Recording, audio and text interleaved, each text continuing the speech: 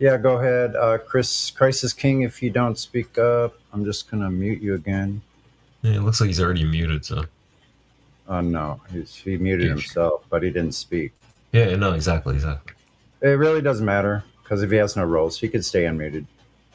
If he leaves, he'll be muted when he comes back. Go on ahead there. Go check.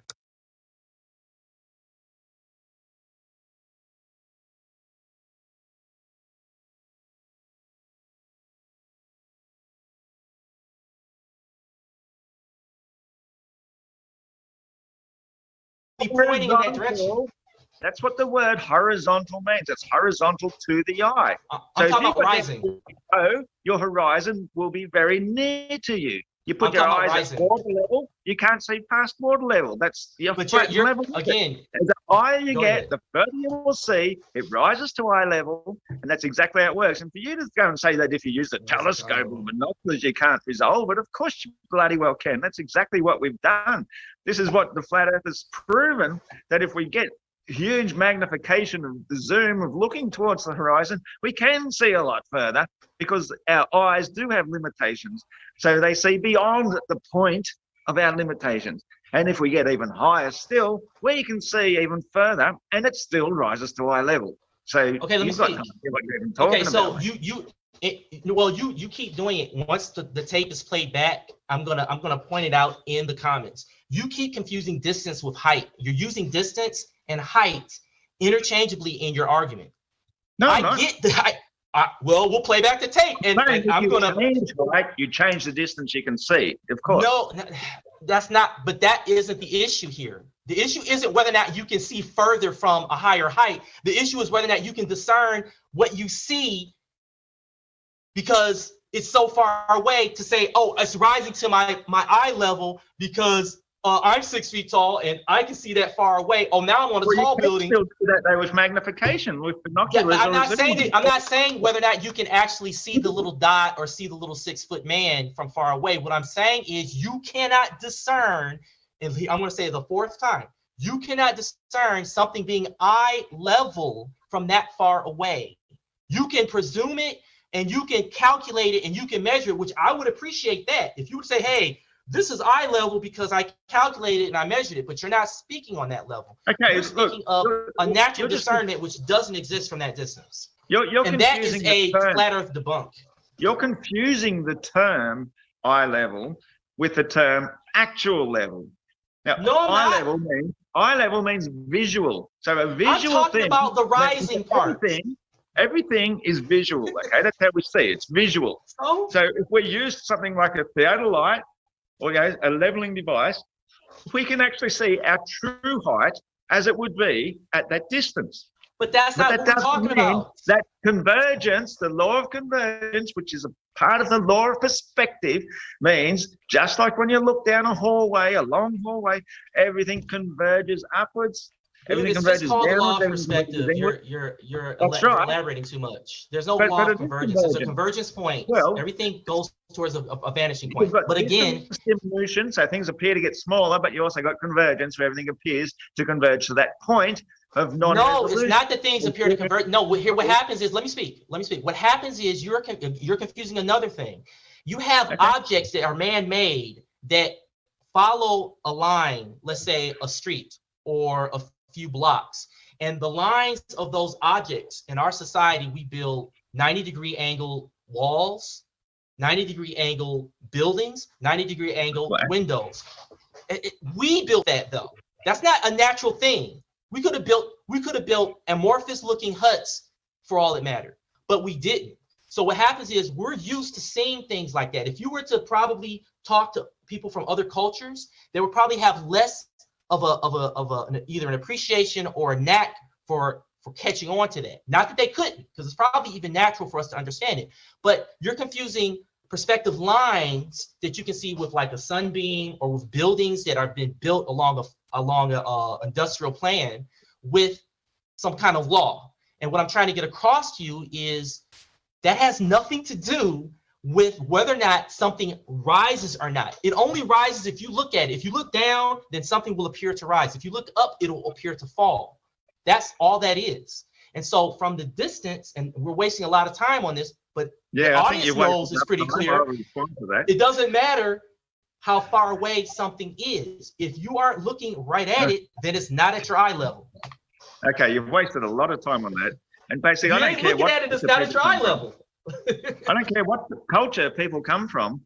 If you're going to build something that is perpendicular to the ground, then you have to have a flat and level surface to build from in the first place. Now, I'm you not can build disputing that. buildings that sort of shape I'm not above disputing If that. you want to build them like a I'm not dome or disputing. whatever sort of shape. Well, Why you don't are focus on where the disputing that dispute because is. you're No, I'm not. Well, the ground is and the real guys, thing. I'm saying that So has everyone's nothing to do with mistaken, your mate. So concept come on, of mate. seeing something I rise gave at you your eye the level. guys, being quiet while you All spoke. Ah, you were So interrupting me a few what I'm times. reporting Go is ahead. what- guys, I what you enjoy think the is the thing to do. enthusiasm, but I'm gonna pull you apart. And it sounds like, Iron, you were in the middle of something, and so I'm gonna let you finish your Yeah. statement, and we'll go back and forth again.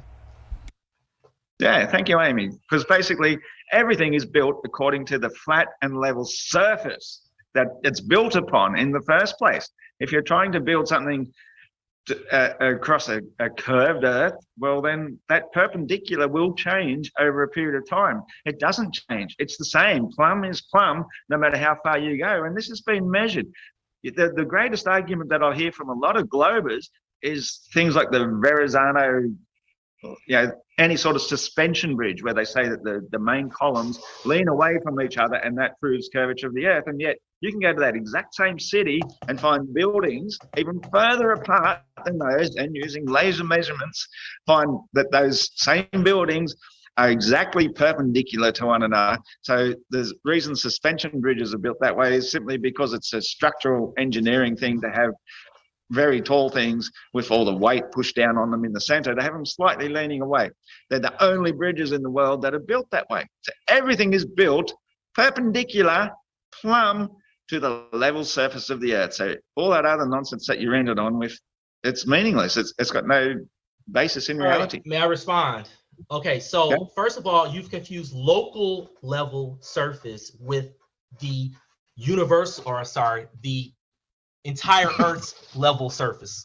So it is obvious that buildings are built according to a level flat surface, but it's a local level flat surface. The building that is built in New York City does not need dimensions and calculations from Australia to know its level position. Okay, you're presuming that they must be parallel to each other, and you didn't even use the word parallel, so I'm going to use it. So there's your next mistake. The Earth is, I don't know what the calculations are, but if it's 24,000 miles and all of that, I'm going to assume that each degree is, I don't know, about what, 60 miles or something? Something, yeah, 60 to 70 miles. Now, with that being the case, a building isn't a mile wide. A building is maybe 30, 40, 50, 100 feet, I don't care. Those dimensions are not requiring your concept of curvature to be calculated to such a degree that you're looking at the building's warp. And then on your last point, when you say, well, hey, they did a laser calculation between this building and that building. Well, let me tell you what's going to happen. You find that example, and then we're going to measure the next building and the next building and the next building. And we're going to measure all the buildings around those buildings. And the further out you measure, you're going to see all of the laser distances diverge. They're not going to be parallel. And that's your presumption. You presume parallel when there was none. Okay, well, that's And your claim. So But that sort of claim. you made the claim about the laser. I want to see this laser. I want to see this experience. I'm looking it up. I can't find nothing about a laser that says, hey, all these buildings are level. You might find one. You might find one or two. You might find one or two that are a couple miles apart. There you go. Human imperfections in building and the effects of wind and building settling, the Leaning Tower of Pisa. Yeah, you're probably out of the thousands upon thousands of buildings throughout the universe. I mean, throughout the world. Yeah, you're gonna probably find a couple that are near each other that just happen to whatever. Okay, but that's not even. That doesn't even say anything because you're still left with a gaping problem. You see the boat go over the horizon. You see the stars with the two axes of rotation. Okay, you can't sit up here and wave that away. And I didn't even get to the good stuff, which if I have time, you're toast. Right, yeah. Well, Okay, go ahead. I'll rebut two of those. Then, you said boats over the horizon, and as I've Yeah. already suggested, look, we can use a powerful modern day zoom, something that the ancient Greeks weren't privy to, and we can see these boats are nowhere near the horizon. The horizon does extend into infinity, and we can see boats way, way, way, way further than the naked eye can ever possibly. When is this ever going to happen? Impossible, because the globe curvature is based on the limitations of our ability to see, where we assume that's where the curve begins. No, it's not. Your other one, hang on. No, it's not. Yeah, you keep coming up to me here. You're just making claims and there's nothing to back them up. Like, hey, we measured it to We've the got X plenty and of X miles. plenty of proof that we can see way, way further than the naked eye can possibly see. These are the things that they didn't have back in the day. We have that technology now. I should have kept a note to see what your other one was, because it's already gone out of my head. But the thing is, the boat goes over the horizon within our visual capability to see it. So that there's no relationship between how far can we see with or without a tool versus, oh, look, the boat's going over the horizon. Because here's the thing, if you're standing 6 feet over the sea level, you're going to see that boat go over the horizon with binoculars or telescope after a few miles. But if you're standing on top of the Burj Khalifa, it's going to take probably a few thousand miles, I don't know, a few hundred miles at least, to see the boat go over the horizon. They say, Okay, you so- obviously don't even know your own model. You don't know what the limits of curvature are. Like, I'm glad I you don't brought know up the precise calculation of numbers Excuse me, because I'm it's having- not I'm material to the speaking. conversation. Yep, I'm We're gonna talking break you about- guys I'm apart glad you again. brought up this. Uh, Thanks. you- So you brought up the Burj Khalifa. Now, that's a great example, because the Burj Khalifa at this current point of time is pretty much considered the world's tallest building. Now, as we understand height, if you stand beneath a tall building, it looks extremely high. Now, this one is 1/2 of a mile high. Now, if we follow the globe curvature calculations, now these aren't my calculations, these are yours. These belong to everybody who believes we live on a spinning space ball hurtling through space, is that our ball is slightly less than 25,000 miles in circumference, which means that there has to be a curvature scale that over a period of 90 miles has 1 mile of drop. So that means you've got 2 Burj Khalifas, one stacked on top of the other, of drop at just 90 miles. And yet, if you got on the Burj Khalifa, you can see way further than 90 miles. If you get up in an aeroplane, you can see way more than 90 miles. And yet that should all be hidden behind a curvature drop of over a mile. And that drop does not exist. It's never been seen, but that is your belief. And so your belief is obviously a fantasy, and therefore the globe is All debunked. right, see, that's where I on got it. fantasy belief, because there is not Okay. a mile of drop to be seen See? within 90 miles of any vista. you're- that you're we so reiterating finish that now. statement, and then David, it's all yours. Yeah. There is All right, no so mile look. of drop to be seen within any 90-mile vista of anywhere we can see. We can see way more than 90 miles anywhere, and a mile of drop is fucking huge. You got Thank it. you, Iron. And Yeah, then got it. David, the floor is all yours. All right, so look. You haven't determined what you can and cannot see from the Burj Khalifa. I have not determined that. Okay, I don't need to know the exact calculations of the curvature calculator in order to know how far I should or shouldn't see under certain circumstances. Because here's the thing: at some point, you know that you're seeing that boat go over that horizon. If you were to say to me, "Well, hey, I saw the boat go over the horizon, but I saw it go over the horizon at 2 miles up. The Earth is flat." No, that sounds absurd. That just means that there's some other factors and a lack of experience to precisely determine where the curvature is supposed to obscure your view. But that does not mean that there is no curvature. That just sounds absurd. Now, I'm going to actually go to a particular thing here that fascinates me. Is this your flat Earth? Is this it? Do I have an understanding of how the flat Earth is supposed to look? Or is it That a looks different more or model? less like a presentation of how it might be mapped out, yes. What might be mapped out? Okay, so now I want you to explain something to me. Why is it? Oh, I'm sorry. Is the sun local or is the sun millions of miles away? Well, it depends by what you mean by local. I mean, do you go to I your give local it to you. store? Do you I go give it to your to you. local store 70 I miles give- away? Do you Dude, we call don't that have a lot of local? time left. Just give me a range of distance. We're gonna run out Okay, of so time before we get if to I'm this. going to go down to my local store to pick up some bread and milk, Oh man. would I An travel 70 analogy. miles away and call that local?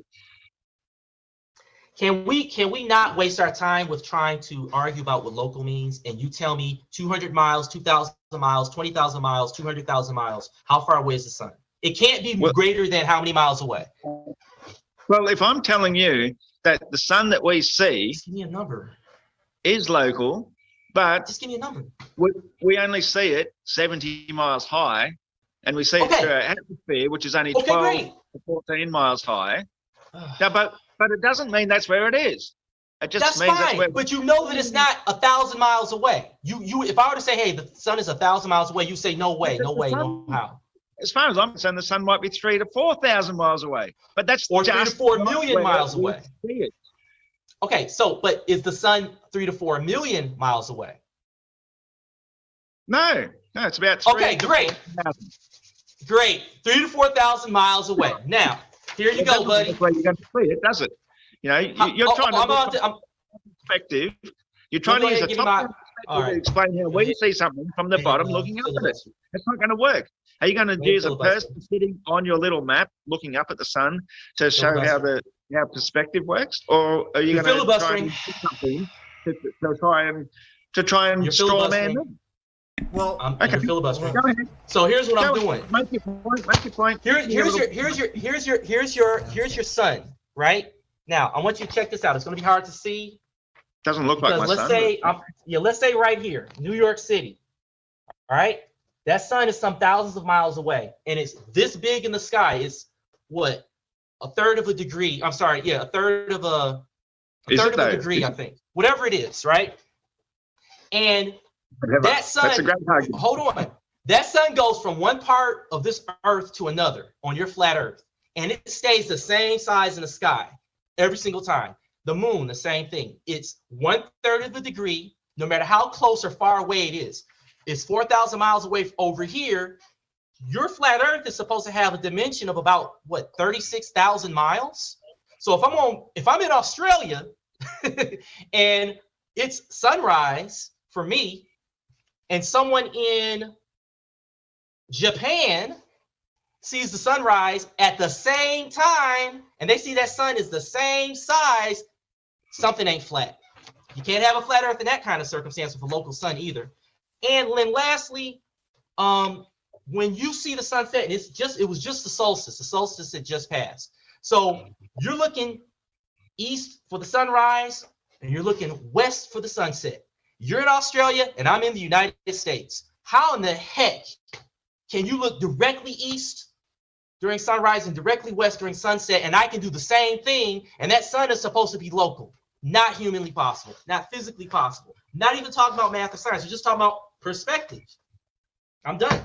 Okay, well, I appreciate you trying to make an argument. It's you obviously proved that you're quite ignorant about the matter of things, because the equinox is actually not the solstice, but you call it I a get them solstice. mixed up. The words get mixed up. I don't care. Well, you know, it's not just a mix-up of words. These are very important factors. You know, the solstice is the turning point of the sun getting above us and the sun getting to its lowest point. That's why solstice comes from the Latin word that means turning point. Concepts, But not words. equinox- But go ahead. Equinox comes from the word, equal nox, which is night, and equal lux, which is light. So it means Yeah, equal day yeah. and night. So an equinox is just what happened. And You got me, when bro, it on comes the to, words. no, but I haven't finished, mate. When it comes to then directions, what you think you're seeing at, we are seeing through a very, very tiny. If you have a look at your paper map there, and now you draw a little dot Sure. where you live, draw a tiny little dot, and you draw a circle on that dot where you are. You don't have to show me your map. I know. I want the audience to see it. Find exactly where you are, draw a dot there, and then draw a circle around that dot that shows you your local horizon to your local horizon. And then that's your field of perspective that you see every single day from sunrise to sunset. And you think that you can see, half the world at a time every single day? No, you're only seeing your tiny, tiny little dotted perspective, which proves that the way we see the sun from sunrise to sunset is our local perspective. We're not seeing half the world at a time. Yeah, can you please like mute yourself or something? That noise is annoying. Oh, you hear noise? Okay, yeah, I'll mute myself. No problem. There. Thank you. That'd be great.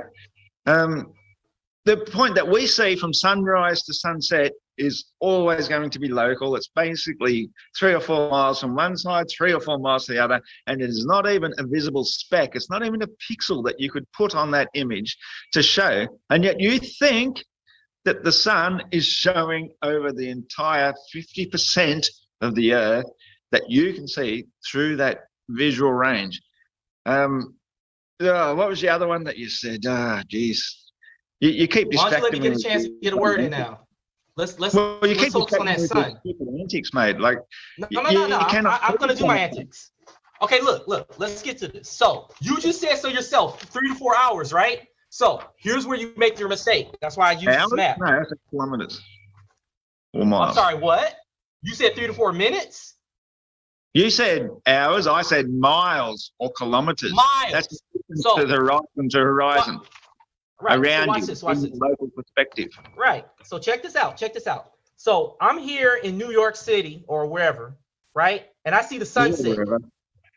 Okay. When the sun sets at 9 o'clock, the sun is way over here next to Australia, right? At sunset, it's over Australia on your flat. It's over Australia on your flat Earth map. It ain't high noon in Australia. If the sun's right here, then it's high noon in Australia. If it's 12 o'clock for you, my friend, if it's 12 o'clock for you, what time is it right now over there? It's exactly 12 o'clock. Okay, it is 2200 hours over here. Okay, so cool. Depending on what part of Australia you're in, right? So here's my problem. Here's your problem, rather than my problem. Let me put this thing upside down. Now, your problem is you can't understand perspective. Right. No. It's not about perspective because your point of view is no. Because we are on the ground. Let me finish. We're on the ground. We're looking up at the sun. I tried to get my 2 minutes in. Let me finish. Come on, bro. And now, guys, no one can hear you. So. All right, no one can hear it. So come on, I'm gonna finish. So David, finish your point, and then we'll hand it right back over to Iron. All right. So your perspective is no worse than mine. Your perspective has equal weight to mine. So just because I can see it sunsetting, I see a sunset, and here's the thing: the sun sets from any person's perspective, from a flat Earth point of view, maybe a dozen miles from the horizon. The horizon is right there, and you're seeing the sunset. So you can't say that the sun is what? 1,000 miles away. And then here's the killer. Let me show you this last one. Here, the sun sets at the same exact time. The sun rises at the same exact time in New York as it does way down here in Chile. Okay, so you pick one of them little cities in Chile, and you see the sun rising and setting at the same time. I'm not looking halfway between here and Chile for a sunset. I'm looking due east. I'm looking, check it out, bro. I'm looking this way. Well, I'm looking, come on. I'm looking way out here. Way out here. I'm not looking, come on. I'm not looking way down here. But the Chile person, he's looking this way. He's not looking way up here.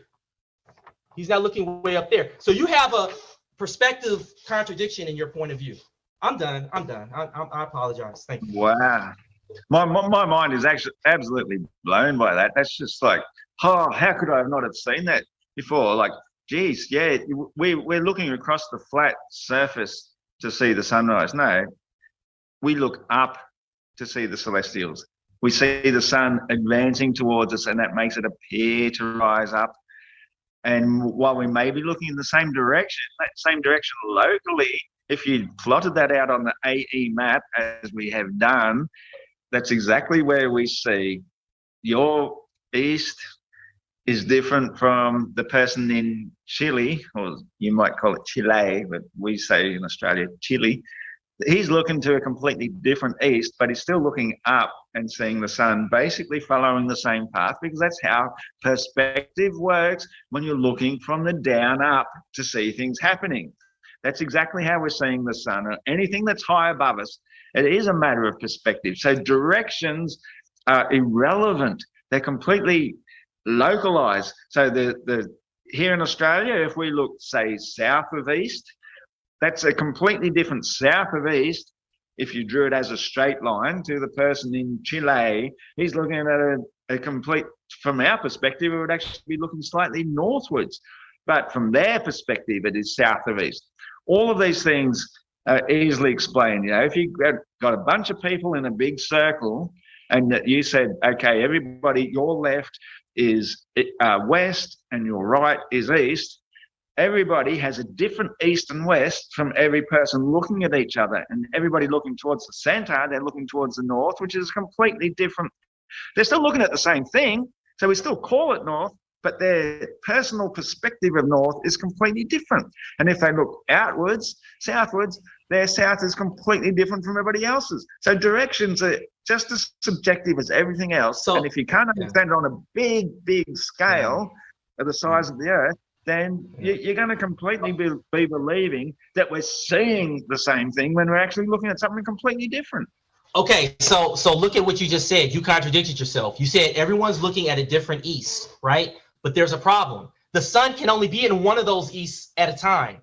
The fact is, when you say, hey, it's all a matter of perspective, everyone's perspective is different. The sun can only be in one spot. It can only be in one position. So if hold on, you done had all that floor time. So if the sun is somewhere in between, then everyone, I would be looking south. I would be looking southeast, and the people in Chile would be looking northeast during the equinox. Hey, you know, I'm going to give you a free point. I should have said equinox and not solstice. But that's not what happens. The people aren't looking in different perspectives. They're looking in the same direction. The person They're not. I just told you that. They are. Yes, they are. Personal version. Let me finish my floor, man. You had your time. I got chastised, rightfully so, for interrupting. Yeah, but you're trying to negate something I've already just explained. No, let me finish. So here's the thing. Your version is right when I've just told you how wrong you are. And with that, David, we're going to let you finish your statement, and then we're going to throw the ball right back over to Iron. You did not tell me how wrong I was. You simply arbitrarily decided that, hey, he's looking east, but his east is not really due east. But my east is due east. And what I'm trying to get across to you is that the people are looking at the sun facing their due east, both of them at the same time. Even though on a sphere, not on a flat plane, two lines will converge, since you're a flat earther, that does not apply to you. So you can't use that argument. So they're parallel to each other. The two people that are looking due east are parallel to each other on the flat earth. I'm looking at it right here. Well, as I just said, if you've got a range of concentric circles coming out from the North Pole, as we see it, and they still consider the east to be the same, even though for each person from a different longitude line is looking at a different east, because it's a circle. The sun is moving in the arc, in the circle around us. So what I see as east and a person over in South America sees as east is a completely different direction. We just call it the same because it's on the same circle. But it doesn't mean tangent lines, bro. Exact direction. No, the tangent line at their position is the difference. You're ignoring a certain concept. When you're at a point on a circle or on the I'm ignoring a certain concept. I am explaining what you're ignoring with clarity. You have what's called a tangent line. Anytime there's a straight line that goes across a circle, or a spot on a circle or on a sphere, that is a tangent line. Now, it's hard to call this a tangent line. I think this is called something like a chord or whatever. It doesn't matter. Just like I got the word solstice and whatnot confused. But what I'm trying to get across to you is that when the person in one part of the world is looking due east, and I put this line too high up, so forget that line. Let's just use this line. Forget that line. Well, what about the tilt of your Earth? And isn't your Earth tilted at like 23.4 degrees? How can it be the same? If the two people that are on the Earth are tilted in the same 23 degrees. I'm tilted at 23 degrees along with the other person tilted, and that's only relative to being parallel with the Earth's rotation to the sun. I can still look at the sun and still see it over there. But no. But your ball has got like 8,000 miles of fucking diameter. What? The sun is 93 million miles away. It's like going over a huge hump, isn't it? Like, No, it's not like going over a huge hump. No, that's not how it is. Is in a completely different part, you know. We've got like No, because you have latitude and longitude, and you're ignoring the fact that the people are looking in the same direction people are looking in the same direction to an object that is very far away, and there is no hump. You have to assume then the curvature of the Earth. There is a massive hump. It's a massive hump. Yeah, that's called night. When it's nighttime, that's the hump. No, the sun sets, that's your hump. A circle is all hump everywhere. It's hump. Yes, but the hump degrees. isn't always around you, or else you would be inside of a bowl. Yeah, you would look at it like a bowl, but that's not how we're talking. Side of the hump compared to then at 90 degrees, the midday side compared to the other 180 degrees. If that's tilted, it's about morning, noon, and night. You've got a completely different line of sight towards the sun because of this freaking hump and this. That's called nights. The in. third time, you're wasting your time. That's night. I get what you're saying, but that doesn't apply No, when I'm you have. just talking about day. I'm not even talking about the night. So when you're talking about day, sunset, and the listen, midday.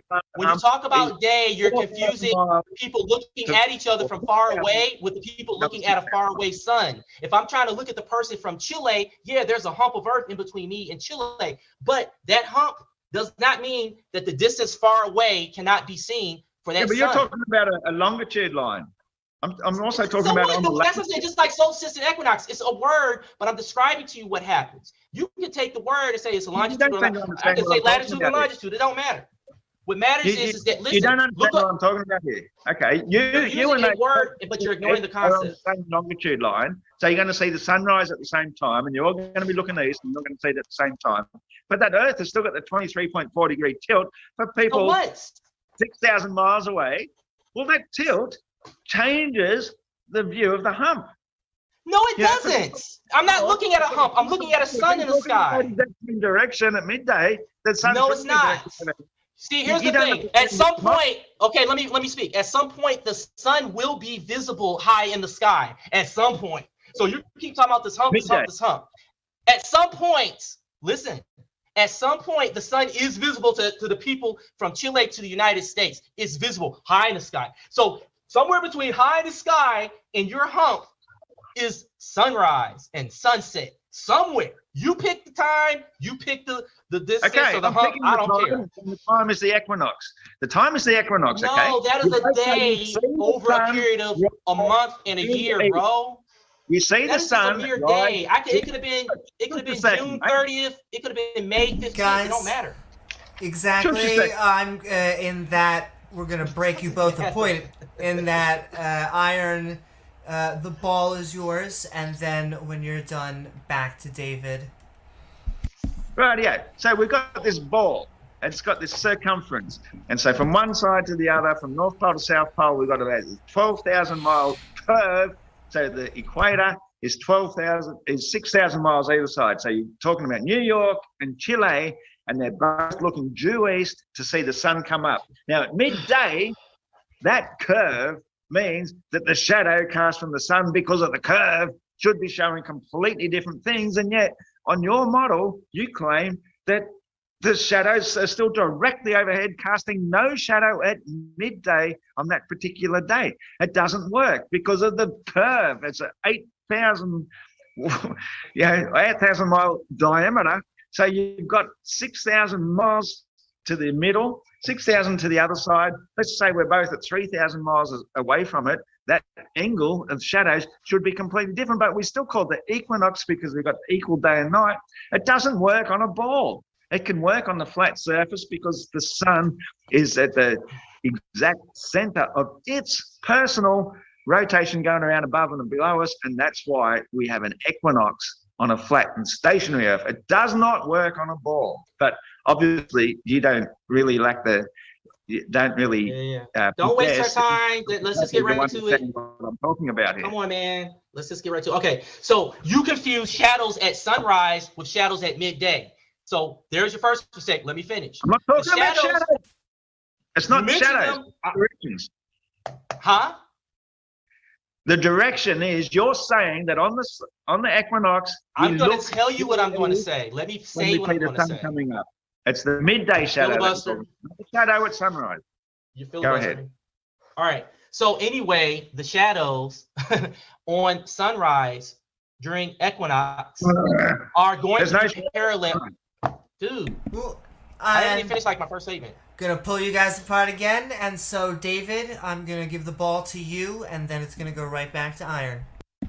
You have been so fair. I greatly appreciate it. Thank you. Oh, thank So, you. yeah. So anyway, the shadows at sunrise, will they be parallel? I don't know. I believe they will be, but that doesn't matter because come midday, the shadows are not parallel. What will happen is you'll see the shadows. If you were to look at both positions, the shadows would slightly diverge from each other. Not by much, but they would slightly diverge from each other. Well, actually, no, they would diverge from each other quite a bit at midday. But, well, that's the point. And so when you have this argument about shadows and their positions, you're still ignoring something. I see directly east, the same parallel direction that someone 6,000 miles away can see. And there's another problem. Your sun and moon do not change size in the sky. They don't appear larger and smaller depending on how close you presume that they are or how far away they are. And that is far worse. Okay? I could go on. If you say that the moon is flat, I think then it should. I think you just I'm not admitted that done. you I'm not faced done. the person. I Yeah, get but my that's 3 what we were minutes, talking man. about. We were Actually, facing I'll a- go ahead. Go ahead. Yeah, the first argument was we're talking about the equinox and the sun appearing to rise due east. And all you could talk about was shadows at sunrise. You don't have shadows at sunrise, like we're talking about directional things at the equinox where the sun appears to rise personally from each perspective. And that's what happens, is everything to do with looking at the sun is a personal perspective thing. And that's why when it's the sun's height, to everybody across our whole wide world, we'll see it rising at the same direction on that particular day and setting at the same time on that particular day. And unless you had this curvature at that same time, then that's why you don't see a shadow at midday on the equinoxes. So You're talking about shadows all of a sudden. But then you're the one that's mentioned shadows. That's because you mentioned them first. I'm petty. Only in the midday time, because at the midday time is when you can tell where the shadow should be. And if it's directly overhead, you will have no shadow. And that's what happens. And the only place it can be directly overhead with no shadow is between the Tropic of Cancer and the Tropic of Capricorn near the equator. That's the only way you can never see a shadow when it's directly overhead. And that depends on which day of the year you're talking about. So that's out the window. We're talking about an equinox, yes. Yeah, but Chile and United States are not in between the tropics. So that doesn't apply here. I'm trying to get across to you is that you said personal perspective. Now, why can't I see you the same size that I can see my best friend? My best friend, he's right there. Why can't you see him with your personal perspective? The sun is this big in the sky, no matter where you are on Earth. And it's the same size for everyone on Earth at all times. The same thing with the moon. The only divergence, and someone in the chat, yes, I get it. There's a 2% variation depending on where you are on Earth. Whatever. Okay? The fact of the matter is you're not looking at the moon or the sun in the sky and going, wow, it's a lot closer now. How do you know? Because the Earth is flat and it's only a couple thousand miles away. I mean, what happened to Pythagorean theorem?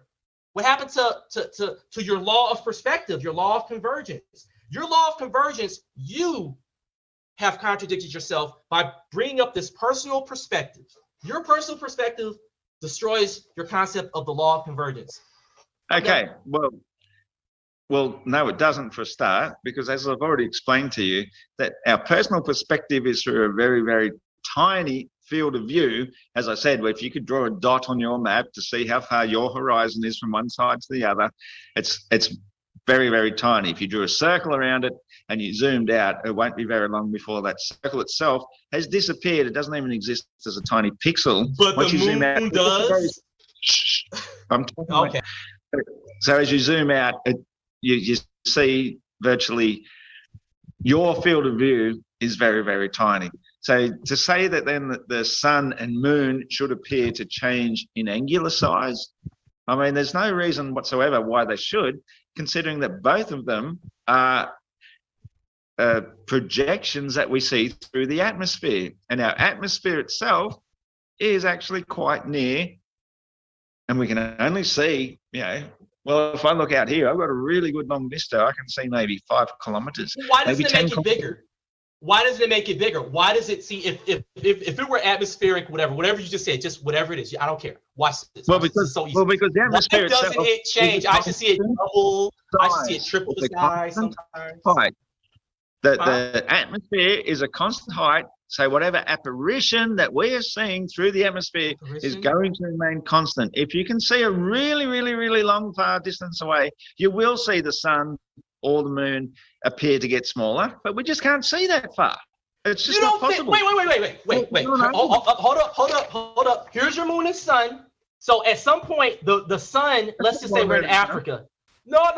Your moon or sun is somewhere over Africa, right? Right? And then I'm way over here, and you're trying to tell me, oh, it doesn't change in size. Well, wait a minute. Isn't there another flat Earth thing about the sun and the sun and the moon get so far away that they only appear to go under the Earth?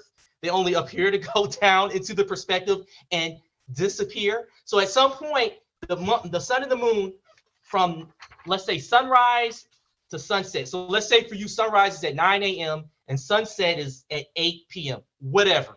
You've got 14 hours, 13 hours, 12 hours of this sun going across the sky. And 12 hours is literally for you, for anyone. It's from one side of this earth to the other. Okay? And you're trying to tell me as this sun is going around, it doesn't change shape. It doesn't, I can't do the circle right. It doesn't change shape. It doesn't change size. But then all of a sudden it gets to sunset and it just shrinks within a course of like 45 minutes. And then all of a sudden, so basically you're saying, hey, there's personal perspective, everybody. There's personal perspective. Your sun and my sun, we're all the same sun. And that's how it is. But come sunrise and sunset, law of convergence. No. Well, you've actually presented a very strong argument there for why we actually might have a domed atmosphere above it. Because if it was domed, then that's exactly how we would see it. That is why. No, it's not. Dome doesn't do that. When we go to a planetarium, that's exactly why they project everything onto a domed roof, because that gives us a realistic presentation of how it looks. And so if we've got this dome above us, then that's exactly how we would be looking up and seeing it from every perspective. And everybody gets their own personal perspective from far beneath on the flat earth looking up at it. You've got even in the planetarium. Okay, go ahead. I heard a pause. My mistake. Even in the planetarium, if you're on one side of that planetarium, you look at the little model of the Earth. Model of the moon. It looks like this. If you look from another perspective, it looks like this, like an oval shape. And if it's behind you, you can't see it. And that's another problem that you have with this whole personal perspective stuff. Yeah, it is. Personal perspective. I'm sitting up here. Watch this. I'm here. Let's say I'm living in Cairo. Guys, I'm gonna let David. I'm gonna let you make your that point. Final point. We have about 2 or 3 minutes before we go into the Q&A. I do want to remind all of our audience, thank you for listening, and keep on sending those questions in at Amy Newman for the Q&A that's about to happen. But David, it looked like you were about to make a final point about something, and then Iron, I want to hand it right back over to you guys. The floor is still yours. I hope I made you a lot of money today with those super chats. Now, so you're in Cairo, and the moon is like, let's say on the Tropic of Capricorn. I forget which one is on the south. So you're north of the moon, and the moon on your flat Earth is at the Tropic of Capricorn, right? So if I'm in Cairo and I look up at the moon, I'm going to see this side of the moon. But the people in, I don't know, Mozambique or in Angola, they see this side of the moon. Oh, but that doesn't happen in reality. Personal perspective? Yeah, okay. You've just proven that you've got absolutely no idea how perspective works, from being on the surface of something down low, looking up at things that look down upon us. So when we're looking up at the moon, we're looking up at the bottom side of it from anywhere on Earth. And therefore, we're going to see the exact same bottom side that anywhere else on Earth would see. Yeah, you still think we're living in outer space or something, and that everything is in this space world type of thing. Oh, God, what a moron.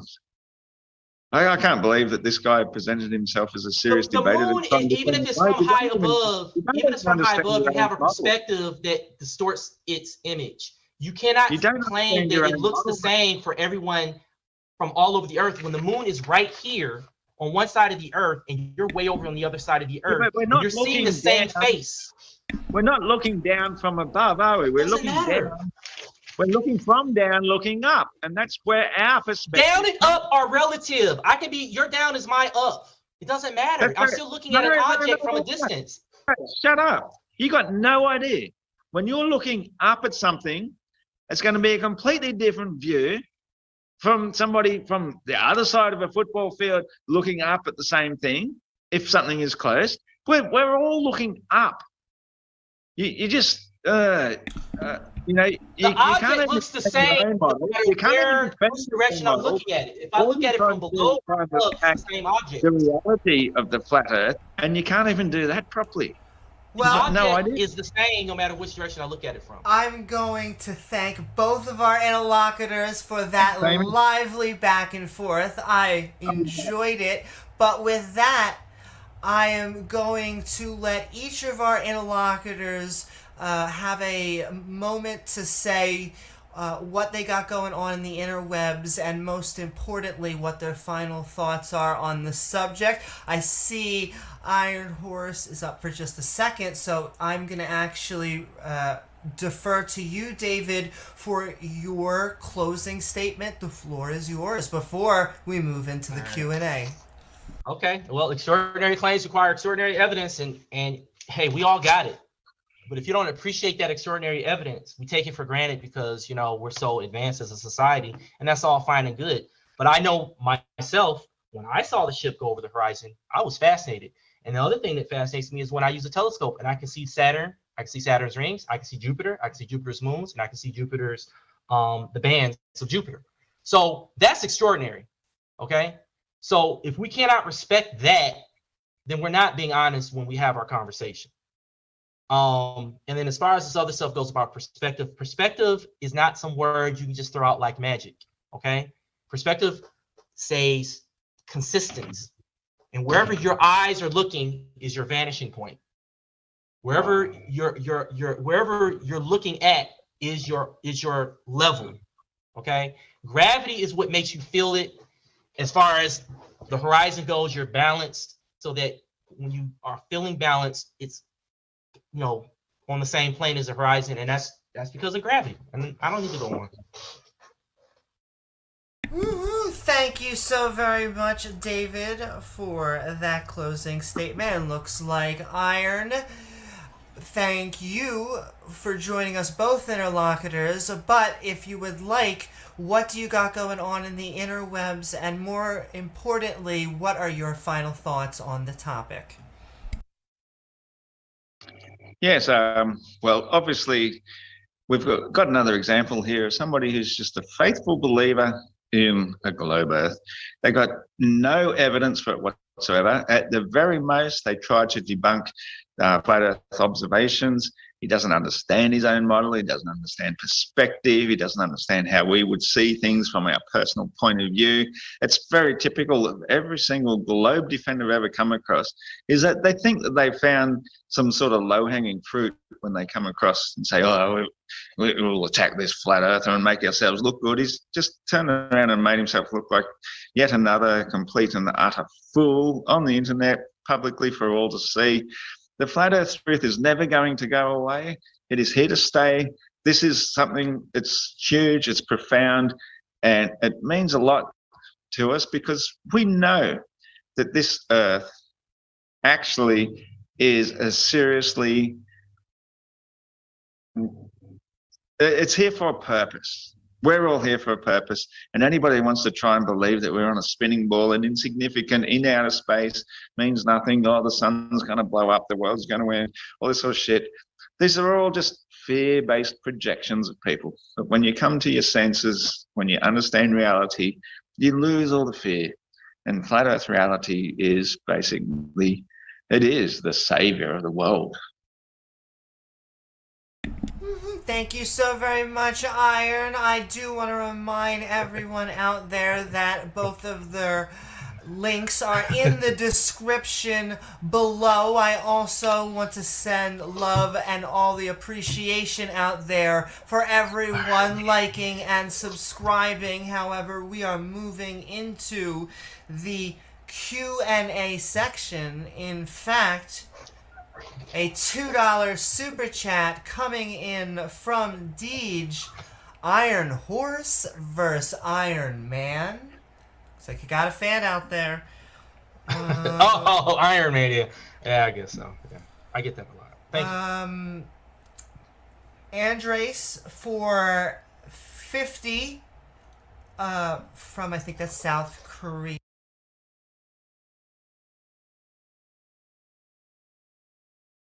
That was me. I paused it. What up, guys? How's everybody enjoying the debate? All right. What's up, Mickey? You're kind of low. Am I low? It sounds like you're low on my end. Okay, let me turn my overall volume up. Yeah, that's probably better. I hear Sonny low and Mickey fine. Hello, yeah, fine for me. Okay, I'll be a little closer maybe then. Every time I move, there's a little bit of adjustment that goes on. That sounds kind of loud out of the... Anyway, yeah, go on. Nice to see you here, Miggy. Hey, I was in here earlier, but I didn't get to... I wanted to comment on the Whitsitt and Bryant debate, because that guy is epic levels of train wrecks happening. Yes, that's true. So he was horrible, like from the get-go. But yeah, everybody that argues this topic from the globe perspective is pretty terrible at doing what they do. They're all pretty much the same, don't you think, Miggy? Like they all come in with the same ignorance about like, oh, we don't need to know. Well, I don't know. Let's not say ignorance. Willful ignorance. Like I don't know. No, they don't know anything substantial. Like I was writing in the text about their own paradigm, as far as like the guy in the last one saying, I don't know what the numbers are. Like he didn't know how far it's supposed to be according to their own paradigm, how far the horizon is supposed to be. They just say something like, oh, I don't need to know that.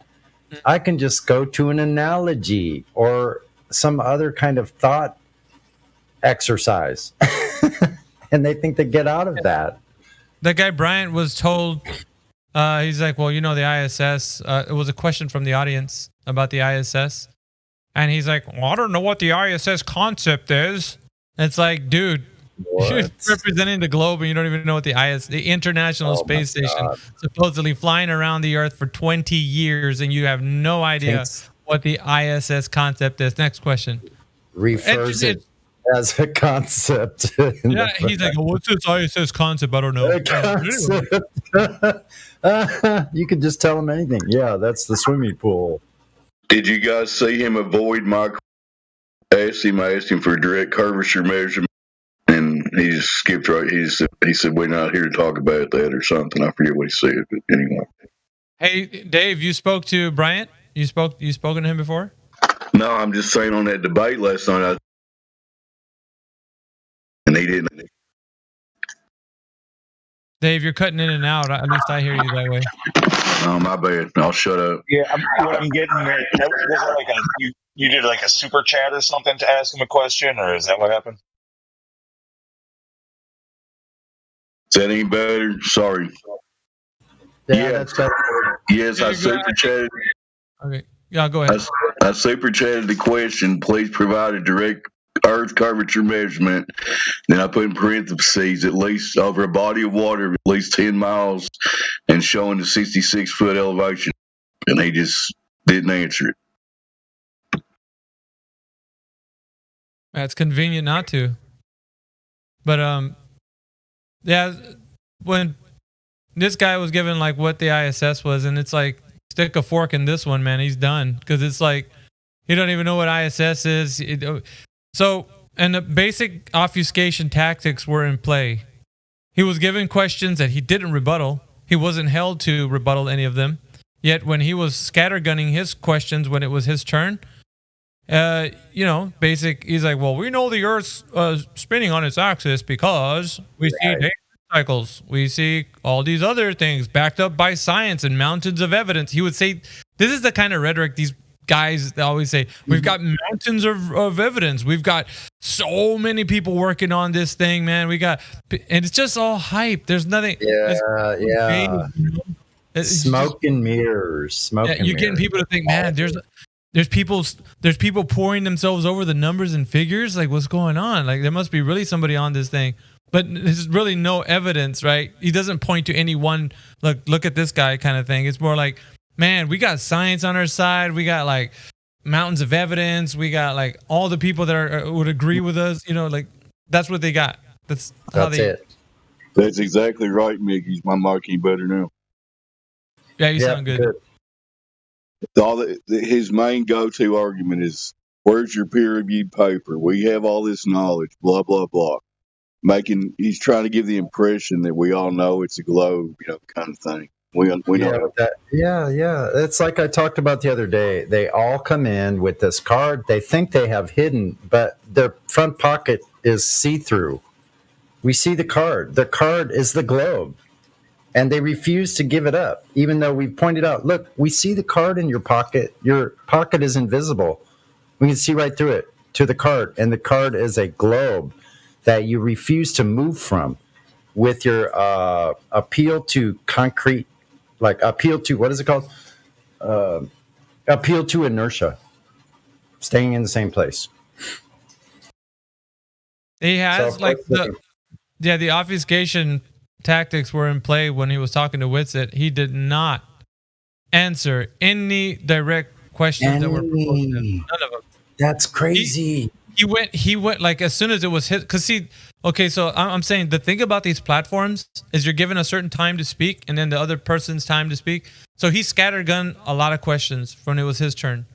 So then Witsit would address his questions and kind of refute the things that he was saying and all that, the way it's supposed to. And then Witsit asked some questions, and then when it was his turn, he didn't even answer those questions. He went on to some new questions or diverted to another topic. Now, if you play back the audio again, you'll see what I'm talking about. These things are like, if you're having a conversation with somebody and let's say you're talking to them and they're like, all right, that's fine. But like you said that thing, but you didn't even know about gravity. And you're like, gravity, we're not talking about that. But he's like, yeah, have you heard about it? And like your mind gets like on the other thing that he's talking about. And you just got baited and switched over. So that's it's a bait and switch tactic. Common ploy here. Yeah, it's a bait and switch. Without like that bait and switch, you can say, wait a minute, you didn't address that one question. And even if he still tries to go to that bait and switch again, because they try to do that, you say, no, we're not going to go to that other one you want to talk about. We're going to go to the thing you didn't answer, and you go back to it. Right. And that's where you hold their toes over because you start smelling the smoke because they can't answer the questions that you're giving them. And that's what the audience needs to hear. They need to hear it. They need to hear the person doesn't have an answer to it, because otherwise they're going to continue. Because that's easy. Like you can have 2 hour, 3 hour, 4 hour long discussion with somebody that's not answering your questions. That's easy, right? Because he wasn't held accountable. And in those forums, I don't know if you're necessarily, okay, you ask some questions, but you answer them. And nobody's holding those things, those forums. So they basically it's just answer whatever you want, and then you answer whatever you want, and let the audience judge on that. So that's I feel those forums, they're not really conducive to like people kind of getting into the meat of why it's wrong to say the things that people are saying is wrong. It's more like, okay, hear this guy out, hear that guy out, and then you decide. It's more like, no, if they got good points, then one's going to be right, one's going to be wrong. It's not agree to disagree. And I think that's what most forums think that you have to build a debate forum on, is agree to disagree. At least we can come together and agree to disagree. No, we're not coming together to agree to disagree. We're coming together to find the truth. One of us is actually speaking truth, the other isn't. And by way of like investigation and going to verify and demonstrating, we're going to find out. And that's the thing. We're getting to the bottom of this matter. But otherwise, these forums are like, that gift that I put in there with the gladiator. Are you not entertained? Because that's all it is. It's entertainment. It's great. We're listening to it. Like, yeah, slug them back, but there's no real, outcome that's going to benefit people that are going to sway their minds to like, that guy's got a point, because they're not being held to the standard of truth. I'm telling you, if they step foot in here, you know how it is when they come in here. We all hold them to, did you answer the question?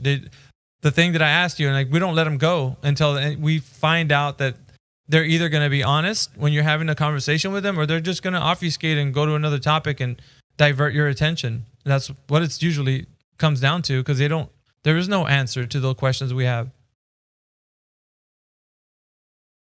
That's what it boils down to, man. It's getting them to be honest. And once they are, that's all we really want. Do you know or no? And then they usually wind up saying no if they're really honest. And if they are not, they'll weasel and try to scattergun to another question. But I don't know. It's just really hard, man. When you listen to debates like that, I think I find it difficult. It's like, man, if you could just hold them to that point, but you can't, I guess. Because the people, they want to show, let's just hear him out kind of idea, right? You'll get that backlash if you hold him to a point. Yeah. Like, come on, man, let's hear him out. It's like, dude, he's not answering the question. He's not. Right. And it ends up this whole thing where it goes on for hours, and it's wasting time. So, yeah. Oh, I was going to say this about when they come in, as soon as they say we know because of this, let them finish the sentence. You got to go back to how they know in the very beginning of the sentence and what method was used in order that they were able to know information, this thing to be true or not true. They never have anything that matches against reality. That's the whole.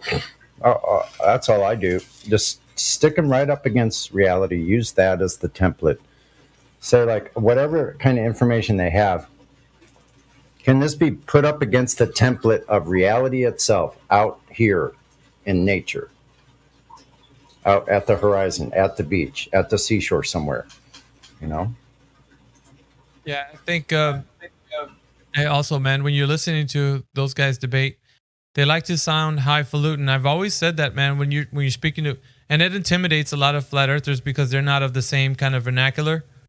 But whenever you start speaking to these guys, they're like, well, the X times minus Y is, and they start using these terms, and you're like, yeah, but you're going into subjects that have no application to what we're talking about. You just want to sound like you know what you're saying, right. So that people can be like, man, this guy knows his stuff. Man, he's probably right. So that's the look. It's all a facade. It's never really like getting back to like how it's done, and that's the problem.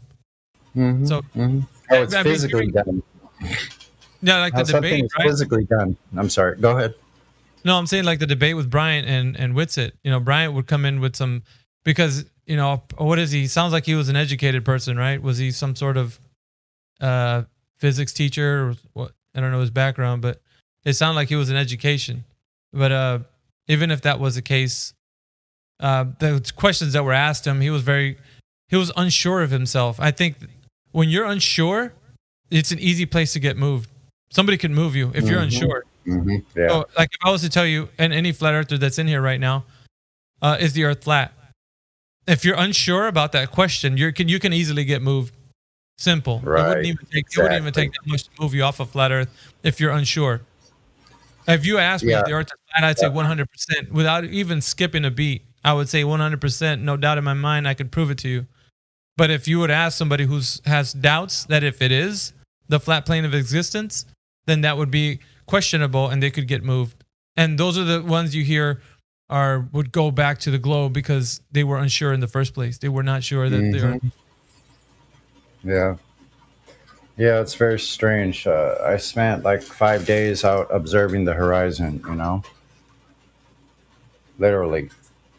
And I saw things out on the horizon at night or over on the ocean that looked like they were in the sky. Apparently, they were on the horizon, but it was so clear under the cloud deck that I was seeing things that this was very odd to me. And I saw a number of different things that are just pure perspective going on over the ocean. Really strange looking at night when you see these lights on the horizon that look so high up that they look like they're in the sky, because it's hard to tell the difference in color or contrast between the ocean and the sky. That's why a lot of people, I would say, Sonny, when you talk about debates, most of the these high sounding globers, they will say, I want to debate, I want to challenge. And a lot of flat earthers wouldn't take them up because it's like, man, if I get in the arena with this guy, I'm going to sound like a fool. Like, I wouldn't be able to keep up with this cat. You don't need to. That's the thing. They want to get you they want to get you on their playground. And so once you're there, they can spin you around and tell you all kinds of things about what, theories and ideas and such. And of course, in that realm, you don't have experience, and you would sound foolish if you'd follow them there, but you don't need to. But the other way is to just let them sit still, like on the side of a creek or a river, and let them chase their own tail. Just sit there calmly and like let them provide their claims, and then ask for proof, and then they'll just chase their own tail. Good question to the room, because I think that's important from these different discussions or debates that you've heard so far.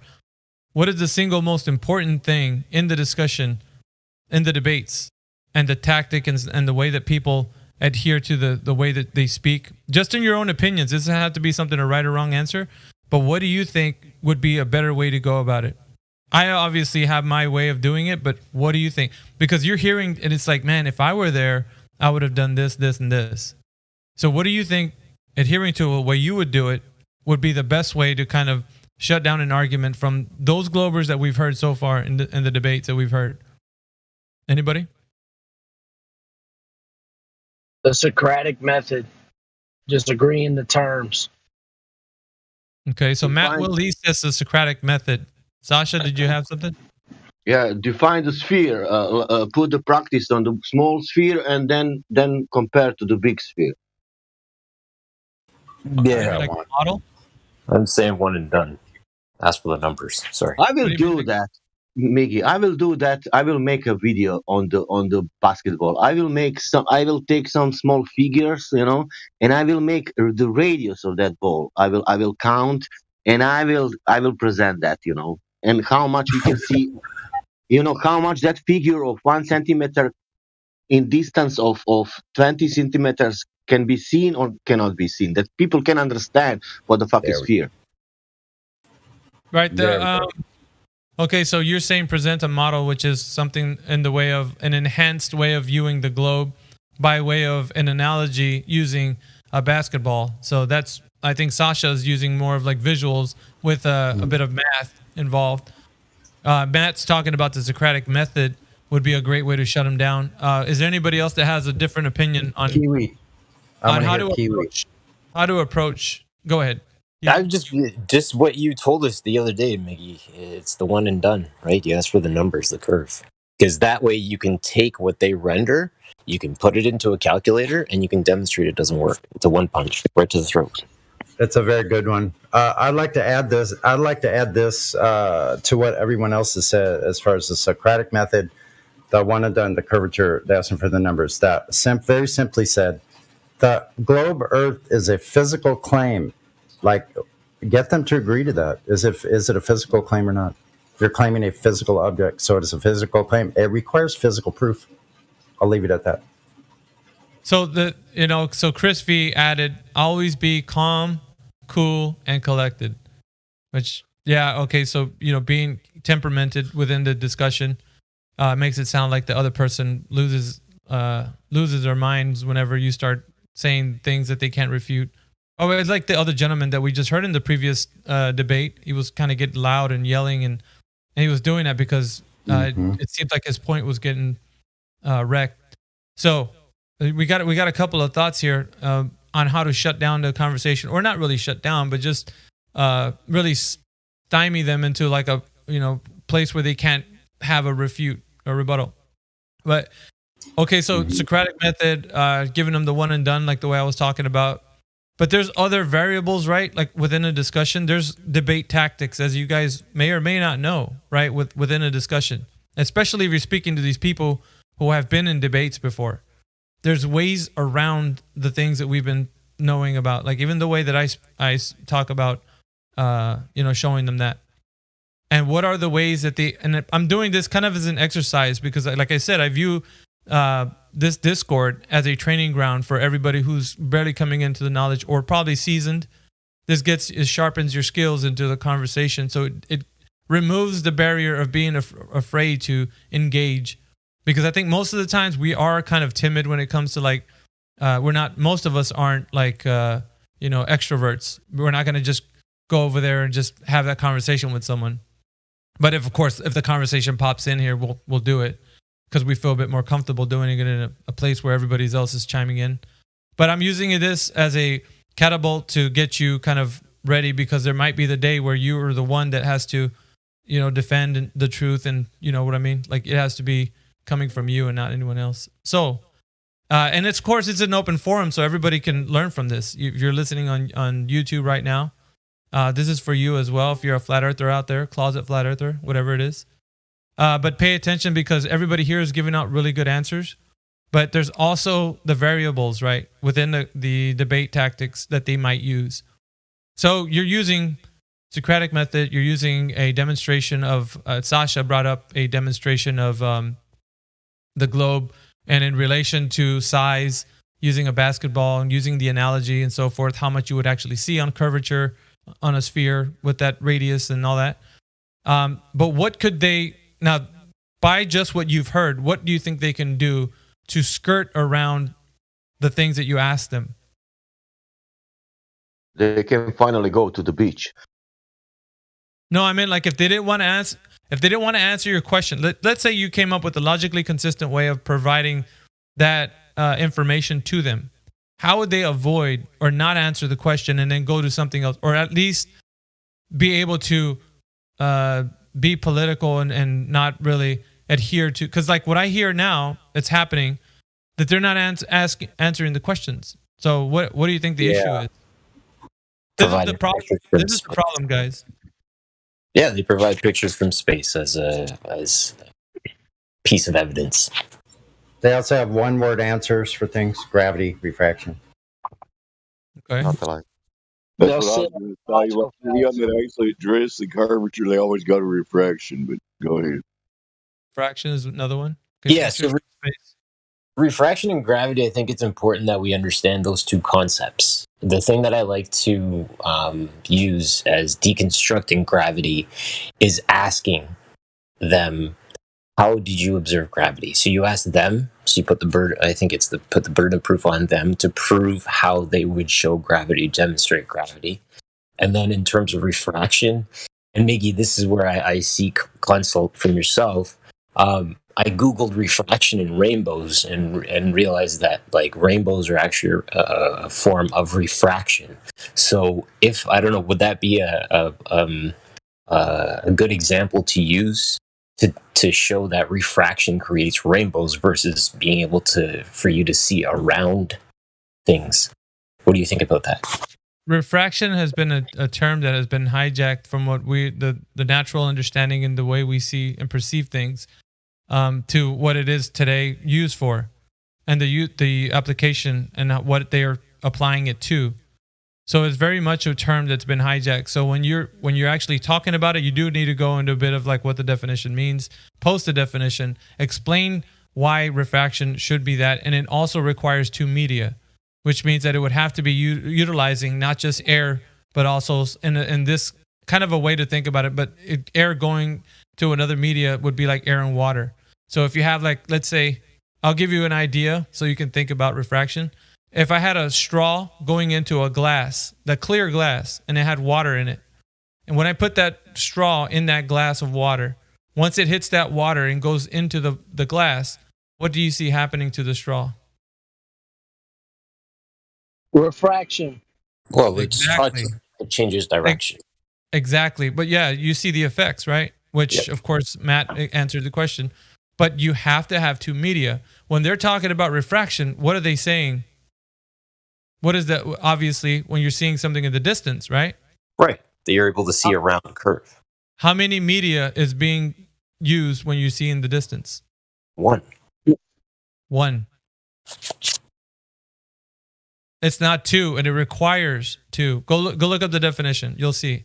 No, I know. I'm saying I like to use the pink. Yeah, King's Clan. It's rhetorical because it's for the whole entire group. So it's for everyone. When you think about refraction and how it's being used, it's misused in the terms of the way globe proponents want to use it. They want to use it so that they can justify a movable horizon, so that they can say, well, it's refraction. Of course you're going to see it move. But if that's the case, then how are you measuring to it? They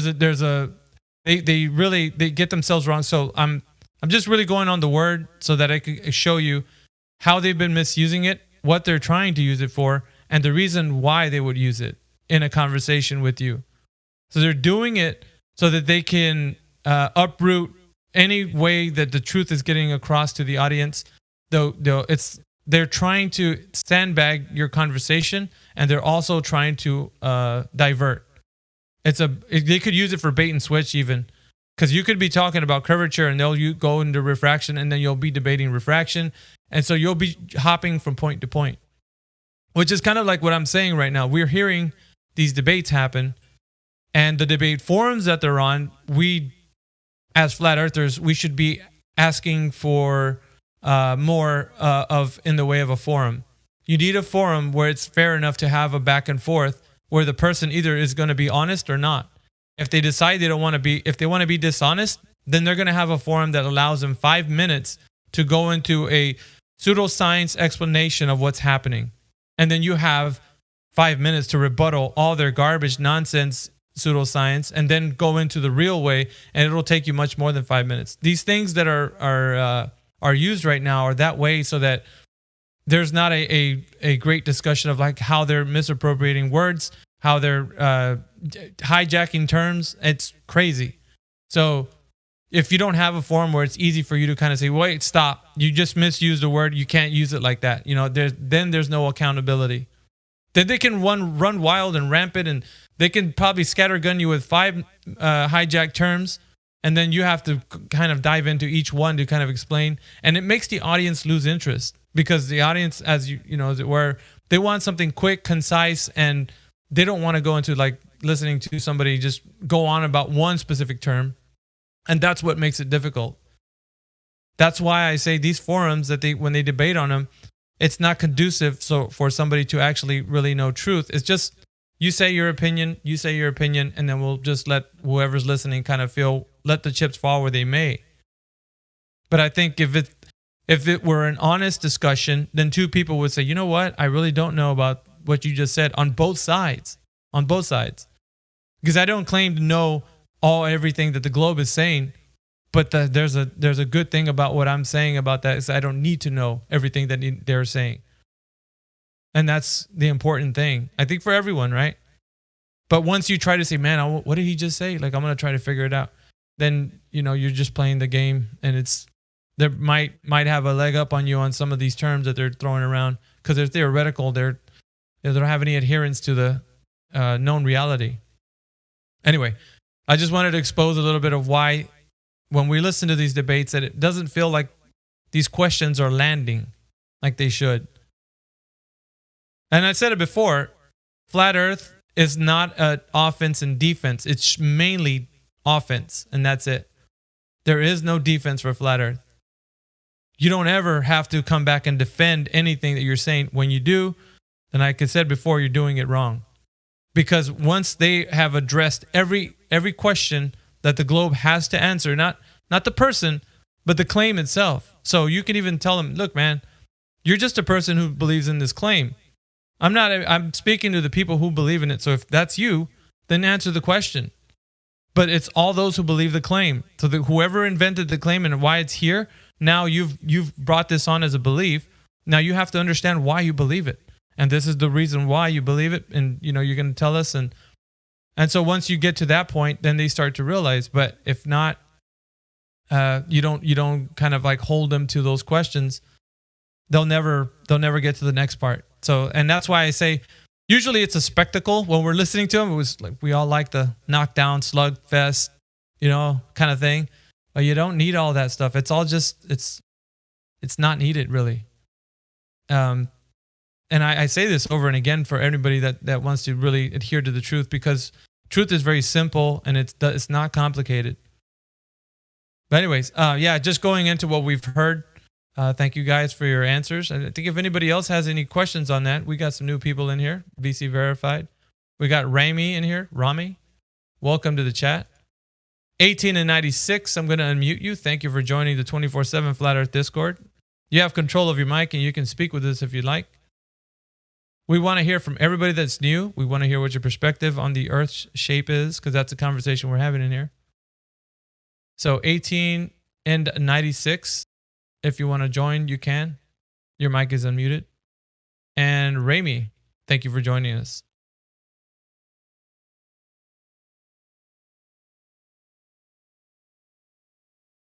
Yeah, definitely, guys, jump in the conversation. This is important, right? We want to challenge what you think about the globe. Definitely a great place to start is we want to know, what is your position on the knowledge that you have for the globe? So Rami, I don't know, you can correct me on that. No? Okay, so we'll go to 18 and 96. What is your perspective on what the shape of the Earth is?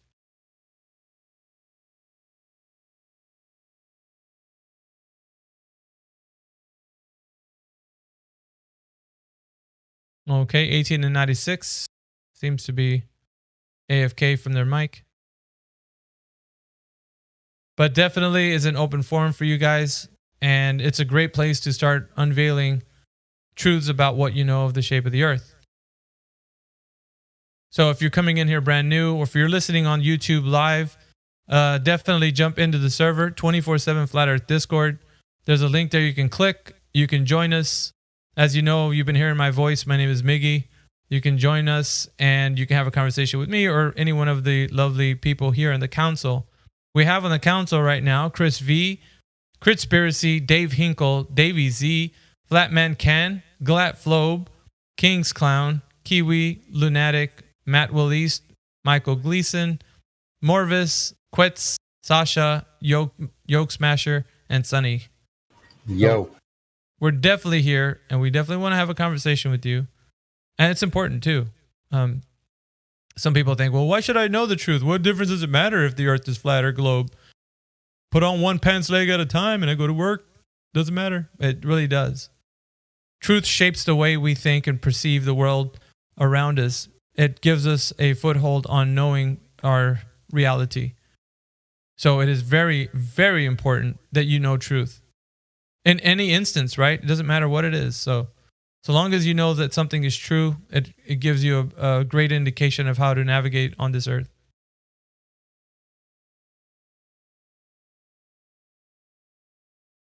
So anybody else that's in here? We got Co-Baller that just joined us. CB, what's up, CB? Guys, clearly it's a globe. I just woke up this morning and felt the rotation. I've been meditating on the rotation. Called rotation. Rotation. Or rotating? Yeah. What was there some people that were coming in? CB?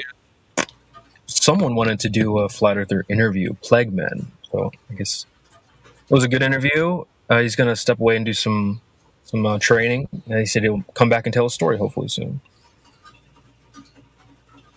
Yeah, sounds good, man. If anybody else wants to come in here, if you think the Earth is flat or you think it's a globe, come on in here. We want to hear what you have to say.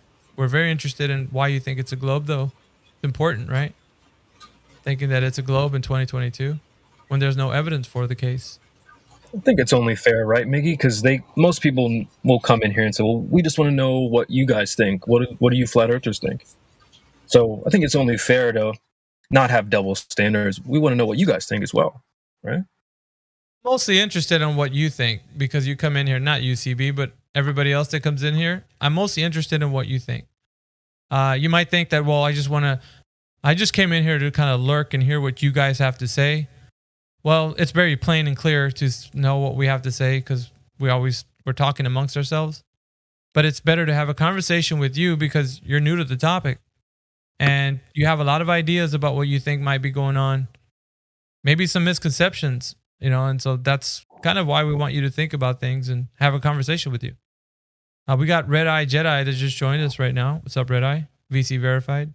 Yo, what's up? How's it going? Pretty good, man. From our last conversations, I know that you're still either on the fence or think it's a globe at this time. I don't know if you've changed your mind between now and then. So I don't know. But it's important, right? Because you've been in the server for some time. Mm-hmm. Yeah. And maybe you're gathering your own mind of what you think is going on. And so where do you stand at the moment? Are you still firmly planted in the idea that it is a globe, or do you see yourself moving flat? Or yes. Well, that's good. Yeah, it's still it's progress because one of the things that we do in here is we don't want for people to be bandwagon flat earthers. Bandwagon meaning that you just heard a bunch of people saying, "Hey, man, it's flat, and this is the reasons why," and you're like, "That sounds really cool. Think I'll join you guys." That's not what we want. There's honest ways of looking at this, and that's you doing the own verification and research in that for yourself. And then you come up with the information and convince yourself. So ultimately, if anybody's here and they say they're a flat earther, that's because you've convinced yourself for sure. You did the research, you went and tested and did demonstrations, and now you're firmly planted with the understanding that the Earth is not a globe 100%.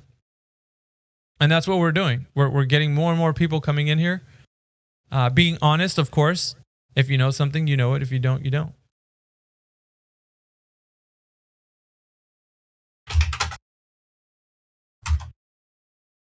Johannes Midigar, what's going on, man? Oh shit, sorry. Johannes, I think, is VC verified as well. Have we spoken before, Johannes? I'm not sure. You've been in there a while. Yeah, I've been there a couple of years. But why are you still VC verified? That's crazy. Are you don't think the Earth is a globe, or what's going on there? No, I know it's flat, man. We talked like 2 years ago. I used to be called Ganja Rambo. Huh?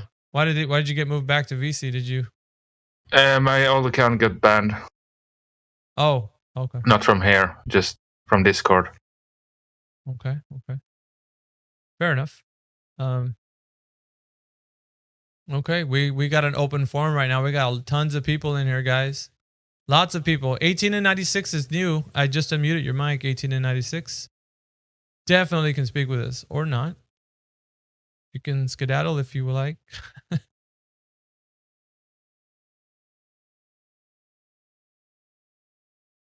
Should I start doing Go ahead. There's big news as far as like general relativity. The 2023 Nobel Prize is going to feature 3 physicists who apparently proved spooky action at a distance, debunking the claim that light speed is a limit. So that down goes relativity, because the relativity says the fastest anything can go is light speed.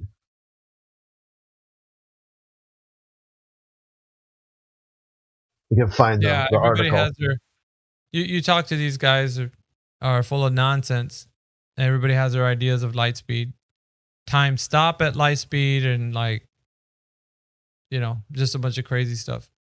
So it's really I don't know. Yeah, the point I'm making with that is that all the globe model, they're stuck in some 18 early 1900s paradigm where the globe is 100% accurate. It cannot be challenged. It cannot be questioned. So when something like this happens in their model, they don't know what to do with it because now they're looking at a solid debunk of some of their claims.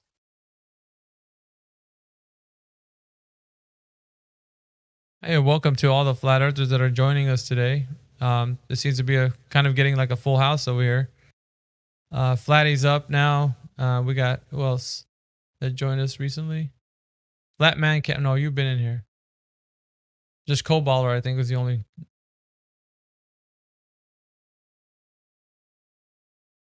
Still waiting on evidence for the case for the globe. No, the regulars are rolling in on this fine Saturday on the plane.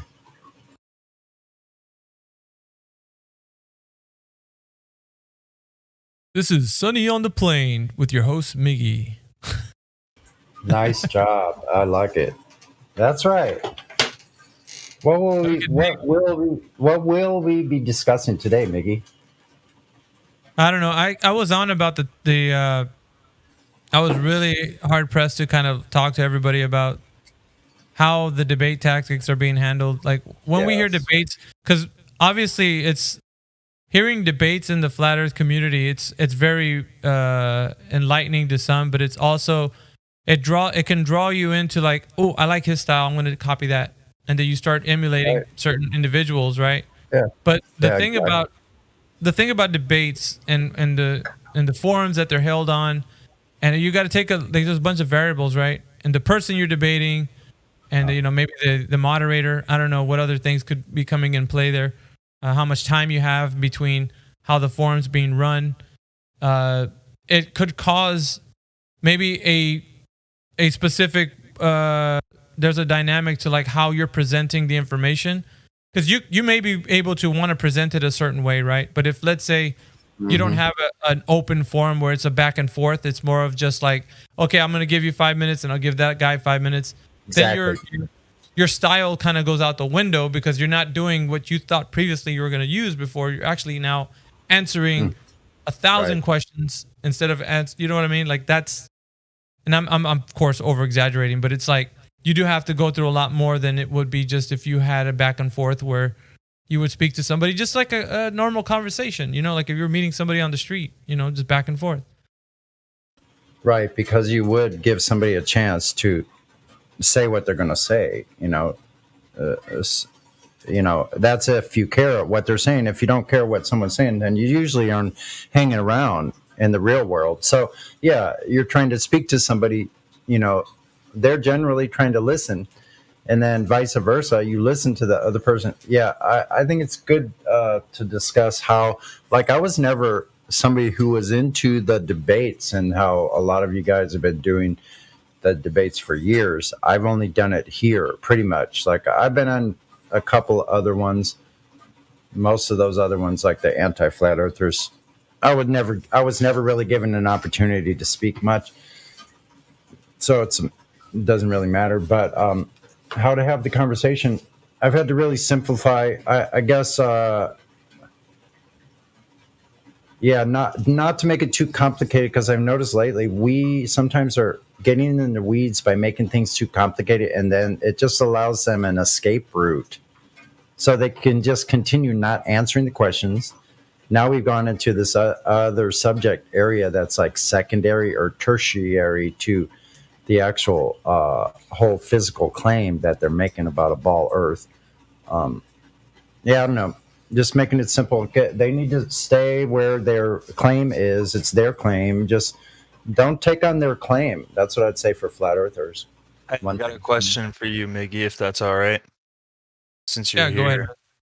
ahead. So the narrative, right, is that Jupiter is 443 million miles away from the sun, right?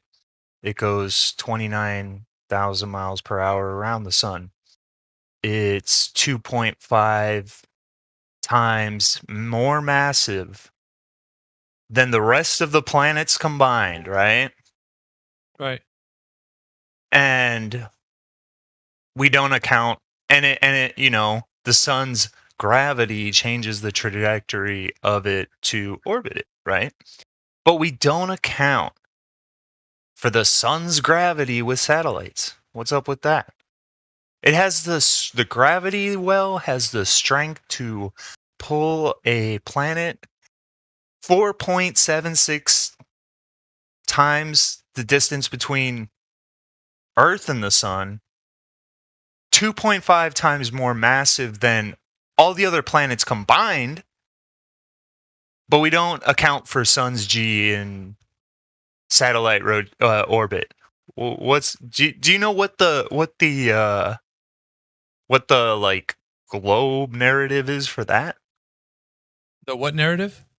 The globe narrative, because it, like, I mean, obviously to be where you're at, like, you have to have done, you know, your own research and shit. I just wanted to know, like, what's the opposing argument to that? Because, like, I've never, it seems like so selective, you know what I mean? The force that they choose, like, you know what I mean?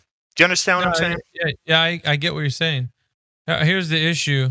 I would say, I'm like, if you speak to me, I'm always going to give you the most simple and plain answer, because I don't cut corners. I don't need to speak these words that I'm not on their playground. So I'm going to give you a very straight and plain answer. When you answer a question like that, you're already lost. Yeah, you're already lost. So if you engage, so let's say no. Yeah, let me get through this real quick. The reason why I say that you lose is because that theoretical understanding is built on a presupposition that the Earth is in a ever expanding cosmos, heliocentric, right? So what you're doing is you're indulging an opposing idea involved in that same kind of like a counter argument to that. So it's not even a good counter argument. That's the point that I'm trying to make.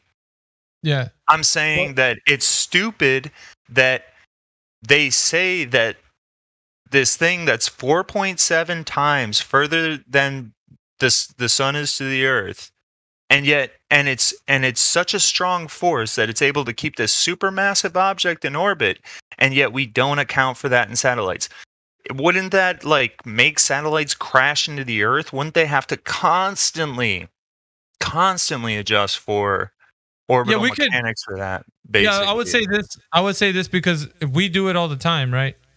And we do logically, because that's, I would say you start falling more in line with, like, okay, you're looking at gravity and how they're proposing it, right, and how it should be working on Earth and the moon, but they counter. So even if it sounds ridiculous to us, because now we can't fathom how much faith it would take to believe such nonsense, right? But it would, because your faith has to go beyond limits and think of things that don't exist in order for it to, like, what you call it, like an intelligent force, for instance. No, dark matter. Like, you'd have to start thinking of dark matter. Like, there's explanations that give explanations. So what you're doing when you Lorentz contractions. You could sound logically consistent. I don't disagree. Like, you would, to us, right? It's like, don't make any sense. But when you speak to them, and even if you would propose it the way you just did to them, they would say things like, and I'm going to tell you straight out because it has happened before, you don't understand because you're not a scientist. What way? And they would speak of your acumen. What grade did you graduate from? High school? Is that it? See, there it is. That's why you don't understand what's going on. And so instead of you turning it around, showing them how foolish it is, they're going to try to turn it around, use your acumen to say that you don't know what you're talking about. And then they'll just laugh at that. And other people will be like, yeah, the guy doesn't know what he means. Like, does he know what he's saying? And so what happens? What you're saying is they would do an appeal to authority. They would see what credentials I have, and then they would try and berate that. That's I mean, I have credentials though. No, I know, but what I'm saying is, you're probably a scenario that doesn't apply to everyone. So, like, I would say that maybe in your instance that would probably be a little bit more your way, to your advantage. But not everybody can say that. So then if we would present it, they'd be like, well, what have you studied? Tell me the books you've read. And like, I'll go through that. And of course you might have a more consistent answer, but somebody else might be like, well, I haven't, I haven't done that. And they would say, you don't understand. And that's why you're taking this out of context, they would say. I've heard this many times, and they'll berate that kind of like to the point where they don't need to be giving a sufficient answer. All they have to do is punch down, I should say the word is, punch down the person who's trying to give them a response to why it doesn't sound like it works. But they would then report with, like I explained to you, like because of their acumen and maybe those who have studied this, they're much higher than the ones who's trying to propose the opposing idea, that you don't have an argument against it. So on that basis, that's why I say, maybe, like I said, you might be the exception because you might know a little bit more, but people in general wouldn't be able to just get away with. And I'm teaching people like within this framework why certain conversations work and certain ones would end up being a train wreck for even flat earthers. Right. And I know, meaning well, flat earthers could come up and say, man, this doesn't work. But they would then go into like, well, okay, so tell me where you studied. Because you say it doesn't work. Now you're going to have to prove to me why you say this doesn't. You know what I mean? So it's a conversation. Go ahead. They would try and, sorry, I'm just trying to like compactualize what you're trying to say. They would try and figure out, or they would try and point to topics that could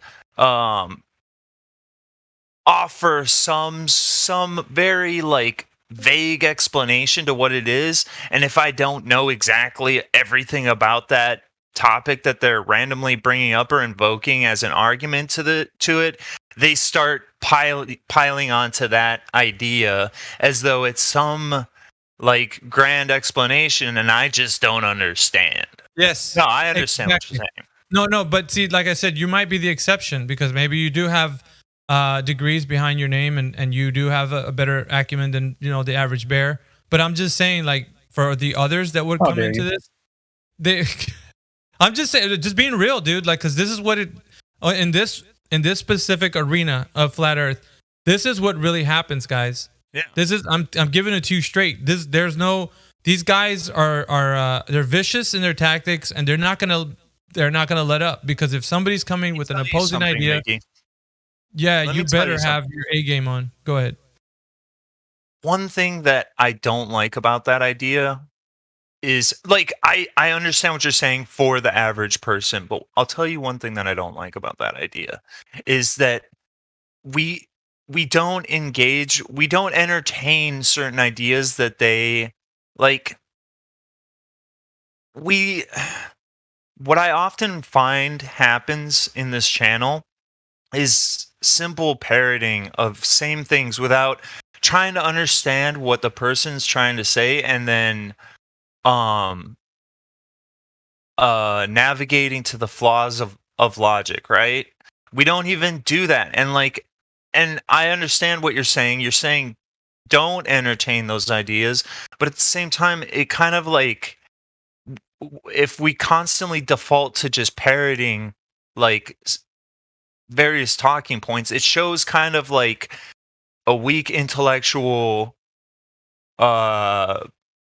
like basis for the community in a sense.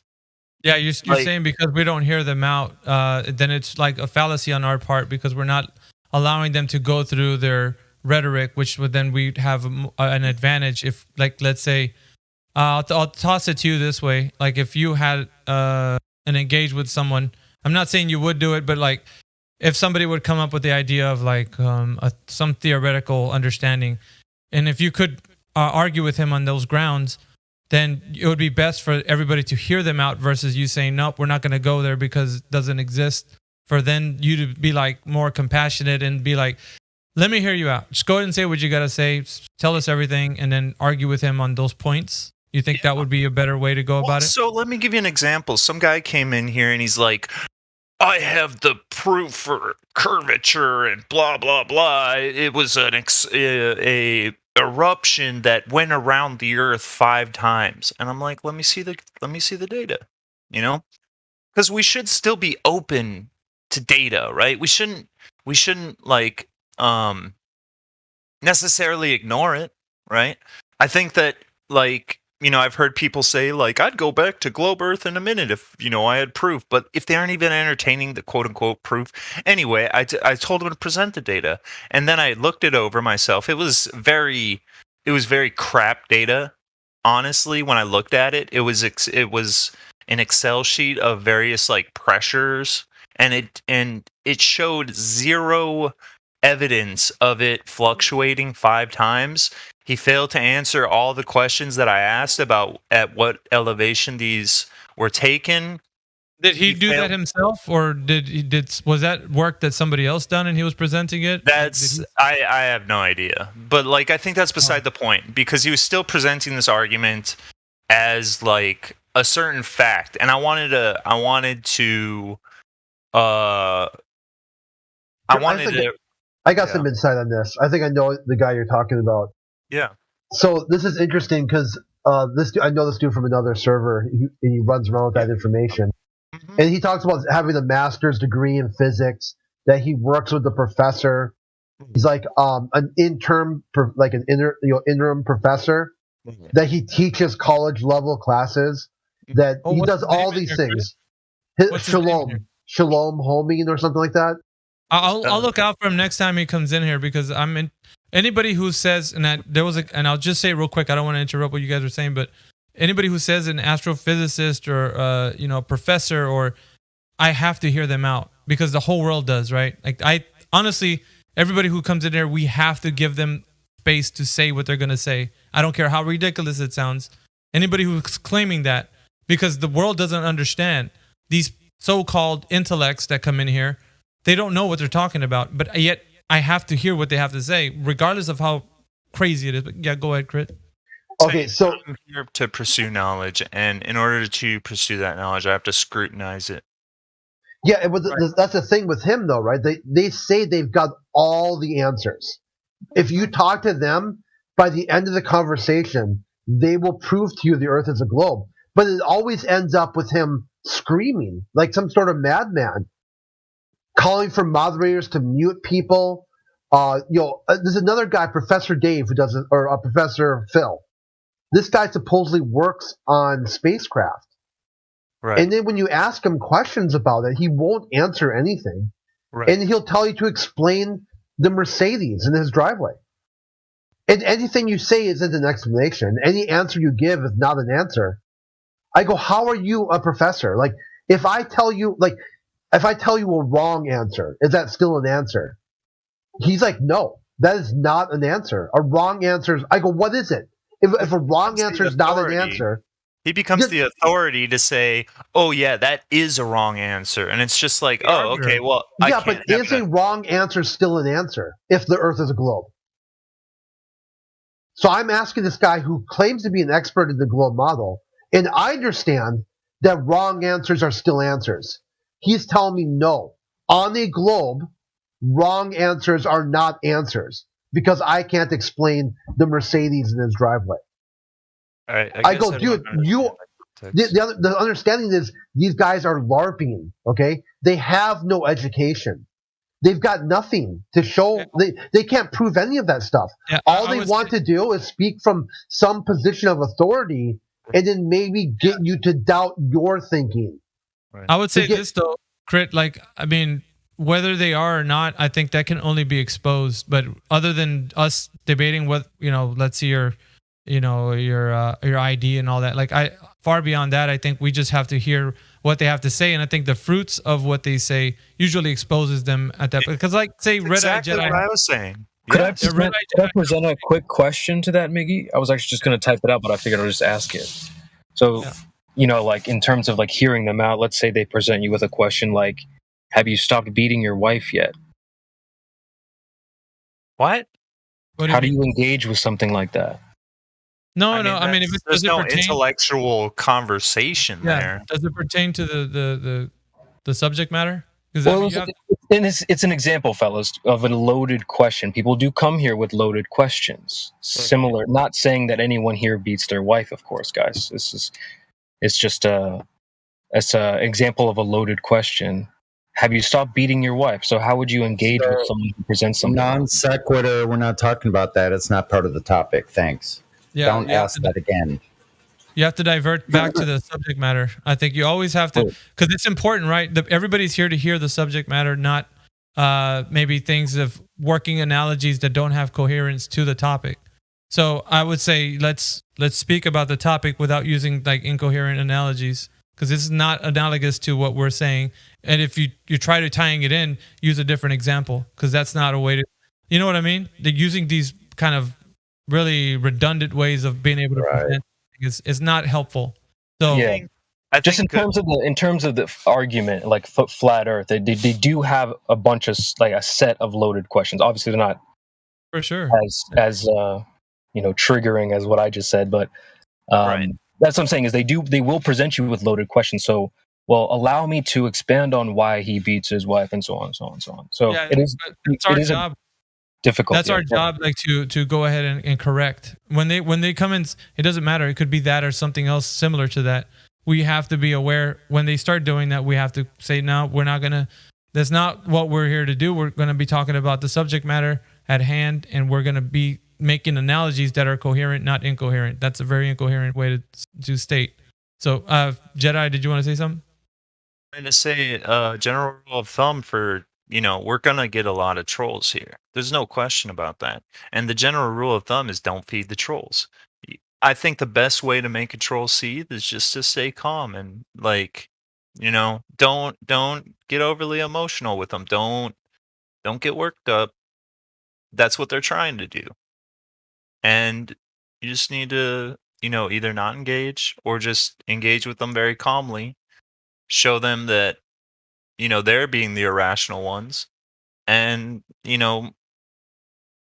I think the conversation will make it apparent to the listener what's really going on. Yeah, there's a way that a demeanor hopefully everybody takes on about how to be in here. There's a certain decorum that we want to have, which is we don't like to change people's names in here to whatever else. We don't need that. We don't need to belittle somebody into like calling them, vulgar names. That doesn't need to happen either. I think if we're going to defeat them with their the way they stand in their argument, we take the argument on heads up, And if like Red Eye Jedi is saying anything about like these guys who profess to be astrophysicists or whatever field of study that they're in, we have to come in here, let them speak. I know that that's a little bit hard, but the world has to hear what they are going to say, and then we come in and say, maybe some points about like why they think that way. I think that's most important, because being here, like if you've been here a while, you know that this is a training ground for you. This isn't just something that you're going to listen to somebody and rebuttal them back in some kind of angry fashion. Shut up, you dumb glober. Like that's we don't get no way. But if we consistently work the argument into like something that's able to be digestible by people, I think that's great. They can, if they don't have an answer like for the things we have to say, because they can, these ideas, man, I gotta say, if you've been in Flat Earth for some time, you've heard them say things that sound like Red Eye Jedi was saying. It's like, dude, you just said gravity is pulling everything to the center, and it's a gravity well that's doing it. You got the three-body problem, right, with the Earth, Sun, and Moon, and the Sun. So it's like, oh, what are we doing there, man? Like, how is gravity working on one thing, pulling one thing, and not, you know what I'm saying? Like, there's a bunch of different other variables. And I'm trying to keep it simple and not invoke the three-body problem or anything like that. But yeah, we've got a number, and we can get into that, and then it spirals off. It's like it branches off into like these other subcategories, other derivative topics. Right. And what happens is, and I call that Red Eye Jedi, I call that the weeds. What happens is the listener is trying to follow, but they get lost in the sauce. So you maybe have captured a few minds that are following you, but for the majority of people, they ain't gonna follow you. Right. Because it's not something relevant in their worldview. They're going to be like, oh, whatever, I don't need to listen to this. And they'll just switch channel or not listen. So the reason why I say it needs to be appropriate to like how we speak, because if they're going to talk about, I don't know, fantasy, like let's say they want to talk about Lord of the Rings, then there's another forum for that. But if you want to talk about what reality is, what you and I experience, then this is the place for that. Right. But we're not going to speak about Lord of the Rings in here, or why Middle Earth is a lot of orcs in it. That doesn't have any relevance to what we're speaking of. When you start talking that way, I have to at least give you the option to say, I'm going to let you talk about Middle Earth for a little bit, just to hear so everybody can hear it. Then once everybody's got a good listen and you'll allow me to speak, then I'm going to tell you why it's not good for us to talk about Lord of the Rings, because it's no relation to reality. Right. That's why I bring it back to that point. And it's important, because if you don't, then you'll just be talking about the specificities of how orcs have spiky clubs and some don't. Like, you know what I mean? That's what you're doing. Right. You're indulging this nonsensical worldview that doesn't have no correlation to reality, has everything rooted in fantasy, and there's nothing that you can, when you start holding them to points, like, okay, I mean, it's magical gravity that we're speaking of, right? It's obviously doing something that we can quantify. Then what is it? Well, it's the weakest force. And that sometimes it is a force. It acts like a force, but it's not a force. Like, this is this like verbal judo that they start shooting at you, and it's stupid. You know, we're just here trying to like defend. And no, it's not about us defending. It's about us stating facts and saying, look, this is the way it goes, right? I'm going to tell you what reality resembles. Now, you got to tell me with the claim and everything that the claim has to support it, how that is reality. Because what I understand reality to be, my five senses would be able to dictate how I can perceive that. Other than the perception you're giving me, which is it's not what I'm perceiving the earth to be. Right. That's a claim. Now, you got to defend that claim. I don't. And so that's why, you know, we do give them, like astrophysicists, professors, we'll give them a chance to talk about Middle Earth. That, you know, talk about you got to give them rope to let them hang themselves, basically. Yeah, and I mean, it does rub people the wrong way. Don't get me wrong, because when they're in here talking, people's eyes are turning into flames of fire. You know, they want to like engulf them and feed them to their wolf pups and whatnot. But it's like they have to finish their point, so then you can come in and say, okay, what did they just say that resembles reality? And that's how we get something working. I know it's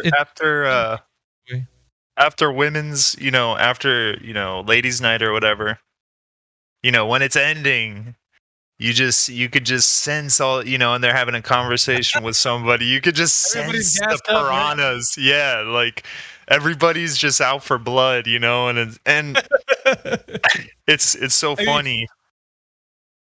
I think that's a natural progression, like, you know, because dudes are like, oh man, nope. But yeah, we used to be a bit more rough though. But yeah, I mean, to your point, like, I do understand what you're saying. But you know, I guess we've experienced like the worst and the best. I guess I say the best in this way. We've experienced people that have been honest. Like, they're honest in what they're saying. They were, look, man, here's what I know about the globe. Beyond that, I'll be honest with you, I've never done it myself. I never measured it. I don't know. Like, and that's the kind of the people that are honest. Like, at least they can say that much, and they say, but you know what? I still believe the Earth is a globe. I respect that. I would be like, dude, right on. Like, you got, you know, at least you can say that you just believe it because, you know, that's what you've been taught. I don't respect the guys who are weasels who say they know. No, I know the Earth is a globe for sure. It is 100%. Like, oh yeah, you know, and so that's what we dig into. It's for the proof, and then you look at the actual proof. If you're not qualified to look at the proof, that's okay. You can argue on whatever you want, whatever you're comfortable, whatever grounds you're comfortable on. But if you're comfortable looking at the proof, like, you know, like I said in the example that I gave, I looked into his examples and I told him, he said, I can make a graph easy. I said, go ahead, make a graph, because I know it's not going to show, you know, peaks and valleys that are, you know, tending towards, you know, slowly reducing, you know, in amplitude. Because that's not what I saw in his graphs. And I said, let me see the graphs. And he never provided me the graphs, because I knew that the claim that the data that he was providing did not match the claim that he was making. And so the conversation ended up with like obfuscation and like Get Beget jumped in and they went really into the weeds, and like that was the guy's bread and butter because he's completely indoctrinated. So he's able to talk up all of Get Beget's points.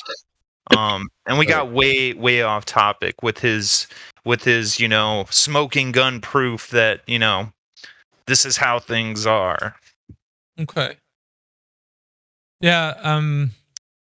Unfortunately, we will have cases like that, and I mean, did he come back to at least addressing you later on, or was it never addressed anymore? Every time in the chat, like as we were getting progressively more into the weeds, I would say still waiting on that graph, and then I do the Indio Pepe emote.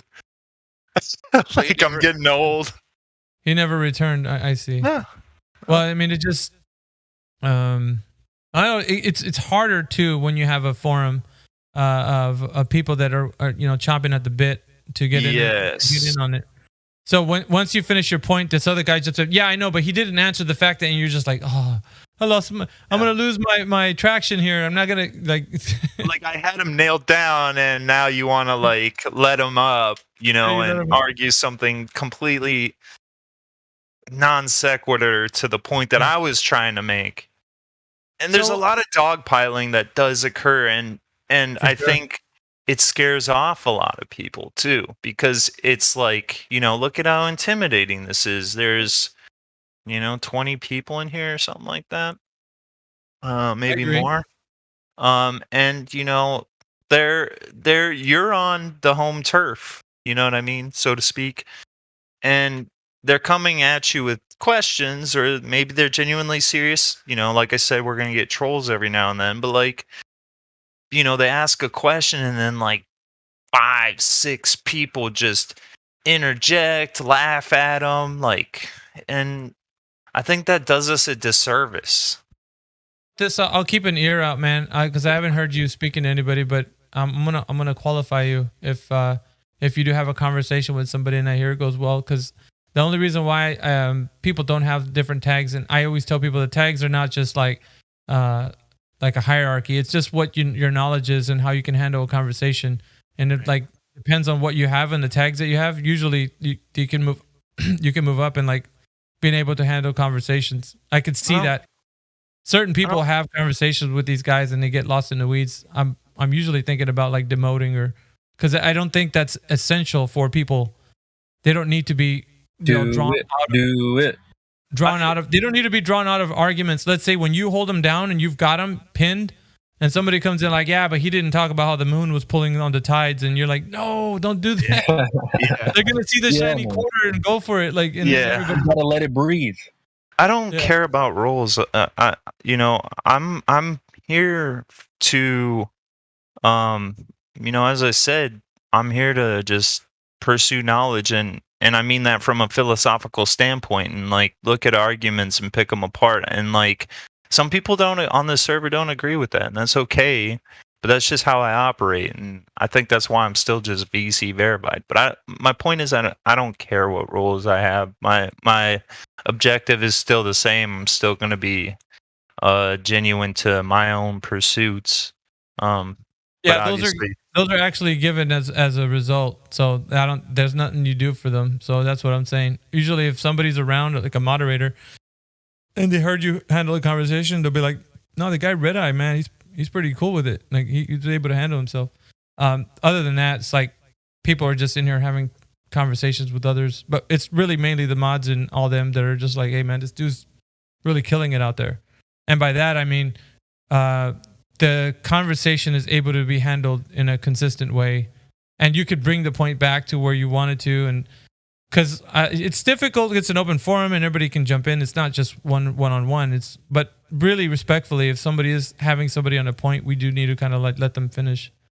But outside of that, I think it's like if you're done saying what you got to say, then somebody else can jump in if they want, so long as they don't divert from something that you maybe waiting an answer for. Right. Yeah, we're just right now. If you guys are coming in new to the discussion, what we're talking about is and I've been talking about it most of today. We're listening to debates that people are having in Flat Earth and Globe discussions, We've heard one earlier from Whitsitt and Bryant. There was another one that was playing just before that, or I'd say after that. And it's how people are handling different debate styles and different forums. And, is it better to have like 5 minutes one guy, 5 minutes the other, which I don't think it's beneficial, but some people obviously like that whole back and forth thing. I think it's better, easier when you have an open forum where the guy can easily say, wait a minute, I didn't say that, or whatever. But I'll leave you guys to thinking on that. But that's what we're talking about. It seems we're listening to different people and the way they debate. Like Red Eye Jedi has his own way, and I got mine, but I know that the end result is still the pursuit of knowledge and truth. So it's always going to be beneficial to kind of expound on that. I like the way that modern day debate hosted the past couple of debates in terms of format, right?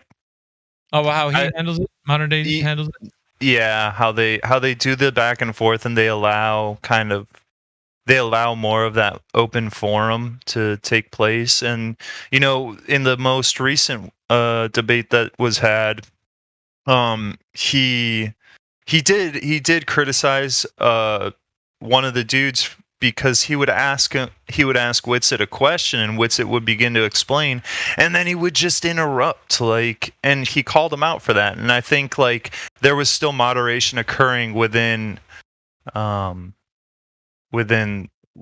debate, but it wasn't it didn't feel biased or anything like that. It was just staying true to the debate and giving people their space to talk and stuff. And I think he did a good job. Yeah, that was the guy who kept saying, "I don't know what that means," as Whitsitt was explaining what it means. Right. And what's interesting about that guy too, I got a clip of that. He said the ISS was 10,000, 5,000, 3,000 miles. Yeah. This guy has no idea what they're talking about. That's what is important, to get them talking. The ones who claim they know the stuff, they don't know any of it. Yeah, I'm not saying that he just got confused with satellites. That's all. I'm just saying people that are in the globe kind of arena, speaking about what the globe is and such. When you're in this specific category of a debate, I think it's pretty essential for you to know certain things like satellites and the ISS and things like that. But whenever you're in a debate and then you're on the globe side and somebody asks you, a question about the ISS, and you say, what is the ISS? I'd never heard of that concept before. I think it's kind of damaging on their part, because wouldn't that be something tied into why research has been happening in low Earth orbit, how you even got to the ISS, or how people actually get there? Because there has been live footage of what they consider live to be docking to the state. There's a ton of things that are attached to it. When you don't know any of that, and you say, what is the ISS? I'd never heard of that concept. That's bad, for them. It's just little hallmarks of why when they say things and they don't know, they're like, well, I don't know what you mean. Well, what do you mean? This is a part of the globe rhetoric. So what they're talking about, and you have no idea. This is the issue that, you know what I mean? This is the problem. This is the reason why some of these guys are not eligible to be in this arena. This is going to affect our conversation if you don't have a basic understanding of it. Yeah. Yeah. Well, on the one hand, they'll talk about low Earth orbit and satellites, and on the other hand, they don't even know what the ISS is. You see what I'm saying? That's a disconnect of epic proportions. It's how is one thing not associated with the other if they're all in low Earth orbit, or mostly, right, according to the rhetoric? But there's a specific connotation with the ISS being that there's people up there now in low Earth orbit. So that's the, you bring it into that, and they don't know. So it's I guess that guy who Whitsitt was debating, Bryant, he didn't know about the ISS. He was like, well, what is that? I've never heard of that concept. It's oh man. I was just going to say it's the. I missed that part. Yeah, he said that. Yeah, what is that concept? I'm like, you don't even know. I was thinking in my head, oh man. Yeah. Yeah, because he got into a repeat. The guy just got into an auto repeat. No matter what Whitsitt said, he just responded with, I don't know what that means. So when he said something, Witsit crapped him. So when he said something that the guy should know, he just was stuck in like a blue screen event. That was another guy actually, Crit. That one you're talking about is another guy that I was listening to as well. I was even critiquing the Ballers, the way he was doing it. But this recent debate, it was a recent debate, wasn't it, last night? But yeah, it was a Yeah, recent I'll drop the debate. 2 pieces now for everybody so they know what what you're talking about. Yeah, that Bryant guy, he was struggling with a few points. So But this guy Bryant Myers, he has a BS and an MA, and then has physics. So bachelor's of science, master's. Yeah. Yep. So here's the link for that, and the other one, which was just chaos, from. I'll throw up the link again in a second. Miggy, go ahead, dude. No, I mean, I only have to hear the discussion of how it's taking place, and it's cool that they have those studies and they went to college for that. But in real world applications, I think it's more in the theoretical realm. What do you think, Red Eye? Like, I mean, do you work with people that are in this field? I mean, come on, like this, you must have discussions. I mean, obviously, if you say you can. Where ended with things. Pardon me. Well, there's certain conversations that I avoid, particularly in my field. But I would agree. I would say that we there's a lot of things that that aren't explained by relativity, as Witsit mentions in his, and as you've described in the debate. And we use these little, it's almost like these new things are invented to describe those inconsistencies, and they're all of a sudden included in relativity, and it's like, oh well, yeah, that's just the Lorentz contraction. A what? Like, oh, you just invented that to like explain away Michelson-Morley? Oh, okay. Like there's, or like dark matter, dark energy and stuff. Like, oh, okay, so that's what accounts for the other 95% of the force that we need for the universe to expand at this rate, or for the galaxies to orbit this way, or whatever. Like, oh, okay. And as I mentioned, like, I've never heard in orbital mechanics or like time over target, like orbital mechanics, where they incorporate the sun's G into the equation. Even though the sun's G has this force that is able to keep this supermassive planet that's 4.7 times the distance from Earth in orbit, it has no effect on a satellite. Yeah, dude, I would if you're in the field and at least make it a living, dude, I would say I would X-nay on that, man, because like you're gonna lose whatever it is that they're telling you to play ball with, because if you don't, it's their game, man. And so the curriculum has to fit, whatever, I don't know what field it is that I don't know if you mentioned it or not, but that it could be, I mean, you could be a free thinker in your own mind, but when you start speaking, or, maybe a lecture, or you're talking about stuff to others in a forum where it's their playground, then you could get reprimanded, or what I mean? Like, it's not. I want to talk about what my credentials are, because I think they're irrelevant. It's just an appeal to authority, like, oh, I say I'm this or I'm that. It doesn't matter, because that's conveying to you that I have some sort of authority. But the fact of the matter is, we're pursuing knowledge from a base level, from a logical philosophical standpoint, that my credentials don't mean shit. No, I'm agreeing with you. I'm just saying, like, do you think no, I'm saying like the people you work with, like if there's a boss of yours that's like, all right, I need you to do this. Them. If they want to talk about something, I'll argue with them.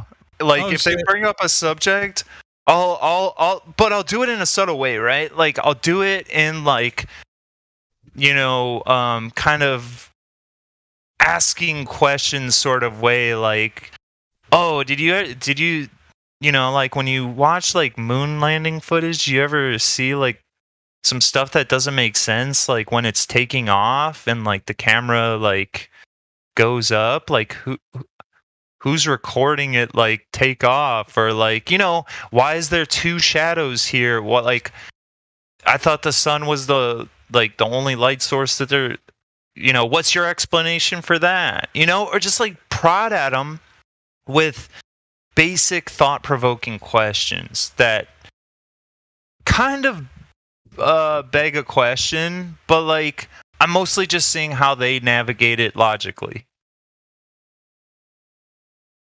Right? And more I power to you. I don't want to force any red pills down people's throats. I just want them to kind of think for themselves.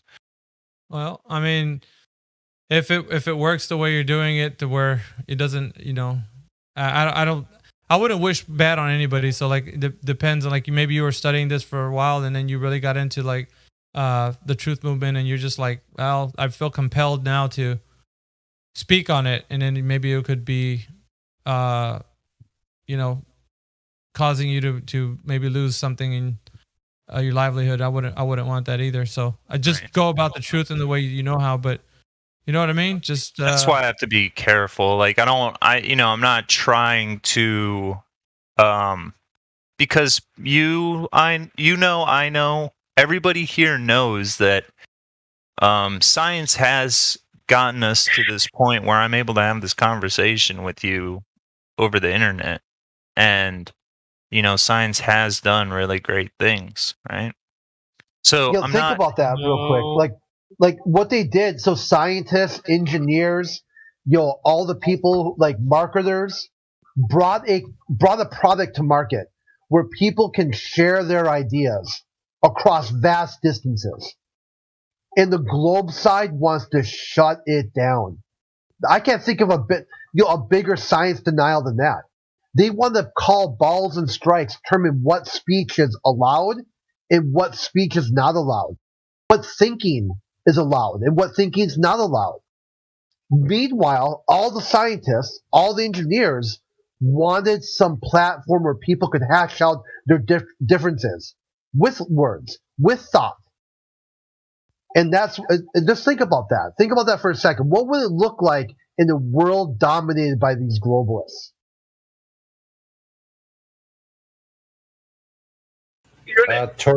Torture chamber comes to mind. You said no, Coballer? I didn't really hear what you said in response to what my statement was.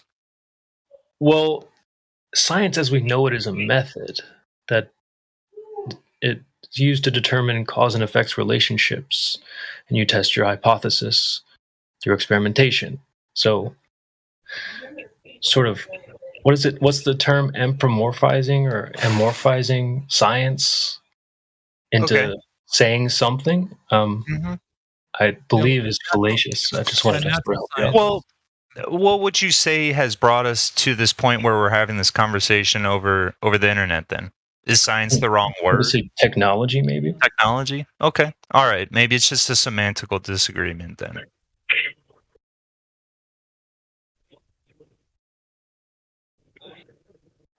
Well, perhaps, but I just wanted to sort of point out that I've come to learn what science is and what science isn't.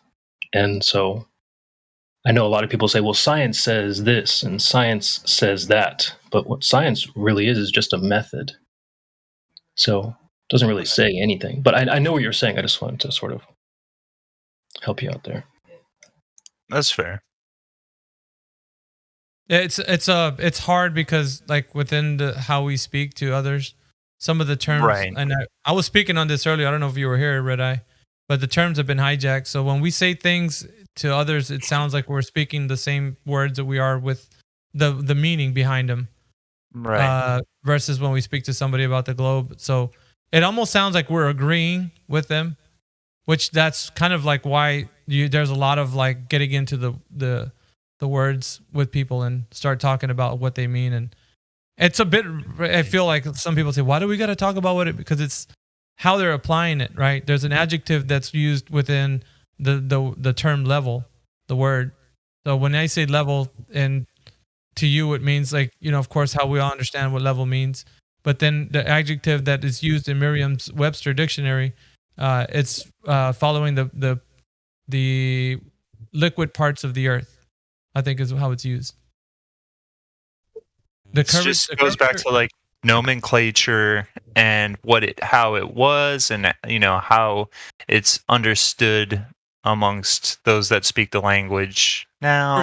For sure. Yeah. But I mean, it's hard because you don't want to step into that too many times, because then it becomes like, why are we?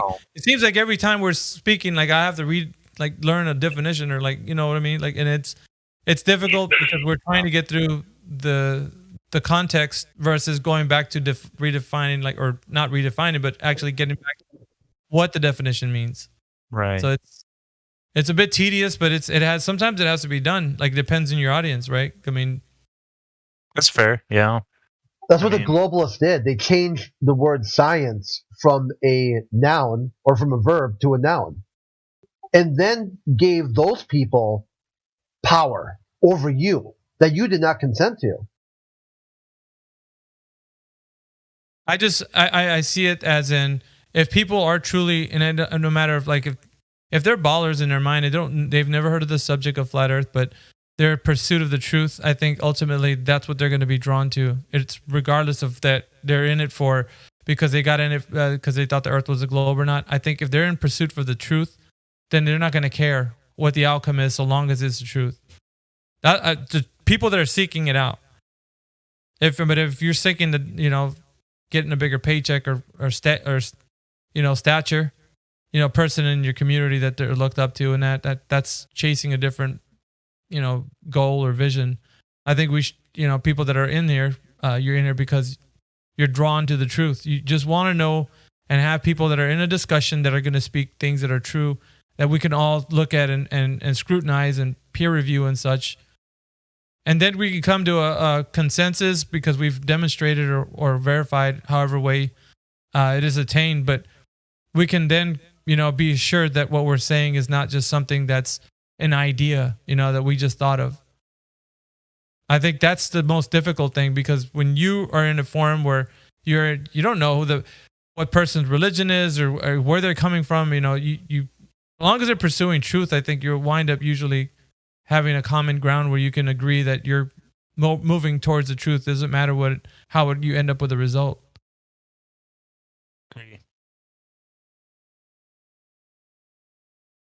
And when I say, just to be clear, when I say science, I mean it from like a very benign sense of like Civ 6 definition, like it drives technology, sort of. But I understand I agree with what Critspiracy is saying, how the definition has changed, and I guess I didn't think about that. So no, but we see your point too, Red Eye. Yeah. We know what you mean. We know, in all reality, we knew what you meant. Yeah, I did. Yeah. Point taken for sure. I think it was more rhetorical for the audience. It was so that they can.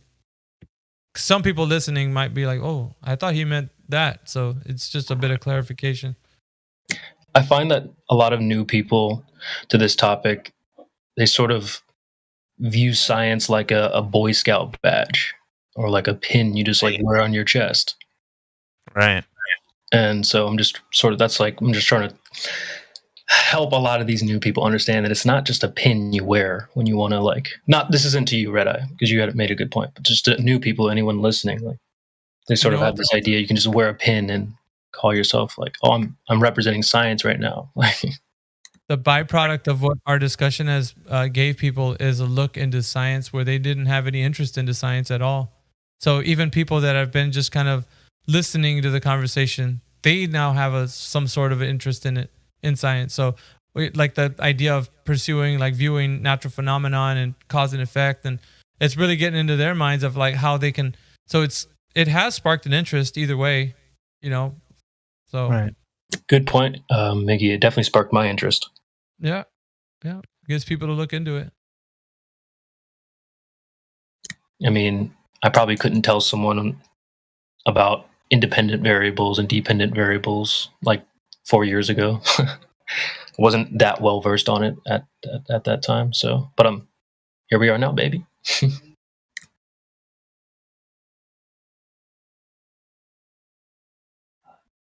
Thanks for having that discussion with me.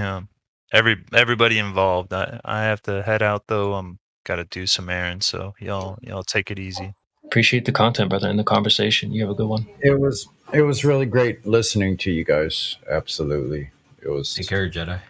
Pleasure. See you. Have a good one, man. Yeah, excellent job. I love that conversation, Miggy. Yeah, it's I second he that. probably he probably does hold some sort of title, and he didn't want to disclose, and that's fine. I mean, because like he said, it wasn't that important either. Because then people are gonna, every time he would come in here, people are like, "Oh, this is the PhD guy right here." Like it's like it maybe wouldn't bode well for him in the sense of like people are not gonna be saying, "Oh, yeah, get a load of this guy," or whatever. I personally think we've got to be very careful about this new religion that's called science that comes along with it, atheism. You may have noticed, and this nihilistic view of everything. It's gross, to be honest. Yeah, but so the thing is, I think Miggy brings up a lot is we can just bludgeon that with the actual facts of the way Earth is. We just go to the facts, what reality is, and we do that, and their whole thing gets destroyed from the foundations. What's cringe, and I've seen it, CB has kind of shown me, like sometimes it's really cringe to have somebody in here talking about things we've already heard. You know what I mean, CB? Like when you hear somebody coming in here and they propose to be whatever, it's almost like it's a natural reflex. Not that you want to. It's like it infuriates you that somebody's speaking to you like in a way that you've heard like 1,000 times already. Yeah. And they do that. Like they come in here and they'll say, well, if you take an orange C and you put it in, like your fists start balling up. And it's like, I know that's the reaction. And it's, but like needless to say, these guys, they say that they're claiming whoever they say they're claiming to be, then they're using that title and then using whatever they're saying to kind of add to what they think their knowledge is. And then it just, you hear them out and it's all gobbledygook, doesn't have any coherence. So. Yeah, that's a weird phenomenon, isn't it? Just to assume your audience is like kindergarten level. What's up with that? And now I've heard it. I actually heard it both ways, guys. To be honest, like people say, like, well, I have to talk to you like a 5-year-old because you're acting like one. I've heard it both ways. I've heard flat earthers say that, and I've heard globe earthers kind of act that way too. So it has been on the side of both sides. What I do is I want to make sure that everybody's fully aware and accountable for what we're saying in here. Like when the gentleman was saying in here earlier, he's like, well, I hear people saying that, man, if I had seen proof, I'd go right back to the globe in a heartbeat. And it's like saying those things, it does stick because the guy just mentioned that. I told you guys about that before. He just mentioned it. He's like, this is the kind of talk whenever you say that, that's what they use as well. It's in the back of everybody's mind. They heard you say that. So now, you don't want to hear this guy out because that's what he was saying. He's like, you don't want to hear his data points out. And that's what isn't that what you said? You just want to hear somebody bring evidence and you go right back to the globe. But then when they're bringing data points, you don't want to hear it. Do you see what I mean? So it's better for us not to say, man, if somebody came out with the evidence, I go running back to the globe. So it's not, that doesn't even need to be, even some people say, but I was just kidding around. Well, that guy didn't think so. He thought that, you were going to hear somebody out if they had data points. But then somebody brings data points and you're like, dude, we don't want to hear you. Yeah, that's a good point. Maybe. I don't know if you guys can hear me. Try to get mic check. Check. Yeah, you're coming in, Crypto, a little bit far away, but you're coming in. A little bit far, yeah. I've got my, fair enough. Well, as long as you guys can hear me. Listening to him kind of reminded me of my old 40k gaming days. Like, you always had to know the rules in order to kind of bend them or break them. And it sounded to me like he was one of these scientists who was, he kind of knew the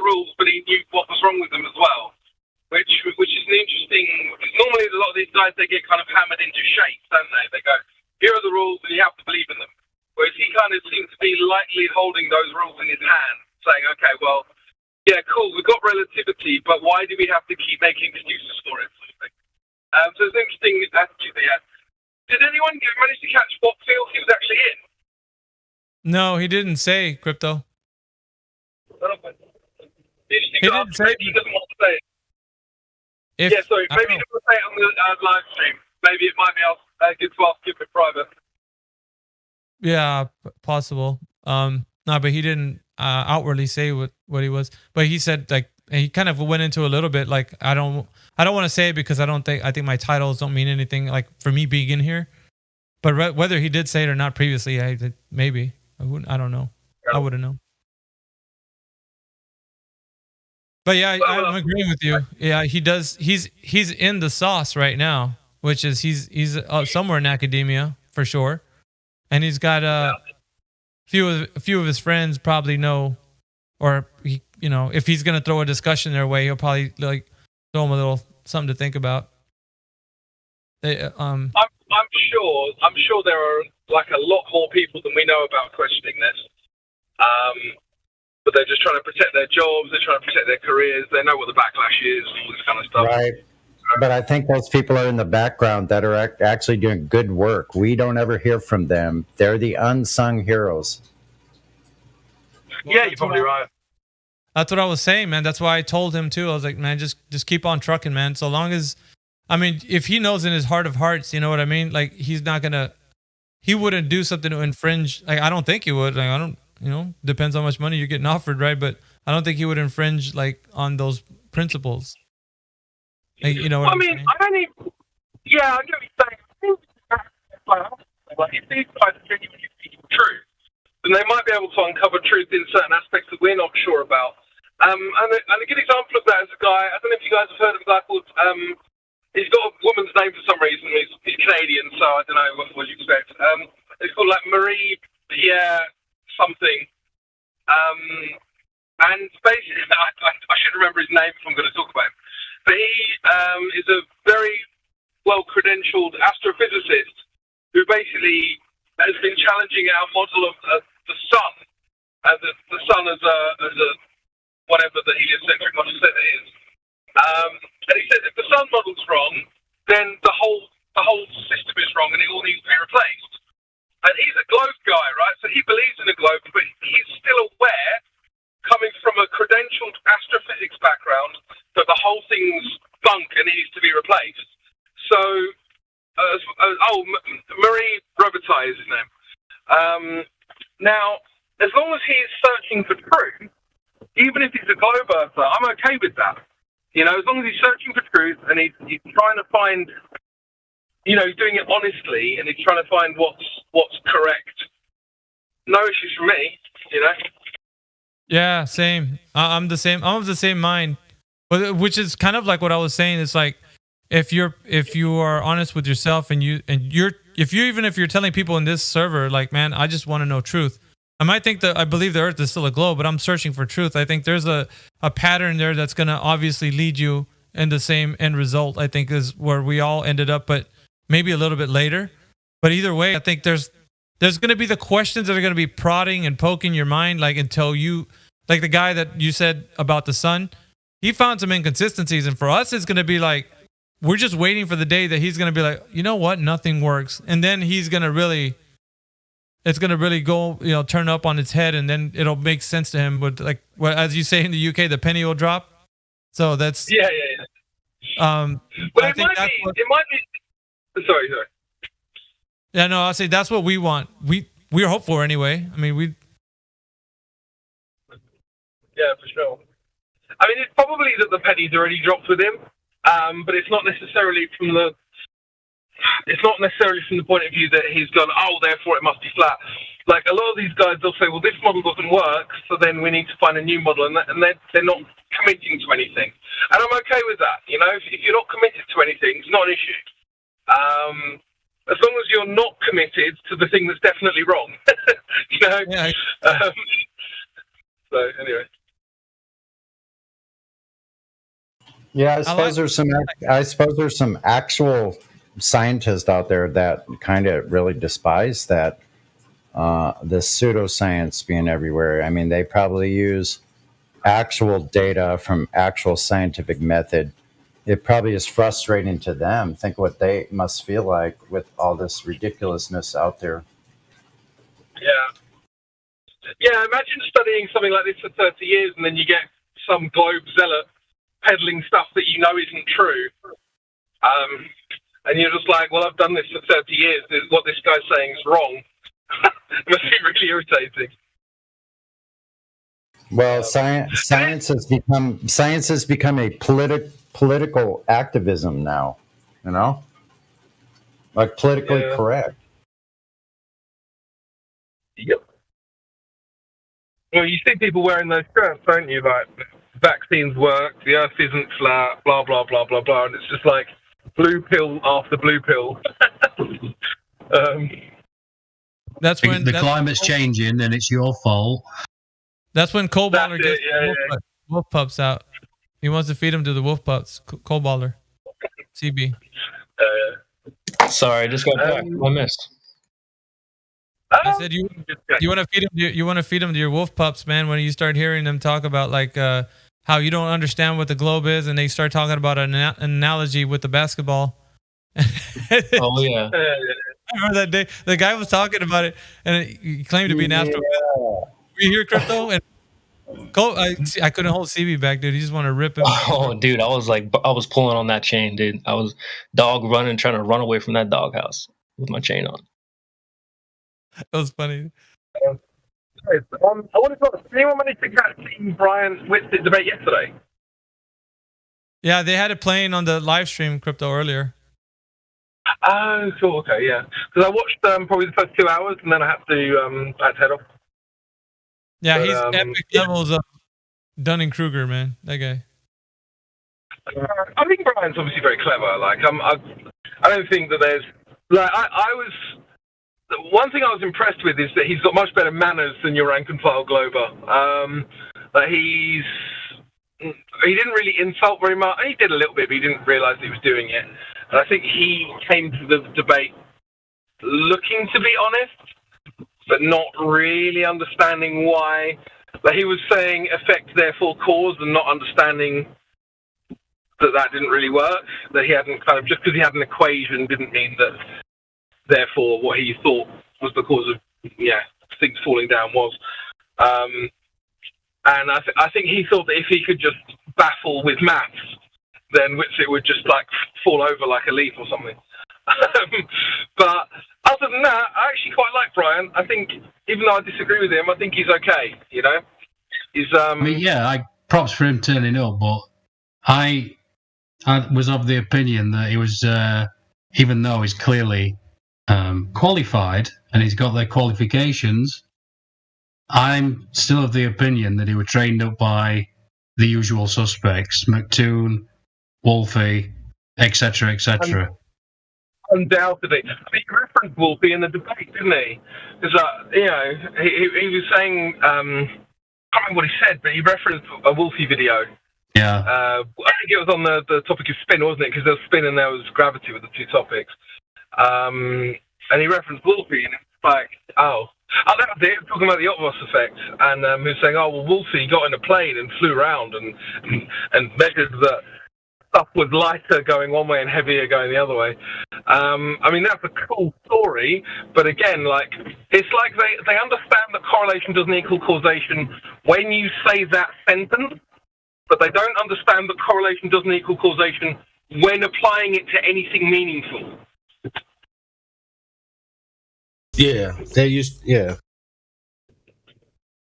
But my like I say, I'm just maybe a bit more cynical. I think that they literally wrote him a script in that first one, and he stuck to it, tried to, and any time he got away from it, he could see the fear in his eyes, and that's what led to him eventually saying, "I don't want to talk to Austin."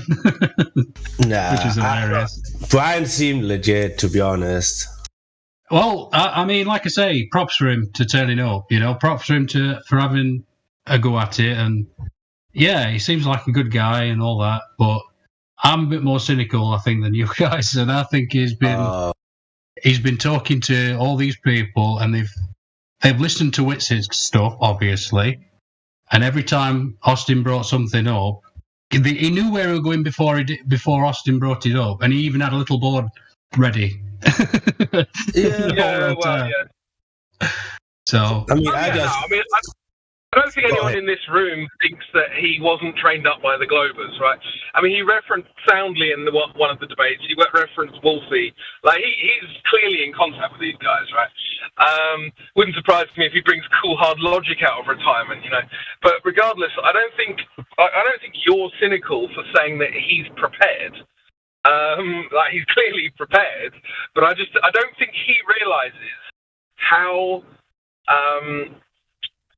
confident, without anything to back it up, the people he's referencing are. I don't think he gets that. I think he thinks, well, I already know the Earth's a globe, and they know the Earth's a globe, so surely together we can, come up with a good defense of the globe. But I don't think he realizes that people like, because I've spoken to people like Soundly doesn't know the difference between a genetic fallacy and a poison the well fallacy, right? These guys they're not about accuracy. They don't understand critical thinking to the level that someone with a PhD should understand, right? Oh, sorry, he's got a master's. So if he's referencing Soundly, no, I'm not scared of that at all. You know. That's why I said what I said earlier about this dangerous religion that is now called science. Everything's under this banner of science. You might have remembered at the end there, he said something along the lines of, all my stuff's peer-reviewed. You've got no credentials. No credentials. Right. Very dangerous. Yeah. Which doesn't mean anything, does it? Doesn't mean anything at all. I mean, I'm a qualified music producer. Does that mean that my opinion on music is better than everyone in this room? Like, Crypto, you sold your soul to the devil. You're into music. No, but you know what I mean? It's like, I mean, I've there are people who've got degrees in all sorts of things. It doesn't mean that their opinions are automatically, like, better than people who don't have degrees in those things. I mean, I know guys who haven't got any qualifications at all, and they've produced some of the biggest bands in the world that you've heard of, right? And there I am, the music production degree, and I haven't done that stuff. So what does that mean? I mean, what actually matters is that people are going out and doing this stuff, and they're actually not only searching for truth but finding it. You know.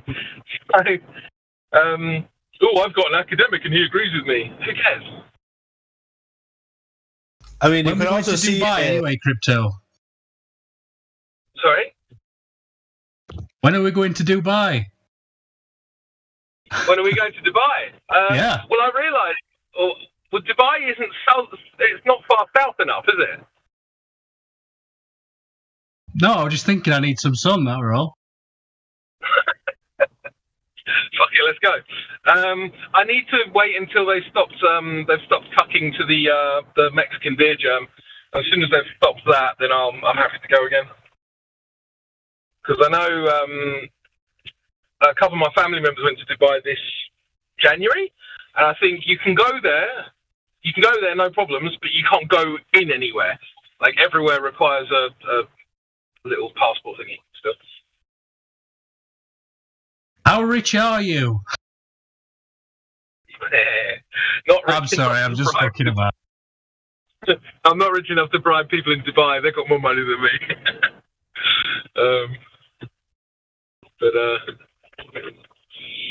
But yeah, I notice all the flexing. Don't you worry about that. You don't go over my head. All this flexing. Who's flexing? Never mind. I'm gonna have a shower. That's what you're talking about. What was it? Oh yeah. So I don't know if you guys have been hearing this recent debate about the Star Trails. I don't know if you guys have been involved in that. Not involved, but I heard. I witnessed it for quite some hours. Okay. I had a thought the other day, and I brought it up with Jeremy and a couple of the others, and I don't know if I'm thinking about this problem the wrong way, but I thought maybe I'll bring it up here and we can discuss it. But there's meant to be these like perfect circular star trails in the sky because of the rotation of the Earth, right? And it got me thinking, well, we're meant to be doing all of these different vectors, and it should be squiggly lines, yada, yada, yada, whatever. Ignore all of the vectors other than two. So you've got the rotation of the Earth, and then we've got the orbit around the Sun, allegedly, right? Well, I'm thinking about it, and I thought, well, the orbit around the Sun is you've got 360 degrees, and you've got 365 days. So that's more or less a degree a day. Which means that those star trails, when they're going in a circular path, there should actually be a 1 degree drift every 24 hours based on the orbit around the Sun as well. And I don't know that we see that. So if that's the case, then, I mean, why is it that we're not seeing the 1 degree drift of the star trails? Are you considering the point I kind of brought up yesterday about, like, how are we orbiting the Sun? Because are we chasing it, or are we actually in a perfect circle around it where we are going ahead of it and behind it? You know what I mean? Like, are we always behind it? So maybe this drift or whatever, like when they say that we actually shouldn't notice any like huge drift or what is it called, wiggly lines, like that's because we are always behind it. And we are just rotating. You can't always be behind the Sun. No, because that's not the model. The model is that we orbit the Sun. Yeah. I mean, I do know the 2D depictions that we are going in a circle around the Sun, but that is not what happens when you are actually, considering the model, because the Sun is hurling forward. So we are always chasing behind the Sun in this gravity well that is creating behind it, and the circle we are doing sure looks like a circle around it in a 2D space when you're looking perfectly behind the Sun into the Earth. Into the Sun, but when you're looking from the side, we are always behind it because we're chasing the Sun. I don't think that's true to their model. Well, it's the only way. If the Sun is hurling through space, we can never, then the Earth should obtain speed, get in front of the Sun, and then behind the Sun again, and then the Sun should pull us ahead of the Sun again. We are always behind it in their model. I don't know that that's true. Well, maybe I'm wrong, but this is what I have come up with when I really wrap my head around all these motions and stuff like that we are always around it, and we are going in this circle that in the well that is created behind the Sun. It is confusing. That doesn't really answer my question, though. I was talking about the effect on the star trails. Right, so I don't know if you've got any thoughts on that, like the effect on what we would see. Yeah, I mean, the only reason I brought it up is to put it in perspective, because people are always considering this in a 2D sense, where like half of the year we are behind the Sun, or quote unquote behind it, but 6 months later we are ahead of the Sun. And if that is the case, yeah, sure, everything should be completely messed up when we're looking at the stars. But if it is actually the Sun hurling ahead and we are chasing behind it and making these circles behind it in that well, that might be a reason or an explanation why in their model that we are not seeing these huge changes in our constellation and all that kind of stuff. But again, that doesn't explain why we are seeing the same shit 2,000 years in a row. Yeah. Also, I mean, if you were a ball chasing the Sun, then you wouldn't be orbiting the Sun. You would be orbiting. Let's just say that you were set back from the Sun. Then you would always see the Sun in a certain portion of the sky, but you see the Sun all over the sky.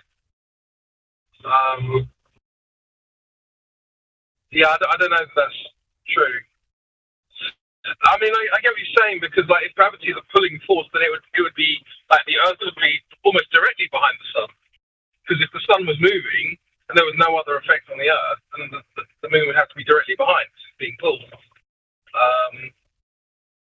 Yeah. This is why I don't really can wrap my head around the heliocentric model, because when you're looking at it in a 2D depiction, like sure, okay, these things, okay, that makes sense a little bit, but as I said, like my conclusion is that we're always behind it. The sun, when it is hurling through space, is creating this well or this vacuum space behind it that is always pulling everything with it. That's just how I understand it. But yeah, I might be completely wrong. Like, I mean, yeah. But yeah.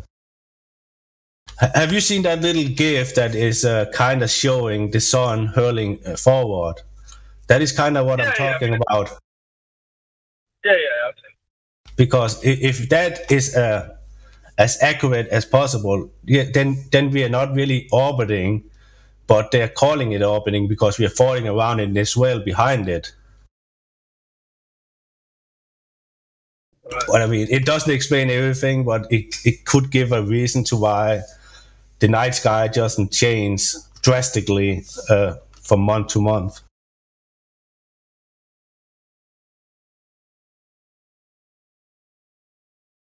No, it's not about the night star changing month to month. It's about detecting a degree's difference in a day's star rotation.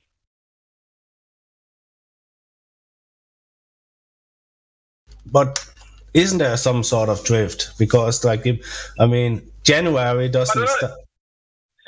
That's what I'm asking. Yeah. I mean, if we start January, we have one constellation, which is the first one we see at morning. But in February, it's a different constellation we see. So that is a change over time, But it still doesn't explain the. Yeah, go ahead. Yeah, the change over time isn't. Well, I'm not concerned with that. I'm concerned with a drift in a single day. Well, that would demand some observations I haven't done, I guess. Yeah, fair enough. Yeah, I mean, I don't even know either, but I'm just trying to get a bit more. Because when I see star trails and I see them, they just look like perfect circles to me. And so I don't know that would be the case if you were drifting in two motions, two vectors. You would have the circle itself would be the rotation, and then the 1 degree drift would be the orbit, right? Yeah. I don't know. I mean, as I say, it's not an argument that I'm making because I know that it's true. I'm looking for critiques, but I'm looking for accurate critiques to the argument, Yeah, I mean, I do understand what you're saying, 100%. But yeah, I mean, considering the distances that they claim to be, well, it would demand observations from day to day to day and analyze them, I guess, if anyone have the technology and the tools to do that. Yeah, I think you probably just need I don't know, vectorial mount or something. Yeah, I mean, if someone has this set up, it should be relatively easy. It's just take a bunch of let the camera run for a month and then start to compare and see what we actually see. I guess that's the only way really to detect this drift. You know what I mean? Yeah. But on one of the globe argument, for example, when they talked a lot about this, the north and the south is going counterclockwise, blah blah blah, and they claim that this is all optical because of, again, refraction. Pretty much, this is why that when you are standing in certain positions, that it looks like we have different star trails and all that kind of stuff. Not sure if you have anything on that, but yeah. It's like everything we see in the sky, suddenly they can just bring in refraction and it works. Well, yeah, that's the issue, isn't it? The thing is, they don't really have to actually be making a good argument just to say refraction, which is why I often use my Usain Bolt analogy, which is that Usain Bolt runs quickly, but he doesn't run infinitely quickly. So, therefore, you can't say that Usain Bolt runs 100 meters in 2 seconds if your argument requires it. Like, he can only run a certain speed and light can only refract in a certain way given certain conditions. So the idea that starlight is refracting is kind of, I mean, it's obviously grasping at straws. They would have to actually demonstrate that was the case, and they can't, obviously. Yeah, it's just words at that point, 100%. Yeah, I mean, there is more questions when looking up in the sky than there is answers in my world.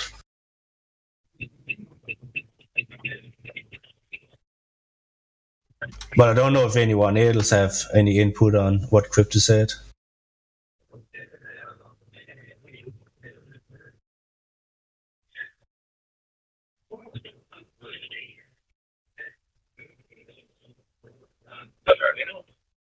Yeah, I'll just say there's no accounting for how the star trails are just circles, like Crypto was saying. I mean, they can't explain all these other vectors they're supposed to have. It's too bad that they have this really difficult claim that they're sticking to that they can't prove.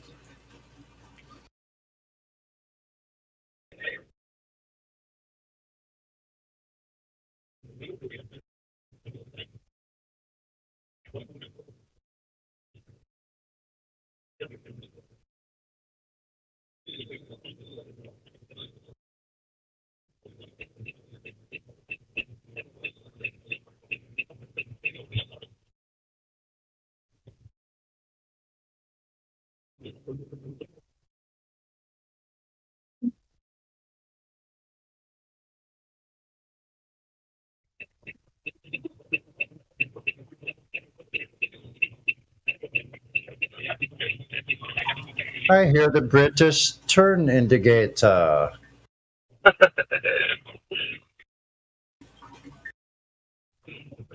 That's all right. That's all right. I'm going to say it was left. Oh, bang on. Well done. You win nothing. Ah, boy. I'm so happy. That's all I got from the globe, too. Nothing. You win nothing. Yeah. The earth is flat and all I got was this lousy t-shirt. Exactly. Not even that. You want to know? You want to know how he knew you were turning left? Because you're in England. I know. I just used deductive logic. We turned right. Oh my God! I got some fermenting fruit. Oh, gee whiz! That's strong shit. Holy crap! That's the right term. Right this time. But yeah, I mean, they soon have to decide which of the solar system models they want to use. If it's the chasing sun, or the 2D one I posted there. Because if you look at the last one, it's kind of like how I try to explain it. Like the planets are never in line or ahead of it. It's always chasing behind. So we are always looking at one side of the sun, pretty much.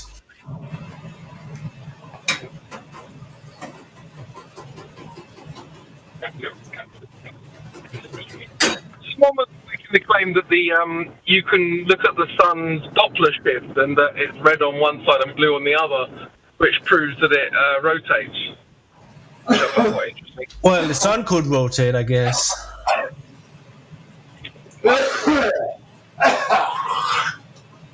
Oh, you're all right, Sonny. Oh, sorry about that. Better out than in, I guess. A little congestion, that's all. Yeah, fair enough. I'll ride it off in the next 20 or 30 miles. I just turned my bike over to 3,000 miles yesterday.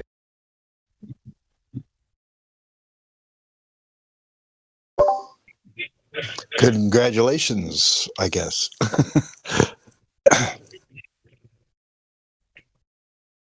Better turn my...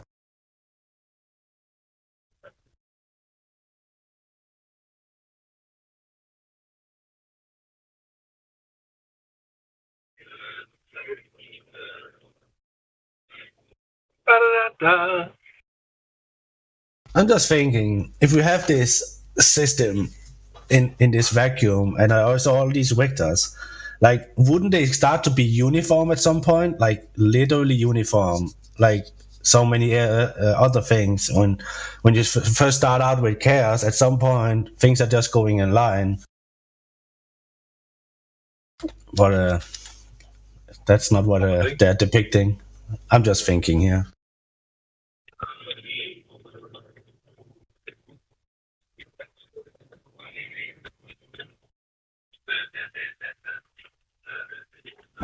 I didn't understand the question. Can you say it again? I'm just thinking out loud. It's just like when for example you have marbles and you have a stretched out sheet where if you start to like throw these marbles into the sheet and you're making the motions, at some point these marbles will stick together and go in uniform circles. Just on they would never do as they depict on the second GIF I posted. They would at some point they would just follow in line, because of order into chaos into order principle. But that's not what that GIF depict. I mean, it's just a GIF. It's just me thinking out loud. Did you post the GIF of the solar system there? Yeah. I mean, the top one makes more sense, where the sun is just sort of sitting there. The bottom one, everything's moving. I mean, it's so crazy. Yeah, I mean the top one doesn't make any sense. You're hot mic. Okay. Yes. You just put your headphones on, bro. Yeah, the top one doesn't make any sense because that would say that the sun is standing still, and that is not what they claim. And if the sun is moving, it would show like the other one where there's chasing behind it. But that wasn't really my thought. My thought was like, at some point when you're starting out with chaos, things will fall in line and there will be order. But that is not what they see, and what we see here. All these kind of things, they have different speeds, different routes, and stuff like that. But yeah, that's just the thing. Like order out of chaos principle. Like things doesn't stay in chaos. That's what that's what I'm trying to wrap my head around. Like there is no claim here. It's just me thinking out loud. And if anyone wanted to join in, maybe they have thought about something like that. I don't know. Yeah, right. We agree that both those models are wrong, right? Yeah, I mean, if we can take it like water, like you can hurl the water all you want from all different sides, but when you start to stop applying energy to it, at some point the water will start to make there will start to be order out of chaos in the water, where the waves are not going against each other. At some point the waves will follow each other. You know what I mean? Yeah, I guess. I mean, but that's the concept I was trying to apply to quote unquote space, their model. Like at some point, everything will just follow in line, and there wouldn't be all these different kind of motions and pulls and vectors and all that kind of shit. Everything would just be in one straight line, pretty much. Yeah, I don't know. No. I mean, again, as I said, I'm just thinking out loud. This is yeah. It's okay to think out loud. What if? Yeah.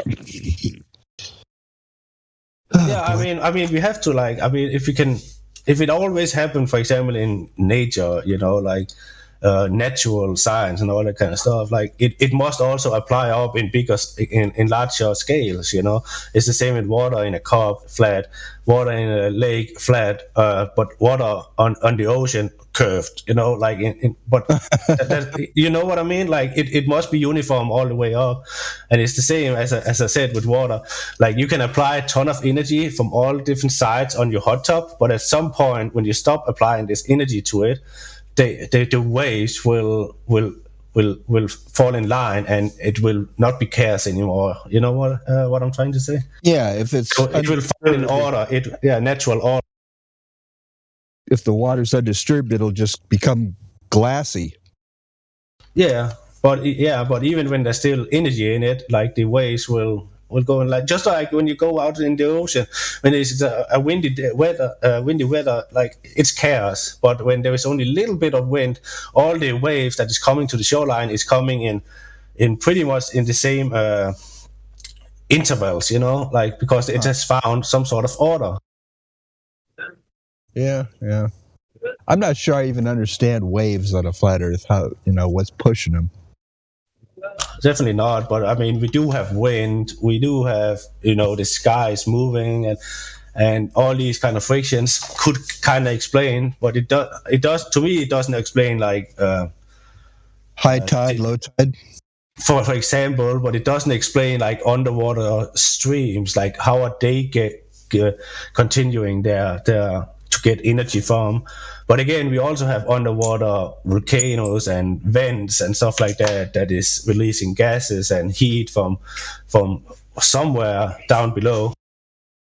Yeah. So there is a lot of factors to where the energy is applied from. But again, like first law of energy, like energy cannot be created out of nothing. It has to be transferred. So no matter what, the energy has to come from somewhere.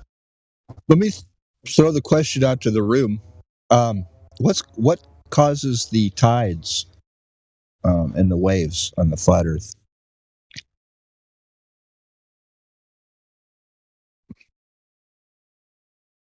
Sorry, say again? I was just wondering what the idea is, like how you would explain what's causing tides to come in and out. And I don't know, the waves. What's causing that?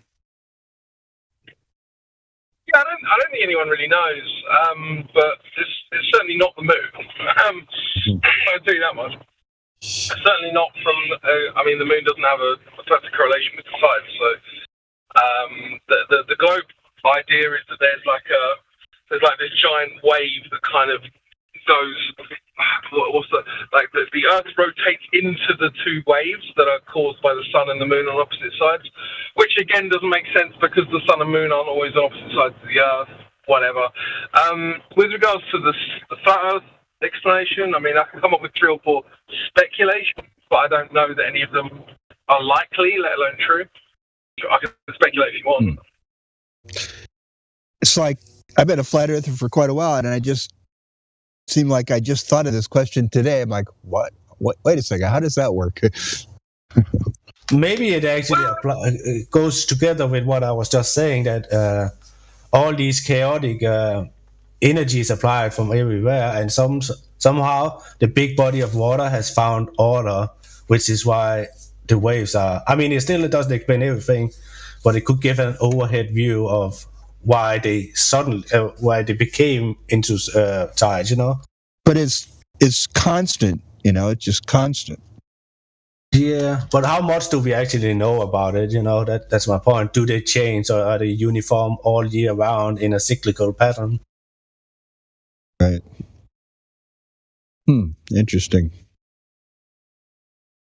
Great. So, keep in mind when you're talking about this with a glober, an important question to ask them is if there's any scientific experiment that can be done to establish the cause and effect relationship involved with what causes the tides, which, you and I know, and that individual probably knows, unless they're completely retarded, that that's something you cannot do, at least at this moment. So since we cannot do that, then it means that there's no way to determine what the cause is.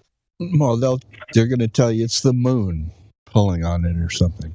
Yeah. And so then the simple question is, can you remove the moon and then observe the tides not happening, and then put the moon back and observe the tides happening to establish that the moon is what caused the tides to happen? Yeah. No, we can't do that. Right. But also, according to the tide charts and stuff like that, it's not uniform with the moon's path and stuff like that. Like, there is a lot of 3D or 2D depictions of it, but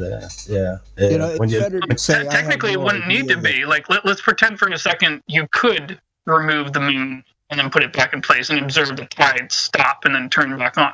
Like, the moon, like, it's whatever angular correlation or whatever words you use, like its position relative to it, it doesn't even matter. Like, if you could remove the moon and observe the tides stopping, and then put the moon back and observe the tides turning on, I don't think it really matters where the moon would be. But I mean, you can't do that, so it's it's not something that they can prove to be true. So it's just a bunch of pseudoscience, fairy tale nonsense. Of course. Yeah, they don't want to admit that they don't know something. They have an answer for everything.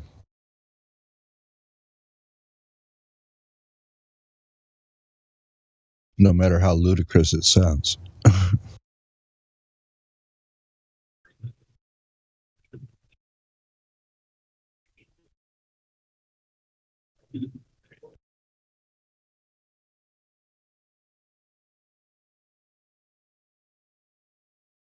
Maybe Eric Dubay has an answer for that.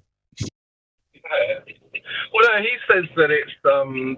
Eric Dubay's idea is that we're back above like a great sea or like a great water or whatever, and he says that the Bible references the waters above and the waters below, and that one possible idea is that the landmass that we're on kind of rocks gently on the bosom of the mighty deep or whatever. I can't remember the word, which then causes tides to flow in and out. I don't know. It sounds. I mean, there was also the idea, this is just an idea, that all these cavities and stuff like that is taking water in and it's coming out somewhere, so the Earth is kind of, quote-unquote, breathing. But, again, yeah. Yeah, well, that's another... It's all speculation, isn't it, at the end of the day? No one really knows. It is. Yeah, there is some things we just can't answer. We can speculate, but... get a definitive answer will be really hard to get. I mean, yeah. I mean, we can take the numbers, we can analyze them, we can draw a conclusion, but is that really the definitive answer? I would say no.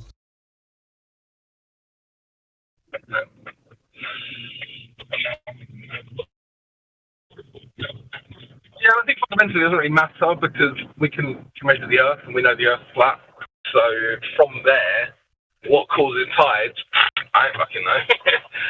Yeah. Who knows or cares? It almost, if you got a flat pan with water and you just tilt it, back and forth a little bit, you're going to get that tide, that movement from a tilting. Yeah, true, but you'd also feel the movement, wouldn't you? And we don't you would think. I don't know. Yeah. How would, sorry to interrupt, go ahead, Dan. No, I was done. Yeah, I was just thinking, how would tides play into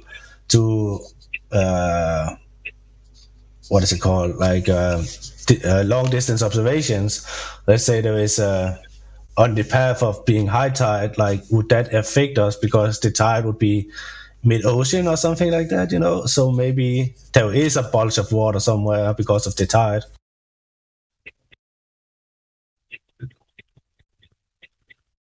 It's kind of funny we're all clueless on this subject. Yeah, I'm just saying. I mean, if there is low and high tides, we can observe this all the time. So when there's low tides, I mean, there is high tide somewhere else, and there is energy input into this. So is the water actually always 100% straight, or is there actually a declination on it? You know what I mean? Like from top to bottom. I have a speculation about tides. Yeah, go ahead. Okay, my speculation on tides is that there's a pulse due to Earth's frequency that's causing all the land masses that are all connected through the seafloors to rock slightly. This is causing a frequency created motion. That explains the tides. And it happens because the frequency is electromagnet. It's affecting only the salt water because of its electromagnetism going through the water.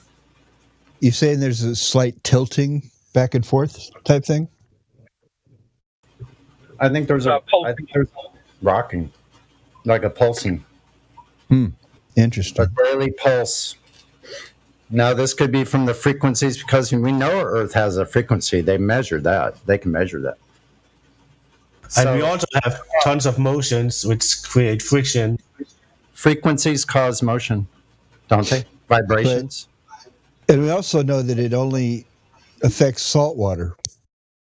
Exactly. That's what I said. Yeah. It's a better reason than the moon, bros.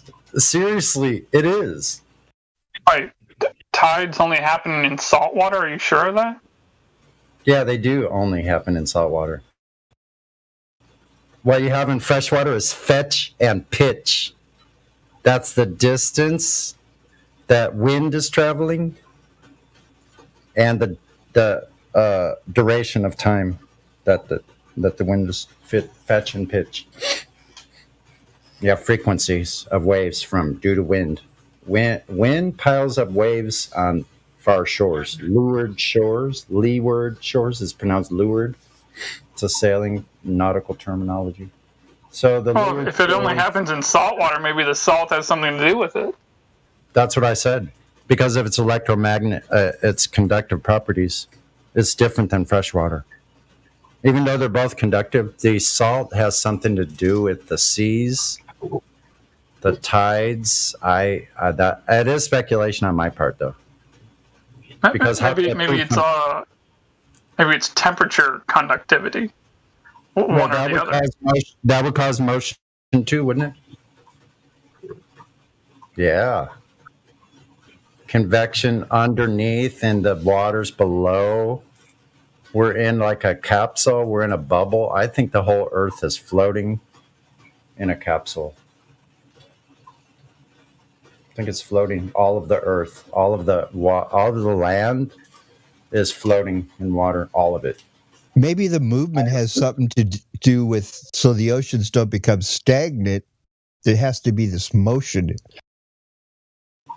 No, wait. Yeah. Why would you say the continents are floating? The whole Earth system is floating in water. We have waters above and waters below. But then my question is, what would stop it from sinking? The foundations are solid and stationary still. Wait. How can it be floating on a stand with a foundation? Easily. I still don't follow you.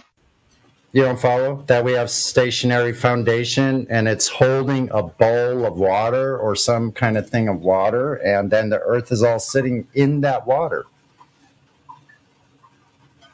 Yeah, but what he's saying is, so you got foundations, you got these four pillars, right, holding up a bowl of water, and then the Earth is sat in that bowl of water, right? So what he's saying is, what is stopping the landmass in the bowl of water sinking to the bottom of the bowl of water? It doesn't sink, it just floats. Yes, but why? Why? Because it's porous. So the air pockets and caves, what you think keeps it afloat? In every part of Earth, the air in the ground, the air that's in rock, the air there's air in everything. There's air. Yeah, I've seen pictures of stuff like this, but I don't think it's true myself. I don't know what the nature of reality is, but I don't think it's that. I think you probably didn't see a picture of what the concept that I'm imagining, and it is imagining.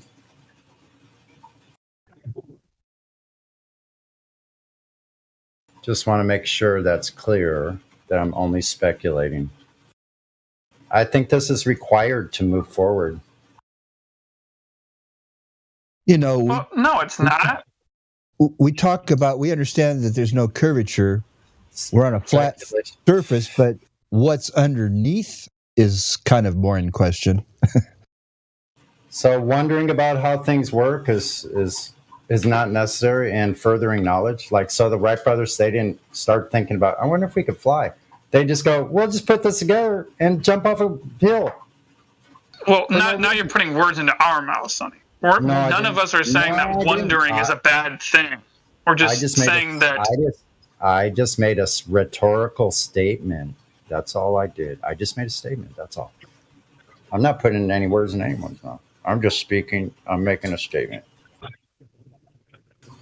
If it's misunderstood, I'm willing to go back and ask for clarification or to give someone clarification on what I'm talking about. Right. Do we know if the Dead Sea experiences tides?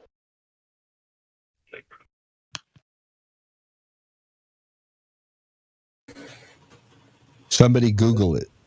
Isn't it attached to the Caspian Sea and other salt water?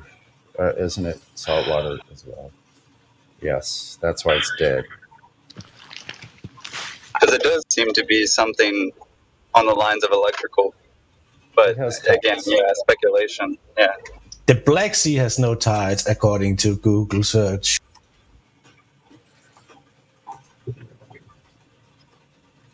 Hey, look up, is the Black Sea fresh or salt water?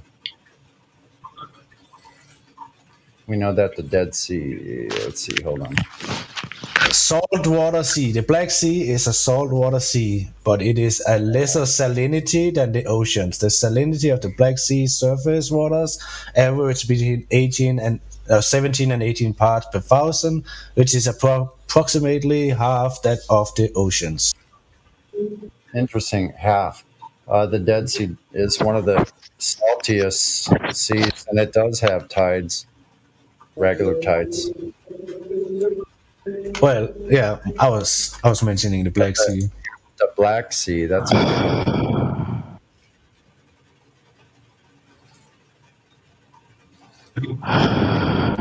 Is that water?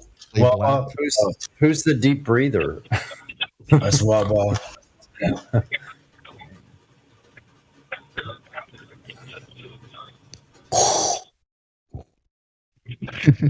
I think Darth Vader's doing the chat. Yeah. I wonder if Darth Vader's a flat earther. I mean, he's a spacer. He built the Death Star and it's just a plane.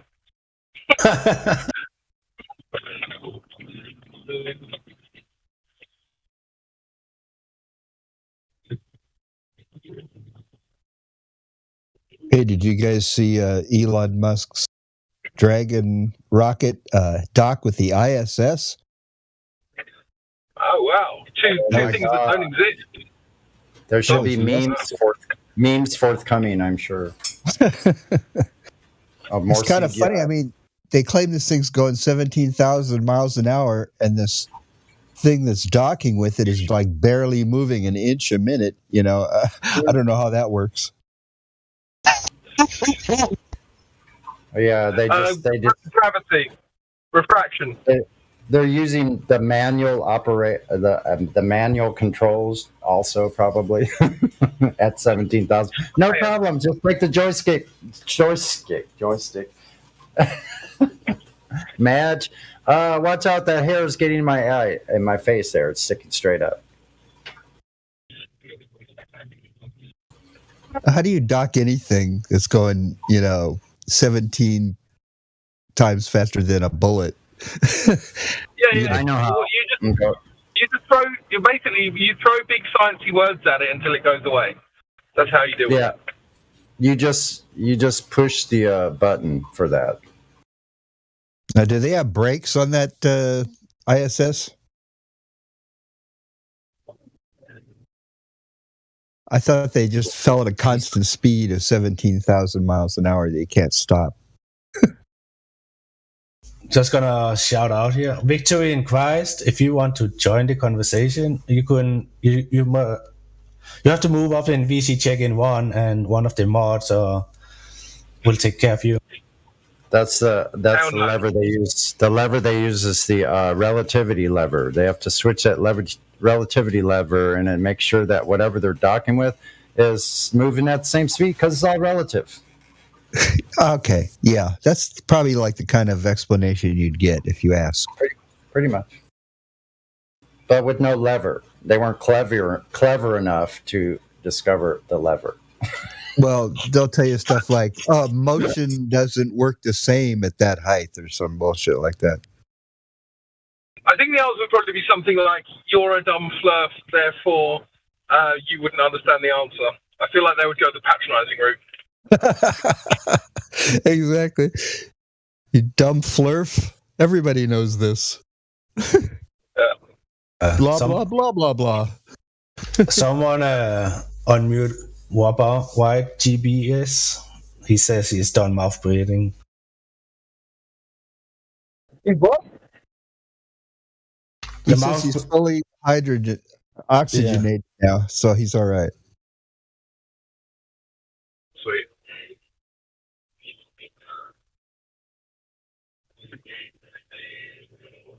Yeah, no, I've been called out for breathing into the microphone myself.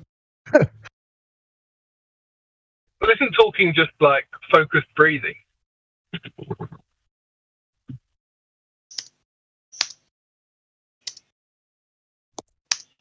Yeah, that's how you do a creepy prank call. You just breathe into the phone. Hello, who is this? Oh, hello. All right, nice. Thank you for your creepy prank call expertise. This is what I've heard. What, literally on the phone from someone? Literally on the phone. That creepy caller, that recording that's like Skipper welcoming some lady new to the neighborhood. Just this creepy guy calls for no reason, knows her phone number. Hi, Sharon. How do you know my name? Welcome to the neighborhood. Yeah, I was watching your car pull up last night at 10:30, and I was just... Don't be surprised if I stop by unannounced. Look, I don't know how you guys found out about my phone call to Sharon, but stop talking about it, please. I don't appreciate it.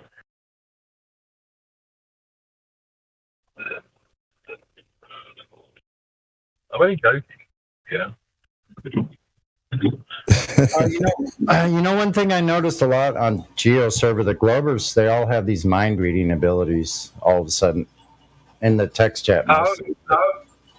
But in voice as well, they all seem to know what all the flat earthers are thinking at any given time. Oh yes. Yeah, they're fantastic mind readers. They know that, for instance, whatever you're about to say, you're going to be wrong. I've actually seen people type out responses. I've literally seen people type out responses to things I haven't even typed yet. And then when they hit reply, I'm not even joking, when they hit reply, it's replying to my statement saying, and this is why you're wrong. It's like, but you already started typing that before you could read anything because I hadn't posted it. And you know at that point it's a psychological thing for them. They're not engaging with what you're actually saying. Yeah, that's a sure sign of a shill. They don't care what you say. They just keep on and on with their garbage. Yeah. I mean, really, you can't rule out this thing I keep saying about character development teams. They probably, I mean, you can't rule that out at all. Yeah. So we start catching them. I mean, we actually catch them with our own organic methods that we use here because they work so well. So they get knocked out on logic and stuff. So it doesn't really matter what they're trying to filibuster away. Speaking of filibuster, that's a good term. It's all the globe has is filibuster. What is...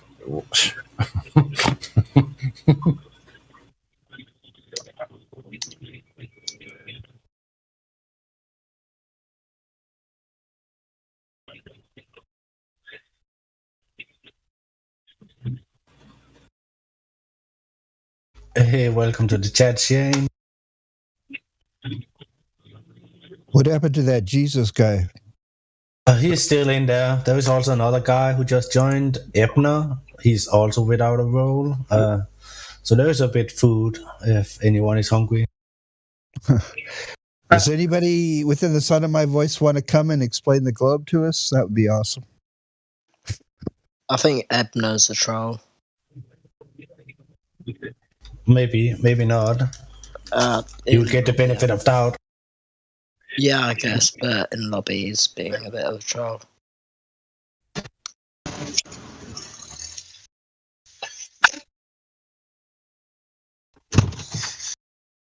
I mean, it's also cute. Excuse me. It's also perfectly fine for, Globers coming here just want to hear what we're saying, see if we make any sense. That's fine too. We like that.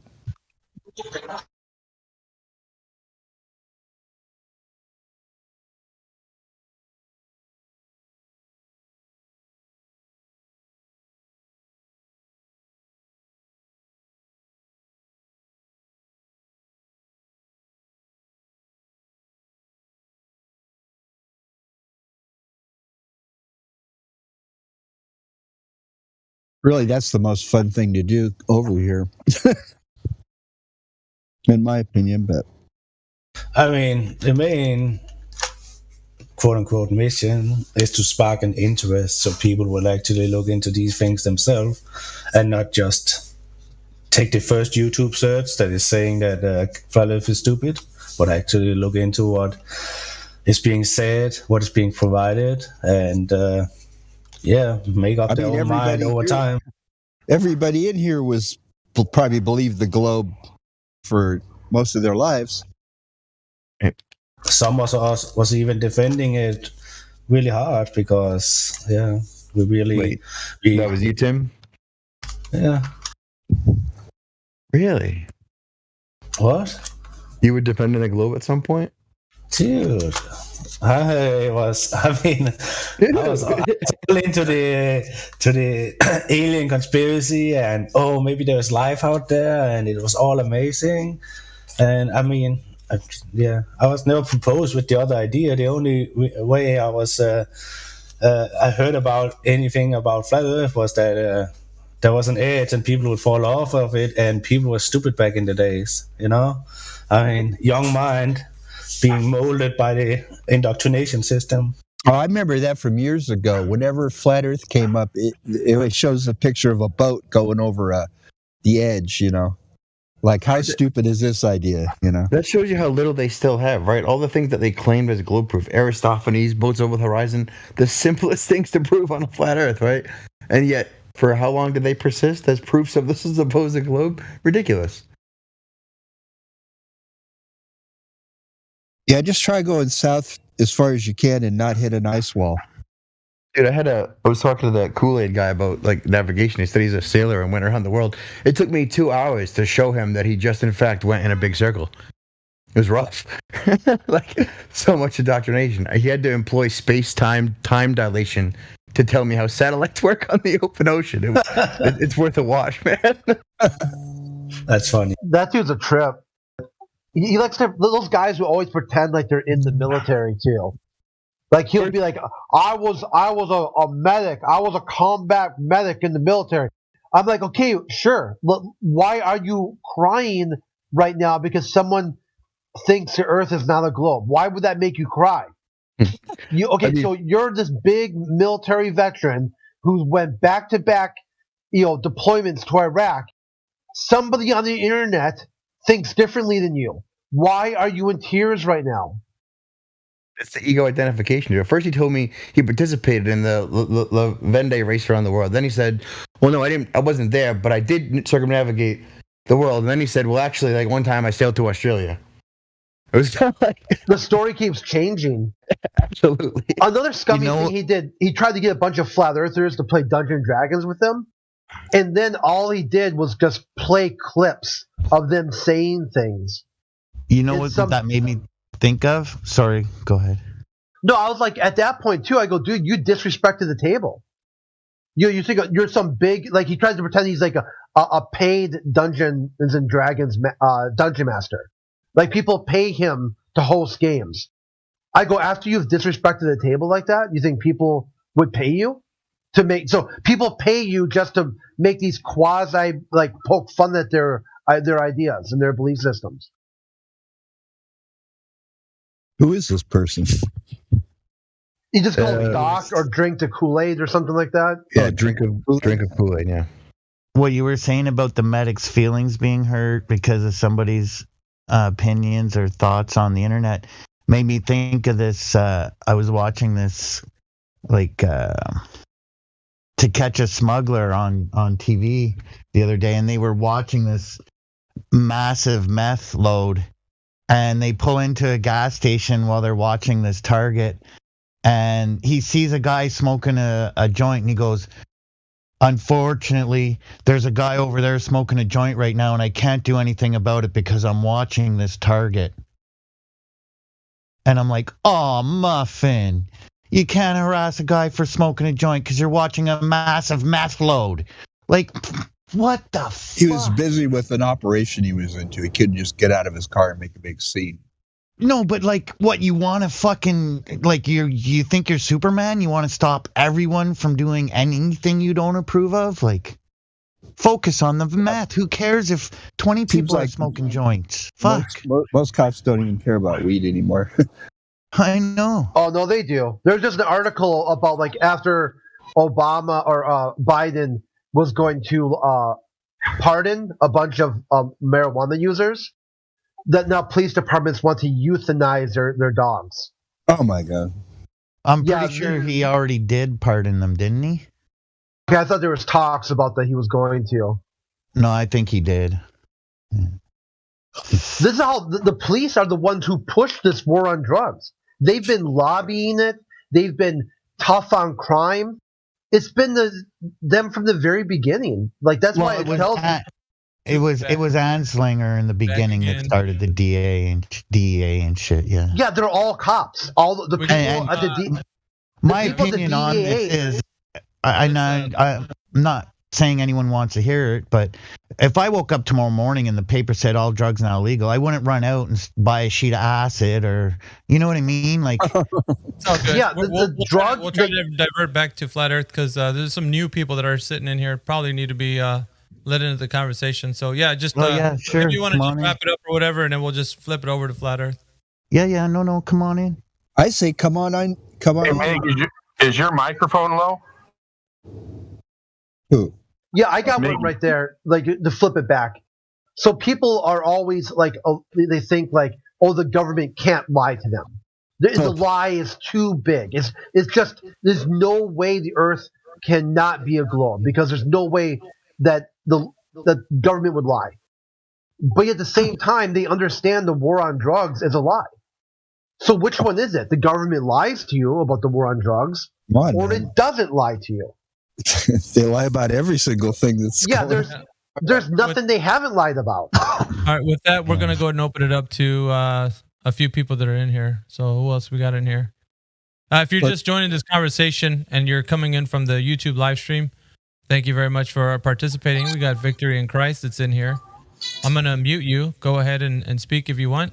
Join in the conversation. We want to know what you think about the shape of the Earth currently. So, or not. You can have your choice. But yeah, definitely new people that come in here. We do want to give you the floor so you can give us kind of what you think about the shape of the Earth. The topic is interesting, but you know, if we don't have anything to say, we will go on sidebar conversations about other things. That's what happens here. Yeah. But we do want to get people aware on the live stream that this forum is for you guys, so that you can get in to ask your questions about the shape of the Earth. We got Shane St. Pierre. I don't think I've spoken to you. You're a flat earther, it seems. Yes, sir. I think I've heard of you, Miggy. I think I've seen your three-prong takedown. I think I might put it on my channel, so it's cool to meet you, dude. Hey, no worries. How long have you been doing flat earth content? Have you been doing so I've been like truthing content since like 2021, so like almost 2 years, and flat earth content like a year and a half, maybe. Definitely a little bit after I went through the other stuff, you know. What in particular? What soundbite do you have of me like talking to people in here? Or, like, was it? Sure. Yeah, hold on. I'll grab it. I just watched it the other day. I was like, "Who's this?" Speaking to Oliver. That's a really popular one. I keep hearing in here. It was just called Miggy's 3-point takedown. I know it's like a thing, a standard practice, but it might have been like the perfect execution of it, maybe, if you remember that one. It's the one with the little sound music to it. Yep, that's from Chemtrail. Can you play it? Chemtrails version. Yeah, I don't know where I stole it from. I think someone threw it up in here, and then I ended up. We can play it. We can What's play your- it if you want. I'm sorry. What is your channel called, by the way? Me? Yeah. Oh, anti-disinformation. Anti-disinformation. Okay, I'll check it out. Serious name. Yeah, it's just because I kept getting deleted, so I needed something to unify all the places I was creating shit, so that when I rebuilt it would be quicker. And that's kind of what I came up with, and you can't change it now. I like the logo more than the name. You gotta take him down too, Miggy? There's a number after it, though, right? You're. Oh, on the YouTube there is, right? Because the YouTube is like it's iteration number 27 of my attempt to remain on YouTube. But everyone else is just, Rumble's been 3 times, and BitChute's never been deleted, so I like BitChute. I remember we talked about on Flat Earth Reality. You had mentioned it that people couldn't find it at first because they didn't know the number after. I mean, 26 is what I'm at. 27's already built and ready to go, right? Been posting stuff that I want to embed, but really, like, every channel I have is sitting on 2 strikes, 2 copyright strikes, and just waiting. They're just hovering. So, Yeah. Well, I mean, such is the way of the truther. We're not going to be welcomed by, the media, the masses. So 100%. And by the time I was deleted for like Flat Earth on Rumble, I've been deleted for a host of other stuff, so it was no big thing, right? It's only the first one that hurts, dude. That name you have for your channel could be taken two opposite ways. I know. Because the mainstream is on a war against what they call disinformation. They're anti-disinformation. Like I know. telling the truth about certain medications and whatnot. Right. But you're anti-disinformation. They're bullshit information. Exactly. Essentially synonymous with truth, right? Exactly. Then a lot of people going, "Oh, this Flat Earth posting anti-disinformation, all disinformation." I'm just like, sigh. I haven't heard that one before. Yeah, I've had a lot of fun on that one right there, and that specific, the 3-point takedown. It was like I actually formulated. Well, I would say Sonny was here when I first started, like actually talking about it. We were actually getting off the ground, trying to get it formulated, how we're going to approach it, what its effects are, like the art of how we're going to put it into the like mixing. It's difficult, and I would tell him, like, I would go over this with Sonny, and I would say to any flat earther too, the 3-point takedown, the reason why I made it that way, it was because the pillars of the globe, like what it rests on, are these claims. So it's not really the burden of proof isn't on the actual person, it's the claim itself. So anybody that adheres to it, of course, becomes has to provide the evidence. This was the first time I ever heard of you, man. But like in 8 minutes. At the end, you were like, "Okay, welcome to Flat Earth." He was like, "Wait, what? No. Hey, I see what you did there." It was pretty funny. Yeah, you hear the way he turned around after. But no, I liked it because the first time that I've ever heard somebody actively kind of like, "No, I agree. Yeah, I don't know anything. No, I don't know anything." And then at the end, he's like, No, I didn't say that." And we were like, "Too late. We heard you say it. Everybody heard you." Like you would track the last 10 minutes, everything that happened. I didn't understand what you were doing. That wasn't fair. Yeah. Yeah, you are a rude a-hole. But I mean, and the thing was like, and I was talking to people about 3 points, and I was like, it's not that you're trapping them in, but it's just to get them to realize that they don't know. The ultimate goal here, because when you have a conversation with these guys, they're pretty much puffed up with knowledge, right? Oh, of course we don't know the earth is flat. We know it's a globe, on and on, yada, yada. And so when I would tell people about the 3 points, it's like, what it gets them to realize is that they don't know. And as long as that's the point of the discussion of the 3 points, then you're getting to the root cause of why they're going through this life thinking that they have a head knowledge of the globe and they're not going to be moved. Like currently right now, if you go to any baller, we call them ballers, it doesn't matter who it is, you start talking about gravity or Coriolis or any of the other derivative topics, they're going to argue straightforward on them because that's kind of the stuff the rhetoric covers, right? So their bias is up and it's strong. So you can't remove it. They have to remove it themselves. So yeah, that's what you do. You get them to admit, I don't know. And then once they do, then you just, with that concession, you're just like, okay, so we agree that with the earth curvature and spinning, in the vacuum of space. It does not exist in reality. And they're like, that didn't say that. And you're like, yes, you did. You just conceded. And so it gives you a stronger platform for you to be able to speak about flat Earth versus going into it the other way, where you start talking about the topics before you get them to admit that they don't know. Right. I always talk about Candles in the Dark a lot because it's like a seminar on how to break someone out of a cult, but it's really applicable for heliocentrists, right? Like how to talk to someone without telling them any of your own opinions, any of your own views, just asking them questions to bring them to their own cognitive dissonance so they can understand and see they already believe a bunch of contradictory nonsense, right? The thing is, like, you plant seeds. You never watch the seed grow, but you plant it, and when you're not there, it definitely grows on its own. Yeah, and the thing here was because of the fact that we were having these guys come in here, and they were very trollish. They were using, debate tactics, and they wouldn't answer questions. And this was really just saying, okay, if you're being honest with this conversation, you're going to either tell me you know or you don't, and that way we can establish with that knowledge, with the level of how much you know about the globe, and then we can go from that. And usually it came out to be that people would say they don't know. And supposedly this guy was, it was all about saying that, he doesn't know. And then at the end, he's like, no, I didn't say that. Well, he was the only honest one, right? Like you asked him questions about spin and statistics, and honestly, he went, I don't know. But that's what most people do. The ones that lie come in and goes, I know everything, right? Well, no, you know a bunch of ignorant nonsense. It turns out none of it's true. It's amazing how confident you are with that ignorant nonsense, calling it as if it's knowledge, right? That's the whole kit and caboodle, man. The 3 points were designed for that. It's to get the person to realize that they don't know. So when somebody it's because really what this is, it's a psychological warfare. So it's something that your mind already believes a foregone conclusion. The Earth is a globe. You don't question it. You don't think about it. We've made fun of it in third grade that people used to think the Earth was flat a long time ago, but now we know it's not. And so you're moving forward, with this bias. You don't have any other things that you need to look at. So most people, right? That's how they approach it. So in order for them to undo that, the whammy, you have to actually get them to look at how they don't know it when you ask those questions. Right. It kind of undoes that for them.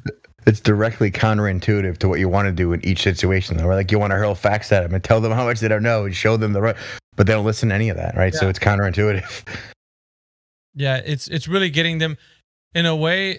It's genius because it's getting them to admit while you're talking to them that they don't know, but because you're allowing them to say, look, you can answer this any way you want, but we want the honest answer. If you say you know, then present all the evidence for this. If not, be honest and say you don't know.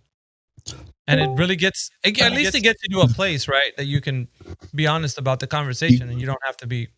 Yeah, you got two different kinds of people going to come in here, globe people.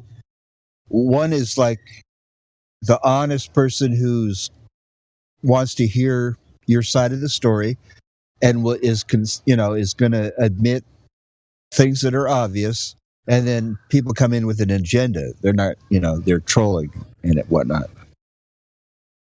Yeah, who is it that has really good troll? Lou, I heard in here a couple of times. I was hanging out, and then some new one came in, and he was just like going super hard on him. And I was like, why are you being so mean to this guy? And then at the end, he was like, okay, I gotta go, and my mommy's gonna beat me. And I was like, oh, he is a troll. How did he know the whole time? He is such a good troll dog. Yeah, we've done this. Like, there's like telltale signs that you're dealing with somebody that's not genuine. No, but we do. I mean, we. Yeah, go ahead, Twad.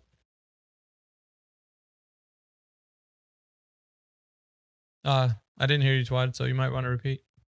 Oh shit! Sorry. I didn't realize I was hot micing. Yeah, it's a trip, man. But definitely. If you glean anything off of like that, those 3 points, hopefully that's what it is. The basis of it is to get people to be honest.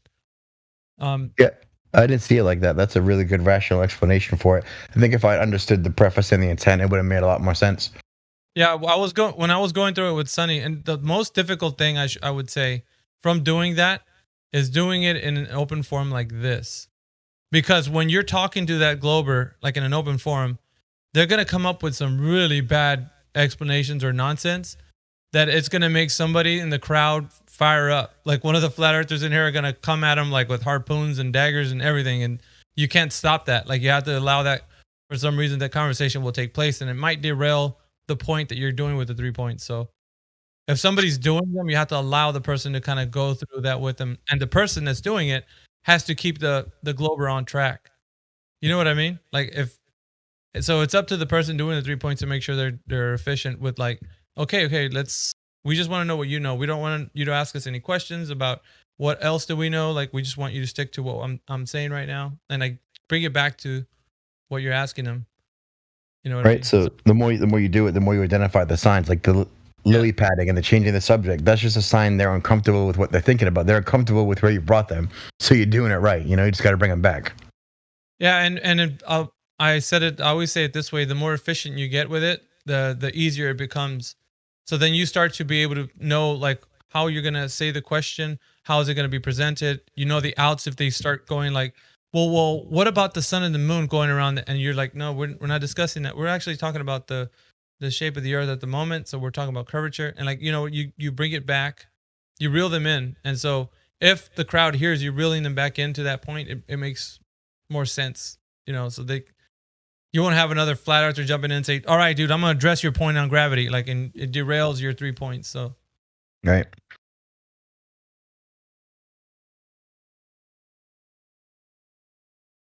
That's great, man. Like we're all learning and joining together with this, this knowledge that they don't have. Today we've been discussing, Shane, how people go into, debates with these guys, and it feels like sometimes that, flat earthers have to be knowledgeable about like these really high sounding theoretic ideas that they have. And I always tell people, it's like, you don't like that. You're meeting them on their ground, on their turf. That's all they want. They want you to, right. to talk like them and stuff. You don't need to do that. I mean, about trial by fire, right? The first one I did was McToon, totally blind. So definitely learned all those things retroactively. Yeah, he does. Hey, I just saw that, Shane. What's up, Flatter? I didn't. Yeah, that was like weeks ago, bro. Yeah. No, I know. I've been away. I went on like a 2-week vacation, bro. I've been away from like my internet and everything. So I just came back yesterday. But yeah, dude, that's so funny, bro. I just saw that. That's hilarious. Bro. He was talking directly about you. He was asking me about debating stuff, and he's like, well, for everyone that makes fun of everyone and makes baseless accusations, I'm like, I know who you mean. Yeah. That's funny, bro. That's funny. Yeah, dog. Good find, bro. Good find. I think you appreciate that. Yeah, for sure, bro. Yeah. I do, bro. We got Ebner in here. Ebner, I just unmuted you. You have control of your mic. You're able to speak if you want to talk about the shape of the earth. We're welcoming everybody into this platform. So, Ebner, you have control of your mic. You can get on the mic and talk to us about what you think the shape of the earth is. So, yeah, welcome to the conversation. Usually, anybody new, I'll just open their mic and ask them if they want to speak. Yeah, dude, that's a really warm welcome. I like how you do that, dude. Hey, what's up, Miggy? I just want to say what's up to you too, bro. Flatter, what's going on, man? Man, just trying to flatten the curve, bro. One beat at a time, huh? You're doing the right thing. Flatten the curve. I mean, I like the last 2 tracks you came up with was pretty good. I put them on my channel too. They're pretty dope. Thank you, bro. I appreciate that, bro. I appreciate that. 2 weeks to flatten the curve. Flatter Day is the Harry Mack of Flat Earth. Yeah, thank you, bro. I take that as a high compliment. Thank you. Highest praise, yeah. If you know who Harry Mack is, then you know what I mean. Yeah, no. He goes and just does the freestyle like right on the street, boom, boom, boom. Yeah. You have that mind. You do have that mind. You piece things together with like just what you have around you, and it's good. Thanks, bro. I appreciate that. Keeps you agile. Because I hear your rhymes, and I'm like, yeah, this guy, he's throwing things, and I'm pretty sure they came to you as you were doing it, so it's mainly just straight off the dome. It's not nothing. He's freestyling. Hey, no pun intended, straight out the dome. Dome, that's right. Hey, check it out. I got over 1,000 subs on my channel now. I promised the plain truth because last Christmas he did like a thing to try to help me get subs. So since I only live like 15 minutes from the Black Swan, I'm gonna go set up a booth there with like the information for Black Swan and all the rich kids that go to that beach from Montecito. I'm gonna have the information for them, but I'm thinking about doing my first live stream like sometime this week. I've never done a live stream before, so I'm kind of just gonna be me like putting one foot out there and just seeing how it goes, you know. I'm a little nervous actually, but hey, you do it on here all the time, man, and you do great. So I wouldn't worry. Your personality is perfect for it too, man, because you look like you can do that on the street, man. You just be like, hey, dude, hey, can I holler at you real quick? And then they'll come over and you're just like, look, man, I'm just gonna show you something, man. You can do it with whatever you want. It's funny. It's funny though, because when I was with Witsit in Isla Vista and he was flat smacking people with the bullhorn, this girl comes up to us and she goes, let your friend talk. And Witsit's like, all right, here. And he gave me the bullhorn. And I was just like I choked, dude. I was like, I didn't know what to say. And I just gave him the bullhorn back, dude. Speaking is not live streaming. Yeah. Yeah. So I'm just going to try to push myself past my comfort zone. Dude, you just gotta, instead of stick your toe in, you just dive the fucking head first. It's all good. Make some mistakes, figure some shit out. Everyone's first stream is sloppy. It's all good. All right. But you should also... Flatterday, Kiwi here. Where did your, not much, man, chilling, bro. Where did your piece go? I was just looking for it on your site or on your channel with respects to those two dudes on the street and smacking them. Oh. Which one are you talking about? Latter-day Saints versus Latter-day Saints? Yes, sir. They all should be on there. I should make a when you go into my the beginning, like on my YouTube channel, when you go into my albums, I should make one where it's just that. I'll post it up today, and I'll put all the videos together and make like an album, and then I'll post it on here. Nice. Did you scroll through right now looking for it? Did you preach to the LDS? Yeah.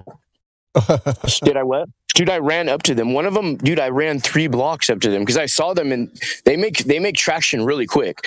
So when I see them in park, by the time I'm parked, they're already another block down. So I just ran. I was like, got the camera rolling and I just started running at it, bro. You know what I mean? So I'm sure they were Globers. Oh yeah, bro. Yeah, they believe in the Big Bang and everything, dude. Isn't that weird? Yeah, it's so weird because I was like, even your guys' book doesn't even go with the Big Bang. What you guys are reading, you know? Dude, they have something called the Big Hiss now, but it's equally as stupid as the Big Bang. Oh my god! It's called the Big Hiss. The Big Hiss, yeah. It's about like atomic level crap, and so it's even stupider than the Big Bang in my opinion. But even them, they don't hold the Big Bang. Yeah, they have the Big Hiss now. It's a snake encoded. It's Satan. Hiss. Oh yeah, it's a big hiss, right? Like, that's ridiculous. Oh yeah, because they're saying that the Hubble now is disproving the Big Bang or something stupid like that. Not the Hubble, but the newest one, the James Webb. They're saying like it's disproving the Big Bang. Now we have different theories. Disproving, but they're scrambling. It was wild speculation from the start. Everything came from nothing. No one and nothing caused this. Don't worry about it. That was the whole Big Bang. It's a real interesting fantasy story, though. Yeah, we're here just by this accident, an explosion. We just made kitty cats and rainbows and fruit trees and. At least the Big Hiss uses like toroidal fields, so that was interesting. But it's still about atomic things and other fairy tales that don't exist. Yeah, that's hilarious, bro. They're probably kind of embarrassed about the Big Bang Theory. Like, we got to get rid of this dumbass. That was my take, dude. Right? Like, we got to come up with a better theory. And I'm like, well, you failed. Another fail. Yeah, an explosion that created everything. Another setback for Artemis. An explosion that created people with consciousness and animals with consciousness, and don't worry about the golden ratio. If you're questioning this, consult your indoctrination facility. Right. Participating stores may vary. Source tax may be described. Shit. Batteries not included, Boyd. We're prohibited. The other day we were making up like a book of the Bible called the Book of Gravitation, and we'd make absurd statements that they believe and cite them as biblical texts, making chapters and shit. I wish we really recorded it. I know. I think we had a whole book. This one I can't remember his name. It was like one of my last videos. This guy's trying to say like, oh, flat Earth is religious movement and da da da. It's just like, oh my god, you guys are going to go to that now. That's cool. Isn't that Whatever funny? you want to say. Mm-hmm. You guys are the world's widest cult of scientism. You don't even know it's a religion, but you're calling us a cult. Oh, dude, oh my god. I know, right? Dude, like I used to say, like you can't call us a cult, right? The best you can do is a collective of separately crazy individuals who independently arrived at the same absurd conclusions. How's that? You know, like. Yeah, we're not a cult. A group of individuals who have gathered under, as Shane just outlined, a common observation. We can't find it. The other thing that bugs me is they call it a psyop, right? And you're like, well, if you know what the definition of a psyop is by propaganda and excessive use, then the only psyop by definition is the globe, homie. I know. So funny. Hey, I'm gonna go to my son's wrestling match right now to go cheer him on. But I'll hook up with you guys later. It was good talking to you guys. Take care, bro. All right. Good time. Hey, thank you guys. Good one. Peace out. Bye. Okay. There he goes. Son's wrestling match. Awesome. Kind of a game. Hey, how's it going, man? Oh, Kiwi. I keep an eye on that son. He might be a little light in the loafers. I'm sure he's ferocious as all hell, dude. Okay, we'll give him the benefit of the doubt. Wrestling can only occur on a flat horizontal datum. Thanks. Yeah, you can't have a slanted, bent, curved wrestling mat. So I've been hanging out in Geo's chat, but like not arguing at the dumb globers because I know they don't listen. So I just been like, memeing them. Boy, do they hate it. Yesterday I got blocked by 5 of them. Never even argued a point, right? I just responded with clown face, everything they did, and they freaking Geo, he's emoji bullying. Is that really a thing? Like there's this wonderful GIF that's like God creating everything on a ball. It puts a human on it, falls off, scratches his head, makes the earth flat, puts the human on it. Oh, light bulb, and then puts all the rest of the stuff. It's wicked funny. That's what I'm saying. You think like when God decided, I'm going to make these little men and animals and plants, the first idea he came up with was, I'm going to put them on the outside of a ball, you know? Right, exactly like this, dude, right? Whoops, that didn't work. And also I'm going to make the ball spin about 1,000 miles an hour, and that'll all work out fine. I'll make something called gravity, but Neil deGrasse Tyson will come in and explain it better in about 2,000 years. Don't worry about it. Yeah, don't worry about it.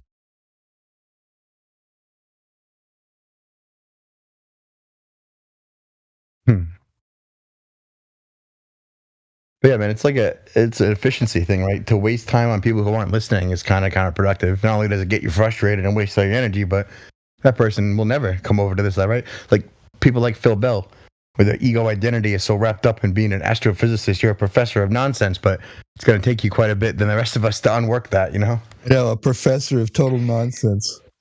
Yep. like Neil deGrasse Tyson.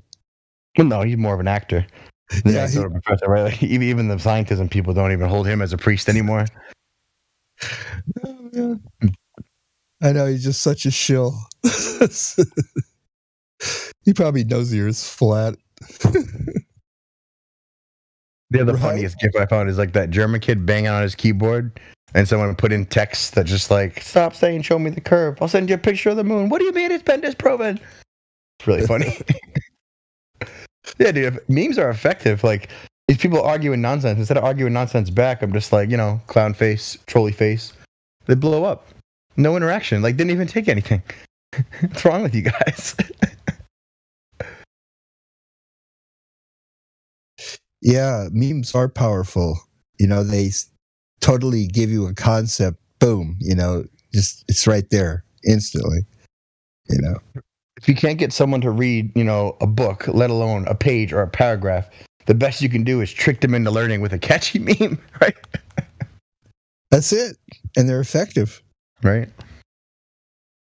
Especially Flat Earth, we know how to make memes. Globe? For sure, dude.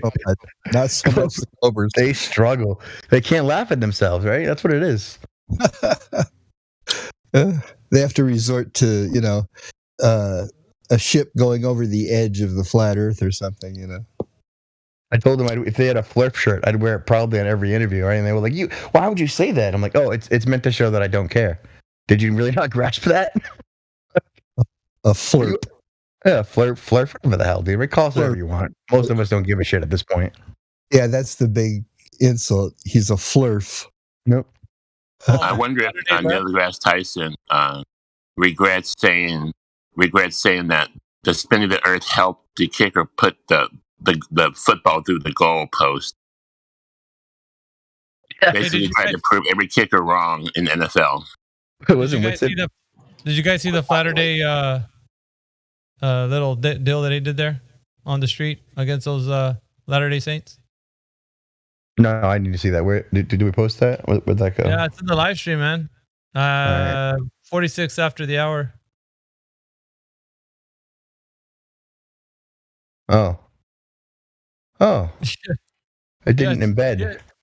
Yeah, check it out, man. Like he actually approached those guys and he was telling them each lie. He approached them with a different context because of the fact that they're speaking of biblical matters. So he came at them at a different way. So made them think. Actually, that's the goal, right? I mean, they already believe some complete nonsense already. So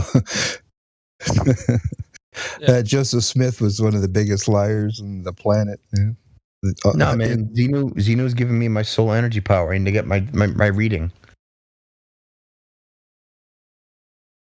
You guys don't know about Scientology? That's what they really believe. Oh, Scientology. Yeah, that's a whole wacky thing. I thought you brought it up. My bad. No, I was talking about Mormons. But this is not the forum to discuss religion, particularly. Yeah, we're just doing a small little call for anybody out there, YouTube land. If you guys are listening in, we are inviting you in here for a conversation Saturday night, maybe morning for some others, Sunday morning. But we are inviting you to come over here and talk to us about what you think the shape of the Earth is. It's important, right? You might not think it is, but it is something that could be a deception that you don't even know about. So once coming in here, you might know how little you do know about the Earth.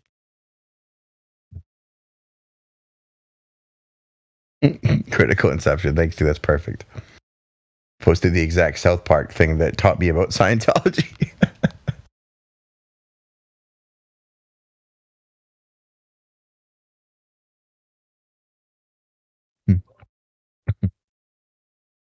Yeah, Scientology is super expensive if you want to move up the ranks, Right. It's like 101 on what is a cult and how to run a religious effort. That's a cult to get no taxpayer benefits. Yeah. They charge like thousands of dollars for these different courses and stuff. Something interesting and the about head of the thing's wife is we don't know where. What? The David Musgrave guy or whatever, the head of it, his wife just vanished into thin air. No one knows where she is. Really? David Miscavige. That's it, yeah. She went up to the spaceship to see Xenu. That's like the ascension for them, probably. Yes, so. It's the only religion where you sign a contract for 1 billion years. You know about that? Is that a real thing, too? Holy crap. You sign your soul to Scientology. Awesome, bro. His wife's probably a tranny.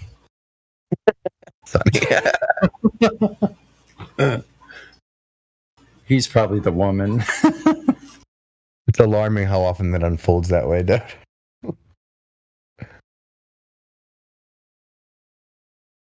I saw a video once that was making a point that Bill Gates was born a girl and his wife was a man. He does have the shoulders for it. He does have the waist for it. All you got to do is try to prove them wrong. Look, if a guy crosses his legs like that, I got questions. That's all I'm saying. Yeah, there's a bunch of real feminine-looking pictures of him growing up. If you see him in, when he's a kid and stuff, teenager, and he just reeks of a girl.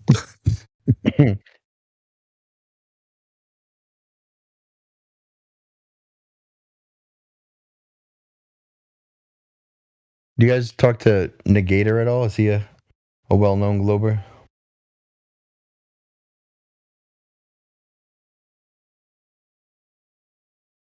No. He's no glober hack. Negator's Is he? an anti-flat earther, so it's Yeah. beyond the levels of being a baller. Ah. He doesn't just think the Earth is a globe. He hates flat Earth with a passion. Right. I mean, I was talking to him yesterday about some of the Star Trails, and I felt like he just was understanding what I was saying, but then just saying things over and over again. Like, are you doing this on purpose? Oh, anti-flat earther. That makes a lot of sense. All right, I gave him the benefit of the doubt. My bad. 100% anti-flat earther. Yeah, I handled him the other day. Whew. How'd you do that? He wasn't here? No, Geos. Oh, Geos. Kind of ticks me off is when we stop and we say, hello, so-and-so. We roll out this red carpet of welcome and invite them to speak, and they fucking sit there and do nothing. Are you talking about in here? Or Yeah, like you just did it 10 minutes ago with this guy. Oh, yeah. New people, man. You gotta chill, right? Like everyone's a little bit shy. Yeah, I feel like there's people that come in here maybe just to lurk. But what I do is I don't usually let people just hang in here. And for the fact is, like, this is participation from everybody's part. Maybe at some point, you feel a little bit like introvert because if you say anything wrong, people might scream at you or whatever. But and the reason why I open it up to everybody that comes in here, I feel that we don't know what they know or where they come from, and I think just getting to know them as I mean, okay, even if you're shy, just at least acknowledge you're being spoken to and say, yeah, I'm just here to listen. If that's cool, we go, okay. That's a fair point. I've seen people do that. Go, I don't really want to speak. I just want to listen. And I'll go, okay,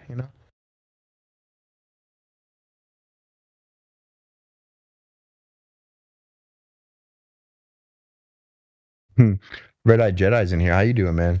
I remember when you were a globe skeptic. Are you a flat earther yet? Yeah. Yeah. Well, like I came. Well, I mean, so you got to understand. I came here. I came here from the podcast, right? So you guys have podcasts that are on. I found them on like Apple Podcasts. I don't know too much about my phone, or like I don't really like using even my phone. But somebody posted some links and stuff in poll, and they were of some content and stuff. So I was like, okay, I'm gonna like listen to this and see what has to be said, because I was already like kind of skeptical about a lot of things. And so I listened to several debates, and listened to what physicists had to say, and just the arguments that they would come up with were atrocious. And at the same time, I didn't really have answers to the questions being presented either. So when I joined, I was already on the fence with things, right? And I think, give me a second, I'll tell you.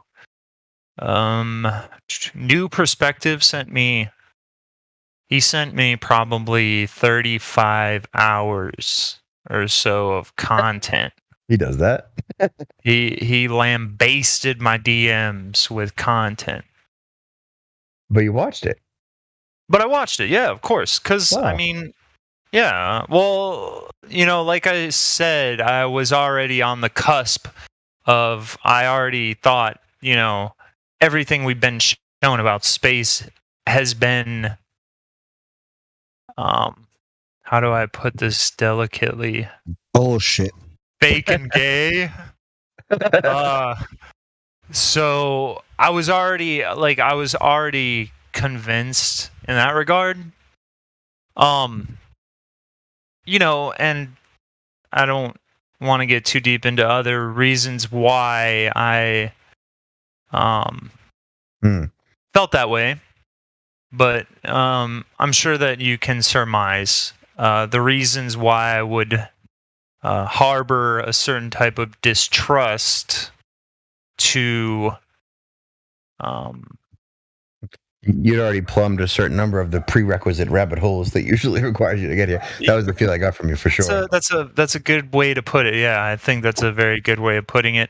So I was already kind of there, and going through the material, there's a lot of things that are said that in some of the videos that he linked where they're completely separate rabbit holes that I don't necessarily agree with or whatever, but I think relating to the topic of the server, I think there was a lot of good points raised and good questions being asked. So yeah.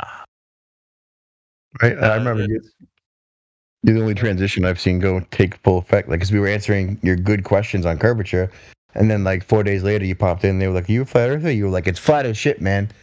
I was like, "Wait, really? Already? Sweet." Well, like I said, I was already I didn't really. I was already doing a little bit of my own research, and there was a lot of things that I'm seeing and a lot of pictures and stuff that I can't explain. And that paired with the fact that what I'm being shown from NASA is not legitimate. It's kind of easy for me to start over at a base level and kind of revisit some of the things that I know or think I know, right? So it wasn't like this whole overnight transition into flat Earth, so that's kind of my story. I was already at the cusp, and I just needed kind of a new way of not. I've always kind of looked at things critically, and use logic, and apply it. And a lot of the things that were stated made logical sense, right? So it was easy for me to relate to that kind of interpretation of, I guess you could say, truth seeking, or right. You already had the prerequisite amount of skepticism, right? So you were really willing to look at stuff. If you watched 30 hours of video someone in here sent you, that's pretty cool. That's pretty indicative, right? It's almost a certainty. Yeah, and even before that, like I said, I listened to hours and hours of debates between people with PhDs, master's degrees and stuff like that, who don't really address any of the questions being asked, and they kind of sidestep everything and don't have any good answers. They just don't have any good answers. And these people teach college students, and it's just it's I recall, in my college career, I guess you could say, right? I would ask my professors questions that weren't directly related to the topic that were being discussed, but implicative of the topic being discussed. And oftentimes I would find that they would just leave me with a very dissatisfying answer, or not be able to answer it at all. Right, and when you don't get it, you're too dumb to understand it then. That's the feeling that they give you, right? No. Fortunately, that was never it. They would always be they would maybe point me into other directions that I should study, or you know, they would kind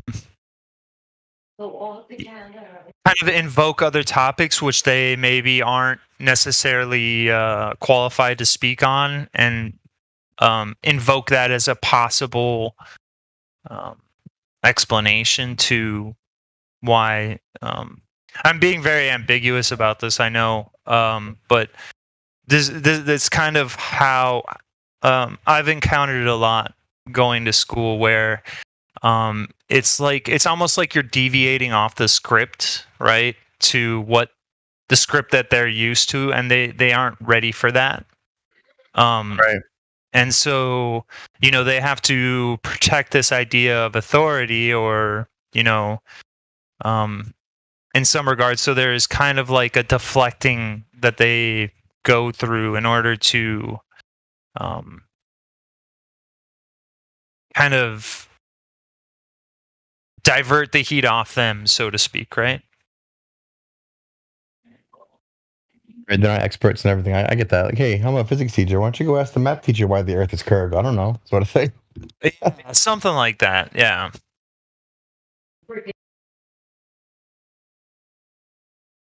So I've experienced that kind of, like, you know, and I don't expect everybody to have all the answers, and I'm not gonna like hold his feet to the flames on that, like, oh, you don't know this, or, you know, like, you know, there's, you know, there's so much to learn and know and understand in this world. And as you understand more and more, you realize how little you really actually understand. Right. You see all the topics and how they interconnect with other abstract concepts, and you realize that you're in way over your head. Exactly it though. Like, I've never seen someone go right for flat Earth without understanding many of the what I call the prerequisite courses beforehand, right? Yeah. I'd like to see it, but I never have.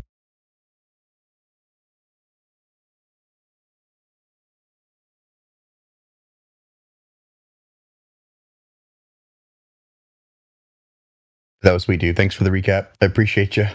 Because I remember weeks ago you were on the other side almost, and New York City came in here skeptical, already on the fence. But I think that's the ideal example case, right? We're not trying to convert anti-flat earthers in here because everyone knows that's impossible. But anyone, I think, coming in should be at least on the fence, even if they're on the globe side. It's good to see a positive impact in real case scenario. I think it's important that if you come in here, you at least you offer it a fair chance, and you play around with ideas. And, you know, you can't, like you said, I think that's a good kind of statement to make, is that you can't convert anybody. They have to want to be able to, like, do the work themselves. Like, if they really care about learning or knowing about something, they have to do work to really learn or know about it. And if they aren't willing to put in that work, then, and you have to put in all this legwork, and they still aren't, you know, giving you the time of day to even consider your points that you're making, then, I mean, it's kind of futile. Yep. Fruitless. And not even that. Erroneous. And then you get wasted effort, wasted energy, frustrated, distracted. Efficiency is key, right? Don't be wasting time on people who aren't listening. That's exactly what I'm saying. I agree. Who else is in here? I heard a lot of beeps. More. Is that out of order chaos? Is that? No, we're missing a letter. Morbus Ordosaclorum. What's up, dude? Like that name? What's up, guys? What's up, guys? Yeah. Man, I'm out here battling this bamboo. You ought to see this pile of shit I got. I got this damn Kubota mini excavator from Home Depot, and I'm just scraping the shit out of my soil, getting all the bamboo rhizomes. Nice. Tired of this shit. I've been battling for 2 years now. Keep battling. Oh, Flat Earth Dude, I see you got a doctorate since the last time I talked to you. Congratulations on your promotion, sir. Thank you. Yeah, it's been about a month now, I guess. Still looking for a job. He's been looking for a job for the last like 50 years. Just kidding. Right. While he's working, he's actually looking while he's working. I call myself self-unemployed. I like that. Self-unemployed. All right, I like that. Yeah. Been that way for 35 years, something like that.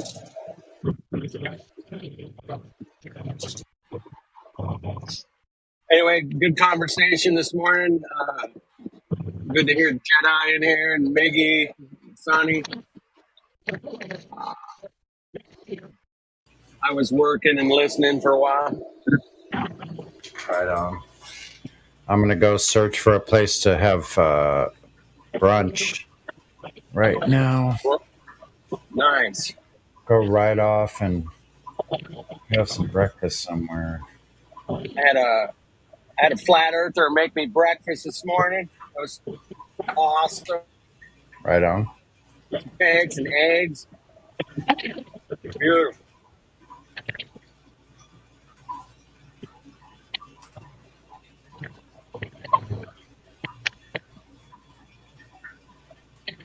Anyway, just driving down the road, listening.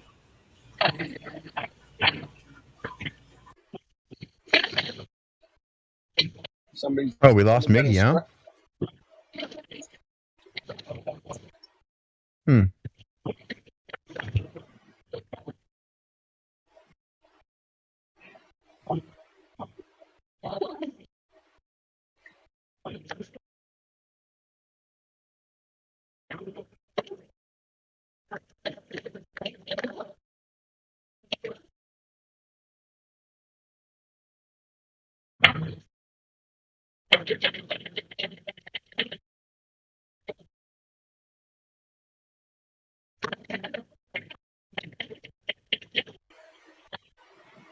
Somebody's had a crunchy microphone.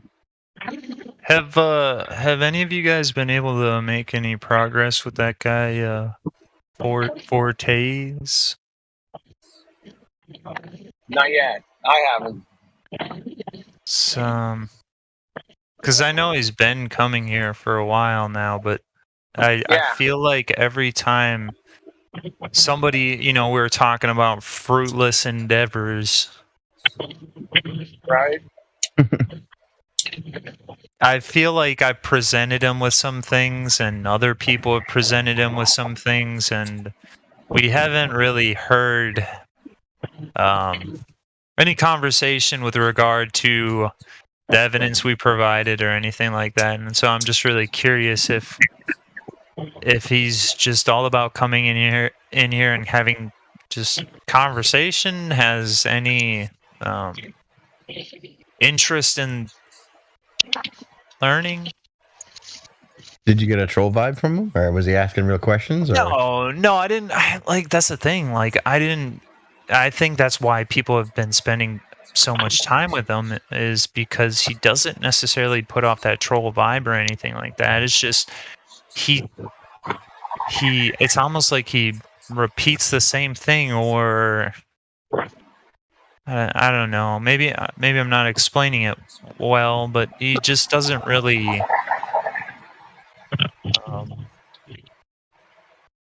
let the points, I guess, we make to him really hit home, because I feel like the next time that he comes in, he'll kind of like ask kind of similar questions, I guess, hoping for like a different response. I don't know. It's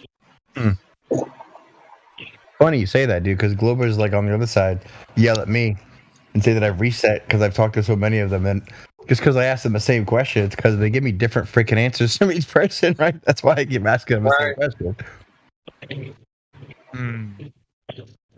So maybe he's hoping to do the same for us. I don't know. I don't know if I can fault him on that. But I don't know who we're talking about. I've never even spoken to the guy. I also noticed how much the global answers have changed over the last couple of years. It's everything is always changing with them. There's new arguments. There's new data about refraction. They're just finding everything out now in the last, say, 18 months. Yeah. If you notice, like the high level debaters are the people who have been around for a while.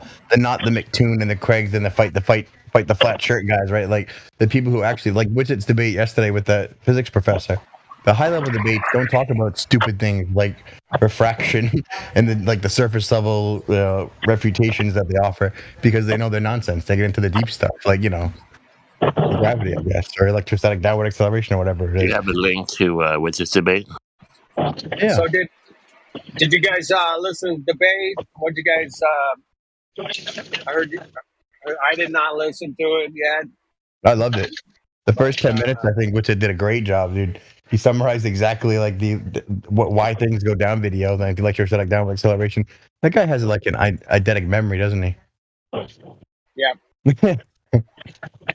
Yes, he does. It was a really good debate, dude. I think the physics professor made physics professors worldwide look silly. Excellent. I love that. Now it's a must. It's a must watch now. It is, because Witsit was so confident and cool and collected, knowing that you're talking nonsense and I have the truth on my side. And by the end of it, he was just like interrupting and dithering and uncomfortable. I think I could even see him sweating. I wish you guys should play it on here and interject. Pause it, interject.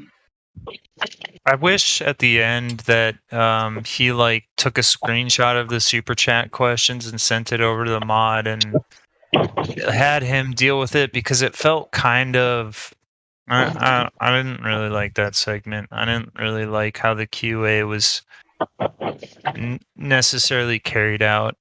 I feel you. I mean, I think he was trying a bunch of new stuff, right? Like, I don't know if he was hosting his own via OBS, and then Jaron came in to moderate via his OBS, and then they had a third guest, and they were trying to all coordinate and move around. So I think that's why he was like, I can't see your super chats, etc. So they were winging it, figuring stuff out, I'm sure. I'm sure it'll be smoother next time. Yeah. Who hosted it? So it was on his channel, but then he had Jaron come in to moderate it a little bit. But it was on, I don't know if it was on Jaron's channel, it was on Witchett's channel too. So it was kind of a curious setup. He's right. All right. I'll find it. But no less just like the audio from that as added to the music dot, would highly recommend it. The first 20 minutes was epic. Sometimes that's all you need, man. 20 minutes. Right? I was so although I might be a wee bit biased.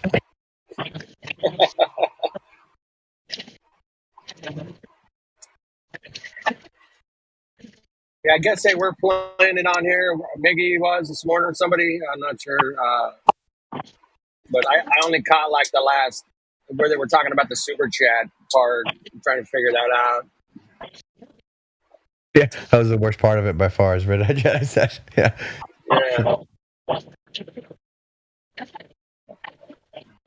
That's when Miggy stopped it. So, all right. A physics professor.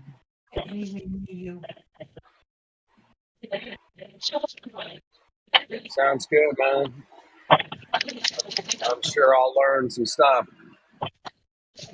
Does anyone know who he's debating against? Because the guy looked familiar, but I can't quite place him. Where's the link? Someone put the link. Oh, I forgot. I'll grab it. Yeah. I think that guy was more prepared than anybody else that Witchett's really debated against. In terms of he had a whole website, and maybe McToon might be more prepared, but it seemed like that guy had many slides, in the chamber ready to go. Right. Yeah, he in-depth researched Witchett and prepared for an interview. He still mopped the floor with him for sure. Right. He That's like awesome. he did his research on, flat earth arguments and stuff, so Excellent. There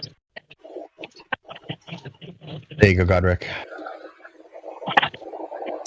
Thank you. Oh, I saw this one, like, just the first part. I gotta finish the rest all day. So it's the one I thought, okay, thank you. Bryant Myers, BSMA Physics. Look at those indoctrination letters he lines up. Oh yeah, you gotta line them up. Get your paper of the higher mind. I was talking with you the other day about like his first debate, which I happened to see, which I think was McToon like 2 years ago, and how far he's come since then, right? That's why I was telling Flatterday, dude, everyone screws up the first time. Just dive in, screw it up, have fun, and learn, improve. Because to look at like Whitsid's debate versus McToon versus yesterday's debate is like night and day. Absolutely. Yeah, he's been doing a lot of homework in the last couple of years.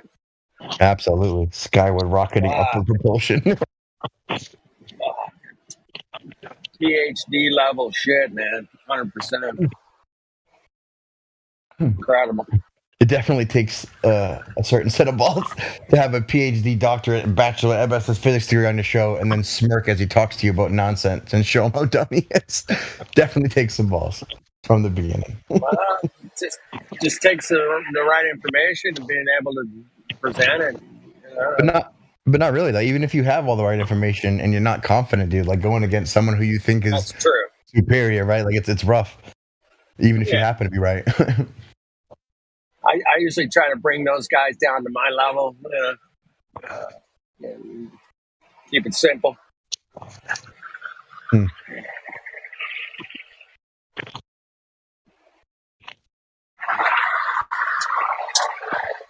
Like direct measurement of the Earth. That'd be cool. You got that somewhere? That's the funny thing, right? I just said like the higher level debates, they don't mention like refraction or curvature. And this guy at the end, one of the super chats was like about curvature, and he goes, "I don't want to talk about curvature." Like that was it. I was like, "Oh man." That's right. They don't want to talk about it. It's we've been slamming that for fucking 8 years, man. 2 hours on fake gravity, but I don't want to talk about curvature. I mean, the gravity question was really interesting. Like the rotation part of it was just like, oh, we have heard all those arguments before, but which is just outlay of electrostatics and stuff like that. That's kind of like the progression part we are encountering at the moment, you know.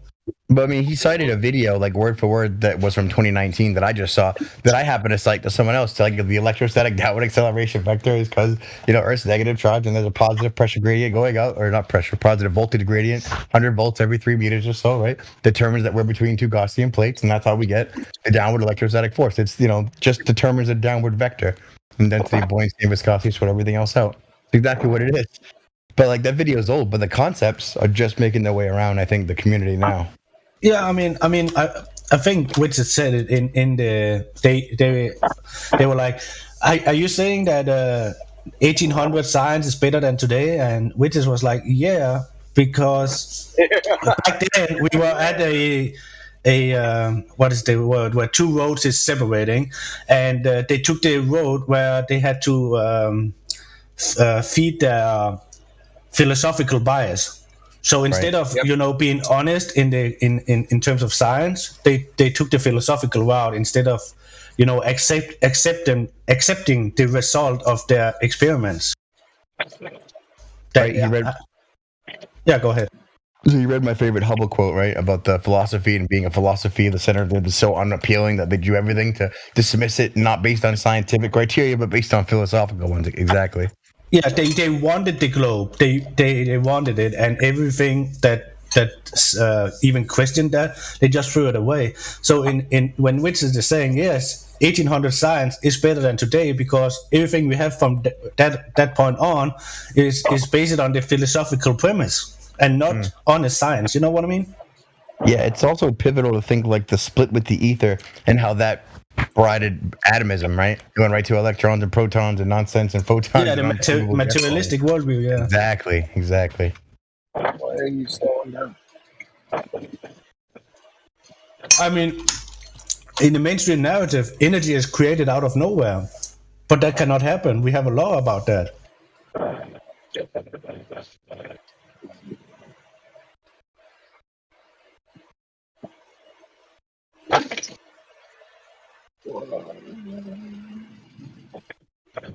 But with the ether, there is the energy we have, and it is just being converted and transformed in a cyclical pattern or something like that, you know?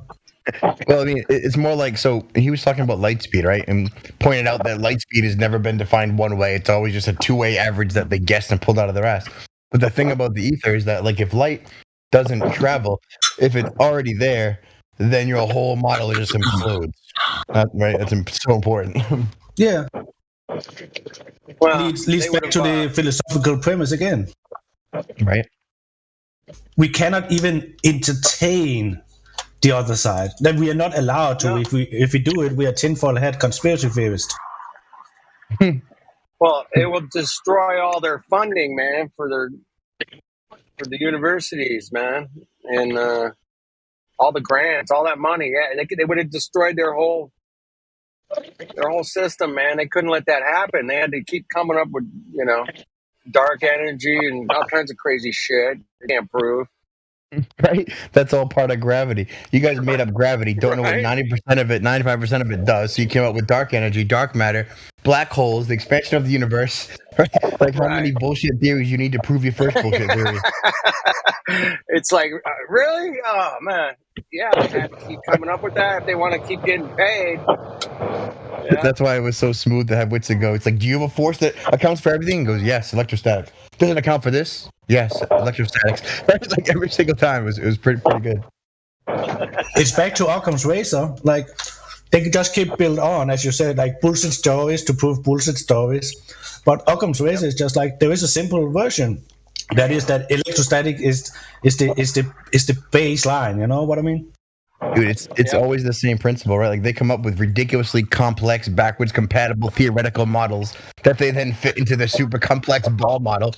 The advantage is it's so complex they can fit anything in there. But like when you figure out flat Earth, the solution is almost always elegantly simple and beautiful, right? Yep. Yeah. The reason you don't feel like you're spinning is because you're not. Because you're not. Yeah, it's so easy. It's like, whoa, man. That's what I mean. I bring those guys down to my level.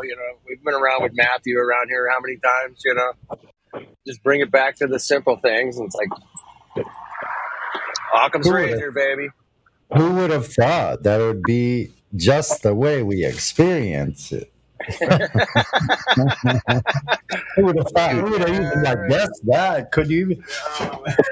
Dude, even when I was talking to Kool-Aid about sailing, he's like, when they teach you, they don't teach you to sail by the stars. So I'm like, so they teach you not to trust your eyes, senses, feelings, and brain.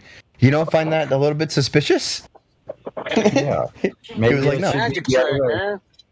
Maybe it should be the other way. Maybe we shouldn't trust the people telling us this BS if it can be proven to be wrong. Yeah, what about that? Like, they never taught us how to prove them wrong. I might have an opportunity in January to flat smack David Blaine, the magician. Talk about having magic. You're under a magic spell if you think you're living on a fucking spinning ball, man. Yeah, exactly. Show the magic of the spinning ball. Like, show them that magic. That would debunk the magician. So, anyway, that'll be fun. We'll see. So when we sail into Hawaii, remember we were talking, it'd only take 3 weeks. That's not very long. We could do it in 20 days. Just kidding. I've thought 3 about weeks, it. yeah, man.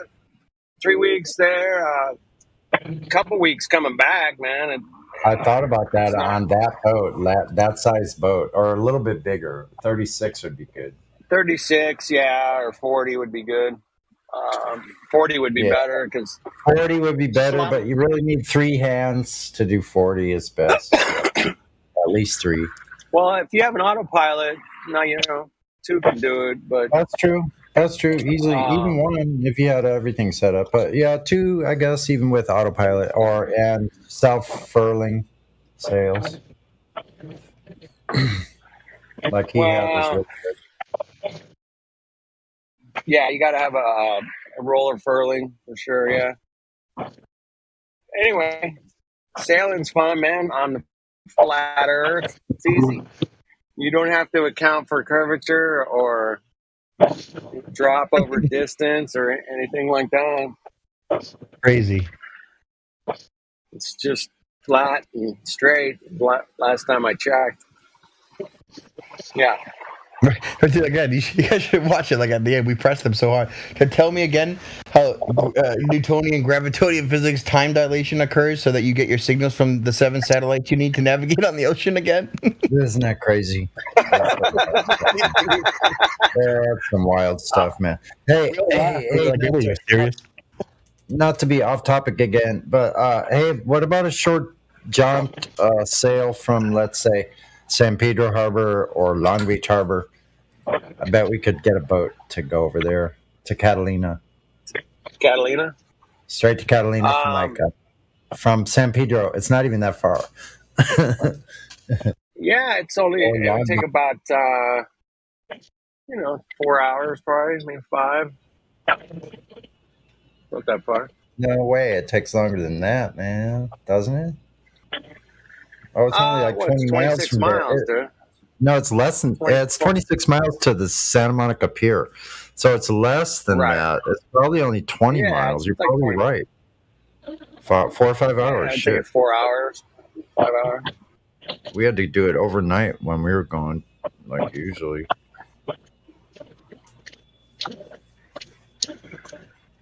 Yeah, maybe. Depends on when you leave, I guess. I don't know. We'll see. This year's going to be better. This year's going to be a lot better for me. So we'll see. All right.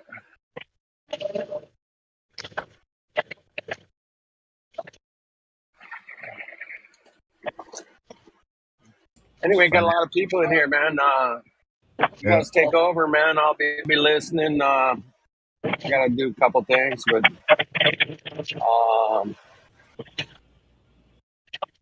I'm going to find food right now. I got to go myself. you're going to food. I gotta do some shit. Keep it going.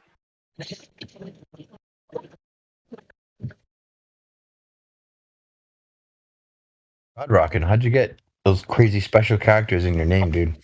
I'm thinking you didn't do it.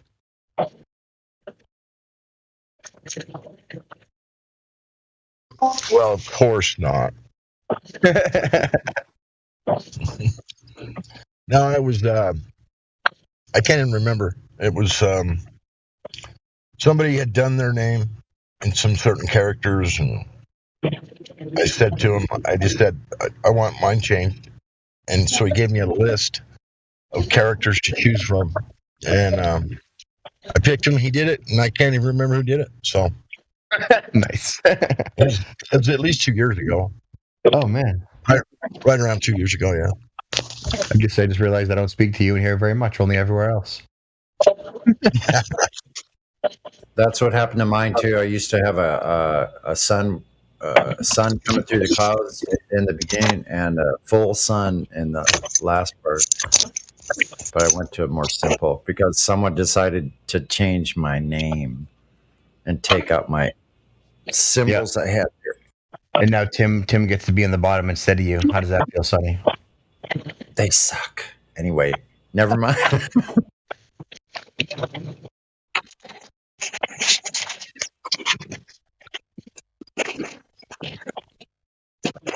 I bet a few people say they can't read it. Oh, it doesn't, and I just say, well, then say it how you want. Then I'm not going to change it.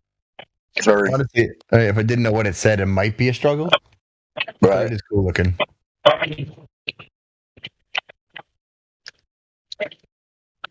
but when I picked it off the list, it didn't appear to do what it does in my name, where they kind of run together. Right. Yeah. I don't know whether he increased the font size for it to do that or what, but the list I picked from was more legible than the way it turned out. So, but anyway.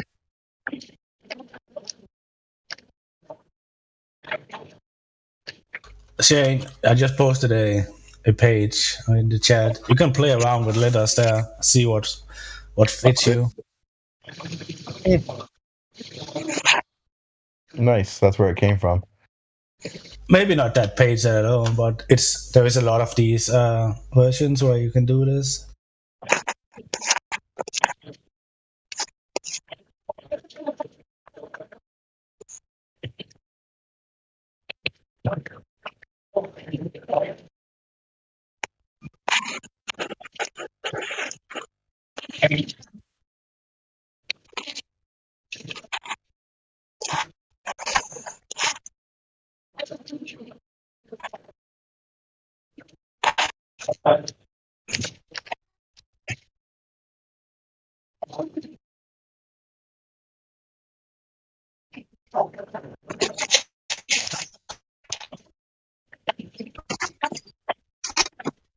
Mm-hmm. 24/7 is the only place where 30 flat earthers can come together and nobody speaks.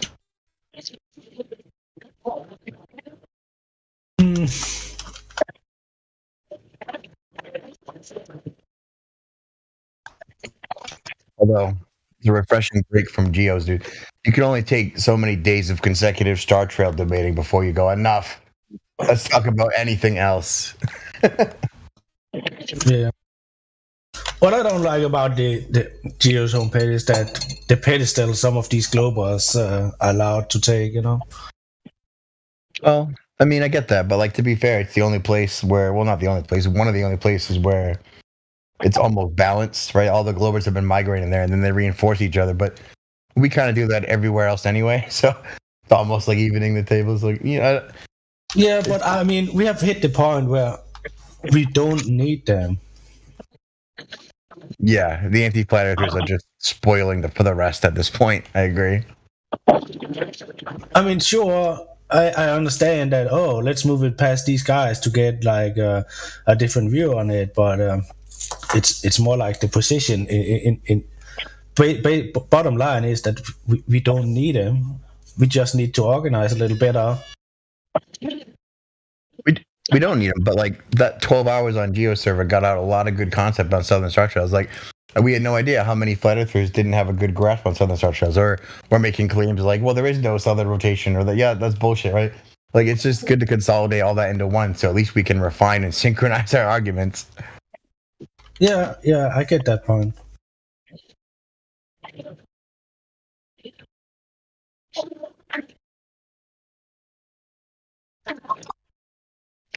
What I have said is that flat earthers need to organize. They need to sell all the assets, buy land, make a homesteading community where they're focusing on self-sustainability, but also, coming up, writing books and all that kind of stuff, figuring things out in an organized manner instead of just thousands of individuals. Right. Know what I mean? Like, try to communinize. Communinize, is that a word? It is now. I know what you mean by it.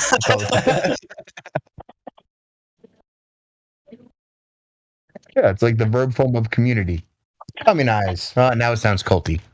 Yeah, but I mean, it's more the essence in it. Like, I mean, we can keep doing what we're doing as a bunch of individuals and hate on the societal construct and the powers that be. But I mean, if you have to, I mean, we can never really break free of it. But one of the ways would be to literally, buy land and collect assets in a pile and use it for a progression purpose. Like, yeah. Well, maybe that's just my quote-unquote utopia dream that we could go together, several hundred people or more, and create these kind of communities where there is room for everyone. And yeah, and it wouldn't be a lazy place where people can just sit and and harvest. No, I mean everyone should pile in if they can, like either with labor or with working together. Yeah. I mean, we do that naturally, right? But their divide and conquer game, the people who online, everyone is so good that all it takes is some doubt and suspicion, and the whole flat Earth community becomes crabs in a bucket real quick. Everyone's scrambling on each other's face to get a better upwards position. Like, no. We're all a team, guys. Like, even like the truth community is a good one, right? Everyone calls everyone else a shill. Listen, guys, if I was them, I would get us to do this all day long with minimal effort and investment. Wake up, knock it off. You know what I mean? Yeah, I mean, I do understand a lot of the suspicion. Like, but here in Denmark, for example, we are a small country, and during the sea years, I mean, we had some smaller uprising and groups getting together. But when you started to dig into these groups and the quote unquote leaders, we started to see some nefarious signs. Like they had ties to big business, and some of their contributors was literally, Freemason tied. So I mean, yeah, I understand the suspicion with these kind of things, but this is why I mean, people that know that the other part of the group establish something, like buy a piece of land and build outwards from that. Yeah, I mean, pretty much like a country within the country. This is flatland. That reminds me of like the allegory I think I heard from here somewhere saying like the flat Earth, like what do they call it? Like the flat Earth cliff, and you get to the top of the hill and you think you made it, you know a bunch of stuff, and then you look over the horizon and there's like 8 more cliffs to go. But like people get stuck, right? And they make camp, they make a tent on the cliff, and some people have been at the cliff for so long they got like little tent cities and little economies, and like no, we have to keep going, dude. Stop. Yeah. But I mean, it has always been an uphill battle. For example, when people say, "And why don't you have a working map?" But we are fighting against like 500 years of royalty money, government money, thousands of people, sailing and mapping out the shorelines here and there. I mean, we don't have those kind of your funds at this moment, or organization at this point. And this is what we are working up against, like this. Let's just call it indoctrination, and that's built up over years. But yeah, and not to mention they poisoned all of our attempts to make a map. Like the Gleason's map, perfect example. They used to tell us it was a globe insert put on a flat, and we used to say the opposite, right? But I think that they're right because it's warped. Every continent south of the equator is warped in that map. I think I found something from Dubai that was like, it's mapped from the globular perspective. The latitudes and longitudes have been calculated by the Royal Society in Greenwich, England, based on the globe theory. They put on the almanac for use by navigators to tell the navigators where they were at any given point. But it's based on calculations arrived at by those Freemasons that run the Royal Observatory in Greenwich, England. They calculate latitude and longitude not based on observation, but on the calculation of a curved Earth. Yeah. So it's not that we don't even have a map; it's that we have a poisoned map, doomed to fail from the beginning, so that we go in circles, right? It's complicated. Yeah, exactly. I mean, you can just take 3 people in the southern regions, and they at all times, record the sunrise, and it doesn't align with the east path, because some of them is southeast and other ones is northeast. Few mistakes like that really will deter people away from flat Earth. We saw that in the flat Earth asshole camp. Like all of those, they are like like a sect in that has broken out of the flat Earth community because of the AE map. Wait, is there a thing called the flat Earth asshole camp? No, Flat Earth Asshole was a guy who made content back in 2018-17, and at some point he had like an outbreak because the AE map didn't make sense because of sunrises, blah blah blah, and he started to call everyone who was using the AE map for illustrated purposes as shill, to pay this whole community, like Globebusters, Jaron, everyone is a shill in his eyes because they're using the AE map as an illustrative purpose, for illustrative purposes. So it's like a sect that broke out because of the AE map, the poisoning the well. Yeah, that's what that is. I remember the first time I brought that up, someone like jumped down my throat. And I was like, "What's your problem, dude? It's just a model. Why are you talking to me like you're a Glober? You know what I mean? There's a good love of hate for it or something. I'm like, well, listen. We used a map to demonstrate a concept of the rotating sun and moon over land. The sun, the daylight, all these kind of things. Like, I mean, again, as you said, it's just a model. It's not reality. It's for conceptual use. It's so funny coming from the people with the fake globe as the model that proves everything from everywhere all the time, right? Yeah. I mean, the arguments are just dumb. Oh, you don't have a working model? That means that everything we believe in is correct. What? Yeah. What? What was that meme that I found? It's so perfect. It's like, what does it say? Oh yeah. Hey, Flipper, explaining why the Earth is flat, why the sun and the moon work, how eclipses, equinox seasons, volcanoes, stars. Show me the picture of the dome. I tell me why NASA would lie, and then tell me what's the meaning of life. Right? Yeah, someone put it really well. Like, you meet some random, you tell them that you're a flat earther, and they immediately ask, "But how does the entire universe work?" Yeah. Oh, you can't answer that? Checkmate, flat earther or fluffer. That's so funny. Let's start with there is no universe, homie. You know. This is the only place to be. Yeah, and I mean, people often, especially the other side that is being introduced to flat Earth, they are missing the point because they're seeing all these debunk videos. Like the premises of flat Earth is not to prove a flat Earth or prove the entire shape. The entire premise of flat Earth was that we applied the given globe dimensions, the claims, we applied them to reality, like observations, distance, measuring, and all these kind of things, and we figured out that it was wrong. That is flat Earth. Flat Earth is not a shape or a model or anything like that. That is just the concept of being that the given dimensions and claims are wrong. They just doesn't work. And people are like, "Oh, you're a flat earther, then you must have a working model." No. That was never the premise. Right. Our whole position is not even to present and replace a new model. We're just poking holes in the thing presented to us, right? That's why I like the true, what is it called, the True Earth movement, to replace level Earth or flat Earthers, right? True Earthers. I think I like that because when you go on like the debate shows, the anti-flat Earth shows, fight the tight shirt and McToon, the whole burden of proof and the whole premise switches on its head, right? You go on their show to prove flat Earth. It's already backwards and impossible. No. We're only poking holes in the globe model. We're not proving anything. Right, so that's why they do what they do, and why in their audience size they've never lost a debate. I mean, it's a debate tactics, you know. Like, can you straw man and get away with it? I mean, yeah. I mean, that leaves doubt in the viewers. I missed the word, but I think you get what I mean. It creates this deception that we are wrong.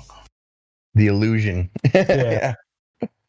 Yeah, I like to use level ponders because that is what we observe. Because people are always like, go to the shoreline, we see too far. But so what we have established there is that water is level and flat, like the law of what's it called, fluid dynamics or something like that. Whatever. That we have a level pond that we are residing in, and so I like to use level ponders. I'm gonna go with bumpy earthers. Yeah, but that was curving bumps. But that's because that dude always says, "No, there's mountains. It can't be flat." Mic drop. Yeah, I mean that's the hijacking of a term, because the term flat earthers has been put on us, and we are actually falsely embracing that term, but the term itself is actually a fallacious term, because we are not claiming flat Earth. We are actually claiming level pond. You know what I mean?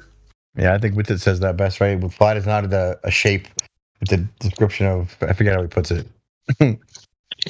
It's not a shape; it's a description. Yeah. Right.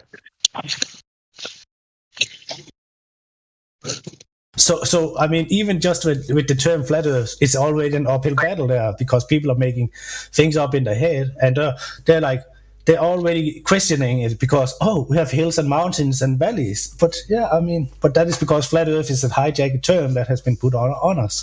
Mm-hmm. Just like conspiracy theorists, dude. Yeah, I mean, that should be a noble thing. Right. Journalists should be working with this every single day. Police, etc., etc. It should be a noble thing to unravel lies. Yeah, me too. But we got a lot of this shit to do. What? That wasn't us then.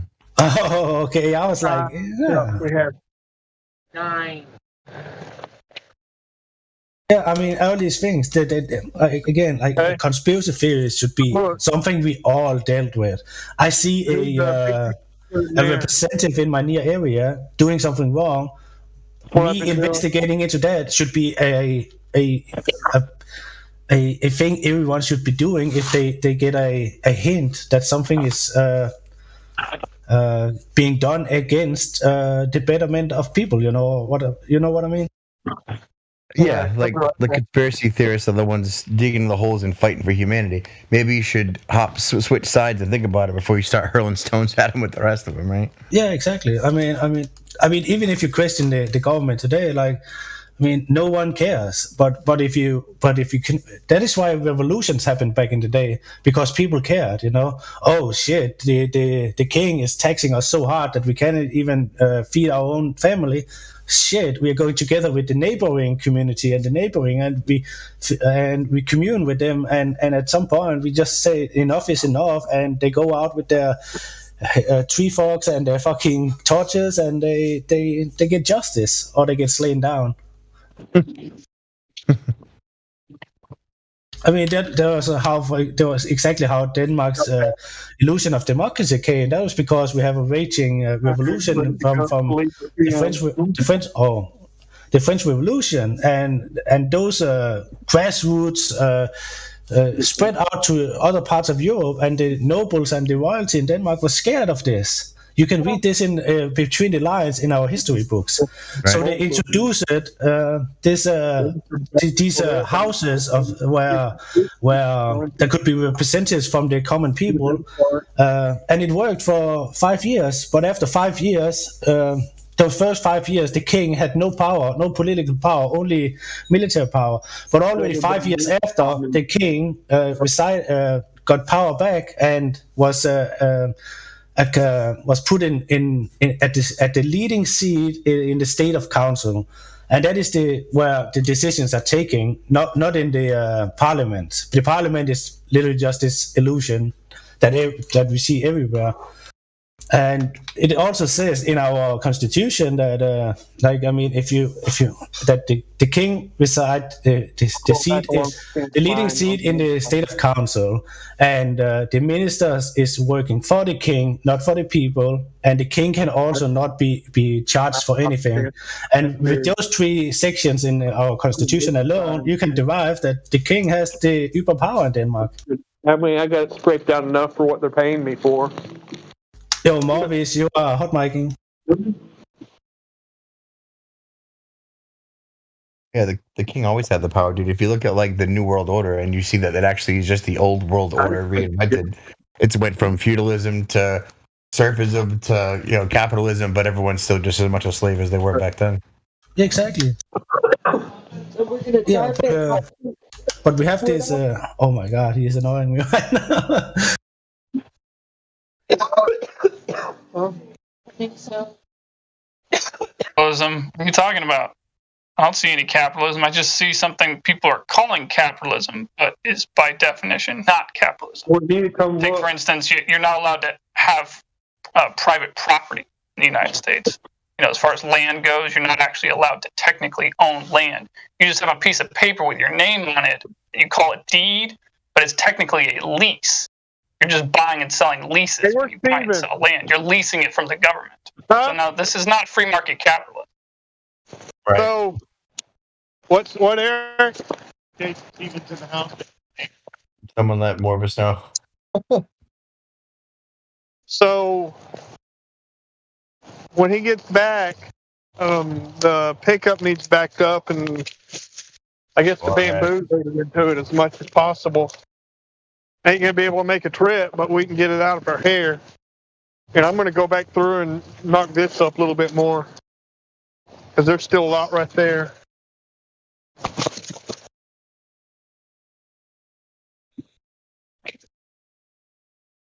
Oh, Trot, maybe you can help us. Morvis has been hot micing the last 20 minutes.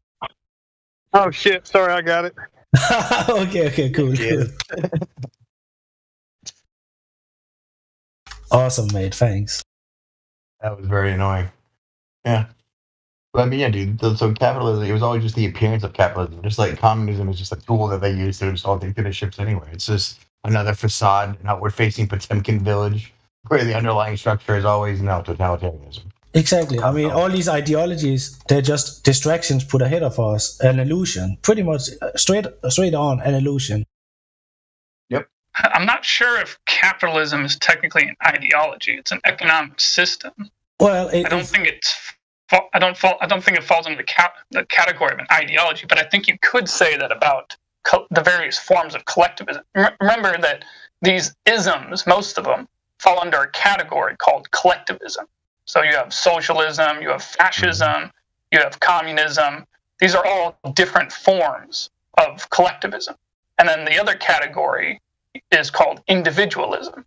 And in this, I suppose free market capitalism, I suppose technically, like in just barely, just as far as, individuals advocating for it, I suppose it could be a, what was the word,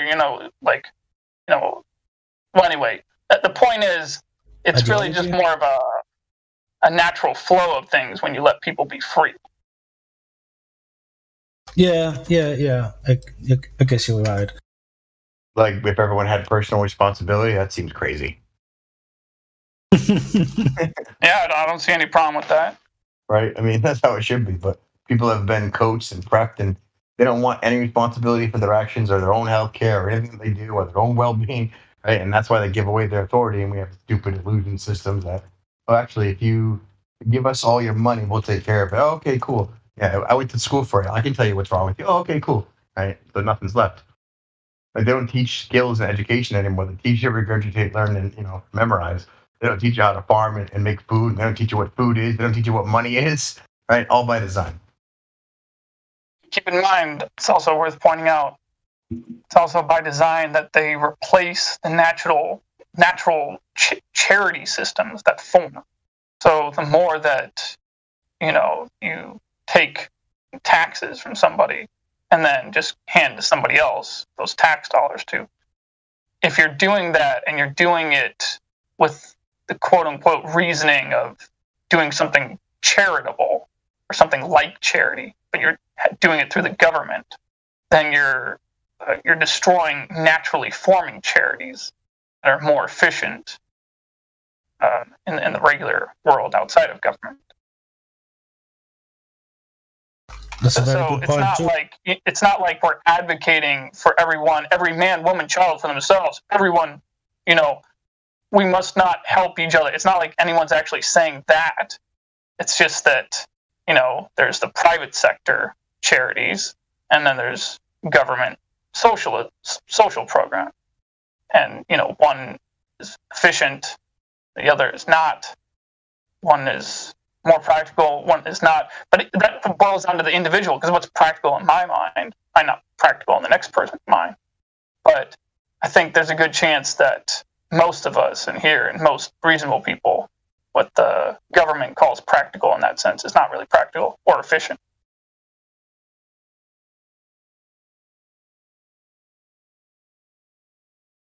Efficient and practical, the opposite of government. I mean, I've heard like a couple times from a couple different news sources over the years that the Social Security program is like 90% inefficient.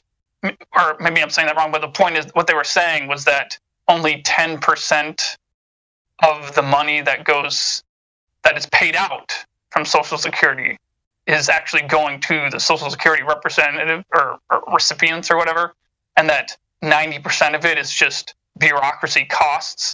Now, I mean, I almost don't. I'll admit, even back then, even now, I almost don't even believe that, because I like, it's hard for me to even wrap my mind around that much money being spent that inefficiently and people just letting it happen. But thing is, I don't have any evidence to the contrary. I haven't heard anybody present anything to the contrary.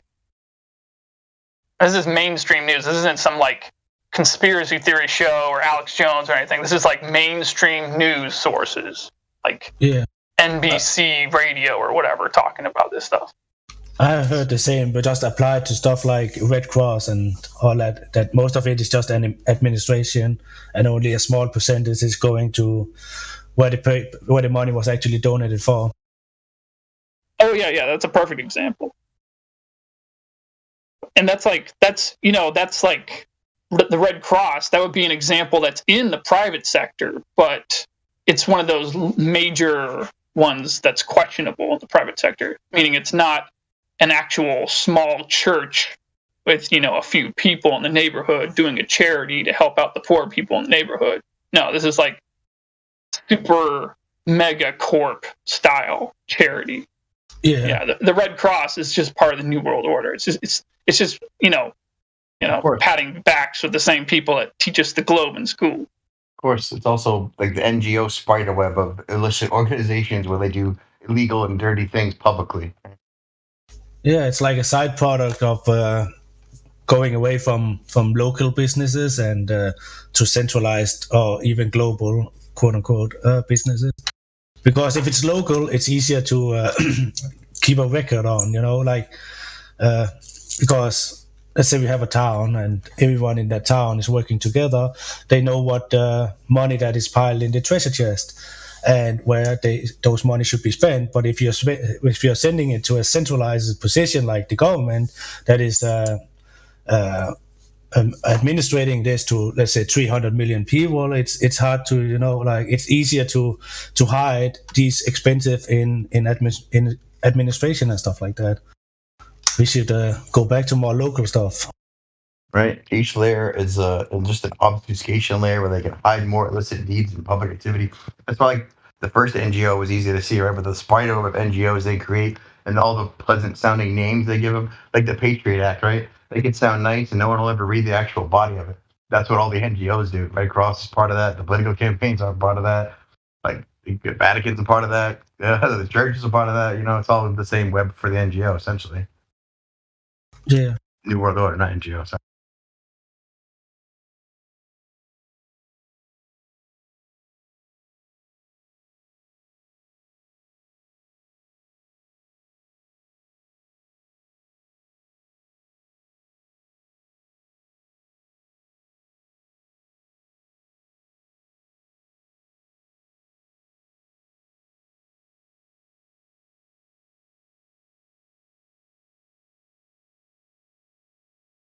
This is actually amazing. This is maybe the first night in a month I have seen the night sky, and the moon is very bright, very beautiful. Just want to throw that out there. It's funny, right? Because I told you my other friend from Denmark, he just asked me, can anyone else see the moon right now? He says, I'm in Denmark. Can anyone else far from me see the moon? I'm like, well, no, it's daytime here, bro. But I assume it's especially beautiful. Last night I was out there with my dog. Let my dog run around in the yard, and I just stared at the moon for the whole time. Like watching it go in between clouds, watching clouds in front of it, behind it, watching its self-luminescent beauty and going, oh yeah, how did I ever think that was a space rock? Yeah, I mean, it's just a nice sight when we finally hit spring and fall here. It's very cloudy, and like I said, I haven't seen the night sky in like a month or something like that. And here we are, 10 p.m. and the moon is out, bright as ever. We were trying to work out, like, if he's in Denmark and I'm in Mass in Eastern United States, there should be a point in a day and a time when we can both see the moon, which should be impossible on a ball, right? Yeah, I mean, East EU to Denmark, no, East US to Denmark is only like 5 or 6 hours. So when it's like 6 in the morning and I can still see the night sky, they should be at midnight and you should still be able to see the night sky. But it also depends on altitude, because the more north you come, the darker it also gets, and there should be more night sky. What I'm trying to say, I'm missing a word, but yeah, I think you that makes got sense. Yeah. Because exactly. So then my concern is it's not impossible on a ball, right? Then if we can both see the moon at the same point, and they put the moon out at 230,000 miles out, just above me, maybe it wouldn't even make a dent. Yeah, exactly. At some point, the moon should be 50% away from me and 50% away from you, pretty much. Right. 4 hours, 2.5 hour mark, yeah, something like that. Exactly. But then again, well, you don't really notice it at day how fast the sun is actually moving, but you do notice how fast the moon is moving at night, because I could, for example, look out my window right now and see the moon directly in the middle of my window. Half hour later, it's gone. I have to stand up and look out of the window, you know? It's moving relatively fast. Here's the thing, dude. Do we think the sun speeds up over the year? And then therefore does the moon also?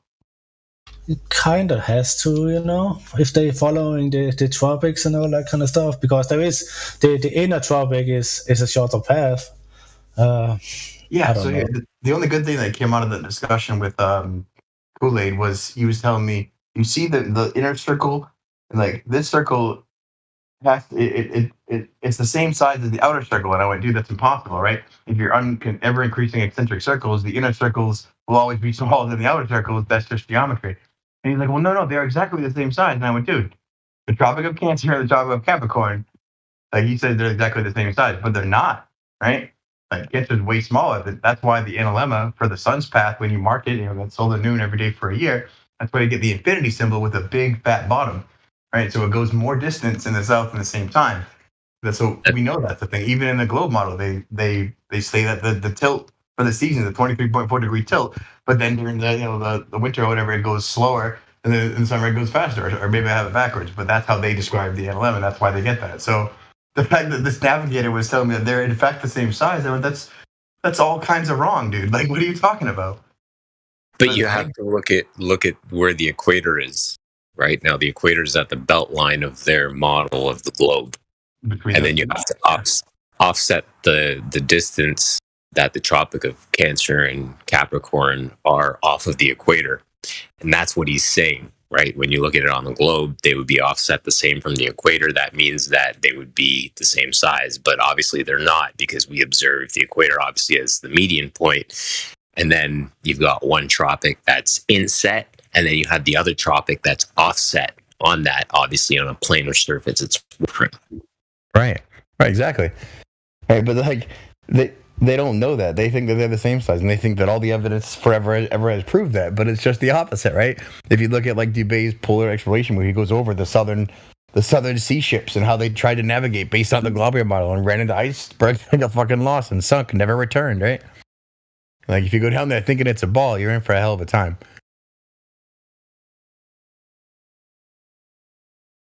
Take an example of if you have a circle that's 100 meters in diameter, you would have the equator, let's say at the 50-meter mark. You would then have what's the smaller one? Cancer. I think it's Cancer and outer Capricorn. I think Capricorn's right over Hawaii, if I remember.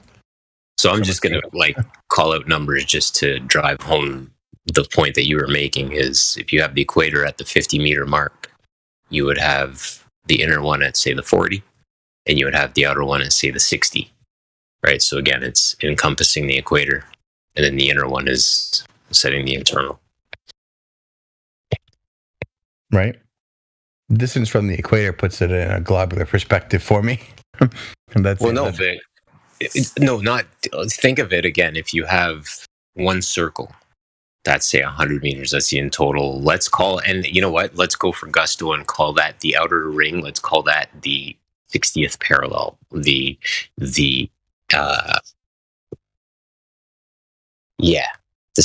parallel. Right. So that's the Antarctic Treaty. Mm-hmm. So call it the 60th parallel. And then again, just to drive home the idea, we'll call it the 30th parallel. Again, I'm being crude, but again, I'm just driving home the point. Not saying the equator is called the 60th parallel. I'm driving home the point of the that I'm trying to make. So you have 60 being the 60th. You have the 30 being the equator. Then you would have the 20, the inner circumference, and then you would have the 40 as the outer circumference. Does that make sense? Yep. And And that's why yours, like, that makes a lot of sense where you have the infinity symbol with the fatter bottom and the skinnier top, because the sun is working on the internal circle when it's making the skinnier top, and it's working on the outer ring when it's working the fatter part of it. Exactly. Infinity symbol. Right, but on a globe, those two would have to be equidistant, right? Like encompassing the same amount of area. But that's why he thinks that. But in all practicality, it's just the opposite, isn't it? You think it'd be easier to prove that the longitude lines from south of the equator get in ever increasing bigger circles instead of just the opposite smaller circles to progress towards the bottom of the ball in the fake South Pole, right? Why is it so hard to prove that? Oh, because of the longitude lines that I went over earlier from the Royal Society. That's why. Because they match the globe. Hence all the erratic ships, navigation, and warped southern continents, right?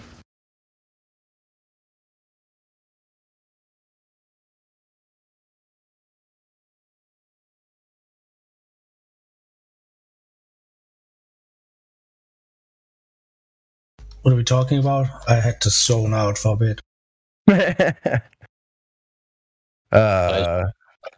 Shane was just outlining the pattern of the sun in the sky.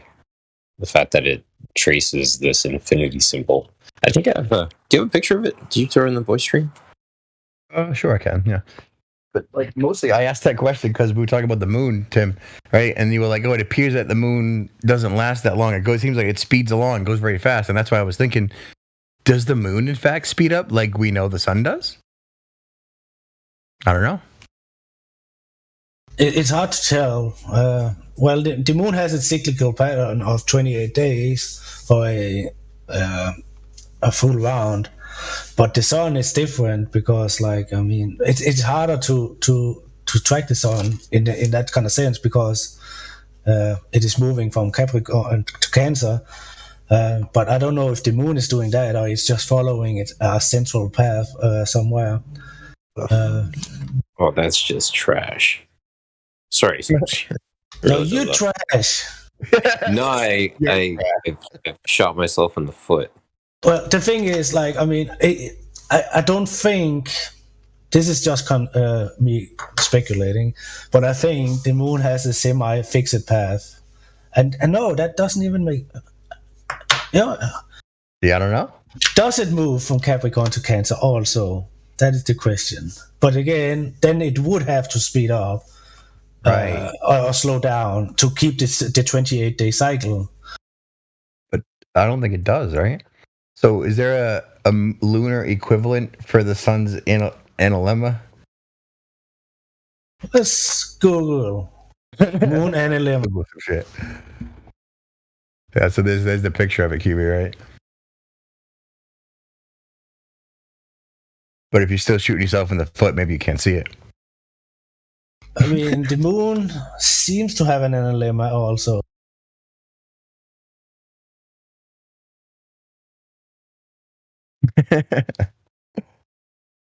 Oh. Well, shit, dude. Okay. Yeah, see, Tim's got that action. Okay, hold on. Let me see if I can, because I tried to post an image and it wouldn't take for some reason. The moon analemma is not a perfect analemma. I have a picture here. I have been on this before. Sweet. Look at this picture, because it shows, as you can see, it doesn't. It doesn't hit the starting point, you know. Right, I forgot it's not there for the moon phases, so it's hard to track it, and at times it's not there. Yeah, but you can see where it starts to the upper right, and where it ends again. It doesn't end at the same place. It's not a perfect analemma. It's always offset. You know what I mean? But the bottom and the top do look equidistant to me. Yeah. So therefore, we can deduce it's actually not speeding up and slowing down like the sun is, because it's not migrating from tropic to tropic. Yay, flat Earth work. Yeah, but as you can see in that picture, the first one blows my mind. That's a wild swing, isn't it? Or maybe that's from the place it was being. Huh. Yeah, I'm not sure about. I mean, I guess we can bring up some more.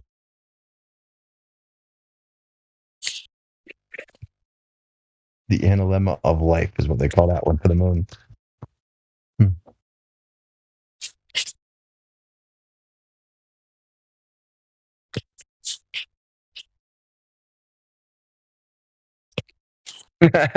Flatty.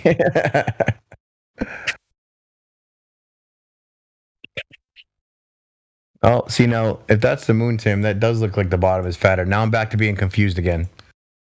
Yeah. Maybe it's just the angle of the second one that makes it look like it's even size.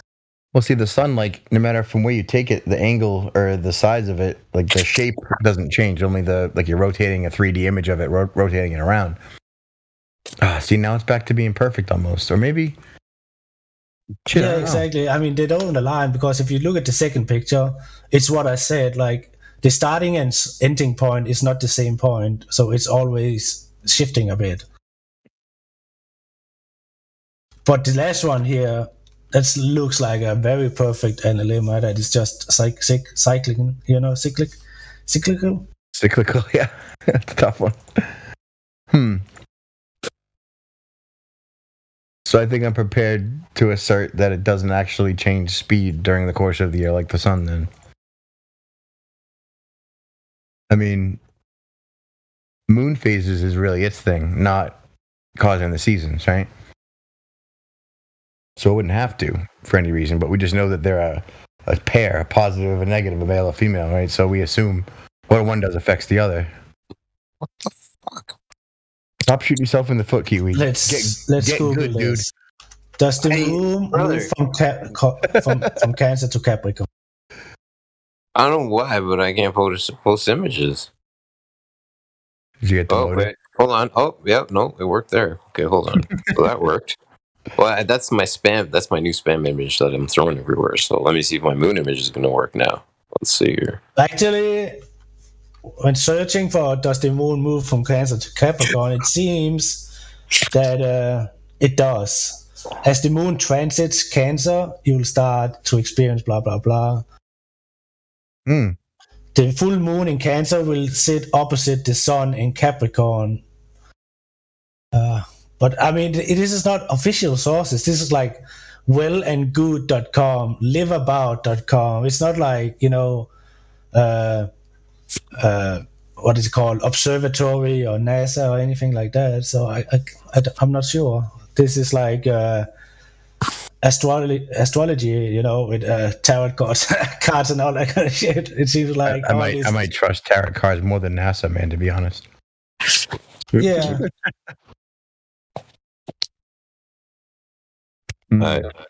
See if that works. Second. I feel like I'm breaking into Fort Knox right now. What the hell? Let's just conclude that the moon is a mystery. There we go. That's Oh, the one I had. but that's like half of one, isn't it? I'm just saying, that's the only one that I had Oh. that showed anything. Well, here's an odd one, dude. Is this really the moon? What's interesting is it's a full to full from tip to top. Right? Right? And when we Right. look at the ones that Tim shared, it's the full location is full only in one spot. So obviously, where I gotta think about this, where it is full is going to be relative to where you are in its cycle.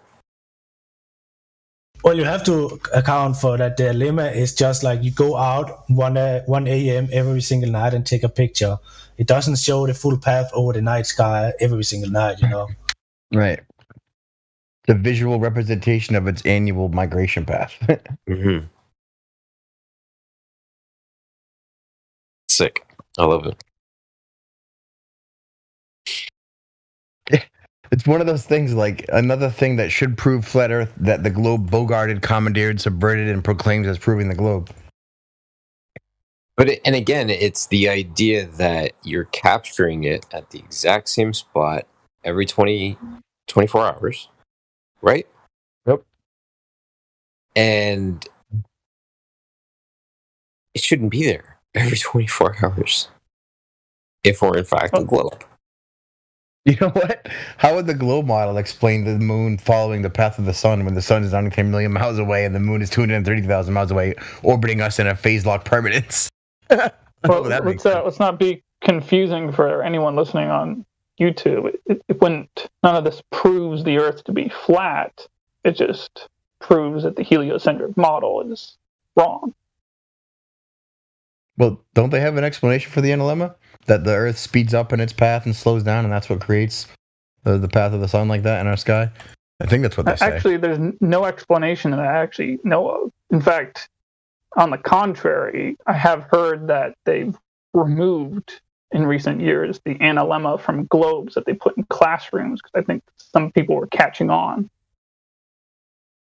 Yeah, to the best of my knowledge, the only globes you can find these days that have the analemma of the sun on them are ones made in like the 1980s or before. I didn't even know that was on the globe, man. That's awesome. I didn't even know that was a thing that it showed you on the globe. Oh, there it is. Huh. Yeah, it's not on the new ones, just the old ones. I know that it was like a very weak explanation when for the globe model, but I do think that they have one. I mean, I don't think it's sufficient. I don't think it makes any sense.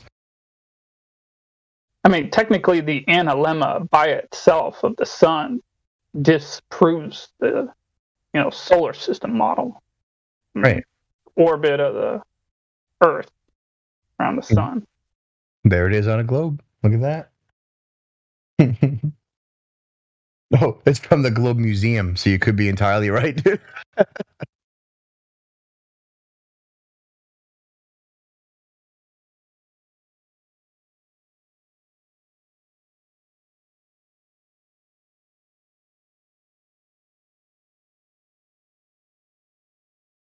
Again, for anyone listening to this, the reason why is because if the Earth were a ball spinning around the sun the way that they describe it to be, then the analemma would be equal size. It wouldn't be larger on one end. Right. Right. As much as they try to explain that away, that should never happen.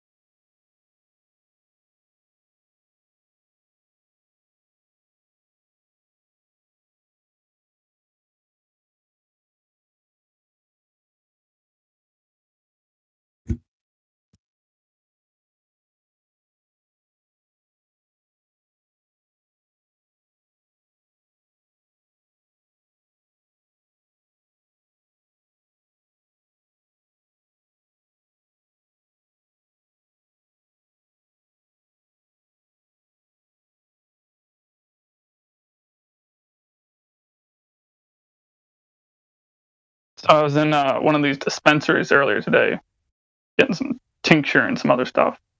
And as I was leaving, I was handing this woman behind the counter there, each one of these cards of mine.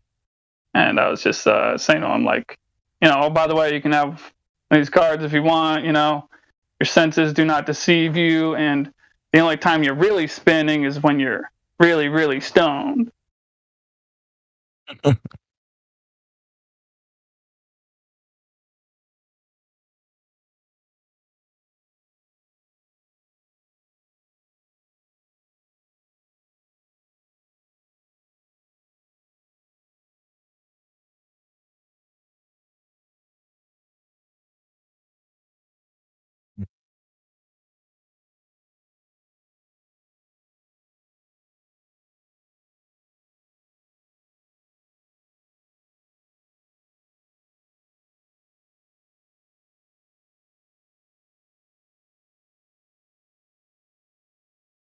Be right back.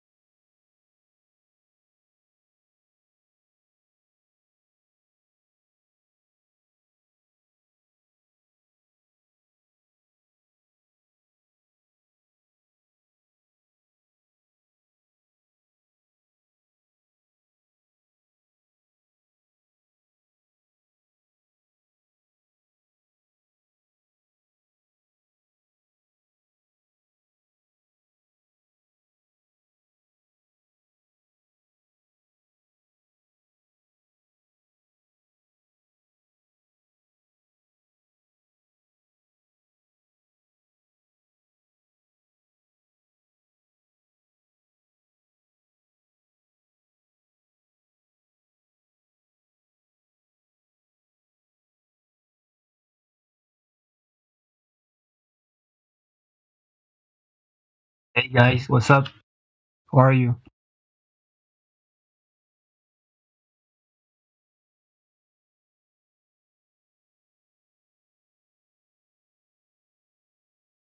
Nobody's alive?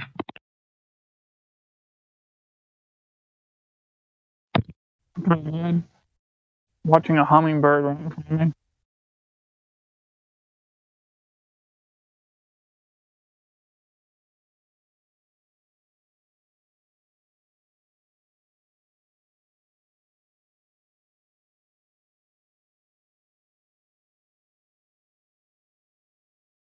These things are normally green. This one's blue and gray.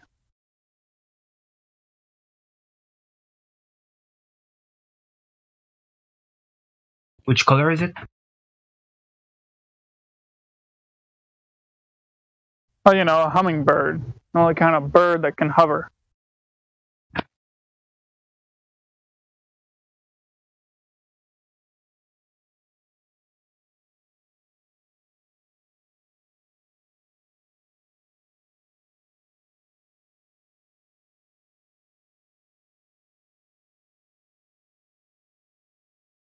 You know, I was just thinking if that, I think it's the Hindus or whatever.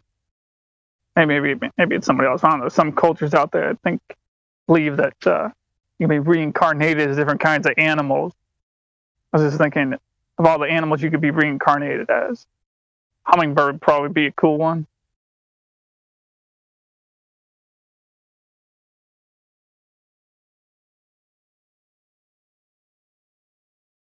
Yeah, for sure. At least it looks good. I wonder if they're prey for other birds. Like, do falcons go after hummingbirds? I don't know actually. That's just it. I don't think they do because they fly so differently. I think falcons only go after smaller birds, but birds that fly the same way they do. I don't think they go after hummingbirds because hummingbirds hover.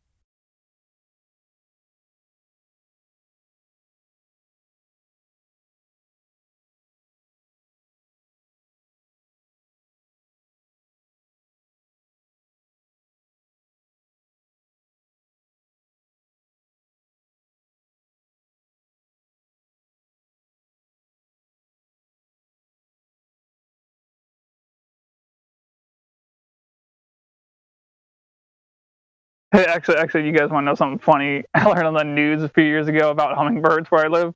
Is that there's enough people, including my neighbors, actually.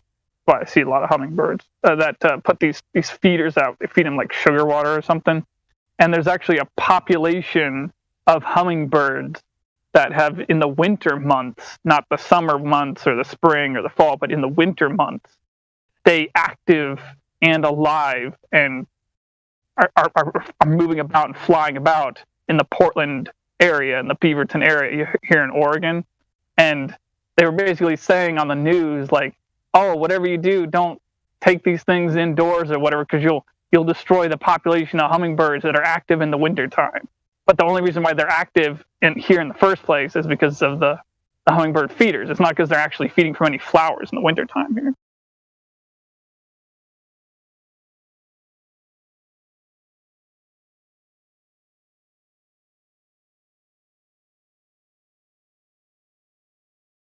Are you living again, Oregon? Yeah, just outside Portland. Okay.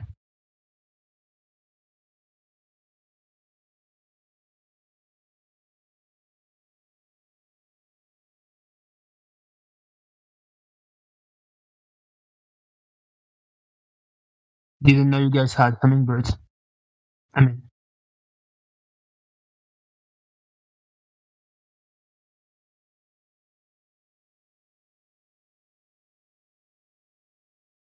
But yeah, there's naturally a lot of birds here because there's a lot of trees here, you know, and the trees kind of go together. We have a lot of birds, and especially hummingbirds here.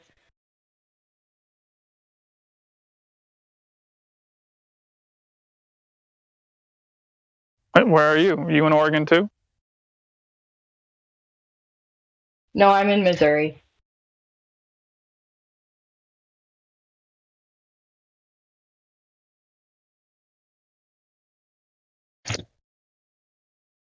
Am I having mic trouble? Oh, no, I hear you. I'm just slow to react. Delayed reaction syndrome.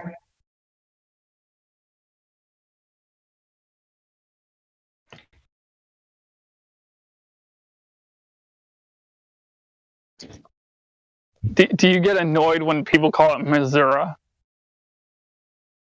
Actually, I haven't heard it called Missouri. All I've heard it, well, before I moved here, we would always call it misery instead of Missouri because it rains so much. So it's like misery living in Missouri. Do you think it rains more there than it does in the Pacific Northwest? I don't know. I haven't been to the Pacific Northwest, so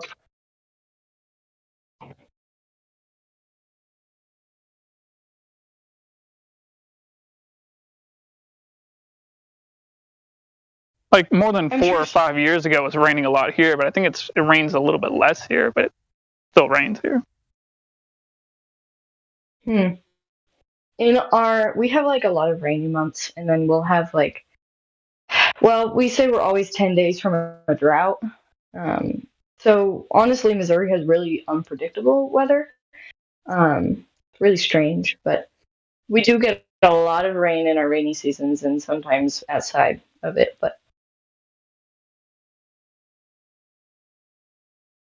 I don't know. I'm sure some place rains more than Missouri.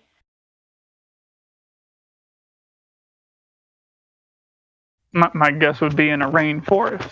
Which technically, I'm in the temperate rainforest, not a tropical one. It's a rainforest nonetheless. Pacific Northwest, or at least the western part of it. Hmm.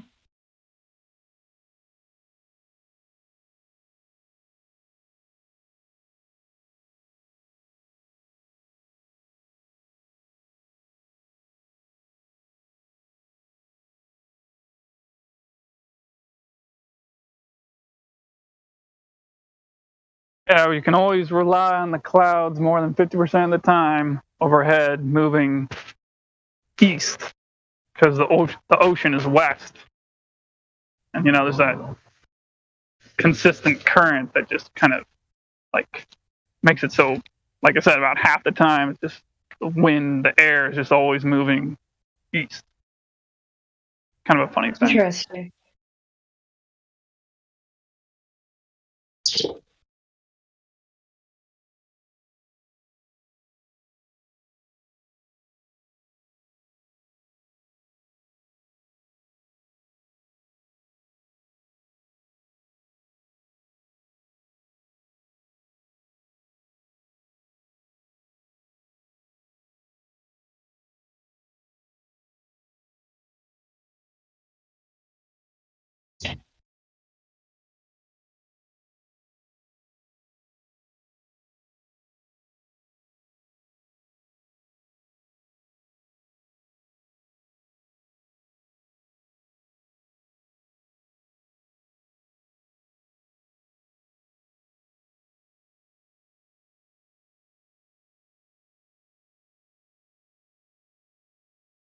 So, are there a lot of good freshwater lakes to swim in Missouri?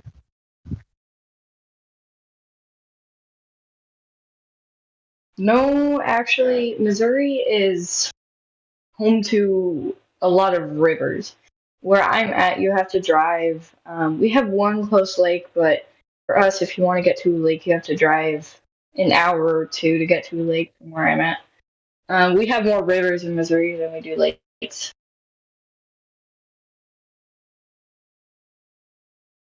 Kind of a funny thing because that's how it is here in Oregon, really. Like, pretty much have to drive an hour or so to get to any of your lakes here. Just a lot of rivers, right? Yeah. Sometimes it's frustrating, but I sure do love kayaking.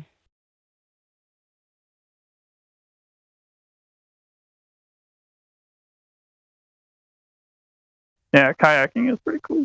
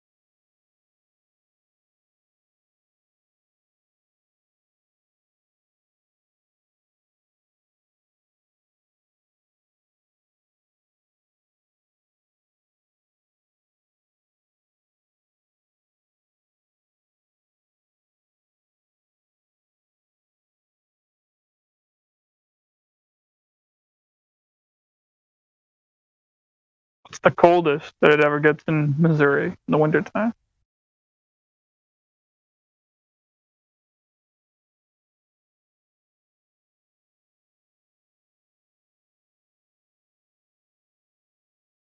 I do. I'm not exactly sure. I know a couple of years ago we had a winter where it got below zero a couple of times, but it was. We've had some cold winters. Like I said, Missouri is like super unpredictable, and so the last few years have been very different from each other. Still cold, still rainy, still wet, still super hot and dry and soaked, and like we get everything here.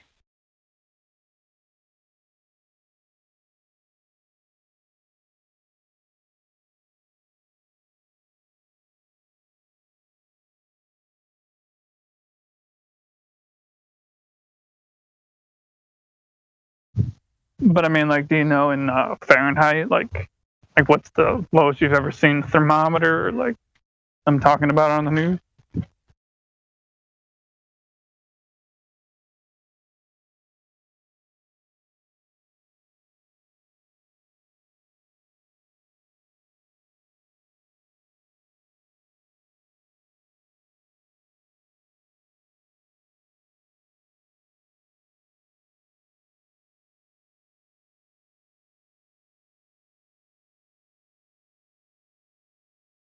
Honestly, I'm not sure. I don't watch the news. Uh, all I know is it's gotten really, really, really cold. I'd have to look it up, or you could do that, but yeah, I'm not sure.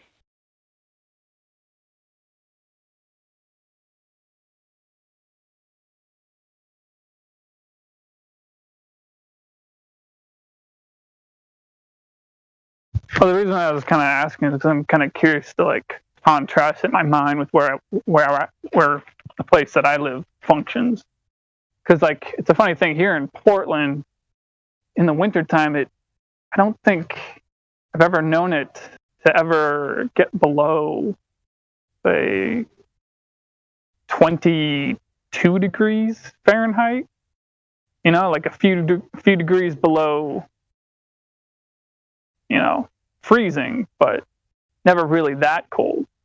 And then like later on realizing that over in just a little bit to the north, but not really far north, but just more inland, in a place like Chicago, you know, it'll get down to like 15 degrees Fahrenheit easily in the wintertime there, I think.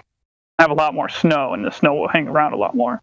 I just find it so fascinating how the natural high level of moisture in the air in the wintertime has sort of a blanketing effect, sort of a greenhouse effect that stops it from getting really that cold here most of the time in the wintertime. In fact, most of the time throughout the wintertime here in Oregon, it's either much more cold and, you know, below freezing and dry and sunny with no moisture in the air at all, or there's moisture in the air, but then it's not cold enough to snow. So it actually very rarely snows here in Portland. We sometimes snows, but very rarely snows because it's either one or the other. There's either moisture in the air and no cold, or, you know, whatever. But anyway, but it's a funny thing. The effect even gets even greater as you go closer to the ocean. So if you go right to the ocean and hang out in the towns that are right on the Oregon coast, it will almost never snow there. In fact, it's almost physically impossible for it to snow for, like, say, a couple miles or 3 or 4 miles from the Oregon coast. Like, it does snow, like it may occasionally happen, but it can almost never stick to the ground, and basically can never even form in the first place, because just the salt and just the natural functions of it, you know, it can almost never snow there. And like, yeah, but at the same time, it's also much colder there in the summertime. So it'll get like up to 100 degrees Fahrenheit on a July day here in Oregon, in like Portland. But then go to the coast and it'll be like 80 degrees. And it's just because, like, again, the same odd functions in the air and how the humidity works. But yeah, it was a very apparent thing when I was having a snowball fight with some brothers of mine and my brother's girlfriend many years ago, and she was like saying to us at the very end of the snowball fight, like, "Oh, I'm so happy about that. Thank you so much.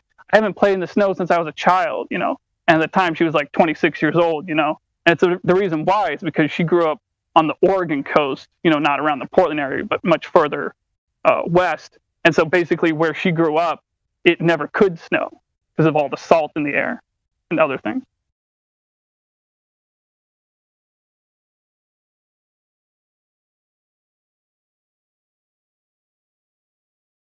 That is super interesting. I know we don't. I'm not. We're not near any oceans, so I don't think the salt level is that high. I'm not very good with. Dang it! What do you call? Knowing the place around you. I don't know how to explain that, but yeah, that's weird.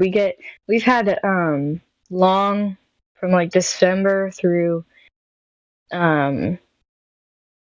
February, cold and snow. It's been kind of weird though because apparently it's not normal for Missouri. We've lived here for quite a while now, and yeah, we have apparently had some really weird weather that's not normal to Missouri. But we've had our past few winters a lot of snow, a lot like very cold weather. Our summers get pretty hot. I know they've gotten up into the 100 Fahrenheit, into the hundreds. But yeah, that's so weird that it just feels weird to me because I've grown up with snow all my life, and I haven't really experienced a winter without it.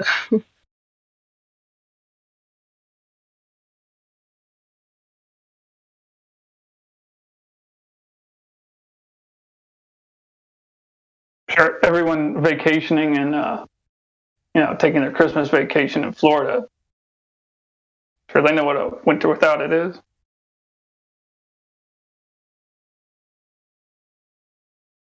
Yeah, that and I guess Texas until like last winter, right, where they got like really bad snow. That was interesting to me and kind of odd, right? I certainly hope it didn't mess with any of their houses because you know they build the roofs for rain, not snow. I think they're like less steep and like further north. Yeah, they don't prepare for cold weather like a bunch of us do.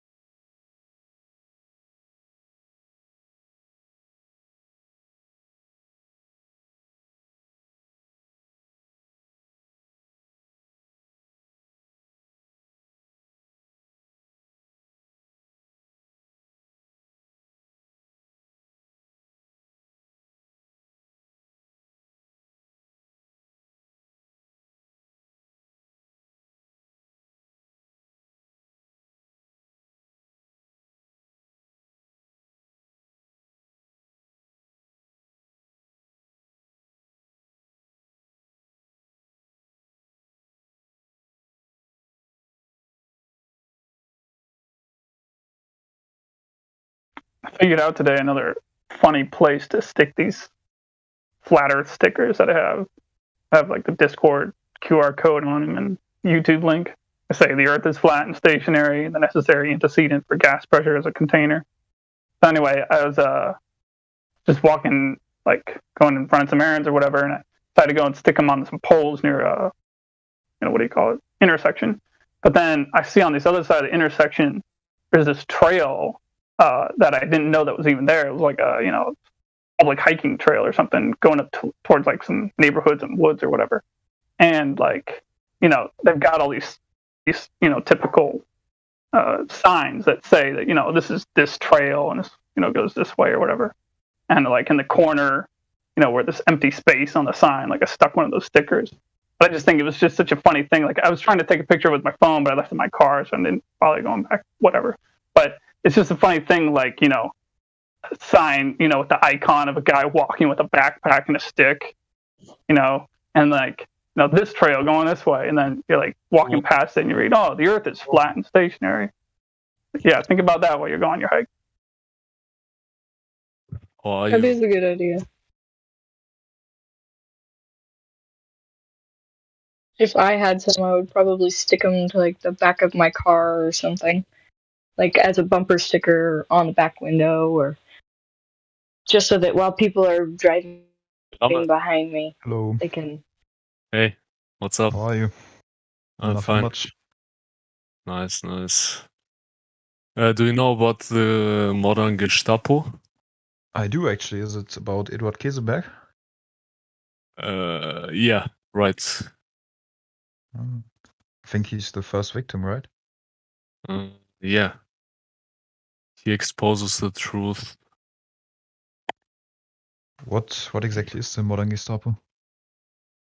It's basically an organization aimed to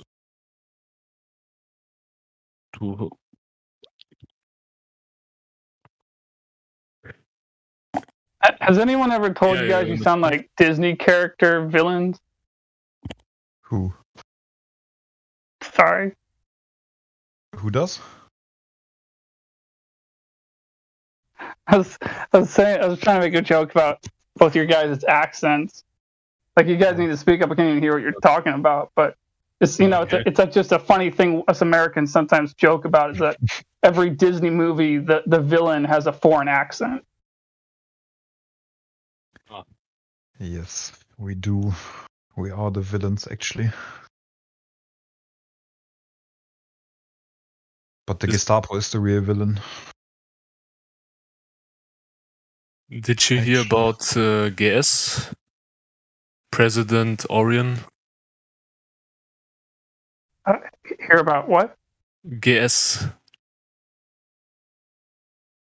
Gang stalking. GS is what he means.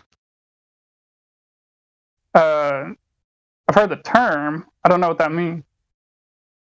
Yeah, Rame can explain, I think. It is either the Gestapo or the phenomenon of gang stalking. Or not phenomenon, but the so-called. Yeah, modern Gestapo.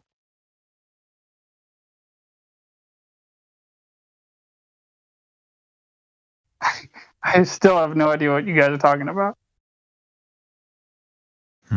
Yeah, but you know about Gestapo, right? Well, you mean the historic one, No, the that modern one. existed during World War II? The modern one, not the historical one. Well, I understand various organizations are displaying Gestapo-like behavior and tactics. I guess that's what you're talking about, right? No, they're actually the real modern Gestapo. That's not only behaviors like they showed. Well, like I said before many times, tyranny only happens on a flat and stationary Earth.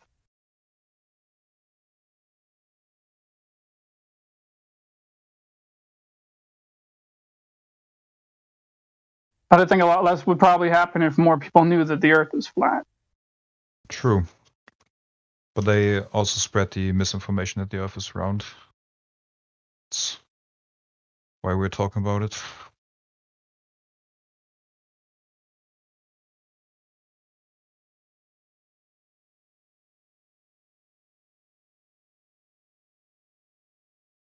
Something that really blows my mind about this, learning that the Earth is flat, isn't just that, there's a lot of people that find it so hard to accept, and it's not really so reasonable that they should. There's no logical reason for them to. I didn't find it hard to accept. No logical reason for anyone else to. But it's not just that, but it's just, I guess I'm saying this because I'm kind of a libertarian political activist, and I've campaigned actually before. But it just amazes me how many people out there will devote so much time to this cause or that cause. Some of them being just, some of them being unjust, some of them being practical, some of them being impractical. Just so many different things that so many people will just focus so much attention on.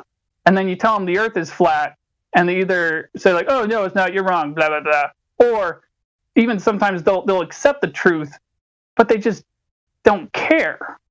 And it's like, why do you care about that? Why do you care about X and you don't care about the Earth being flat? Like, don't you think that this problem you might be able to I'm just saying, like, there's no point in trying to wake people up to the small stuff, because you're just gonna wake them up to the small stuff. You might as well wake them up to the big stuff first, because it's like then you're going to be spending a lot less time wasting time with people that can't ultimately wake up. What I'm saying is, if someone is unable to accept the truth, don't spend too much time talking to them. That's their problem. It's not your fault they can't accept the truth.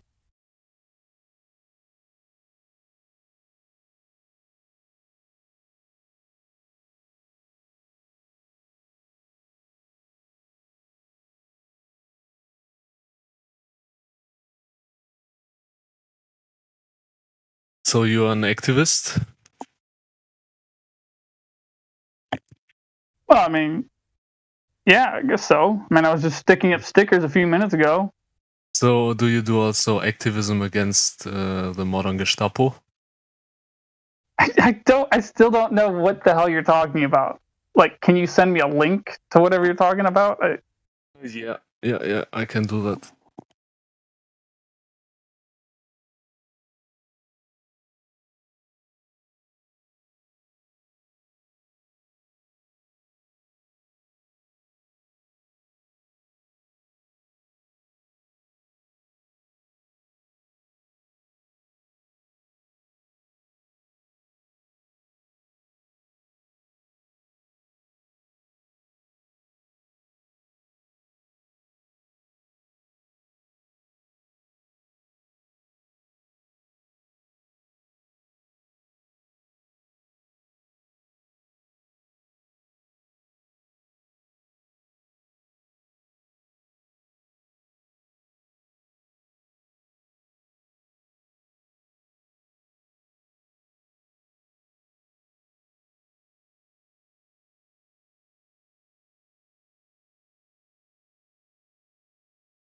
I just sent a link.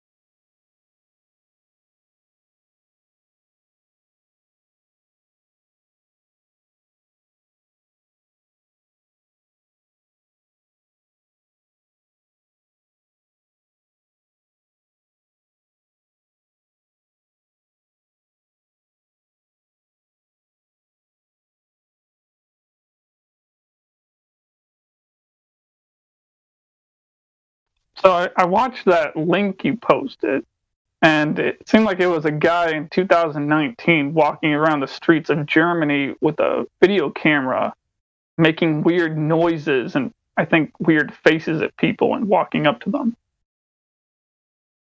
These people are actually organized. They chose him to be the victim.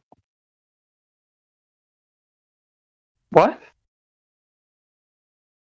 The Yeah, people they aren't he's random people. Yeah, they aren't random. One could think that, but they want Oh, okay. So you're just talking about harassment then? gang stalking. Well, let's call it what it is. If it is what you're describing it to be, it's harassment by American standards. That's what it would be here. I don't know what it is in Germany. Germany, it's gang stalking. Right. So over here it would be. So yeah, harassment's terrible. Although I can think of forms that I've observed that are worse than a guy just making noises at you. You know, at least it wasn't striking those people or anything.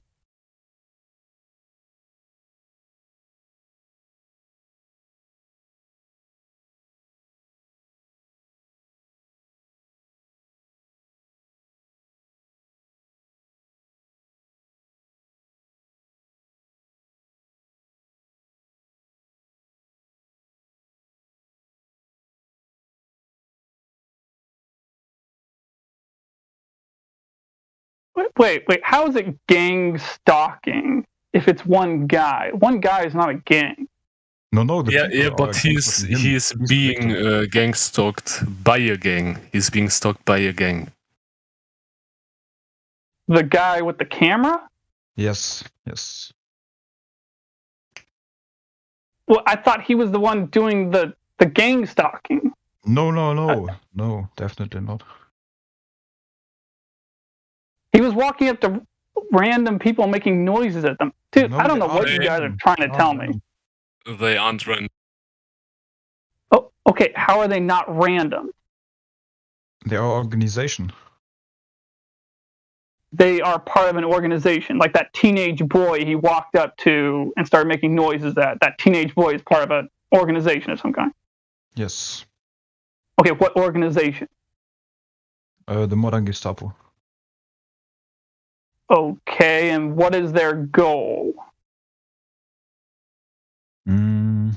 That's not clearly known, but also to spread misinformation about the Earth in some kind and to achieve that by stalking people. Wait, say that again? They are trying to spread misinformation about the Earth, and they're doing that by stalking certain people, which try to spread the right information. They are mostly targeting flat earthers.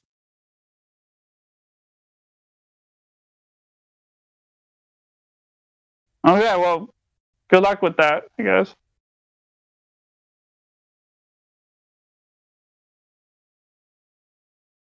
I mean, if what you're saying is true, it just sounds like just another brand of leftist nut job bullshit, which, trust me, I know what it's like to deal with that. I live here in Portland, Oregon.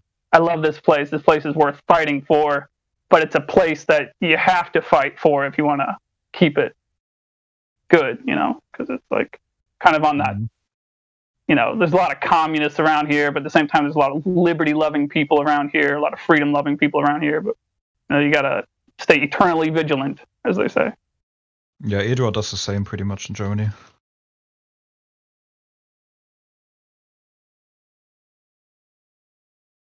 He's our mentor.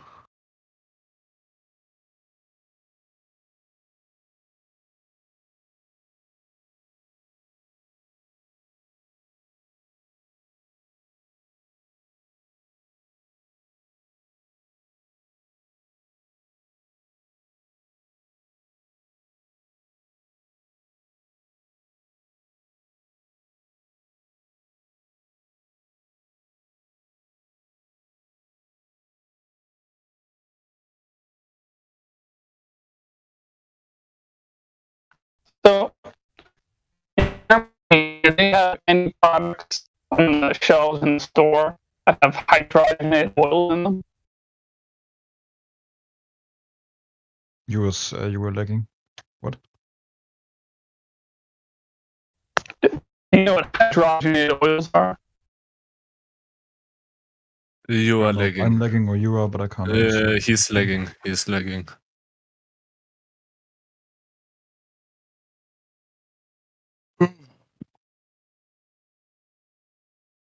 Gestapo, ganz schlimm.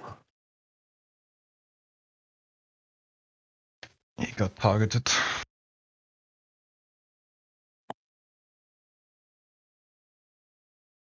Testing. Maybe your internet connection is targeted by the Gestapo or something. I don't know. They are probably listening even now.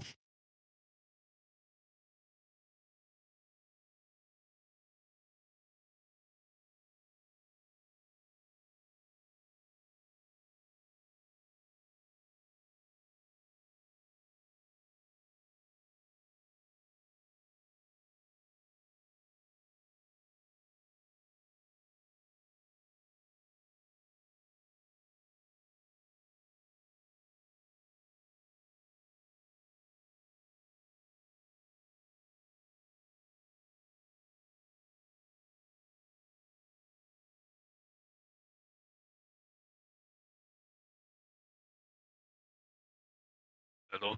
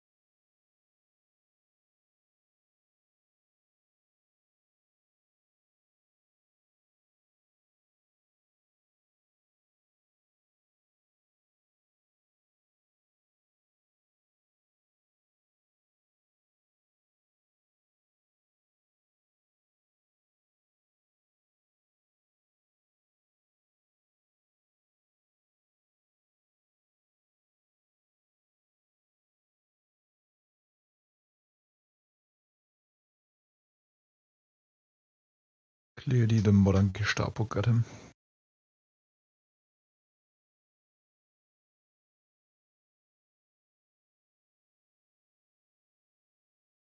Drei Komma 141592653589979. 0,12521251252.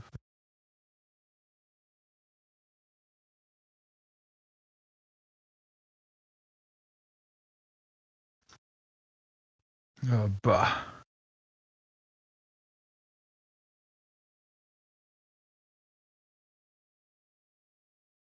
Mach nochmal. Geh da hin. Geh da jetzt hin. Du, Stalker. Du organisierter Krimineller. Hello? Is somebody here?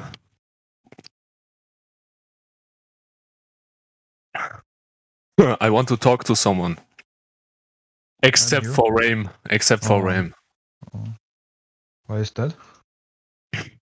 We talked a lot already. We need new people. True.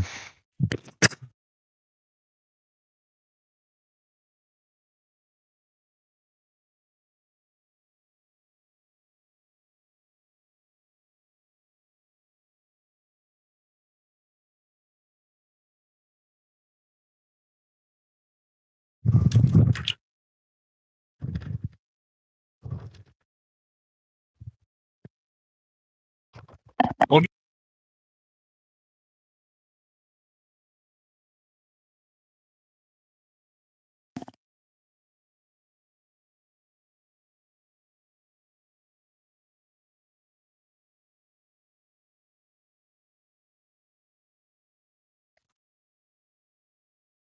So, does anybody here know about the modern Gestapo except for Ducklane? Somebody? If I not, don't think we're actually allowed to talk about that here. Kind of flat Earth, basically only. Yeah, Or but related to it. it's related to it actually. Not really. It kind of is. Well, the organization mostly targets flat Earth people and spreads misinformation about it. Okay. For example, their first victim was Eduard Keseberg. You probably know him. He's actually really famous flat earther. And yeah, since then it got more and more popular. hmm I've actually never heard of that guy. Yeah, he is mostly famous in Germany and not in other Western. Got it. Okay. Unfortunately. But we are trying to change that.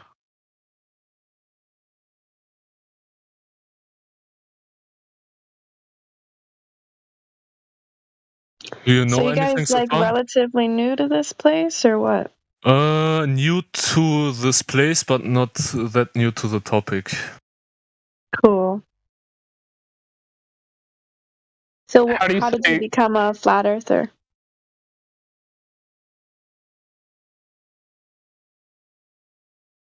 Again? How'd you guys become flat earthers? Like, what? I don't want to say convinced, but you know. We actually aren't flat earthers. Oh? We are just searching up the topic. We are getting some information here, and then we can have a conclusion about it. All right. Makes sense, yeah.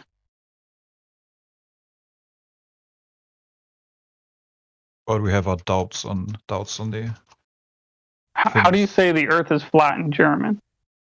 Die Erde ist flach.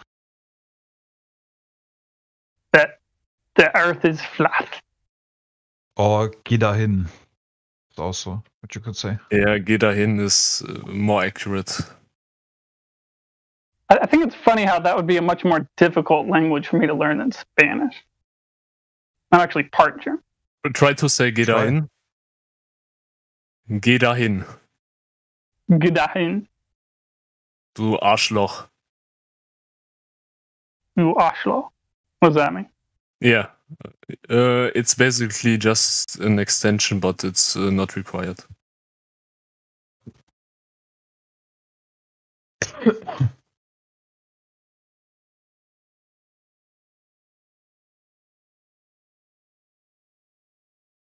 Yeah, German. So this German flat earther guy you're talking about, does he do any long range observations over there in Germany or something? Yeah, definitely. Has he got any good lakes over there? He's also documenting it on his YouTube channel, Gears Hunter.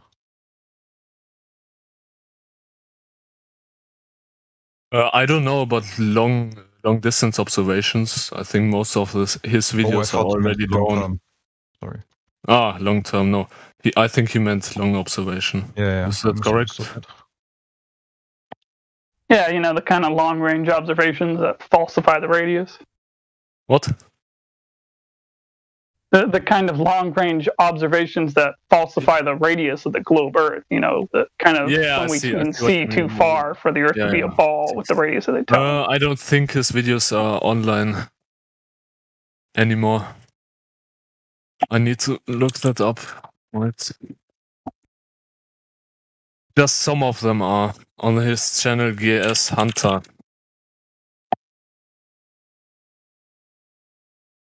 You can look him up.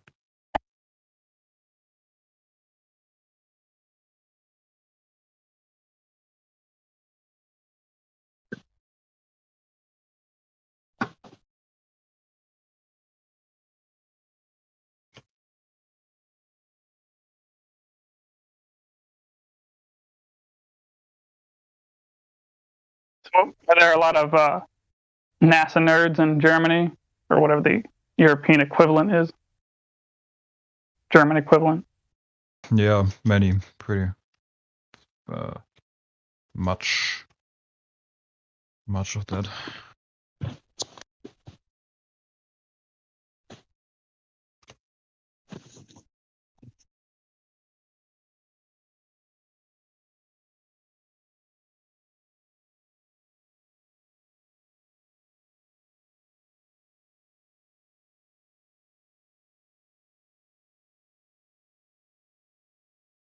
Hey, you know what they say?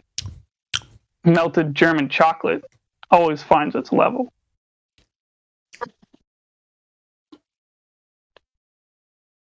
Damn, that was a good one. What kind of chocolate, though? Like dark chocolate, white chocolate. Ooh. Doesn't matter. It always matters. Still levels out. But yeah.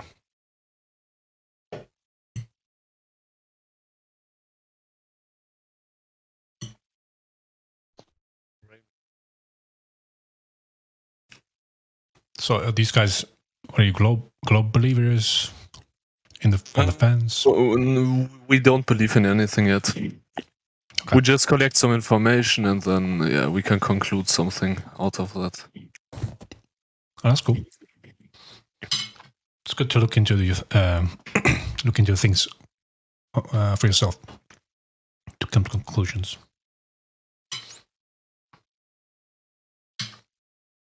So, did you ever think to ask yourself, do you know of any time that anyone's ever directly measured curvature of the Earth that we were taught exists?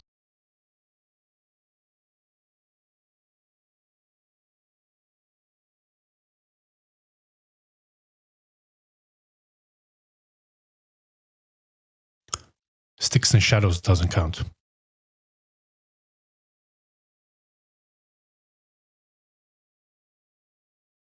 Yeah, that would be measuring sticks and shadows.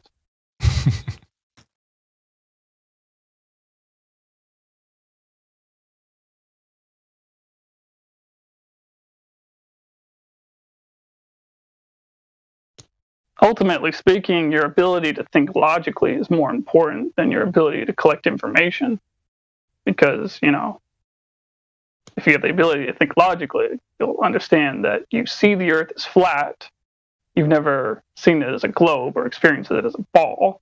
And the burden of proof is on the other guy's side to demonstrate to you that it is a ball via direct measurement of curvature, which will be the only definite proof. Since there is no direct measurement of curvature to be observed, then there's no globe to be observed.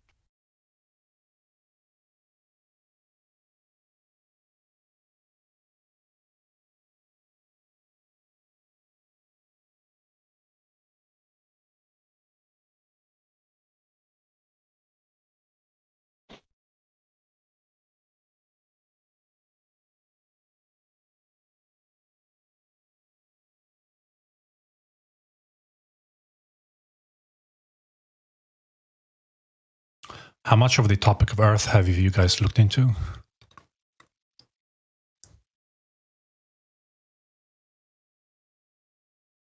AKA research, I would say.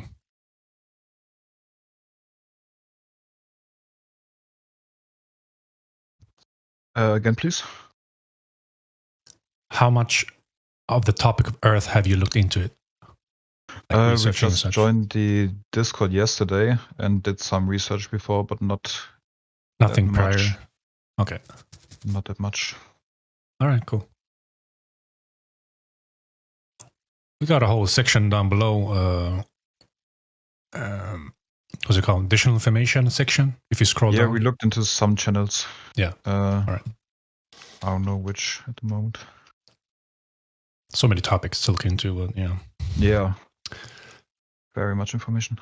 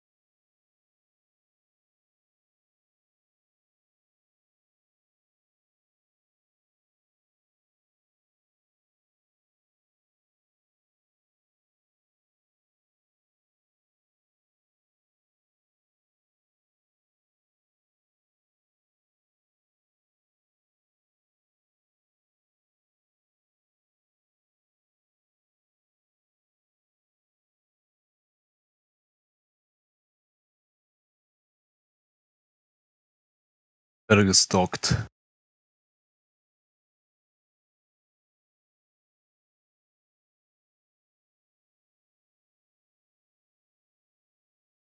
Du auch? Du auch?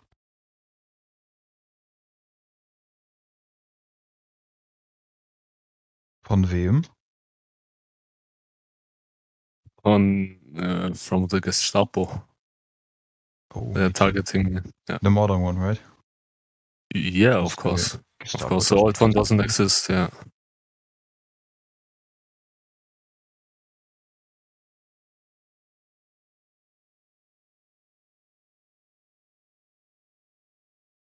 So, does anyone know about it? In here?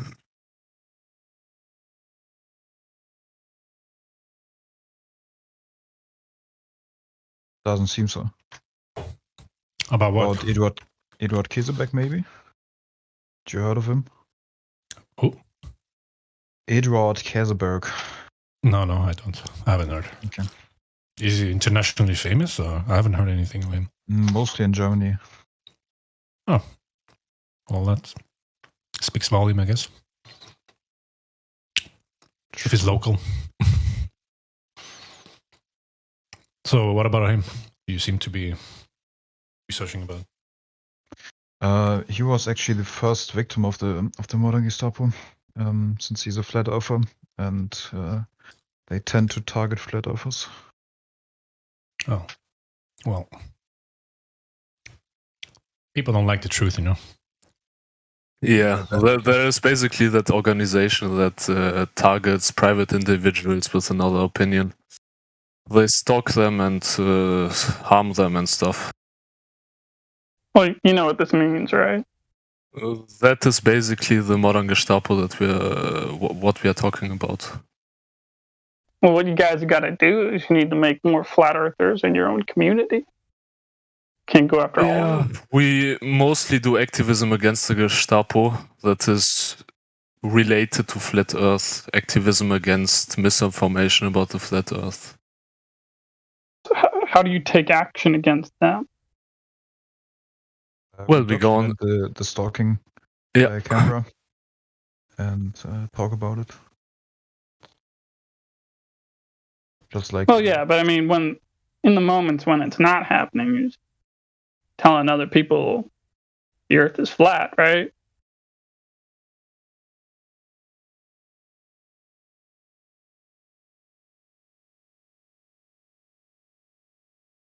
Do you ever do that? Do you ever tell random people the Earth is flat in your own yes, community? and also Freiheit für die Ukraine. That's also what I tell them. What was that? Freiheit für die Ukraine. What does that mean? It's a German saying for the Earth is not round. Ah, cool. Yes. You said that Ukraine, though, in your language. No, it sounds sounds like the word, but it doesn't mean the same. Ukraina, you said. No? Mm-hmm. Did you say Ukraina? Ukraine. Yes. Ukraine? Ukraine or Ukraine? Ukraine. Okay.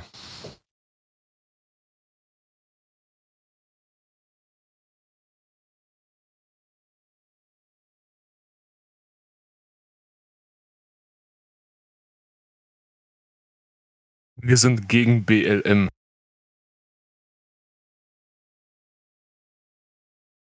What?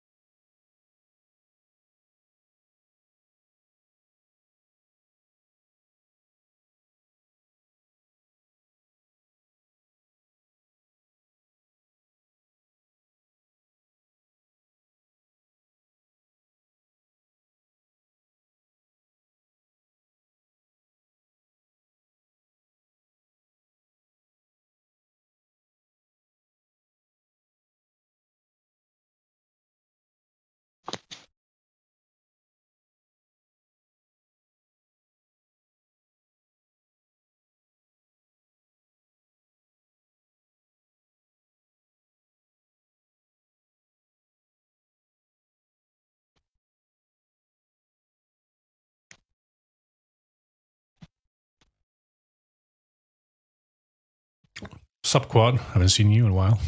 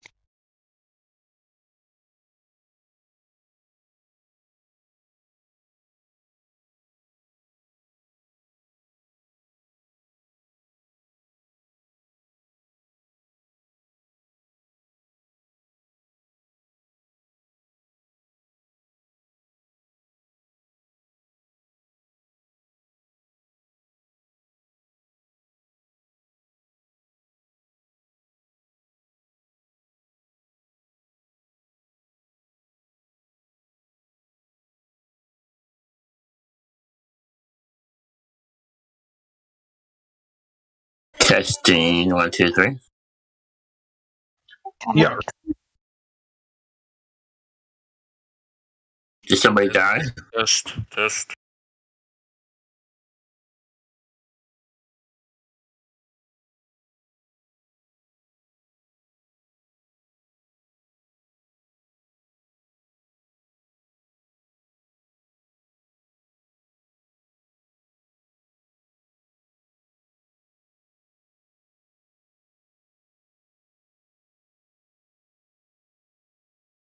I put in live stream about how I'm feeling lately.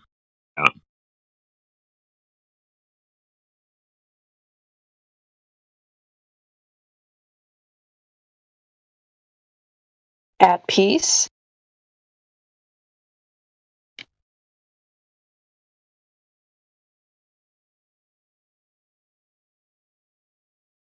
I need peace.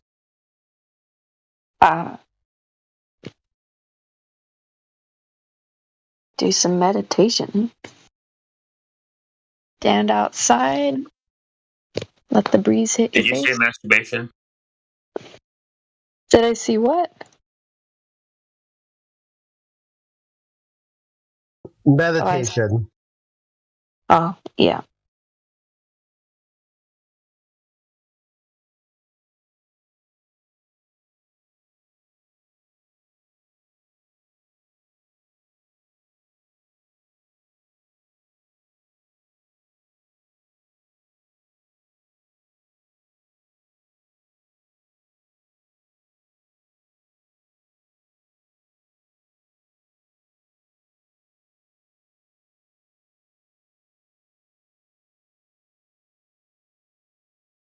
Darn it, I was just about to ask Duckling a really stupid question. I missed my chance.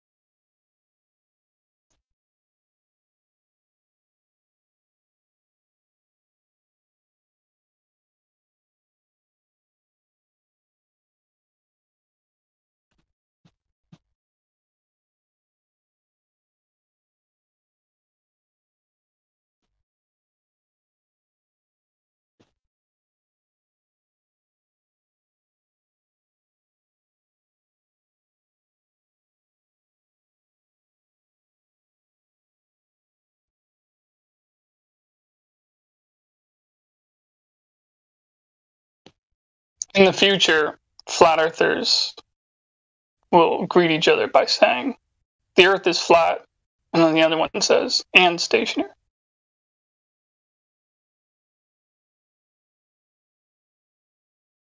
That's already how it is with some people in the community I live in. Not just my friends, but even like, people that I don't even know the name of.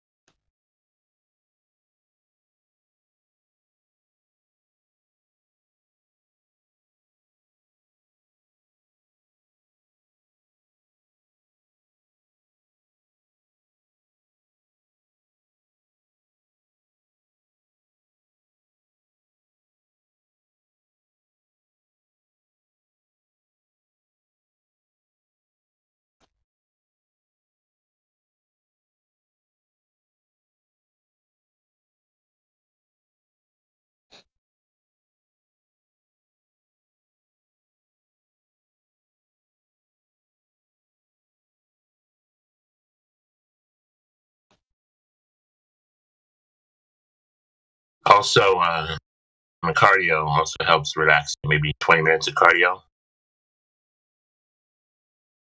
Sure. Yeah.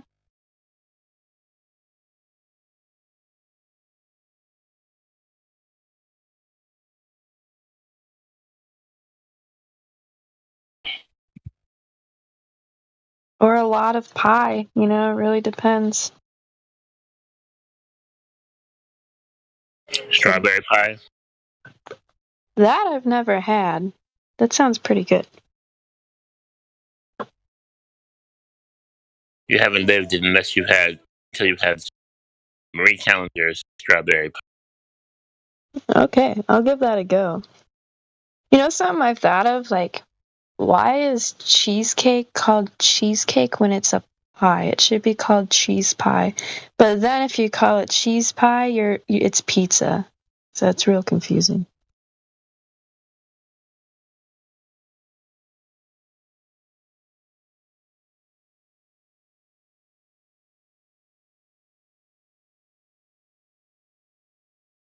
Anyway, yeah.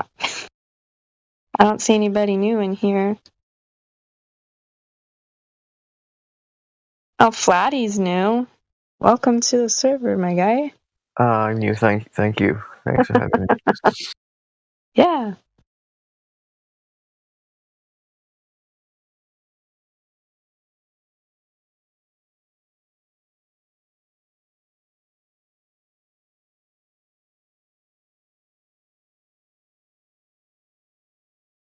I don't know if today's supposed to be significant, but it's the 8th, and oct means 8, so that would be 8-8, which is double infinity, so that's today, if anyone cares.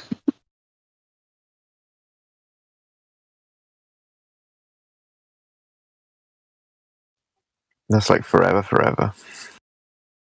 Yeah, You mean that today's whatever gonna feel that like means. forever? What'd you say? Does it mean that today's gonna feel like forever? You know, it kind of has for me. It's been such a long day because I don't feel well, and when you feel sick, your day's like 3 times longer than it should feel.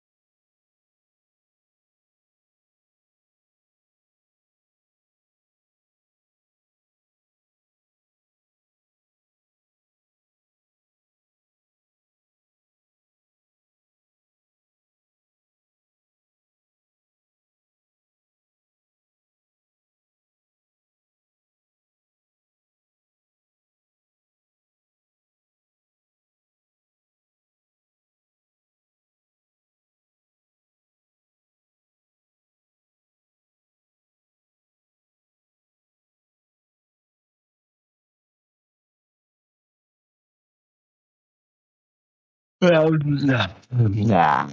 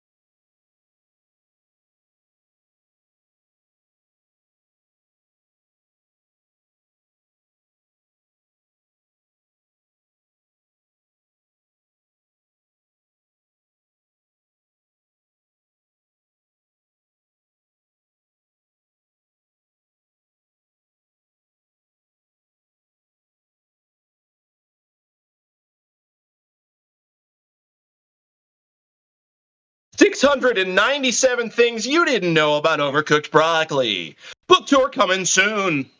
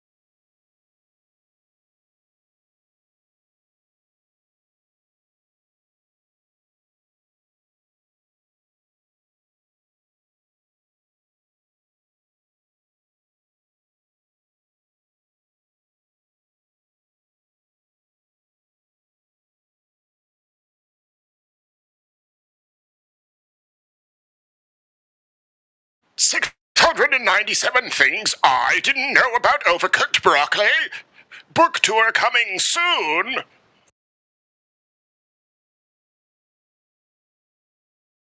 By Jove! By the beard of Zeus.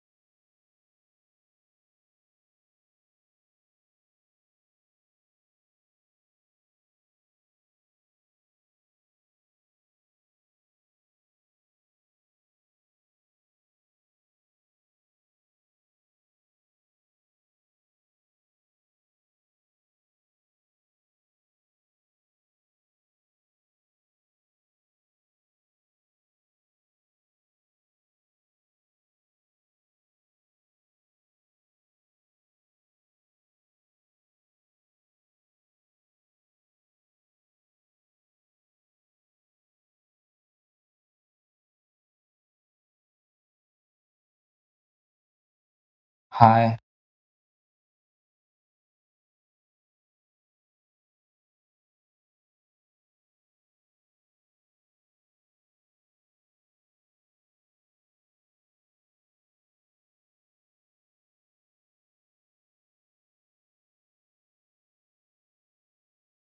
Hey.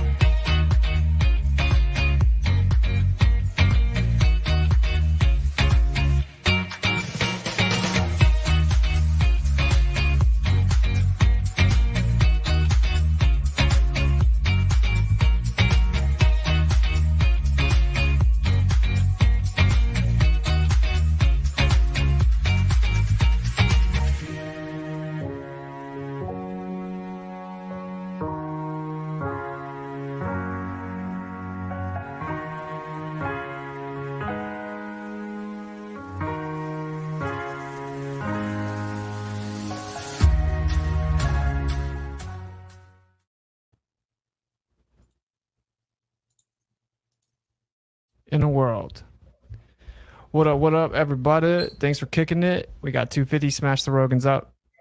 Because, you know, we got algorithms out here trying to hold us back. All right, so Brian and I are going to have a little debate. The two primary subjects will be the spin, or shall I say the alleged spin, of the Earth and gravity. We're hoping to have it be cordial and respectful. Last time he kind of had to go 4v1, so we want to give him a fully fair opportunity to voice his side. And we will, barring how the time goes, have a Q&A session at the end. So we ask everyone that is going to super chat a question to be read off the Q&A to be respectful, no insults or personal attacks. If you have a specific question for me or for Bryant, then you can super chat it and we'll read them off. But like I said, try to be respectful, and also try to be respectful in the chat because, truth doesn't fear investigation. There's no reason to stoop down to any type of vulgar behavior. Okay, cool. So there is the opening. Jaren will be modding. So without further ado, let's add everyone in. Wow. How's it going, gentlemen? Doing great. That was a great intro, by the way. That's even though I don't agree with the premise. This will be fun. This will be fun. And just to piggyback off what Austin said, make sure if you're in the chat to try to be polite. Maybe think of Brian as your grandpappy or something. Just be respectful. We don't need to attack the person. Attack the argument if you want to attack anything. And not that old yet. No, well, close maybe. I'm getting there. 52 is not. That's grandpappy age, I'm telling you. Yeah. So I guess the way it's going to work is we're going to just have each guy give 10 minutes to give their opening, and there'll be no interruptions. So it should be pretty simple from there. And I think you're going to start, right? Right? Yep. I'm going to start. Do you want to tell people who you are real quick? Oh, yeah. Bryant Myers, actually a former physicist and teacher. I did teach at Central Michigan University, so I actually was a college professor.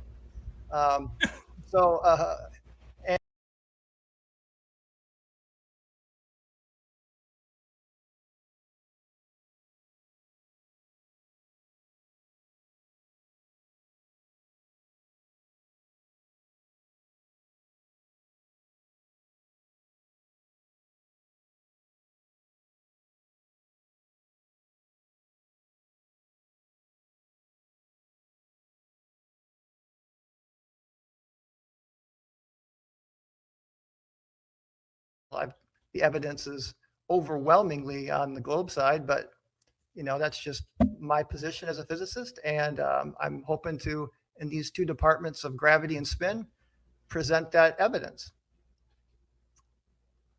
And Word. So Jaren, I think you just whoever's talking, I guess presenting, like just make them big.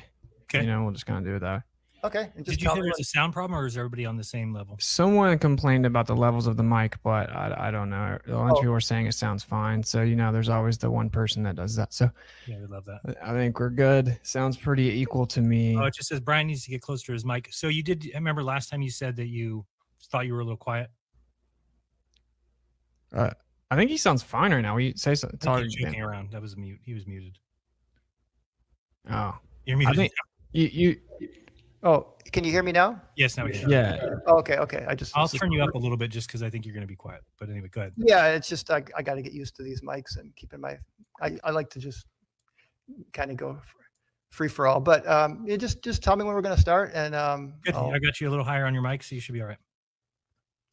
Okay. Ready to begin? Well, all right. Well, great. So we're going to start with gravity. And I just wanted to begin with a quote by Albert Einstein. No one must think that Newton's great creation can be overthrown in any real sense of this theory of relativity or by any other theory. His clear and wide ideas will forever retain their significance as the foundation on which our modern conceptions of physics have been built. So that's Albert Einstein. And I just want to, before I get into my my presentation on some of the evidence that I have for gravity, I just kind of wanted to lay down University of Berkeley is kind of this idea of a scientific law, because it does seem there's a lot of confusion on what a law means in science. And in everyday language, a law is a rule that must be abided by or something that can be relied upon to occur in a particular situation. Now, scientific laws, on the other hand, are less rigid. they may have exceptions. And like other scientific knowledge, may be modified or rejected based on new evidence and perspectives. In science, the term law usually refers to a generalization about data and is a compact way of describing what we'd expect to happen in a particular situation. Okay, so Newton's universal law of gravity, let's just start here on Earth. Things like bridges, roof systems, stadiums, aircraft hangars, bridges, auditoriums, building structure, bike frames, ladders, scaffolding, pliers, scissors, automobile suspensions, just equipment, planes, trains, automobiles, just the structure of the world around us is based on Newton's laws of gravity and Newton's, 3 laws of motion. So I just wanted a little show and tell here. At Georgia Tech, I was electrical engineer, and I had to take these classes called statics and dynamics. And this book right here is 1,400 pages of just using basically Newton's laws, no electrostatics, pretty much just all Newton's laws of motion and Newton's laws of gravity. So the world around us is living testament that Newton's laws work. And this is what a scientific law is all about. It's about things that work. It's not about trying to explain why they work or necessarily the deeper meanings behind them. That's the job of a theory, and those also can be modified. So I had a little fun last night. One of the beautiful things that I like about Newton's laws is they're so simple. And again, you don't have to really follow along. It's actually not that hard to follow along. So, Newton's law of universal gravity is G m1 m2 over r squared. And here I have me and m. So that's the mass of the Earth and a small m, which you'll see in a minute why I'm doing it this way. And now we can rearrange this kind of in a clever way that F equals ma, as a lot of people know from school, right? We all heard that equation. So if you regroup the first equation up here, and you see that you get your little m out, the rest of it is a. Oh, I'm sorry, over here. So this basically, you can now then say, okay, that's the acceleration due to gravity. Just very simple. So this g here, this little g is our well-known 9.8 meters per second squared. And to complete this whole process, all we need to know is big G and the mass of the Earth. And this is where the Cavendish experiment comes in, and Cavendish-like experiments. And it's just kind of worth noting down here that the acceleration is also, you can say it as F over m. So if you have a small mass, that's going to have a small force acted on by the Earth, and it's going to accelerate the same as a big force with a big mass, because the acceleration due to gravity, or the force, is more on a bigger object or a more massive object, but the inertia is also more by the same exact amount. This is why all things fall at 9.8 meters per second squared. So it's really cool. And we can even take these laws, and this is where the universal motion comes in, and we can derive Kepler's laws. I mean, I won't get into all of them because I don't have time, but Kepler's laws basically said there's 3 laws. The first is the ellipses, the second is equal areas and equal times, but the third law, he didn't know what this proportionality constant was. So we can actually just use Newton's laws, and then we just know that the centrifugal force is going to balance the gravitational force, and we can get an exact number for that constant proportionality, and all the planets follow a straight line. So again, we don't have time to get into it, but it's really nice that this law of gravity here on Earth extends to our solar system. One of the first scientific ideas that got extended beyond just the Earth. So let's look at just Cavendish real quick here. We don't have a whole lot of time to go through it, but the Cavendish experiment here, let's just look at the experiment. Basically, there's 2 large masses that are fixed, and you will have 2 swinging smaller masses on a swinging torsion scale. As the smaller masses are attracted to the larger ones, they twist the wire, and that twist, along with the oscillation times, allows us to calculate G, the gravitational constant. Once we have G, the gravitational constant, we can then determine the mass of the Earth, and based on some of the equations that you just saw. So now I just kind of want to go through, and by the way, it's not just Cavendish. There's other. Oh, can we share my screen now? Mm-hmm. Yeah, thank you. Can you share my screen? I don't know. I only have a remove. There you go. Thank you. Oh, there you go. Yep. So anyway, besides Cavendish, there were other measurements of G, totally different ways, and they're getting the same number. This is a kind of a key theme here, is that we can calculate the gravitational constant in many different ways. And now, but I want to just look at a few modern day Cavendish experiments here, because these are the ones that are just so very accurate. And I know some of the rebuttals of some of the flat Earth enthusiasts will say, but you got to understand these tests take everything into account. The exact, the balls are perfectly homogeneous. The dampers, they put coatings to eliminate the electrostatic effect. A thin gold layer is very, very carefully done to ground it out, no electrostatics. The air density, thermal effects, electrostatic is also shielded and grounded. And then the magnetic effects, they'll use mu steel shields on the balls, and mu steel blocks magnetic fields. And here's just a little table. You can see all of these different, and they know all of the things that can lead to inaccurate results, to incredible accuracy. So there's been a lot of different Cavendish-like experiments done over the years. And recently, there's actually now about 200 to 300 peer-reviewed Cavendish-like experiments. And here we have the Committee on Data for Science and Technology, that the CODATA, which lists here the most accurate, most careful experiments, and they come up with a value for G that's around 6.67 times 10 to the minus 11, but it's out to 4 significant figures. That's incredible accuracy. And from the lowest, if you swing all the way back and forth from side to side, that's only a 0.07% difference from the highest to lowest. So it's incredibly accurate. But interestingly, other constants of nature are more accurately known. It's just gravity's one of the most difficult to measure, but it's still very accurately measured. So based on time, we don't really have time to go into the details of all these, but I did set up a page on my dfe.net, my debunkingflatearth.net site, and /G, you can see these studies. I got 12 really good peer-reviewed studies, and they're not all Cavendish, but a lot of them are. And you'll see that these, like I explained just a little bit ago, these were all incredibly carefully done, meticulously. And the fact that they're all getting almost the identical number, if you had like electrostatics or magnetism or other confounding variables, you would be getting wildly different numbers from test to test. You would not be getting this precise numbers every single time. And just look at the precision here. They're putting these in vacuum chambers. Some of these experiments did them almost near absolute zero. Just absolute incredible accuracy. Now this is one test I wanted to share, because I've heard some flat Earth enthusiasts will sometimes say, well, that's just a man-made piece of equipment. I want to see something in nature where mass attracts mass. Well, here you go, the Mount Schihullian experiment, which also has been done multiple times, and even recently, there's been a more recent study with the Mount Schihullian back in what year was it? It's a much more recent analysis. And again, this particular study that was done more recently came up with a density of the Earth that was very, very accurate. And Mount Schihullian is just very symmetric, so it makes it very easy. So anyway, we're just kind of running out of time here, but you can just check out my link, and I have a lot of good other things you can see. And don't really have. Oh, this is from Statics and Dynamics. These are the kind of free body diagrams that you need to know.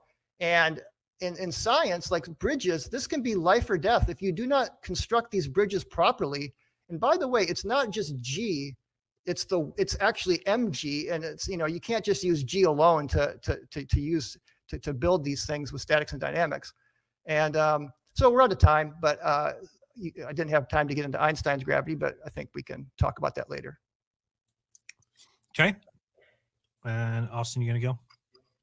You're not sharing your screen, right? Okay. Well, I do want to let me just share the screen real fast. I want to play like a couple seconds of this video.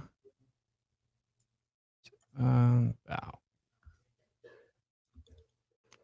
right. So, yeah, when you start it, I'll just play this video. Hopefully they can hear it. I don't know. I will now show you a short video of former MIT physics professor Walter Lewin. Oh, wait. No. Mike is gone. Quite clearly. So what holds our world together? Well, on the nuclear scale, 10 to the minus 12 centimeters, very important are the nuclear forces. On an atomic scale, up to thousands of kilometers, it's really electric forces that hold our world together. But on a much larger scale, planets and stars and the galaxy, it is gravity that holds our world together. Yeah. And now you may say, that's very inconsistent with what you just told us. Because didn't you tell us that D cancels? If you compare... All right, anyway, that's enough. All right, so there you go, explained up to 1,000 kilometers, everything you observe on the Earth is electric, everything that you observe on the Earth. It's 10 to the 26th, some argue 39th power stronger than gravity even claims to be. As for this law, talking point, downward acceleration is an effect. So not everything goes down. Sometimes things go up, but there's a downward bias on the Earth. I actually agree with that. 9.8 meters per second squared is agreed upon average. It doesn't happen every time. Objectively, it doesn't happen every time. It changes. It's just an agreed upon average. It fluctuates. But we use that convention so that we can build things like bridges, etc. You can replace little g with the letter A, acceleration. You don't need it. You don't need the cause, claim, effect. Talking about Kepler's law as planetary movement of bodies.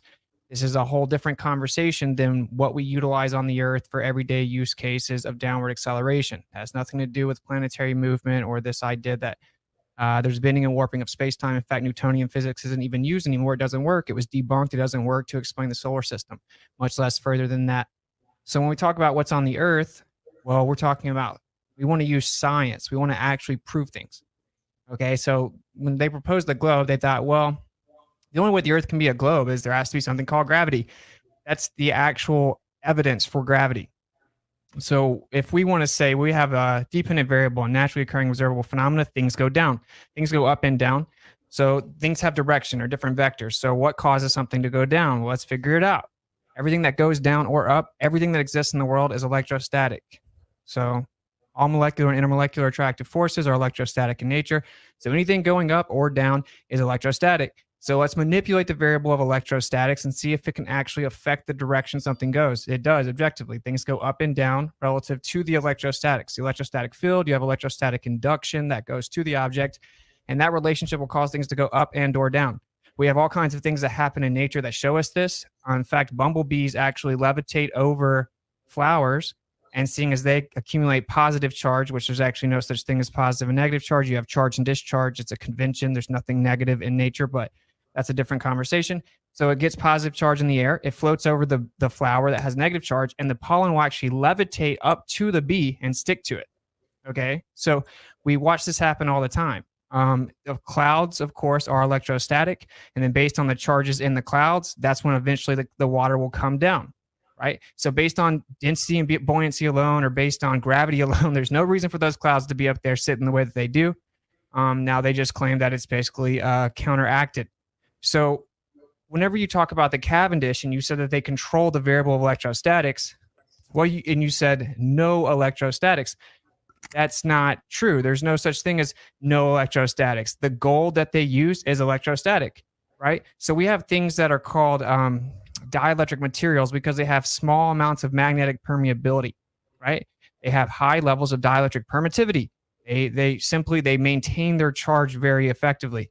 But that doesn't mean that there's nothing there, just like there's no such thing as anything being neutral. If something's neutral, it doesn't have a net charge, but it still has a charge, including all these quote-unquote nuclear forces and the neutron. They have elementary charges, and everything that exists has a charge. So there is nothing in the world, nothing, that doesn't have electrostatics. In fact, whenever Cavendish first did his experiment, he didn't even account for electrostatics. I know people personally that have done it, and they know that electrostatics will indeed make the balls move around.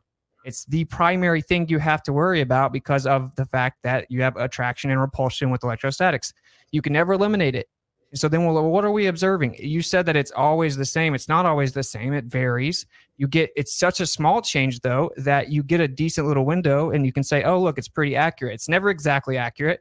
And then whenever it's not, people just assume it's user error because even the slightest bit of energy or motion transferred to the Cavendish mechanism will actually affect what you see. So you didn't account for electrostatics. If you manipulate the variable electrostatics in Cavendish, you will literally get the cause. You can't eliminate it. If you ground something, it still has electrostatics. If you put it in a Faraday cage, it still has electrostatics. There's no such thing as eliminating it. And it's 10 to the 36th power or 39th power, stronger than gravity even claims to be. So all this stuff about 9.8 meters per second square, that's an agreed upon average. It's not consistent. That's just an effect. It isn't exclusive to the idea that the Earth is a gigantic ball with bending and warping of space-time. It's not different on a flat Earth or a globe Earth. If things fall down, we have an agreed upon average. That's the effect. What's in contention, what gravity is the claimed cause of that effect. That doesn't mean anything. Like I said, you can change little g and you can replace it with a. So what we know to actually be true, and I just showed you Walter Lewin from MIT explaining it, everything up to thousands of kilometers, which I don't make claims about thousands of kilometers because I don't believe in fairy tales, but the point is that everything on the Earth is electrostatic and it's just objective, and we can manipulate that variable. We have spider ballooning. They proved that they took them outside of the wind because they used to think that they did that because of wind, and actually based on electrostatics, they levitate more effectively. They basically fly because they propel themselves electrostatics. Bumblebees are not aerodynamic, but they use electrostatic resonance, and they can fly through crosswinds up to 60 miles per hour unaffected because they have like a little electrostatic force field.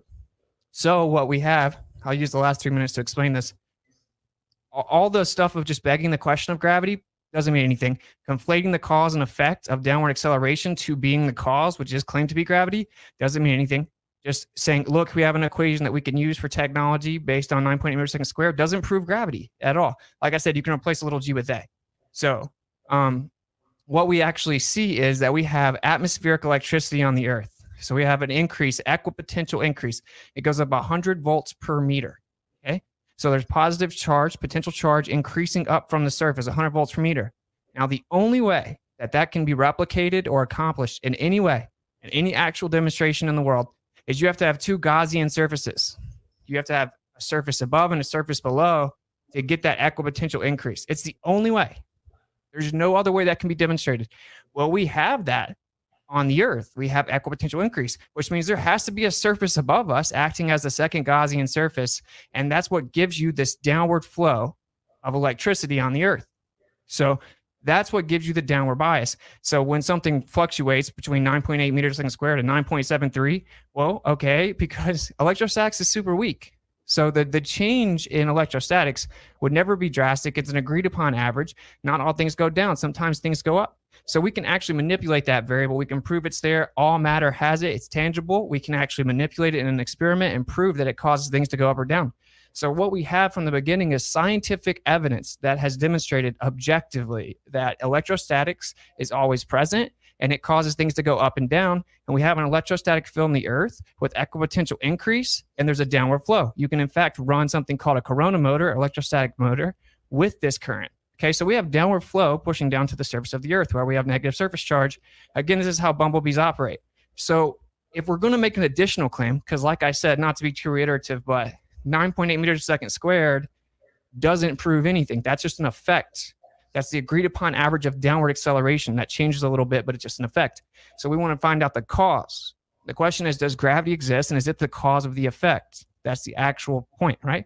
Well, when you say you try to control for the variable of electrostatics and stuff like that, you can never eliminate it. It's always there. It's 10 to 36 power stronger than gravity even claims to be. How could you find a force much smaller than that if you can't actually get rid of that force when you know it's stronger? Okay, and we can scientifically prove it. We cannot scientifically prove the bending and warping of space-time. No one's ever manipulated space-time. They just manipulate mass, reify it, beg the question, assume that it's true. So one of them is scientifically valid and can be proven, and then one of them just has to be true if the Earth is a ball and has never been proven. So in summary, like I said, people often conflate big G and little g. They just invoke 9.8 meters per second squared saying that it proves gravity, but it does not. And Newtonian physics is not what the globe Earth model uses anymore because it doesn't work. And the reason that they didn't just acknowledge the natural intrinsic electrostatic nature of all things, and that's why things go up and down, is because it's way too weak to cause gigantic planetary bodies to move around each other in a vacuum at vast distances.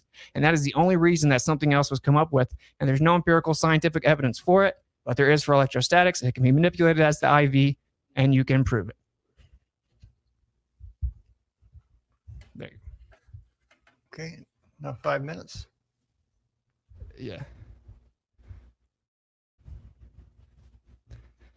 You're gonna go first, Brian. I'm gonna go first. Just to 5 minutes. 5 minutes. Yep. Good. Okay. Well, we only have 5 minutes, so I'm just going to go through. From my understanding, I mean, this is just my time, but that it's density and buoyancy or electrostatic, incoherent electrostatic acceleration, and density and buoyancy takes care of the rest. So the density and buoyancy are still there. So let's first look at the problems with density and buoyancy. So the problem number one is things that are more dense and less dense fall at the same rate. And I actually did an experiment with a lead ball and a cue ball. The lead ball was 7 times more dense than the cue ball. And I got up on my ladder and I repeated, and I'll videotape it if anybody wants to see it. And I dropped it again and again and again. They both fell at exactly the same time, every single time. And again, you hold both in your hands, and the lead, you can tell it's like 7 times more dense. Second problem with density: things should fall faster further up as air resistant is as the air is less dense as you go up in altitude. But we know the downward acceleration slightly decreases with altitude because, again, little g, we got the formula for it right here. It's a very simple formula. We can actually calculate very accurately the gravitational acceleration at any distance above the Earth's surface. And the only thing that we have to account for is the centrifugal force, which does vary that from the equator to the poles. But once you take into account the centrifugal force, everything is very smooth. The gravity is very constant across the surface, and it drops off by 1 over r squared, big R. That's the radius of the Earth. So you got to be a radius of the Earth distance away before you get a 1/4 drop off. Now, density is a scalar with no direction. Gravity is a vector. So we know, but I know you guys use your incoherent acceleration to try to give the vector there. Here's another thing: density towers break down in microgravity. If you've ever seen some of the images of that, you can see that the density towers don't even work when you got a zero gravity. Now the problems with buoyancy. Can I share my screen here for just a couple minutes, Jaron? Yep. Oh, got it. Thank you. Okay. So the problems with buoyancy is that buoyancy literally is defined by gravity. I mean, the actual formula for buoyancy is it's the density of the surrounding fluid times the volume, which gives you m. That's units mass times g. That's gravity here. So it's basically mg, and it's not just g replaced for a in these books. It's mg. It's the weight. So you got to incorporate the mass there too. And you can see right here a great little demonstration of this is in like a free fall environment. So when you take out gravity, you can see buoyancy doesn't work anymore. So again, this shows you buoyancy depends on gravity. So we got over that. So now I want to get into electrostatics here from our remaining time. So, and I'm not going to have enough time to get through. We can talk about this in our discussion. So there's some catastrophic problems with electrostatics. I say catastrophic because they are. So gravity depends on mass. Electric field depends on charge. Electric fields and electric charges can be shielded. Gravity cannot, provably. Shouldn't we be able to step inside a Faraday cage and levitate? I mean, we can shield electric charges. Why don't objects of different electrical charge or magnetic properties fall at different rates? I mean, we know this. Different diamagnetic and different, conductors versus insulators. I mean, in electric fields, they would have forces acting on them in different ways. And again, why do magnetic, paramagnetic, and diamagnetic objects all fall at the same rate? So again, you can get a magnet or a non-magnetic object, and gravity will pull them down equally every time. Electrostatic charges can be attractive or repulsive. Gravity is only attractive. The source of the electromagnetic attraction and how it works on, So what is the source of this electromagnetic attraction? How does it work if bulk matter is neutral? So again, I got my little thing here. I wanted to have Austin. Oops, it's my camera here.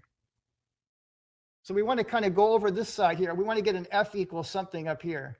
I'm sorry, share my screen real quick. I just had just a couple slides here that are important that I just. So the problem with this too is the fact that these electric fields that Austin talked about, they fluctuate wildly, and that at about 30 kilometers, it's almost zero. And we know gravity keeps going beyond 30 kilometers. So it just doesn't work. It doesn't match reality at all. In fact, the electric field changes not only around thunderstorms, but around, the time of day and the seasons. So again, we can get into this in discussion. Okay, Austin, you're up for 5. All right. So I never claimed. So you started off talking about density, why density does. Oh, it says the host says, oh, never mind. So yeah, my bad. I never claimed it did, right? Like density is one thing. You can't have density without electrostatics.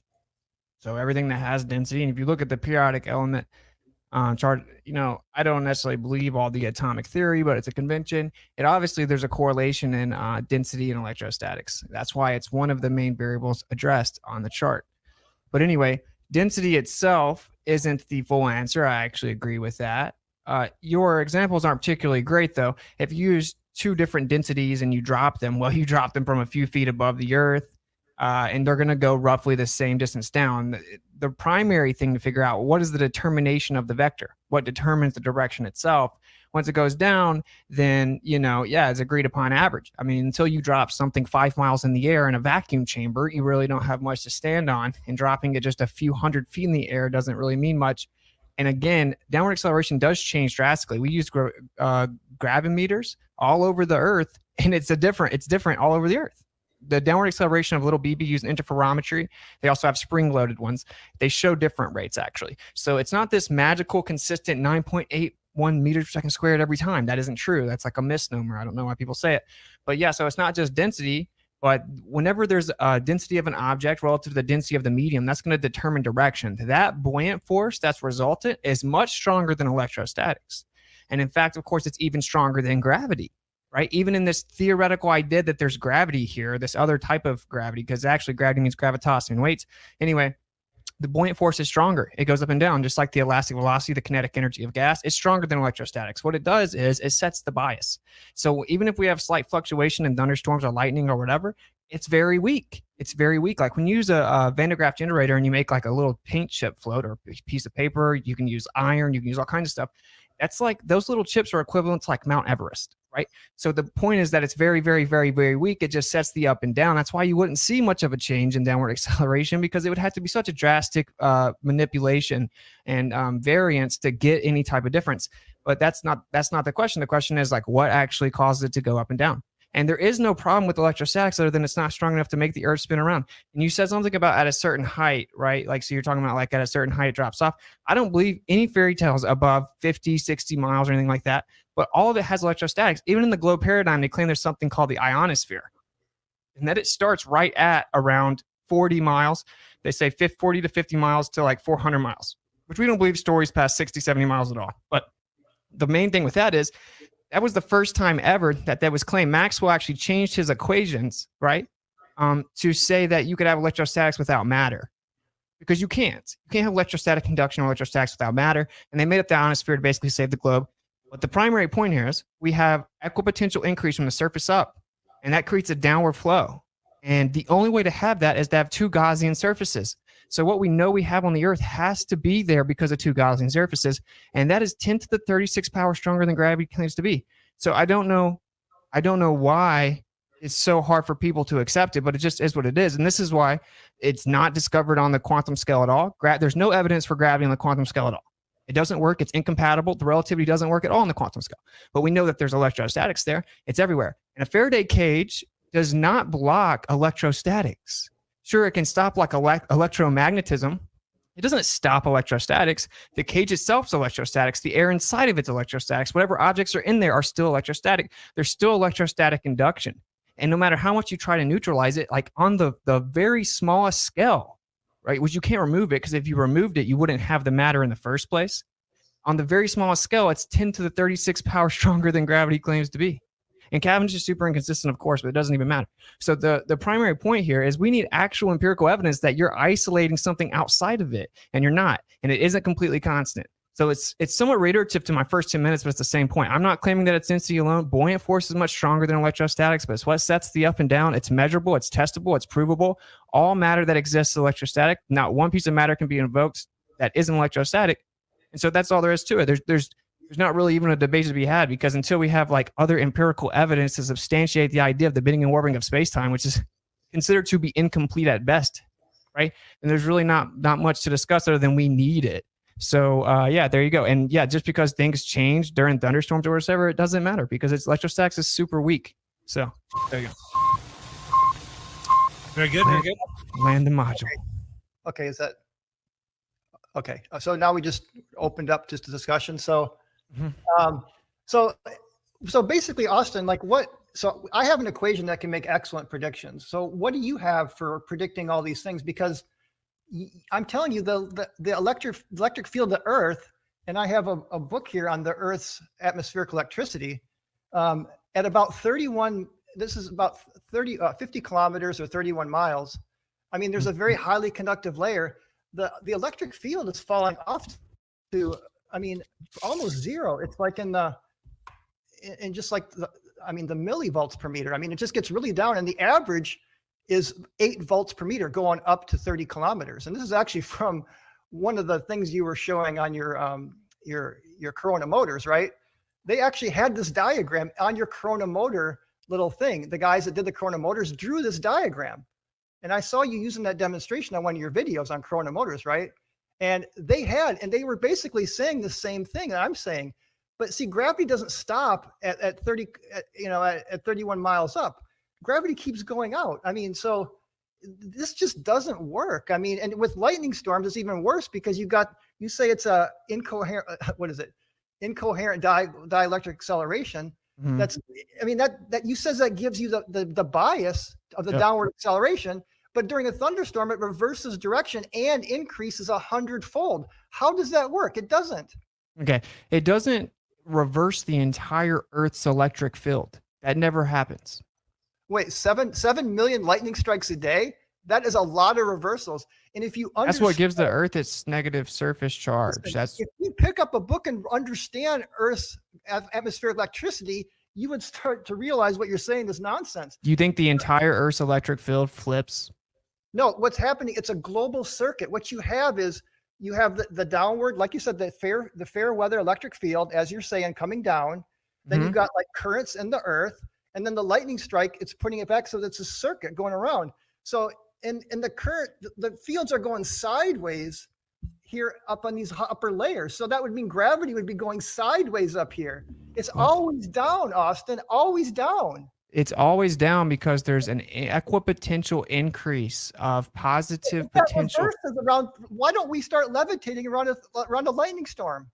Okay, because that's just a very temporal discharge, and the density of whatever it is that's on the ground has a buoyant force that, again, is much stronger than electrostatics. So that's what sets the up and down, but your density, the buoyant force that comes from your density, is much stronger. And again, the entire electric field of the Earth never flips. It never happens. No, I didn't say that's the entire field. I said there's around 7 million lightning strikes a day. So that's a lot of reversals of polarity. And the point is gravity is always a very, very smooth. I mean, again, you said it varies a lot. It does vary. I agree. But it doesn't vary by more than 9.77 to 9.83 at the surface. That's not even entirely true. It doesn't matter. I got a source for that. Actually, it is true. There's gravitational anomalies. There's like 7 different types of gravitational anomalies. But I'm telling you, the acceleration of gravity is very well mapped out by geodesists. Very well mapped out. Why wouldn't that work with electrostatics, though? Again, I just told you, because the electric field is dropping off a lot more quickly than the gravitational field is. You know what the gravitational acceleration is at 30 miles up, Austin? The gravitational acceleration? Again, I can use it's pretty much always the same. I can use my equation to make accurate predictions. You don't have an equation. You don't have anything over here. See that red box, Austin? Yeah. You don't have anything to put in that box to make any predictions. Or if you do, let me know. Well, for force, that says F equals. So yeah, force equals mass times acceleration. Okay, but again, what's the acceleration? Where are you getting that from electrostatics? That's what everything is it's literally all electrostatics. Use Coulomb's law to derive that then if you're using electrostatics. We could use Coulomb's law, but it doesn't matter. That MA to Coulomb's law, and I tried that. You know what you get is nonsense. Absolute nonsense. That's a lot of specificity you got for us there, Bryant. The thing here is, my God. That's what Walter Lewin, when he did his presentation on electrostatics, he derived Coulomb's law. That's the equation you use for electrostatics. I know. Yeah, it's almost exactly the same as the gravitational law, but it's just charge is different. Give us an equation that will give us finish that thought. Go ahead, Austin. It's just charge that is different, but the point is that downward acceleration is just roughly agreed upon 9.8 meters per second squared, Brian. It fluctuates a little bit. It's not constant. It changes all the time, and it actually changes during thunderstorms. I've read the data. During thunderstorms, how fast something falls at the surface changes. So how does that work? Well, show me the research. Can you give me a reference on the study that shows that, please? Sure, yeah. Okay, send it to me. Yeah, I mean, I'm not going to. I'd love to see that how gravity changes during a thunderstorm. I would love. And to during rainfall. Okay, I'd love Isn't to that see interesting though, Brian? But just I will send you all the resources. Well, listen, hypothetically, what would be your answer? Because this is well documented at universities. Well, I'm not going to say anything until you show me that study because I'm skeptical. Because I Okay. know gravity cannot be shielded, Austin. I know this. So what you're saying can't be possibly true. What can't be? You're just reifying it. Do you know what a reification fallacy You is? want to do 1 minute back and forth so that we're not talking over each other? Are you guys okay? I mean, I think we're fine. So we can just try to keep it both. Do you know what a reification fallacy is, Brian? Yeah, I do know. But again, science doesn't claim to be. We're using models to make accurate predictions. We're not trying to say that the model is the thing. We're just saying that these models of gravity that we have work, and the ones you have don't. You don't have any model. Yeah, I do. I just replace your little g with the letter A. Okay, but then you got to set MA equal to what's the force then? That's Coulomb's laws, electrostatics. If otherwise, is it F equals D for density? I mean, what are we going to put in there? Do we There's set electrostatic field, but do we set density equal to MA? I mean, is that what we should put? D equals MA? wait, time out. You know, you said gravity can't be shielded. You know, electrostatics can't be shielded or removed. Yes, It's all. yeah, provably. It's called a dielectric constant. Every material has a dielectric constant which shields electric fields. You can't shield an electrostatic Yes, field. you can. Your body objectively cannot. Yes, you can't. Your body has a dielectric of 50, Austin. Your body actually shields electric fields up to 50-fold. Are you saying that we can shield electrostatics? Electric fields, yes. Electrostatics. Electrostatics, if you have an electrostatics object, it's giving off an electric field. That's how it works. There's an electrostatic field. But can you ever shield from electrostatics? Yes, you can. You can shield electric fields. You can't, Bryant. Well, show me the paper that says that, please. Okay.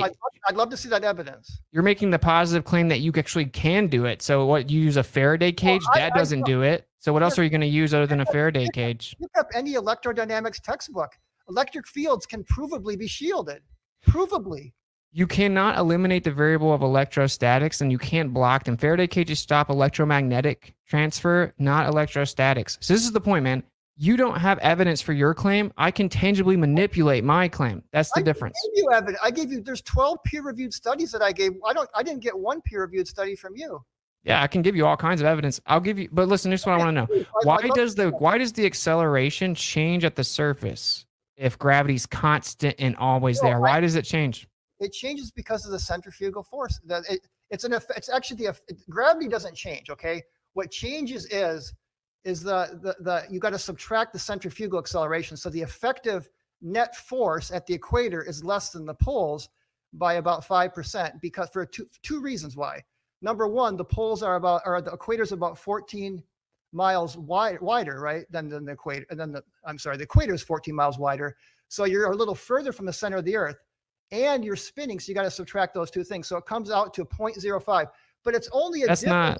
9.77 to 9.83, Austin. That's not a very big difference. But you said it was constant. So the point is that it changes because electrostatics is super weak, Bryant. So the fluctuation in fluctuation in the electrostatics won't change it much because it's super weak, but it does change. And I already told you, I haven't showed you yet, that it changes during rain and thunderstorms and lightning storms, which goes to show you there's a relationship. We can manipulate the variable, make things go up or down way more or fall faster. This proves that it is objectively a variable that's relevant to all of these things. And your gravity explanation can explain clouds, it can't explain anything. It's just an idea to try to claim the Earth's a Good idea. ball. Yeah. Good. But let's get back to this for a second. So up here at 30 kilometers or 30 miles, you got near zero electric field, okay? But the gravitational acceleration is still 9.71. It didn't fall by very much, but your electric field's almost zero.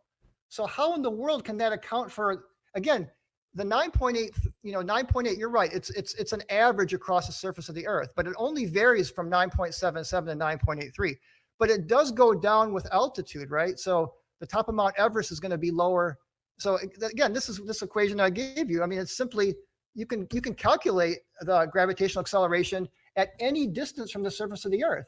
But because we live on the surface of the Earth, we're almost always dealing with 7.83. But your model has no equation that can tell us what the acceleration is.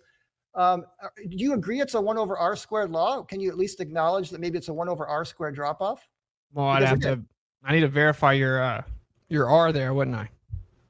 Well, okay, but I'm saying it is a 1 over r squared drop off provably. I mean, we can take the measurements. I mean, you can measure the acceleration going up in altitude and see that it is falling exactly by this equation right here, by the 1 over r squared. Is your claim that there's no proportionate relationship to acceleration and then how high up you go in the electrostatic field? Say that again. I didn't. Are you claiming there's not a proportionate relationship to acceleration and how high you go up in the electrostatic field of the Earth? Well, I wouldn't say the electrostatic field of the Earth is, again, it's a very complex thing. Gravity is just straight down towards the center of the Earth. You just keep on reifying it, though, man. I mean, I'm not reifying it. You don't have any equation, no model, no research to substantiate your claims. We have all the evidence ever because we know we have the atmospheric electricity. Now, gravity is just assumed to be there. The atmospheric electricity is just using. I mean, it's tapping into the gradient of electricity, but that doesn't prove that things fall 9.8 meters per second squared. What keeps clouds up? Clouds, it's a very complex fluid dynamic situation where you have warm air rising and a very fine mist of water. It gets to a certain altitude, cools off, it condenses into clouds, and at some point it's going to rain and come back down. I mean, Why? just like well, it's basically heat, pressure. I mean, there is gravity involved because the water rains down and comes down again. I mean, this is. Wait, doesn't the clouds hold like millions of pounds of water? So just accounting for gravity, why wouldn't it just fall down? Again, the clouds are spread out, and it's a very fine mist. So just like dust in the morning when the sun comes through your window, you can see the dust particles, they're floating in the air. Mm-hmm. I mean, gravity's still working down on them, but when you have a very, very small surface area, it actually it's a surface to volume ratio. The air resistance gets proportionally greater as you get a smaller and smaller size because your surface to volume goes up, right? So for example, let me give you an example. You can drop an ant from like 10 feet up and it'll walk away. Why? Because the air resistance, because it's so small, it's got a lot of surface area to its small little volume. So when you have little tiny mists of water like that, they have, warm air rises, right, Austin? So hot air balloons work this way. So the warm air that rises up, then it gets to a certain altitude, it cools off, and then it kind of condenses into the clouds. But it's not like there's just like a big ocean of water up there. It's very fine mist particles that have a very high surface area to volume ratio. So they will come down. Gravity eventually brings them down. That's what we get rain, right? All right, that was a lot. Objectively, even within your paradigm, clouds are held together with electrostatics. What happens is there's a friction. Ryan, come on, bro. There's a friction that builds up inside the clouds, and it creates charge, and the charge continues to build, and then the charge within the cloud begins to like situate out, and eventually you have what's called negative charge. It's discharging going on at the bottom of the cloud, so much so that eventually you will have something like lightning happening, which is a discharge going down to seek equilibrium to the surface because there's a downward flow of electricity on the Earth. There's a downward flow. Clouds are held together with electrostatics. They're within the electrostatic field. All of the water and the ice crystals in the cloud are electrostatic. They all situate themselves based on that. That's what lightning is. It's electrostatic discharge seeking equilibrium. So we have a downward electric flow on the Earth. Electrostatics is 10 to 36 power stronger than gravity and claims to be, and everything has a downward bias, and then the different forces like kinetic energy and buoyant force is stronger than that. This is just objective. But the lightning strikes go back up though too, Austin. It goes the other way. You know, lightning bolts go up and down. They don't just go down. Okay. So that's it just nullifies what you just said about No. downward. It's not a downward acceleration then. That's because if it's going up, we don't levitate. Again, we're not levitating around thunderstorms. You wouldn't levitate because you're so much more dense than the air. You're still going to be down. Electrostatics is very weak. It just sets the up and down. That's a ridiculous response to say that we should levitate if electrostatics was real. That doesn't make sense. It does make sense because the voltage increases by 100-fold, Austin. So not only does it reverse direction, it's going to like 15 to 20,000 volts the other direction instead You'd of have to go by like 1 million though, Bryant. That's what you don't understand. The whole Earth's electrostatic field just sets the up and down. Your buoyant force of density is so much stronger. We do have things levitate, and we have electrostatic levitation in nature. It happens all the time. The fact that lightning goes up and down, which actually looking at slow motion, it's really crazy. Lightning is a baffling thing. Yeah, there's discharges from the surface as well, based on what charge is on the surface and what is in the clouds above that. That's what it is. It's just seeking equilibrium relative to the charge and discharge levels of the cloud and the ground. It going up and down doesn't change anything. My point is that all of it's electrostatic. Everything is, and that's way stronger than gravity. Everything's not electrostatic. Name one thing. Well, first of all, you know there are 4 forces in nature, not just electromagnetism, right? Can you name one thing that's not electrostatic? Gravity. Well, it's part of everything, but so is gravity, and so is the nuclear force, so is the weak. And then you got the electromagnetic force, which you're referencing, but you're ignoring for some reason the other 3 forces. No, I'm not. They're all electric. They're all electric. The nuclear Name one of them that's not. We're not counting gravity because gravity isn't actually real. The nuclear force is electric. Yeah.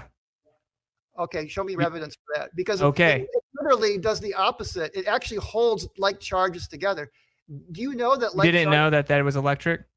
Do you know that like charges repel? Do you know that? Yeah, but incoherent charges always attract. So you need polarization. You need polarization to have attraction and repulsion. But listen, even the neutron, the nuclear forces, all that, they have elementary charge, something that's called elementary charge. They still have a charge on the most fundamental level. That's the only way that you could have any of this stuff held together inside the atomic theory. The protons and the neutrons, you say they cancel out. You have bosons and all these different, particle physics, pseudoscientific terms. It's all charge. Everything has a charge. It's all electric. Everything is. Okay, so that's my point. Charges repel. I've done many little pith ball experiments when I used to teach physics. Those little balls will repel each other. They don't come together, Austin. You're just talking nonsense. Incoherent. What is electrostatic acceleration is always attractive. You have to have polarization to get repulsion. Where does that come from? It doesn't. I mean, what can you show me a research study that references incoherent dielectric acceleration? Well, it'd have to be something from like electrical field theory, like decades and decades ago, before the pseudoscientific derailment of modern science because of the devotion to heliocentrism. But yeah. Austin, look at the world around us. We are advancing in technology. We're not going back in the dark ages. So don't say that the science of the 1800s is somehow better than the science of today. Actually, it is because of the Michelson-Morley, and then everyone went the wrong way. We don't have to change the subject, but the point is they threw out the background medium for electrical field theory, and then they ran over here towards trying to explain the Earth as a ball. So that's what happened. So yeah. I don't agree with subatomic particle pseudoscience. It doesn't work. Particle physics has been debunked. It claims electrostatics is the exchange of virtual photons because the math doesn't work. So objectively, you guys are falling apart as time goes. We're not falling apart. Again, you're not understanding a scientific law and what a scientific theory mean. They work in their domains of application. If that didn't work, we wouldn't have, computers, quantum mechanics is the basis of the computer you're looking at, of lasers and cell phones. So you can't say that these things are disproven when you have technology all around you that is actually using those things. Wait, you think virtual photons are real? Virtual photons are part of a mathematical. You know what the difference between a mathematical model is versus reality? Yeah, I do. Again, it makes predictions that we can use to make things and to do wonderful things in this world and this universe. So a mathematical model is about gathering evidence from observations, creating a model that can be used to make predictions and to create a theory that can then, we can apply this in engineering and do a lot of wonderful things with. Yeah, I don't dispute the just to wrap this up, we can maybe move on. I don't dispute the conventions are valuable, Brian. It's the fact that they're not reality. They're wrong. Particle physics made a prediction for magnetism and electrostatics, and it was debunked, and they had to invoke virtual photons. Everything's electrostatic. That's 10 to the 36 power, stronger than gravity even claims to be. You can't eliminate the variable. We have an electric gradient on the Earth. You have to have two Gaussian surfaces to have the equipotential increase in electricity. So the globe can't even explain how we have equipotential increase of electricity, and it has a downward flow on the Earth, and it's much stronger than gravity even claims to be until you get onto the planetary scale, and even Walter Lewin from MIT will tell you that. Again, this book right here actually explains the electric field and how it's created through a very complex interaction between the sun, the magnetosphere, and the atmosphere. So it actually, we can explain it, and it's not downward, an incoherent dielectric acceleration. Not once is it. I've never seen that anywhere in any book. And again, if you don't have any studies that can actually verify what you're saying, and if you don't have an equation that can actually make any predictions, which you guys don't, I mean, seriously. I just told you we do. We have the same equation. We just put A there instead of little g. Why do you keep walking past that and saying it anyway? Because that equation uses on the other side of it Newtonian's law of gravity. So where is your, again, you said F equals ma equals what's the force? So ma equals Coulomb's law equals gravitation equals kx for the, for springs. There's electrostatic field, So every force has, it's equal to ma. So what are you using? What equation are we going to use to be able to make these predictions? What predictions? Because you basically got to use gravitation. The only way you can is to use a gravitational equation. You got to No. You're not understanding that the gravitational constant is just the downward acceleration agreed upon average. You put little g there. It's just the effect.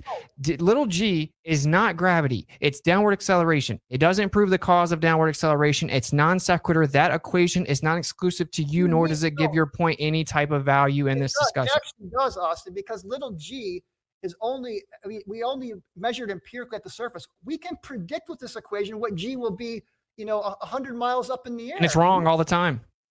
How show me evidence for that claim, please. Okay, I'll show you the gravitational anomalous chart, and it's starting at the surface all the way up. Here's the problem. Where is your evidence? If you can't make a prediction and to get these numbers that we all can observe and see, we don't see them. They fluctuate greatly. That's not what happens.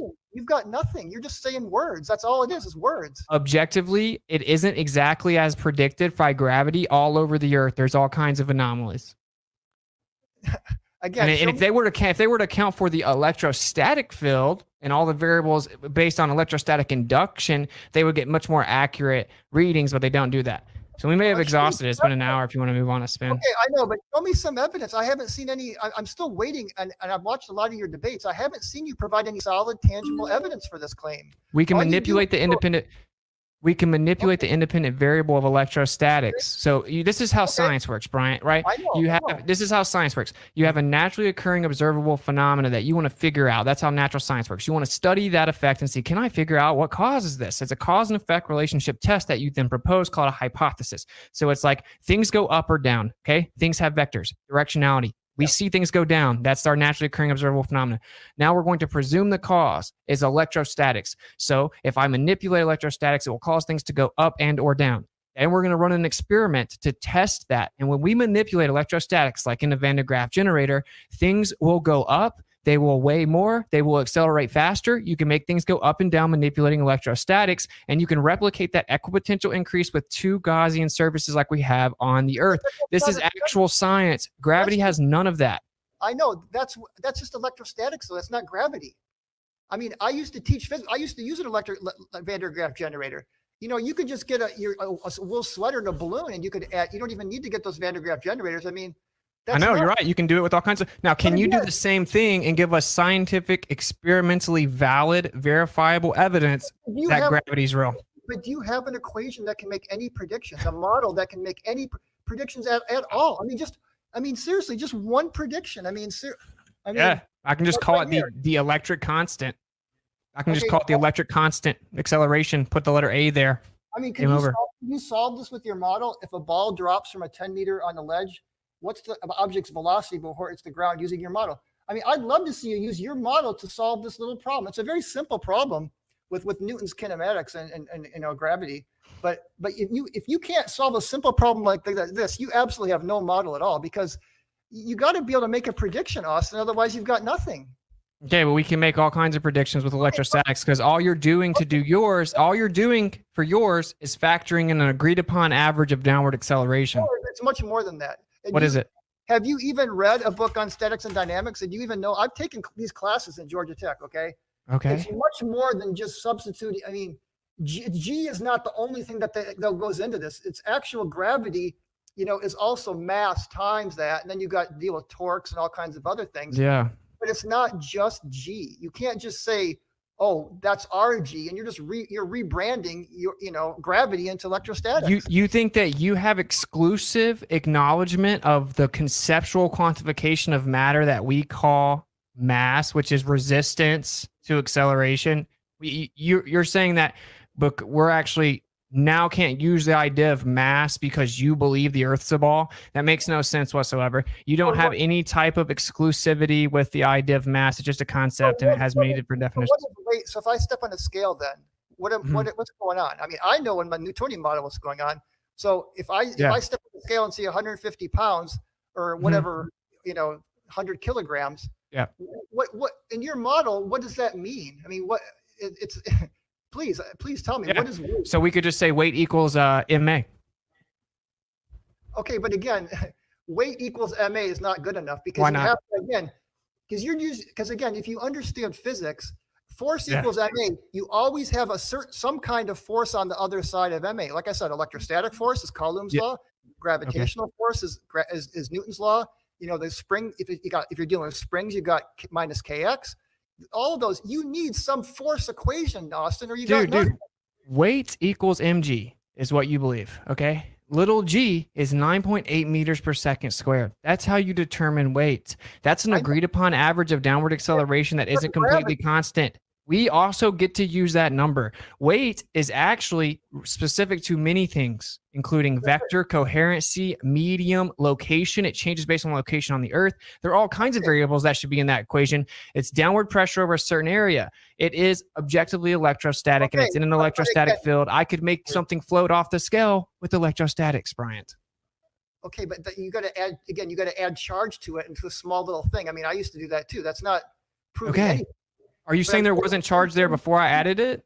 When you stand on a scale, that's mg, so that's mass attracting mass. You do get that, right? When you're on, so in your model, if you are acknowledging mass, then you're basically admitting that mass is attracting mass. No, your model doesn't even claim mass attracts mass anymore. So, but it doesn't matter. Gravity's no longer considered an intrinsic property of matter for over a century. It's the bending and warping of space-time. Did you listen to what I said about what a law is? Yeah, your law is nothing more than an equation describing the effect of downward acceleration. It works. Like I said, the world around you is filled with examples that it works. Yeah, and we can use it too. It's an agreed upon average for the 10th time. That's gravity. You got to, again, you don't have a force equation, Austin. So we'll let the audience decide. Okay, let's go to the next one. Yeah. Let's go on to the next one. Okay, so who's going first this time? Let's go to rotation. He can go first. Okay, we doing 10 minutes? Okay, hold on. Just give me a second to load up my. Oops, that's 5.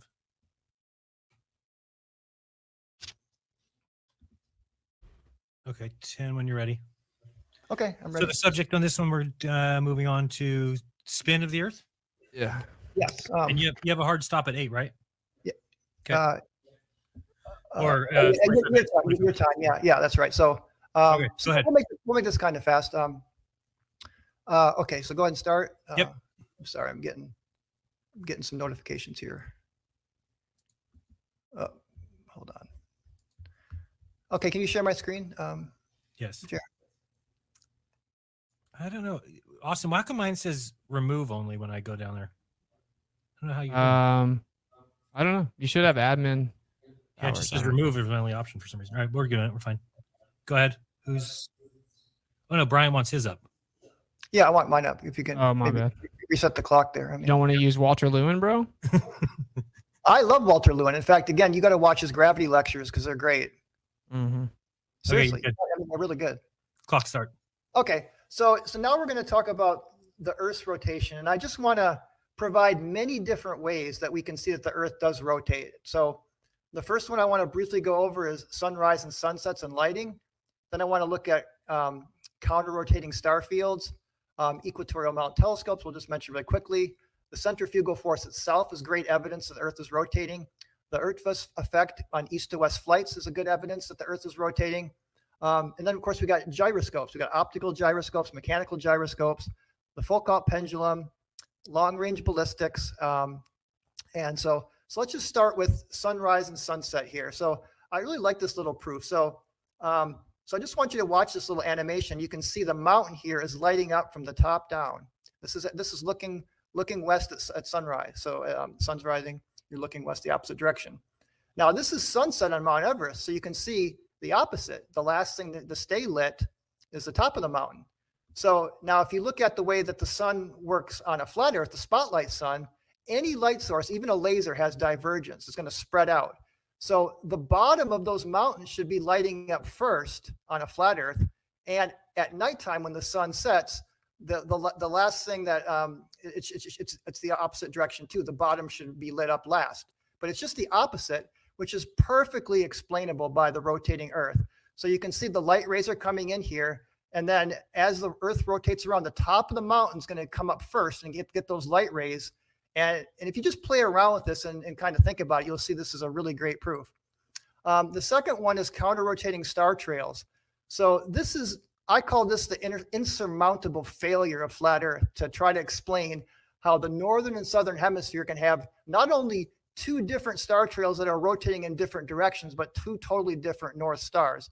But this works perfectly on a globe. And I really like the equatorial, when you look at these star trails on the equator, because you can actually see these counter-rotating fields going in different directions at the equator, or the ecliptic, the equatorial. So to me, this is just a great proof that we have two poles. And you got in the southern hemisphere, again, down is down. So when we look south, we're looking down towards these stars. On the flat Earth, you're looking towards the ice wall. So it just doesn't make any sense.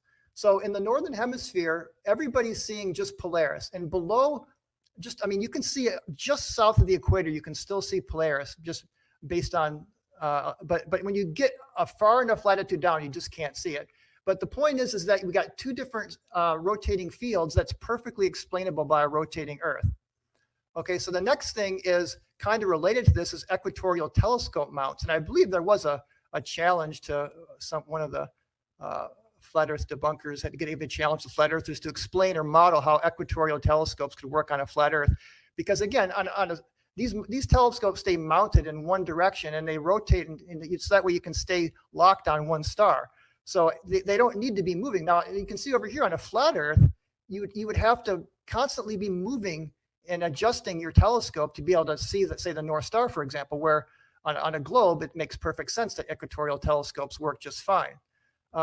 The next thing I want to talk about is the centrifugal force. So this also is very conclusive evidence that we are on a spinning sphere. So the centrifugal force is the force due to the rotation of the Earth. And you can actually measure that things weigh less at the equator than the North Pole.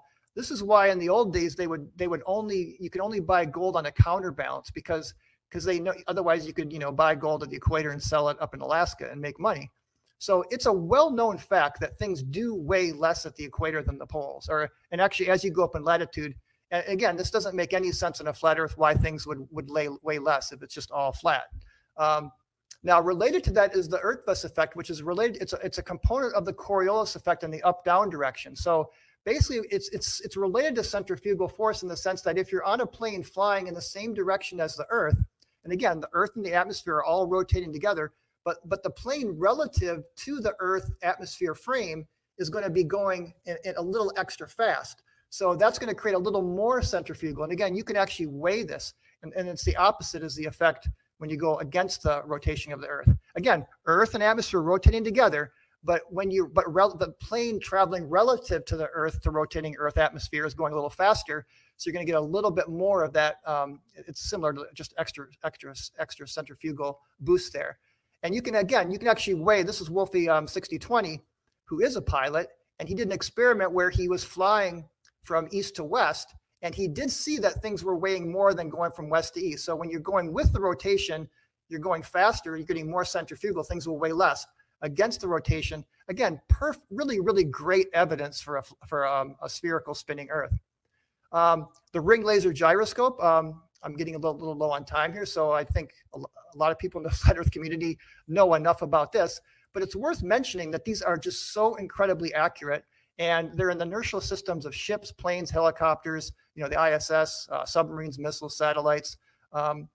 So incredibly, so I kind of want to talk about some really good studies, some peer-reviewed studies using, again, these are much bigger and even more accurate than small little ring laser gyroscopes. So this is a great study showing the Chandler wobble. So what the Earth actually not only rotates, but it has little wobbles. There's an annual wobble, a Chandler wobble, and they've even recently detected a daily wobble that's so small that we almost know where the spinning axis is to the centimeter. Some of these studies, so these they're basically just really big ring laser gyroscopes that are incredibly accurate. And in this particular study here, they were able to directly measure the rotating Earth and the Chandler wobble, which is named after the guy who discovered it. Now, this is another peer-reviewed study that showed not only the Chandler wobble here, again, using another a very large ring laser type of gyroscope, and they had one in Germany and New Zealand. So they kind of combined their data to get even more accurate answers. And what's really, to me, what I love about this study is you can even see some of the daily. So this big sweep here is the Chandler wobble, and the little tiny sweeps here are some of the daily fluctuations. So the Earth, again, not only are we not stationary, we're spinning, but the wobbles are very accurately measured by these very, very sensitive ring laser gyroscopes that are very large scale, that are going to be much more accurate than the small ones that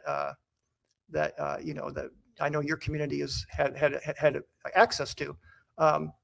So this is another one, kind of similar things. The nice thing about this study, again, peer-reviewed study, showing not only the measuring accurately the rotation of the Earth, but also seismic activity. So they're finding that ring laser gyroscopes can be very useful for geologists in detecting seismic behavior.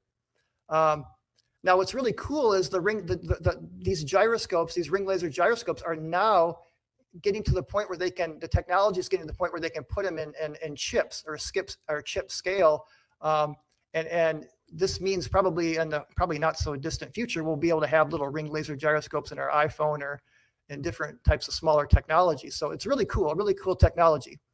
Now moving on to actually mechanical gyroscopes, this right here is a marine gyro compass. These have been used for a long time, and people that are like the Marines and the Navy, and where you have to be able to find true north as your life depends on it.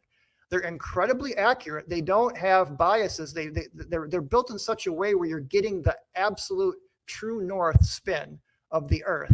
Again, excellent evidence that we live on a spinning sphere. Now, I love this study. I didn't want to put in a Foucault pendulum thing because I know you guys have your whole gimbal type of arguments. But the cool thing about this study is this is a plastic ball, no gimbals, that's in like a levitating field. And it's just basically measuring the rotation of the Earth very sensitively. They actually got very, very good results, very accurate results without using no attachments here, just a free spinning. And you can read the study because we just don't have the time to get into these studies. Now, this is something kind of similar. This is detecting the rotation of the Earth using a superfluid. So again, this is not these are mechanical in the sense that they're fluids and physical things moving. And this was able to also very accurately measure the Earth's rotation rate, to be precise, within 0.5%. So just an interesting, creative way. So it's really cool that we can, in all these different ways, measure the rotation of the Earth.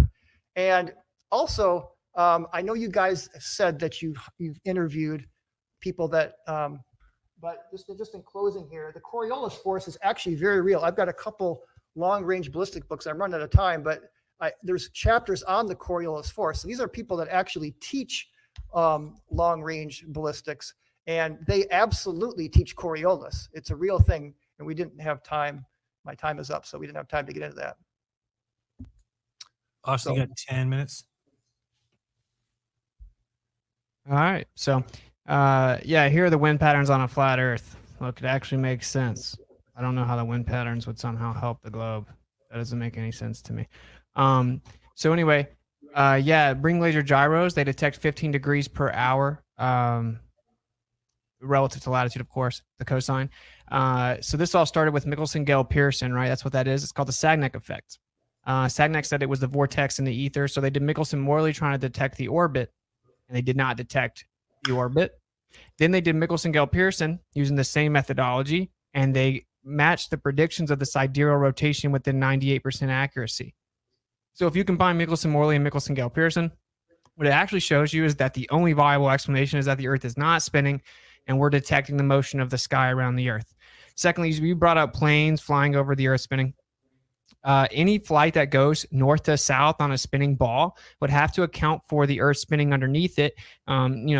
Prominent people, even Neil deGrasse Tyson, which I know you say you don't agree with everything he says, but he said that actually this guy kicked a field goal and won the football game because the Earth spun underneath the football as it was north to south. Now, the anti-flat earthers walked that back and they say that isn't the case for whatever reason, but then they turn around and they claim that there's a spinning bullet above the Earth spins under the bullet. So they are claiming that actually. You have to have an inertial and accelerative frame to get that effect. Then they claim that the atmosphere moves in lockstep with the atmosphere, contradictory to that. With the Earth, the atmosphere moves in lockstep with the Earth, and contradictory to the idea that you have an inertial and accelerative frame to have the Coriolis effect.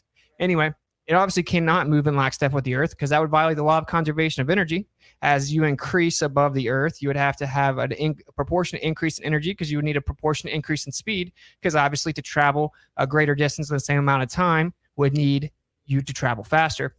So anyway, that right there is a problem. You'd have to introduce a mechanism to introduce additional energy to make it go faster around the Earth. Secondly, they claim something called super rotation, where the top of the atmosphere actually moves faster than the Earth. You would need another mechanism to introduce energy, or it would violate the law of conservation of energy momentum.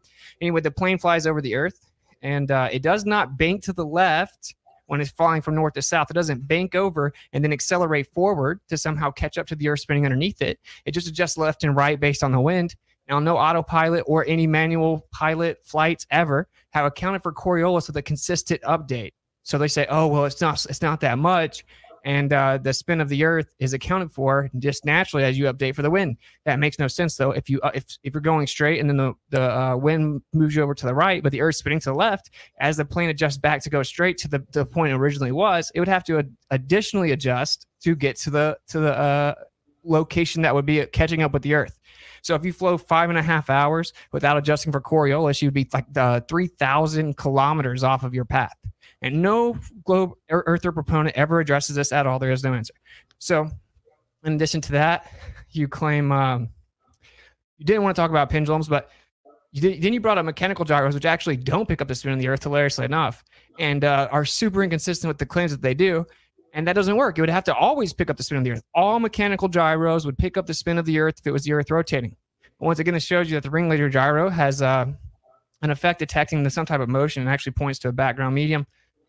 But anyway, so Einstein himself said, which I'll actually drop this here on the screen. Einstein himself said that if there was, in a letter he wrote to Ernst Mach in 1913, he said that if the sky was moving around the Earth, then you would have a translation of motion, and then you would have Coriolis and centrifugal effects on a stationary Earth that was central.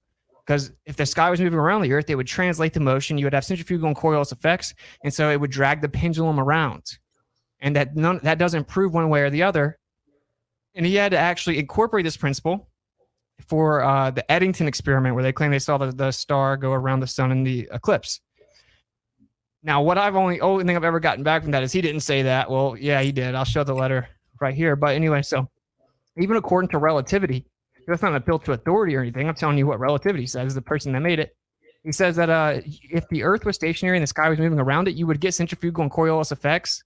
So even if that was true in your story about pendulums and all this stuff, even though the truth is that mechanical gyros don't detect anything, it would just be detecting that the Earth is stationary and the sky moves around it. So actually all evidence with all the gyros, because the mechanical gyro does not pick up a drift. So and that doesn't prove anything. It would have to always pick up the drift of the Earth, but it doesn't. Mechanical gyros don't. Ring laser gyro, Sagnac effect, detects the sidereal rotation with a 98% accuracy, but using the same interferometry methodology, it doesn't detect the orbit 30 kilometers a second around the sun. So that doesn't help the Earth spinning. That shows that it doesn't spin. That shows that it's stationary. And then you have like the pendulum that people bring up. Even Einstein himself would tell you that if the sky was moving around the Earth, you would drag the pendulum around. There's a translation of motion. I'm actually going to share that right now. Here we go. Okay, that'll work. So yeah, here you go. Here's the letter he wrote. If one accelerates a heavy shell of matter S, then a mass enclosed by that shell experiences an accelerative force. If one rotates the shell relative to the fixed stars about an axis going through its center, a Coriolis force arises in the interior of the shell. That is, the plane of a Foucault pendulum is dragged around. So this is him just point blank, and let me bring it back here. In this letter, he just point blank says, so this is him writing Ernst Mach. High appreciated, dear colleague, these days you have received you may have received my new work about relativity and gravitation, which has been finished after endless struggle and torturous doubt.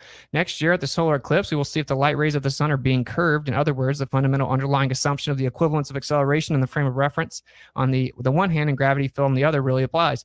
Your happy investigation on the foundations of mechanics, Planck's unjustified criticism notwithstanding, will receive brilliant confirmation, for it necessarily turns out that inertia originates in a kind of interaction between bodies, quite in the sense of your considerations of Newton's Pell experiment. The first consequent is on page 6 of my paper. So this is him talking about how, like, literally in his paper, he had to incorporate the idea that if the sky was spinning around the Earth, that let me switch back over, that it would actually translate the motion over. So there's no evidence for the Earth spinning whatsoever.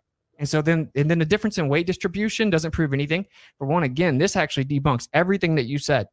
Within relativity itself, relativistic application says if the sky's moving around the Earth, you get the same effects and that they're identical. So weight distribution also fluctuates. And again, if there is some type of spin over top of a stationary Earth, there'd be a translation of motion. So wherever you are within that vortex field would actually have a direct effect, which is what we observe. And if we actually take our ring laser gyro and we go to a higher altitude, but we maintain latitude, we can get over a degree to degree and a half variance. Now, if the Earth is spinning, causing the gyroscope to detect the Earth's axial rotation, it cannot change at the same latitude. It has to be exactly the same at the same latitude, no matter what altitude or elevation you go. But we actually did this, and when we maintained latitude but went to a higher altitude, it changed. What that shows is you're actually detecting the motion of something above the Earth, not the Earth itself. So all the evidence that you invoked actually shows that the Earth is stationary. Of course, that's why you have to assume it's stationary to fly planes, assume it's stationary to fly helicopters or shoot ballistic missiles. Everything that we do assumes that the Earth is stationary. You brought up the equatorial mount. The equatorial mount tracks the motion of the stars in the sky, and effectively then it just points at the ground, assuming that it's going to come back around a ball. So just assuming how to interpret the equatorial mount doesn't mean anything. And I can't believe I always hear people saying that. Blows my mind. So what I want to do for the final 2 minutes is I'm going to read some of this stuff. This is the truth of the matter, the bigger picture. The idea that the Earth is spinning and revolving around the sun is a philosophical determination. Like I just now showed you Einstein saying, oh, we can't actually prove it. It would be the same either way. If the sky's moving, then it would have a translation of motion. Einstein also said, I've come to the conclusion there's no optical experiment that could ever show the motion of the Earth. He was talking about in context of Michelson-Morley and using interferometry. He goes on later to say there's no terrestrial experiment that could ever prove the motion of the Earth. These are two different quotes. Actually, that quote is cited by Stephen Hawking in 2007 saying, I've come to the conclusion, of course, agreeing with him, there is nothing you can do on the Earth to prove that the Earth is spinning. Yet we have people running around defending the globe in 2022 claiming that it's been proven with all the stuff on the Earth since 1851. So here's Edwin Hubble giving you a little taste of it. He said, this is a philosophy. Such a condition, he's talking about the Earth being in the center, such a condition would imply that we would occupy a unique position in the universe, analogous in a sense to the ancient conception of a central Earth. This hypothesis cannot be disproved, but it is unwelcome. It would only be accepted as a last resort in order to save the phenomena. Therefore, we disregard this possibility. The unwelcome position of a favored location must be avoided at all costs. Such a favored position is intolerable. Therefore, in order to restore homogeneity and to escape the horror of a unique position, we must compensate for spatial curvature. There seems to be no other escape. So in conclusion, the truth is that all of the top tier astronomers, astrophysicists that brought us the current globe Earth model, although it's actually in shambles, they tell you it's a philosophical decision of the Copernican principle because they want to believe the Earth can't be in a special, unique position. And so you can't prove that the Earth is spinning because if the sky was moving around the Earth, we get all these same effects. But they want to believe that it is in fact not stationary because it would mean that it's special. So it's philosophy, also a religion, known as religion. Okay, 5 minutes. Yeah. Yep. Whenever you're ready, go ahead. Okay. You see, I'll let you know I need to share my screen. So I just want to say something about Michelson Morley and Michelson Gale. Hold on.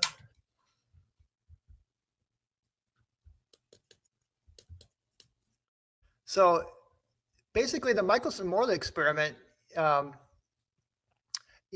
Earth and the ether are stationary according to Michelson Morley. But then the ether cannot be simultaneously, like you say, moving according to Michelson Gale. I mean, you just can't have both. In fact, I read a book that went through all these ether studies, and there's like 3 different types that were talked about. Ether drag, which is where the ether is going with the Earth. Then you have just the universal ether where everything is stationary. And then you have the Lorentz ether.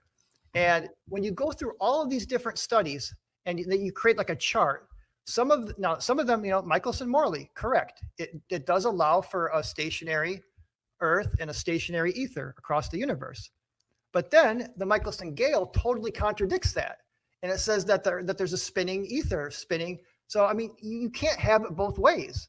I mean, the two contradict each other. And there's many more studies like that, too. And then you got stellar aberration, other things that make it very clear that we're moving. And I mean, there's, again, I didn't get into all the other evidences of that we're moving. But so, again, these ether studies, ether was disproven or shown not to be needed at all, unless you just want to say everything is ether. And then you can just use the word everything is God if you want. But these actual ether as the medium for light to travel, has been very soundly debunked now for, about a century. And again, the early studies, even if one study didn't, when you put them all together, guess what? Only special relativity came across as green checks across the board through all those studies. All the other studies with ether drag, with universal ether, stationary ether, and the Lorentz ether, some studies confirmed them, some studies didn't. But when you put it all together, it pretty much debunked the idea of ether. So there's just been an outdated model, and you're not going to find, I mean, you may find some, geocentrists that might have some papers on ether, but certainly, the peer-reviewed studies are going to be sparse, that are going to be saying that there's an ether, again, because we got such overwhelming evidence that it doesn't exist, at least in the way that it was originally defined. So let's see. I mean, you mentioned, I just want to bring that to you because you talk about planes, if you go from north to south, and actually airplanes do account for that. Just wanted to, I forget where. You want your screen up? In just a second. I'm just trying to find it. I wasn't. Because I did some of the calculations for this. It's down here. Where did I put that? Okay, here we go. Actually, I forgot I had it in my slides. Yeah, can you share my screen? Yep.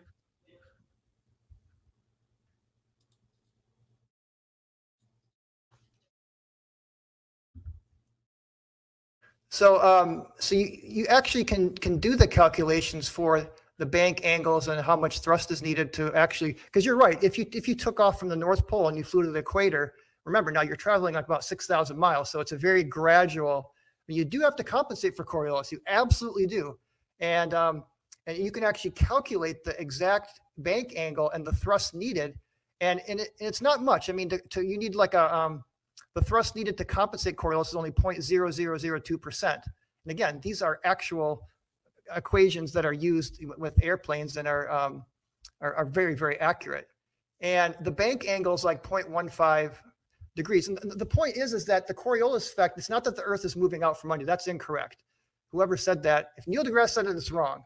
What the Coriolis says is that when you shoot a ballistic, you have that a greater speed at the equator than when you go north. So it's going to deflect to the right because the speed is slower at that higher latitude.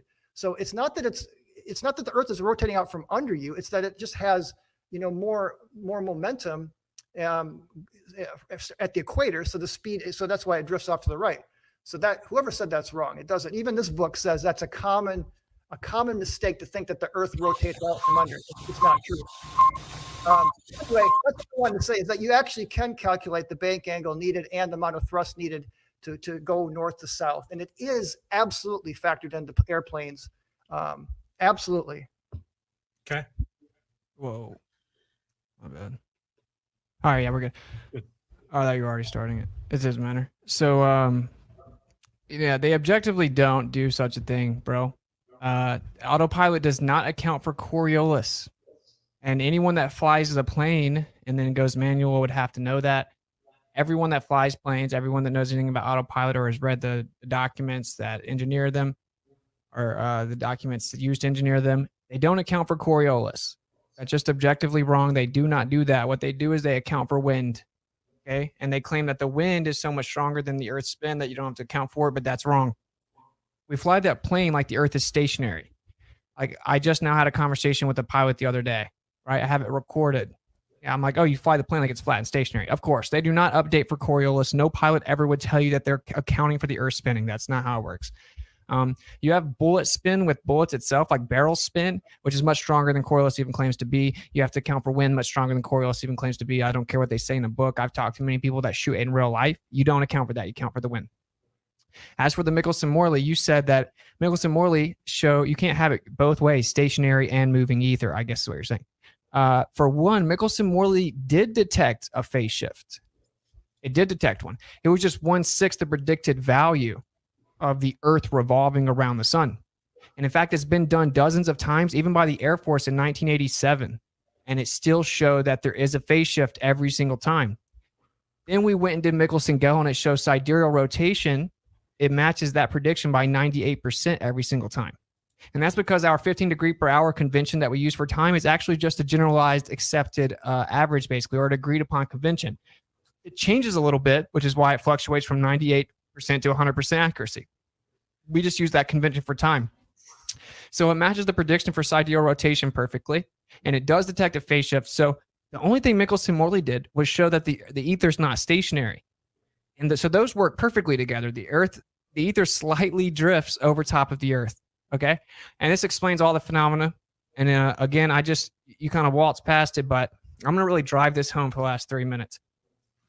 Einstein, Hubble, Hawking, Arthur Eddington, you name them, Wolfgang Pauli, they all explain you can't prove that the Earth is moving from the Earth. You cannot, including stellar aberration. And they will tell you point blank that they can create a model for you that explains alleged parallax, which doesn't actually happen, retrograde motion, stellar aberration, all in a geocentric model with the Earth stationary. And you cannot prove that it's spinning or revolving on the Earth itself. It's impossible. Stephen Hawking in 2007 explained it, quoting Einstein from his writings in Special and General Theory of Relativity, his paper on the combined two theories, explaining that you cannot prove that the Earth is spinning. They choose to believe in the Copernican principle because they have a religion that triggers people because they think they hate religion. They hate God oftentimes, but that is a religion. It's a belief system built upon the doctrine of men, void of empirical, verifiable evidence, and in fact, contrary and antithetical to the actual evidence. Despite what the evidence says, I just now read him point blank say it can never be disproven. We disregard that possibility because of the horror of a special and unique position. Right. And I have plenty of quotes here from geocentrists or heliocentrists explaining you can never prove it. You can't prove that the Earth is or that the Earth is not stationary. But we don't want to believe that because that would mean the Earth is special. So then what do? We go look out at the background distribution, the energy coming away from the Earth. It shows the Earth's in the center. So what do? They call it the axis of evil. And then they come up with a new idea. Well, it does look like we're the center, but that must mean that no matter where you are in the universe, it would look like you're in the center. Or we're just in the center. they don't want to say what it is because it has spiritual implications. It has philosophical ramifications, and that is that the earth had to be placed there. It has a special, unique position. They want to believe that there are a tiny speck of dust in an ever-expanding universe of nothingness where everything came from nothing and there's a pre-existing energy. But let's not talk about that part. Oh, lightning struck primordial soup and all this nonsense. And you know why? That's a good question. Probably because they're scared of like moral accountability, I would guess. But this is the point. This is the problem. It's portrayed as science, and we're brainwashed and indoctrinated with this idea as if it is science and it's proven and it's not questionable. And you actually go look behind the curtain, it's philosophy, and they admit it. So that's why I gave the specific quotes, and it was walked past. It's the crux of the whole issue. There is a philosophy that leads to atheism and nihilism and materialism portrayed onto the world as if it is in fact scientific fact. You can't prove that the earth is moving. If the earth is a ball that spins, which it objectively isn't, we falsified it, everything gives us the illusion that it's stationary. And this is what all of the astronomers and astrophysicists say that gave you the current model. Good work on the time there. All Okay. right, back and forth. Right. Well, but you do know that the Michelson-Morley experiment has been done. And on my dfe.net/ether page, I've got a whole list of studies that duplicated Michelson-Morley and got better and better and better to where there was basically no fringe when you get to the really accurate studies. So you can actually show that there's no fringe shift when you do the Michelson-Morley very carefully. You just said basically no and then none. Which one is it? Well, it's such a small amount. I mean, you understand that experiments always have experimental error, and we're talking many decimal places on some of the best experiments. The early Michelson-Morley was, it wasn't as accurate. It just got better and better and better as the studies went on with time. The Air Force did it in '87 and got a phase shift. Well, just because the Air Force did it, there's peer-reviewed studies that show otherwise. From when? Well, again, I got them right here. We can pull some of them. I've already looked at them. They all show a phase shift. How much though? I mean, again, it doesn't matter. It does matter because if you say 0.0, it can't be just absolute. You're looking for absolutely zero in an experiment. That's what you're claiming is happening. You really don't understand how science works. I understand that you just used the instrumental error as an excuse and I have to explain it. See, special relativity was invoked to claim that the measuring apparatus physically contracted and then time slowed down, so it looks like they're the same, even though it never actually is the same. We're going to pretend that it's just instrumental error and it's always the same, and that the measuring apparatus physically shrank and you just can't tell. So is that what you believe is happening in Michelson-Morley? The Michelson-Morley is a well laid out experimental, and it's been duplicated many times. And if you're looking for a zero, of course, science isn't going to be able to get absolute zero error. I mean, because do you believe that in Michelson-Morley, the measuring apparatus is physically shrinking? Well, you understand with time dilation, length contraction. I mean, when you're going fast enough, it's not going to be much, but it's that's something that that is kind of a paradox, but it does seem to happen. So what your model claims is that there is a difference, that there is actually a phase shift, but since the measuring apparatus contracts and time expands and slows down, that it looks like there's no phase shift. Show me your evidence or your study that validates what you just said, and that somehow special relativity by Einstein. He gave a speech explaining it specifically. That's the whole point of special relativity. I mean, you're just giving a bunch of quotes. You don't have any actual peer-reviewed studies to show that the Earth is stationary. I mean, where is your studies? First of all evidence shows that the Earth is stationary. So the whole idea of relativity is to explain the theory that says even though it always looks like the Earth is stationary, it's actually spinning, wobbling, and revolving. That's what relativity says. I know, but I showed you 12 peer-reviewed studies. I mean, where are your studies? I'll show you 30 different top-level astrophysicists. So if you disagree, you're disagreeing with Stephen Hawking, you're disagreeing with Albert Einstein, you're disagreeing with all the top guys, Edwin Hubble. These are the people. See, I'm not appealing to their authority. It's called a hostile witness, right? And it'd be different if you had a new theory, but you still use Einstein's theory of relativity, even though it's drastically incomplete. It's been debunked. It doesn't work on the quantum or cosmological scale. It's incompatible with quantum. It doesn't work at all, and you just keep it. But my point is, no, it does. It has not been debunked within its realm of applicability. Again, you did not listen to what I talked about laws and scientific laws, how they work. Relativity never claims to work at the quantum level, or even to work necessarily to understand dark matter and dark energy. It'd have to work on all scales if it was real. Well, again, where's your model that does that? Electrostatics. Again, but it doesn't have to work on all scales to be real, because that's not how science theories and laws work. That's how gravity has to work. It would have to be on all scales. We can use science to develop models or theories that can make accurate predictions about the world we live in. And those models and those laws have domains of applicability, meaning they don't work at all scales. And so we do think that at some point there'll be a quantum theory of gravity. We just don't have it yet. It doesn't make accurate predictions, though. Are you kidding me? General No. relativity makes incredibly accurate predictions. It's off by 95% in the universe. What are you talking about? Okay, let's talk about that, because you really like to bring up. It only acknowledges 5% of the universe. The dark matter and do you understand how dark matter works around? I understand in 33 discovered that the galaxies only had 3% of the mass, and then it was ignored for decades, and now it's called dark matter. The idea, dark matter is the idea. You asked me how it works. I'm going to tell you how it works. It's the idea that it doesn't interact with the electromagnetic spectrum, and it's assumed to be material, but it's undefined. We don't know. It's a mathematical discrepancy with what relativity predicts. Okay, show me a study with your that really encapsulates what you think dark matter is. I'd like to see that. No one knows what dark matter is. You're just saying words. Well, again, yes, I agree, but we can use dark matter in mathematical models to create using the background radiation. They can simulate that with dark matter, actually putting it into relativity. They can make very accurate models of how galaxies form, et cetera. They got supercomputers to do a lot of studies like that. Everyone knows that relativity made a prediction of the universe, and it was off. And so if relativity is correct, there has to be something called dark matter, or relativity is wrong. That's all there is to it. Okay. Do you know what the average density of the universe is, roughly? I don't make pseudoscientific fairy tale claims. Well, no, this is measurable. It's like 10 to the minus 9, grams per meter or kilograms per meter squared. It's very, very sparse. The point I'm trying to make is dark matter and dark energy are working on cosmic scales within the very fine, like for rotational, like the rotation of galaxies, right? The dark matter is probably like they think is in the halo areas of the galaxies, but it's spread out very, very thin. So if you apply dark matter to our solar system, let's say, for example, like the Pioneer, that's traveled billions of miles, they did a calculation of if you incorporated dark matter, it would only deflect that by 1.5 meters. So this is just all theoretical reification fallacies.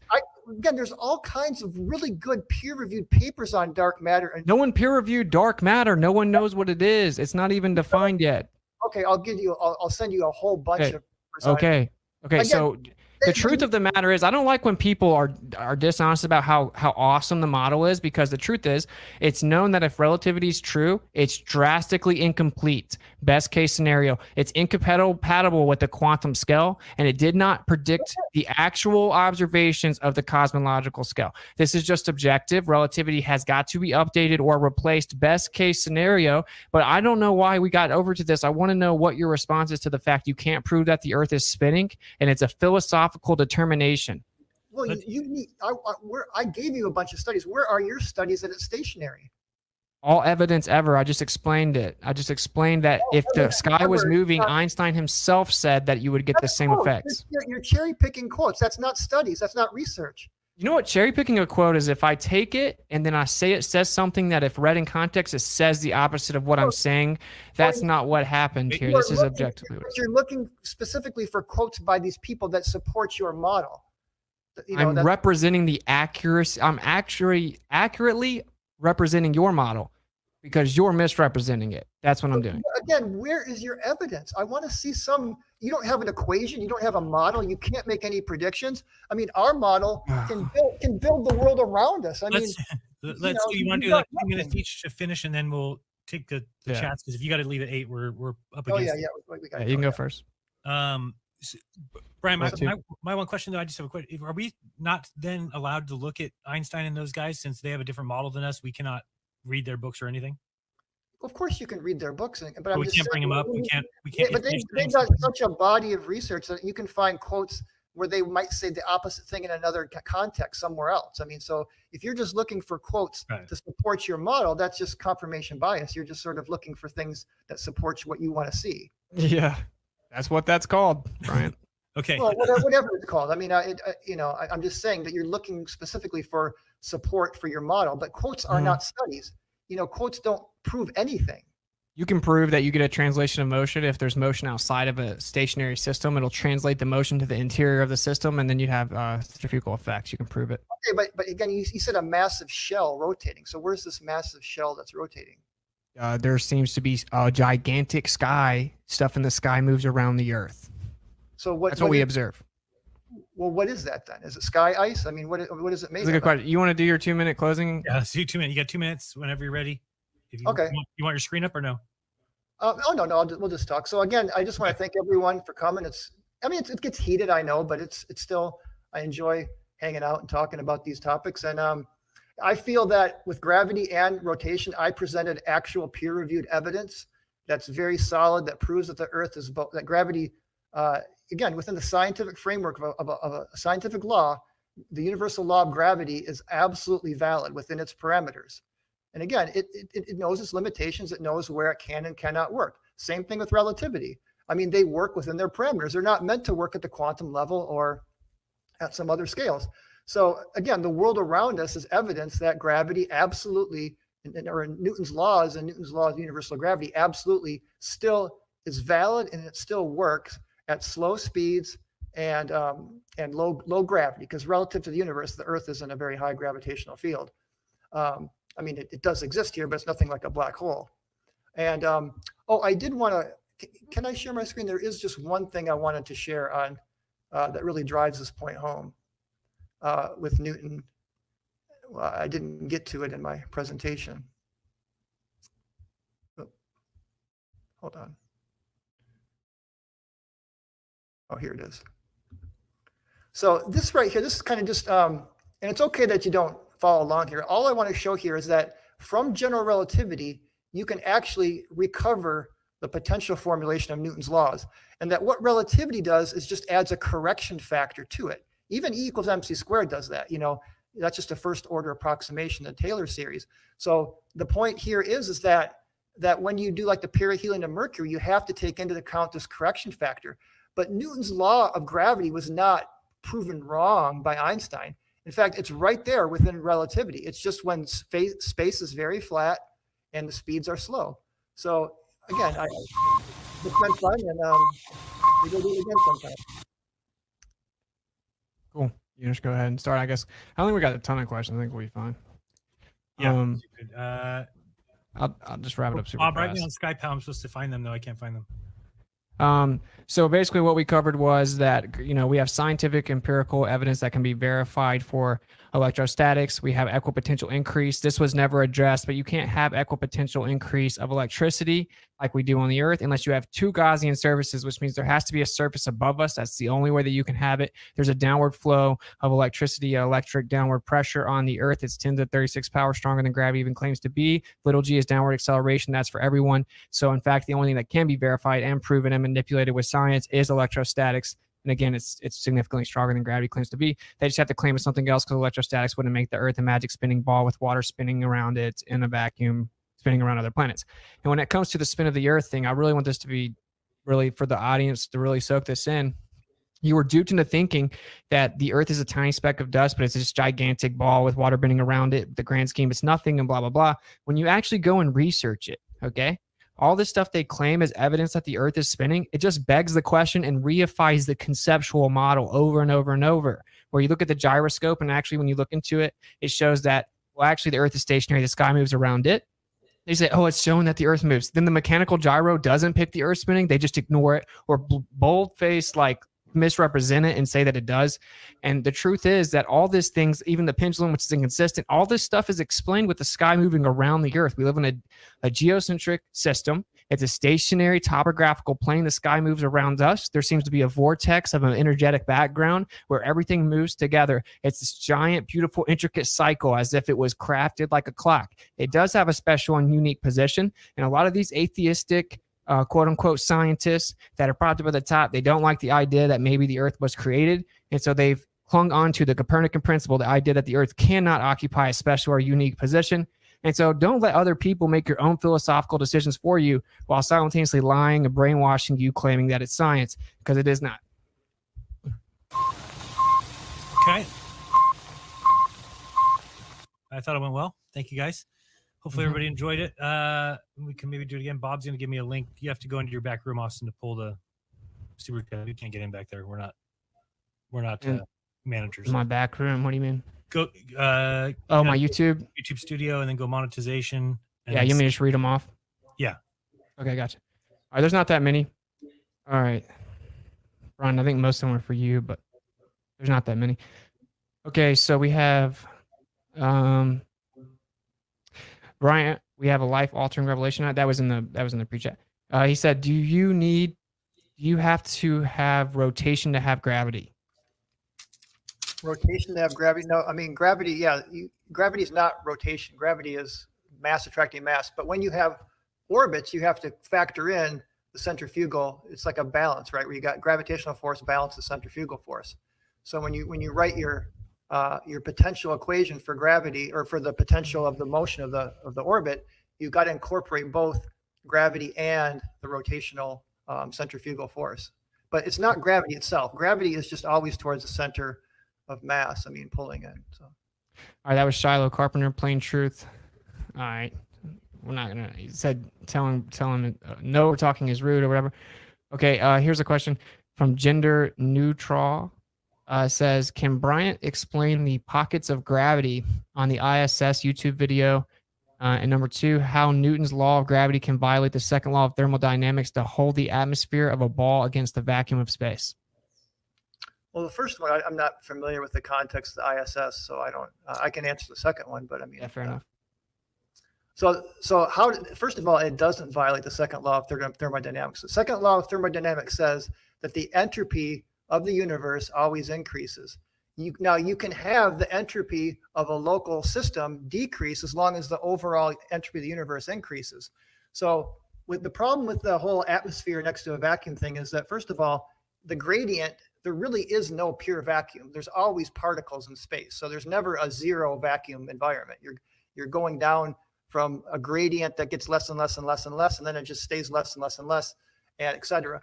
And there is a difference between atmospheric pressure and gas pressure. And sometimes flat earth enthusiasts make that confusion. They think that because gas pressure is the pressure of gas against a container, where atmospheric pressure is specifically the pressure of gravity pushing the atmosphere down on the surface of the earth. So it's defined differently.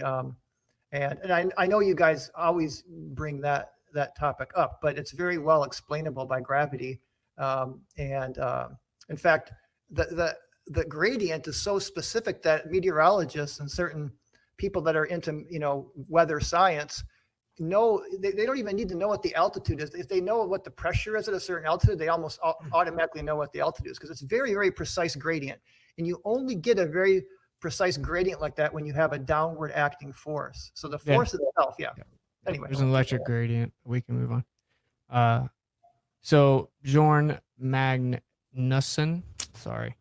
He said, snipers don't factor in Coriolis. If they did, then pilots would have to do the same, but they do not.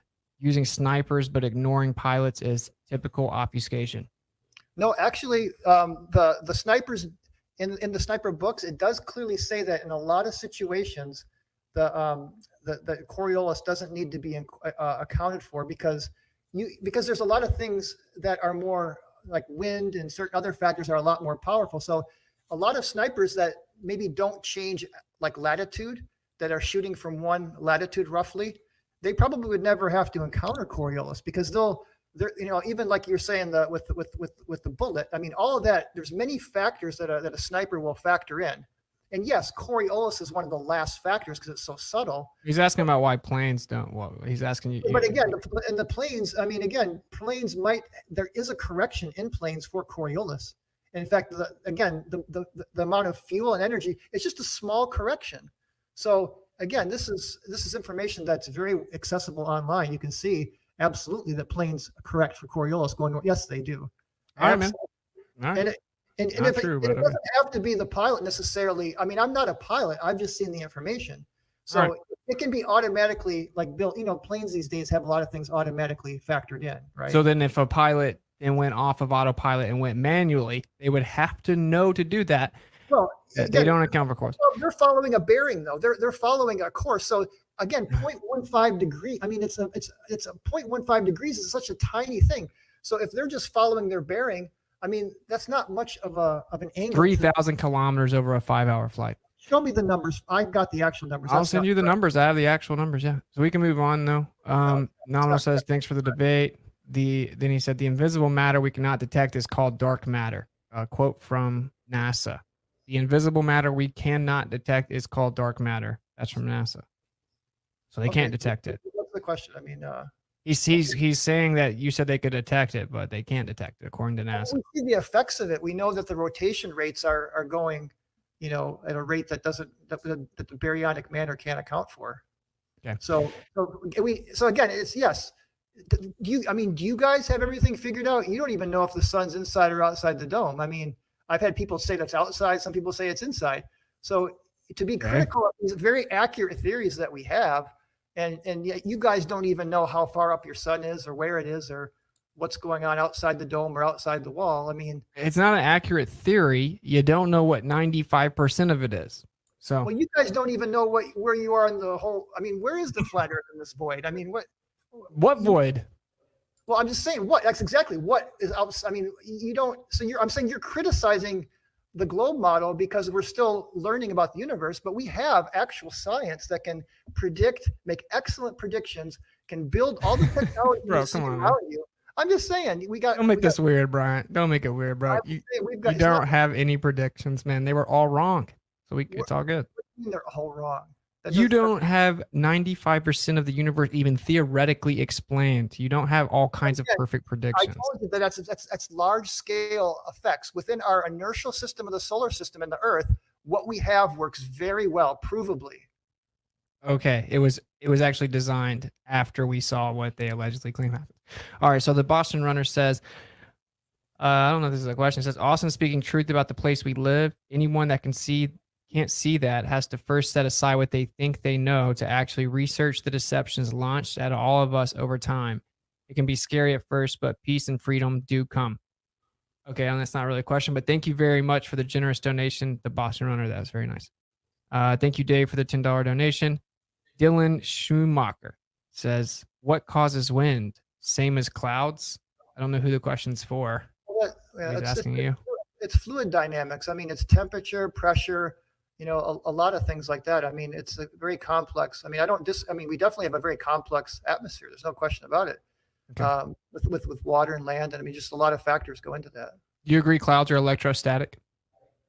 I don't think no, they're not just electrostatic. They produce, like you said, through you weren't totally incorrect with the friction, the way that the charges will get. I mean, that is correct, but it doesn't mean that the clouds themselves are electrostatic. The clouds are made of water vapor but the friction will create the light. Create what?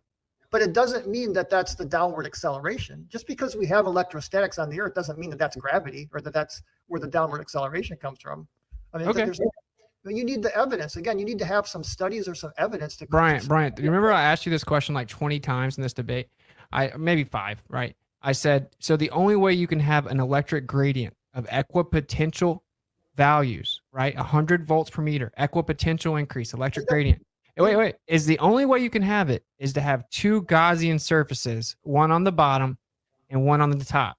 But it's not. I told you weren't even. I guess you weren't listening when I was explaining that it's only about 100 volts per meter for the first 120 meters. Okay, and this, by the way, is right from one of those Corona motor type of diagrams. It starts to drop off very quickly after that. And again, the conductive layer you're talking about is the ionosphere, which, by the way, if you go, you can find tons of studies to validate the ionosphere. So the ionosphere is the second Gaussian surface. Well, I wouldn't call. I mean, it's a highly conductive atmosphere. Is it? But you agree you have to have 2 Gaussian surfaces, though. So when you say what are you trying to say by Gaussian surface? It can transfer or retain charge. Okay, that's a closed surface that transfers or. That's like a highly conductive surface wrapping around the globe. And the ionosphere is a surface? It's not a surface, it's a layer of the atmosphere. I'm just saying it's all good. It's not a surface, it's a very big, but I'm just saying when you get to the first part of the ionosphere, that's when the electric field starts to go. I mean, because it's when you got a conductor, the electric field goes to 0 in a conductor. You know that, right? Yeah. Do you agree there's a downward electric flow on the Earth, though? Actually, downward and upward all day long. It's going down and up and sideways across. Again, if you look at the global circuits, you'll see it's this whole up and down and sideways. I don't believe in the globe, Brian. Stop saying globe. Richard Feynman says that it goes like many, many kilometers in the air. I don't know where you're getting this 120 meters thing. No, it's he said 50 kilometers. Okay, so then what are you talking about when you say 120 meters?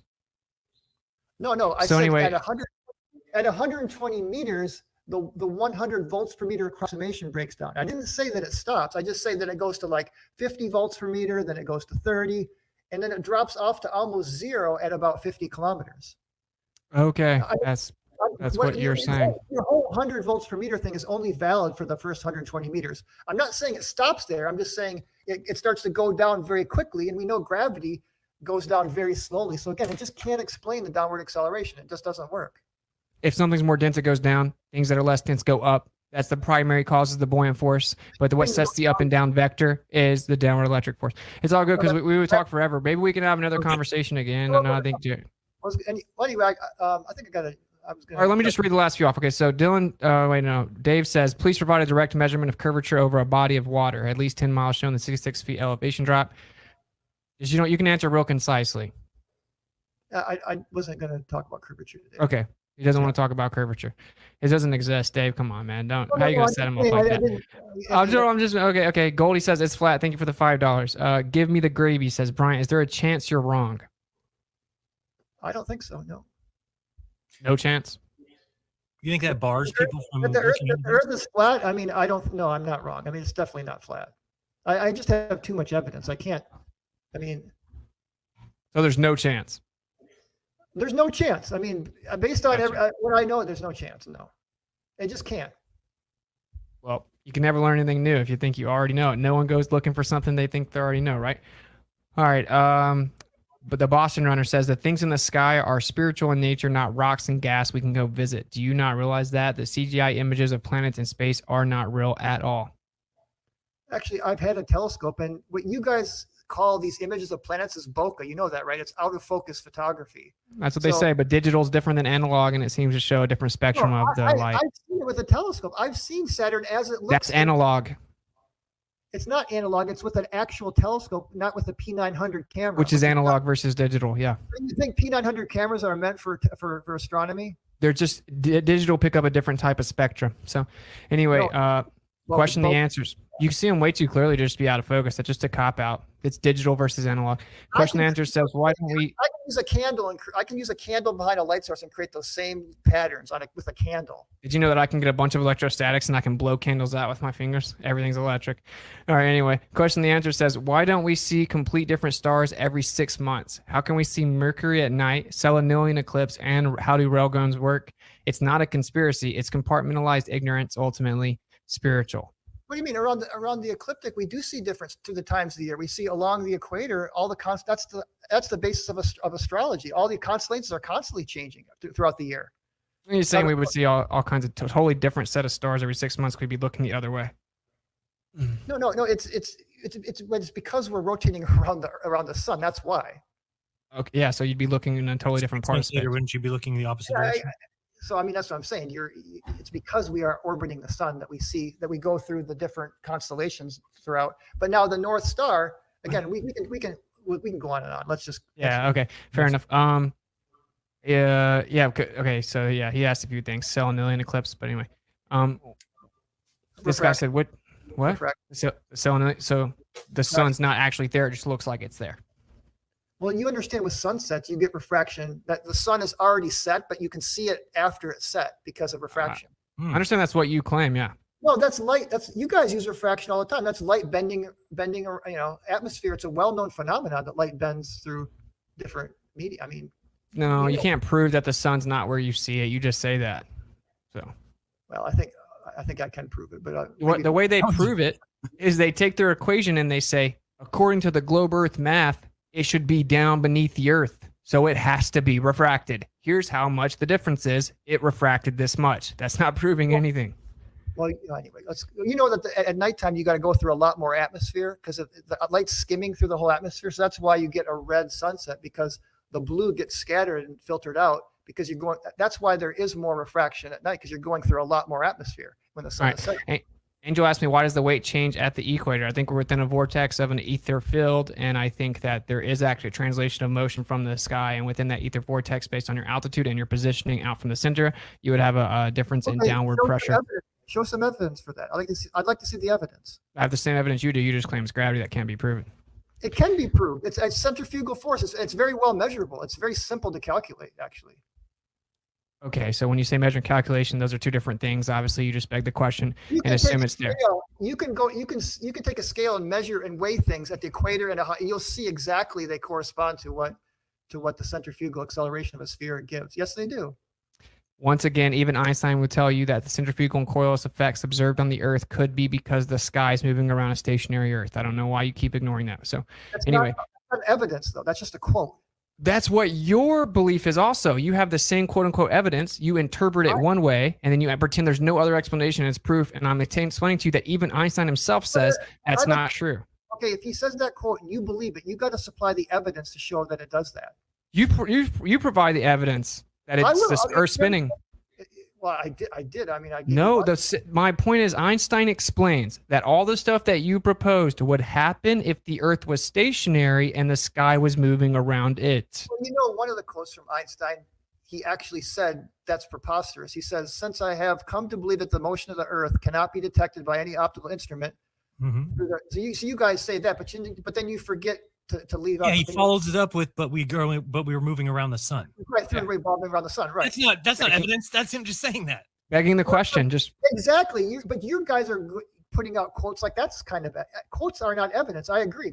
I'm just but saying. you still use relativity. The person that wrote it says applying relativity, you would get the same effect. I don't understand. I don't think you're listening or not trying. The person that gave you your belief system of relativity, he said that according to relativity, which you still use to this day, according to it, if the sky was moving around the Earth, you'd get all the same effects.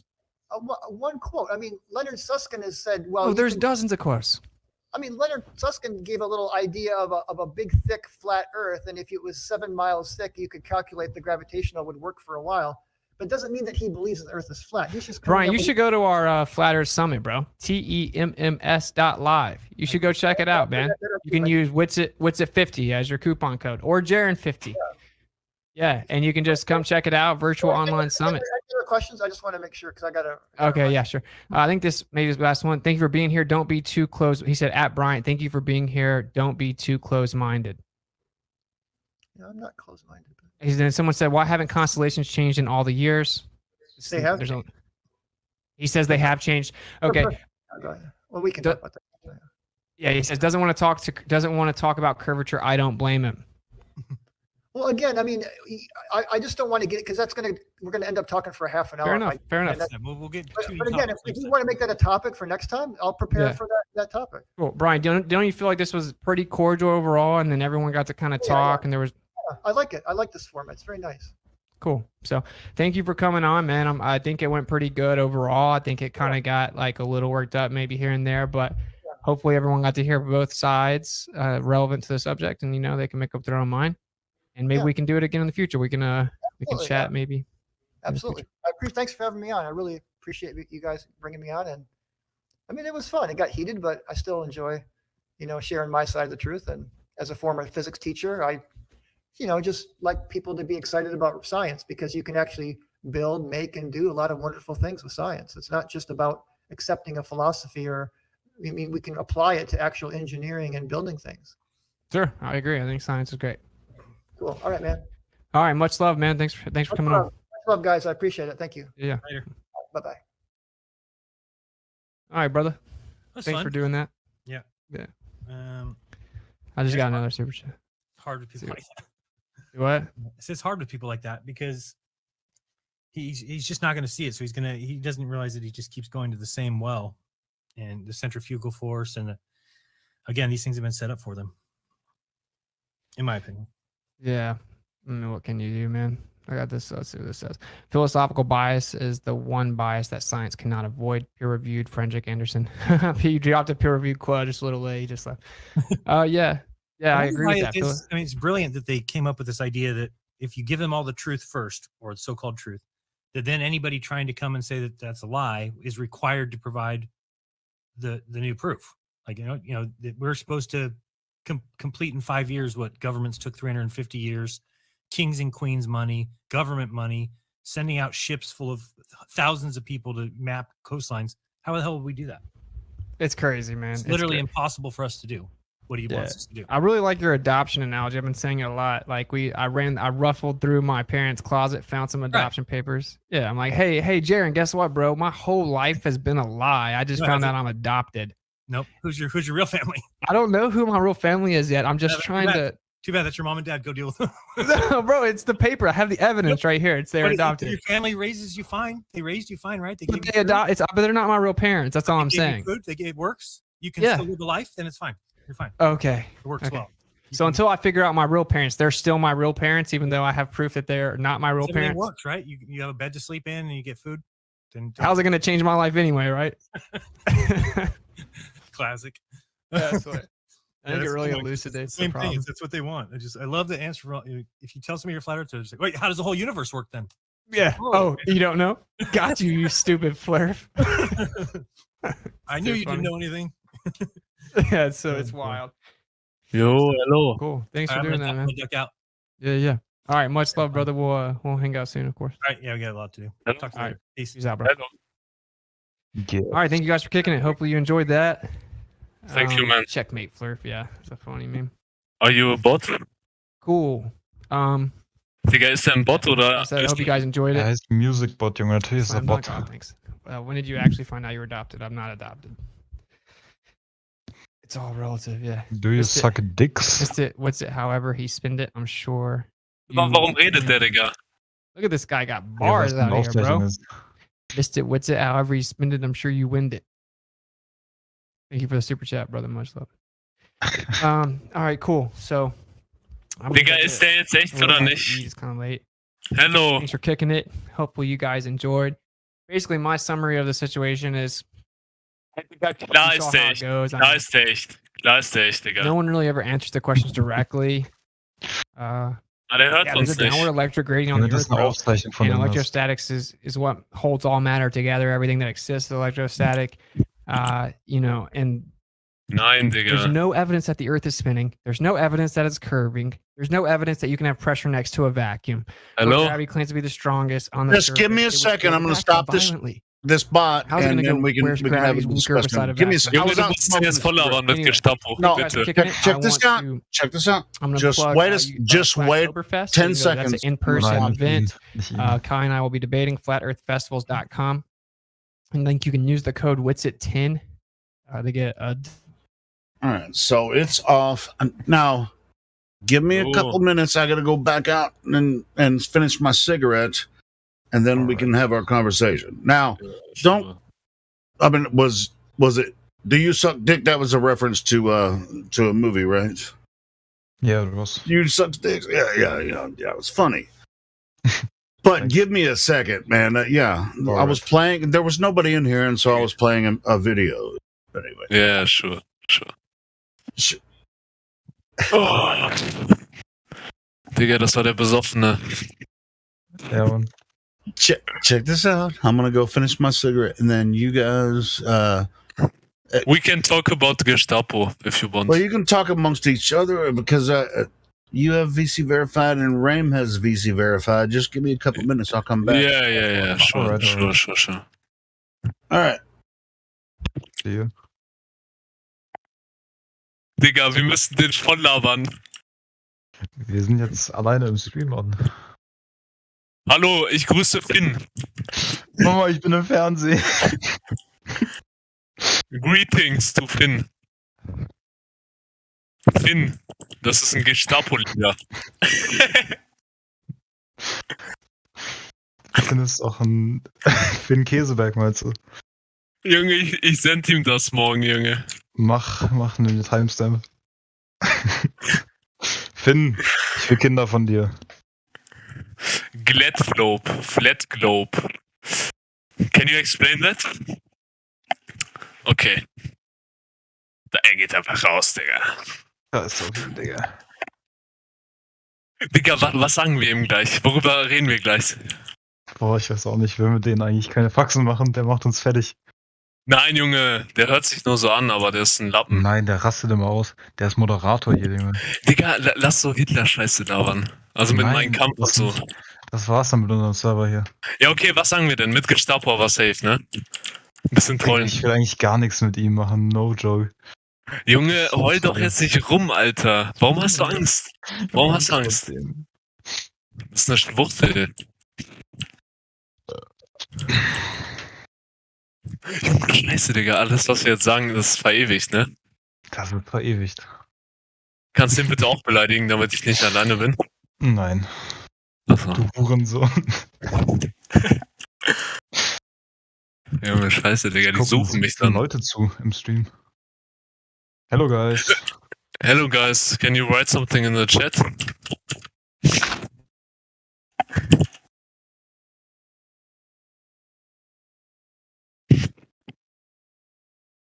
Schreiben die im Chat, Digga?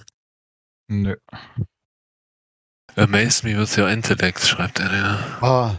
I don't speak German. There are other people that do. That there are members here, and I wish they were here now. I don't know why you guys would choose to do that. But anyway, so that's our native language. No, sure. Yeah. But all right, but you guys obviously speak English fluidly. Yeah, but yeah, it's not too fluent actually. We were told that we sound like Disney villains. Well, you sound like you speak German, but you speak English as well. You know, I can tell by your that's the case, but our accent is pretty harsh. Anyway, so this is trippy. Did you listen to any of that talk that was going on through the bot earlier? No, just a bit. Not. All right. How did you find the server? Did you guys come together like from another server? We know each other. We searched on Google yesterday and found the server like Okay, that. cool. Yeah, and since you both have VC verified role, that means that you've talked to some other people. We talked to Twat. All right, cool. TWOD. Oh, you talked to Twad? OG. Yeah, he's a cool dude. Cool dude. Yeah. And so, do you understand the server, how it works? You know, like when we're talking here, we share links, you know, pertinent to the conversation right above this all live fine. stream room. Yeah, live stream, voice text. All right, so it sounds like I don't understand German, but it sounds like you guys were trying to make fun of flat earthers and all that kind of stuff. We don't mind no. that; we're used to it. No, So we don't actually. Oh, so you think the Earth is flat, or something? We don't believe anything, actually. Okay. All right, so, well, let's start from ground zero. As far as this argument goes, you sound like a couple of cool guys, man. Slower there, yeah. All right, cool. So, how did you come across the information about this, flat Earth thing?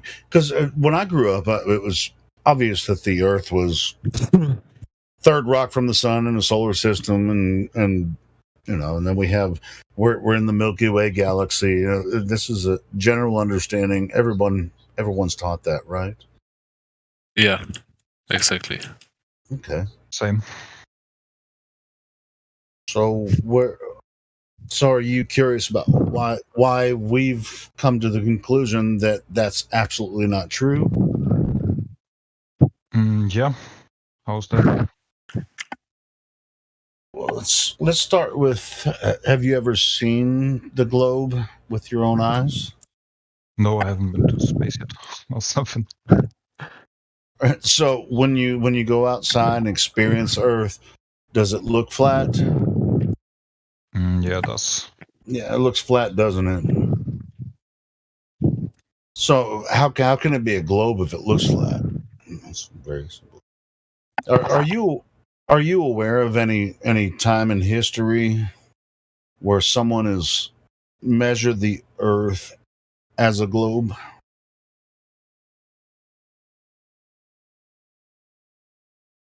I mean, you could talk about scientists and all this.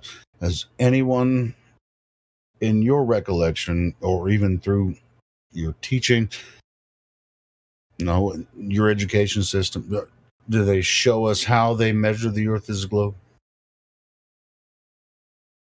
I don't think so. No, I don't know. Yeah, I wasn't. It was pretty much a given when you were growing up, right? Yes. I have heard that the ancient Greeks measured it somehow, but I don't know how.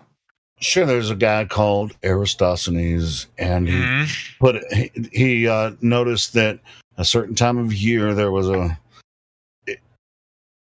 when the sun was high in the sky, you could see the bottom of a well. He's like, "Hey, I got this idea. I have a friend over in Cyrene, and I can if he puts a stick in the ground and I can see the bottom of the well, the shadow of the sun." I can measure the shadow, and then I can measure how large the Earth is as a sphere. But he's assuming that the sun is way, way far away, and that the Earth is a sphere. So he's assuming that with that test, right off the bat, right? So. What if the sun was closer than they assume? Wouldn't you get the same results?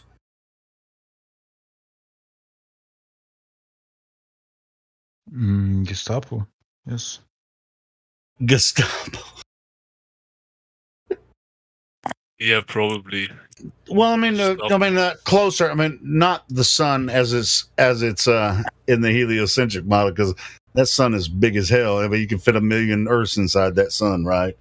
I'm talking about what we see every day. When you look at the sun, yeah. I mean, we're not saying. I mean, I'm not talking about. We are actually targeted individuals. Do you feel like you're targeted? Yeah, I'm targeted.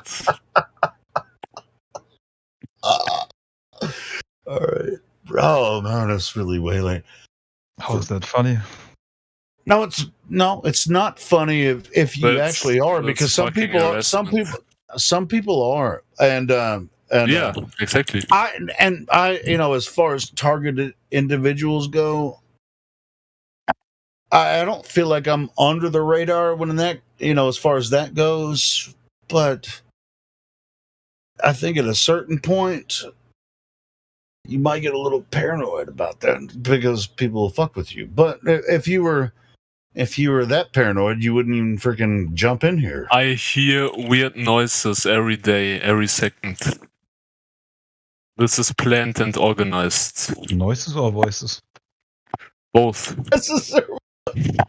You guys are cracking me up, man. This is fun. Back to Eratosthenes. Do you know Edward? This is more important, I think. What's more important? Edward. It what? Edward. Edward Käseberg. Oh, Edward. Yeah, it's German, Edward. German version of it, yeah. Yeah. So what about this person? What do you mean? He was basically the first victim of the Gestapo. Modern Gestapo. Yeah. Wow. I'm gonna have to grab another beer for this. Give me 15 seconds. All right. Oder der hat Bock.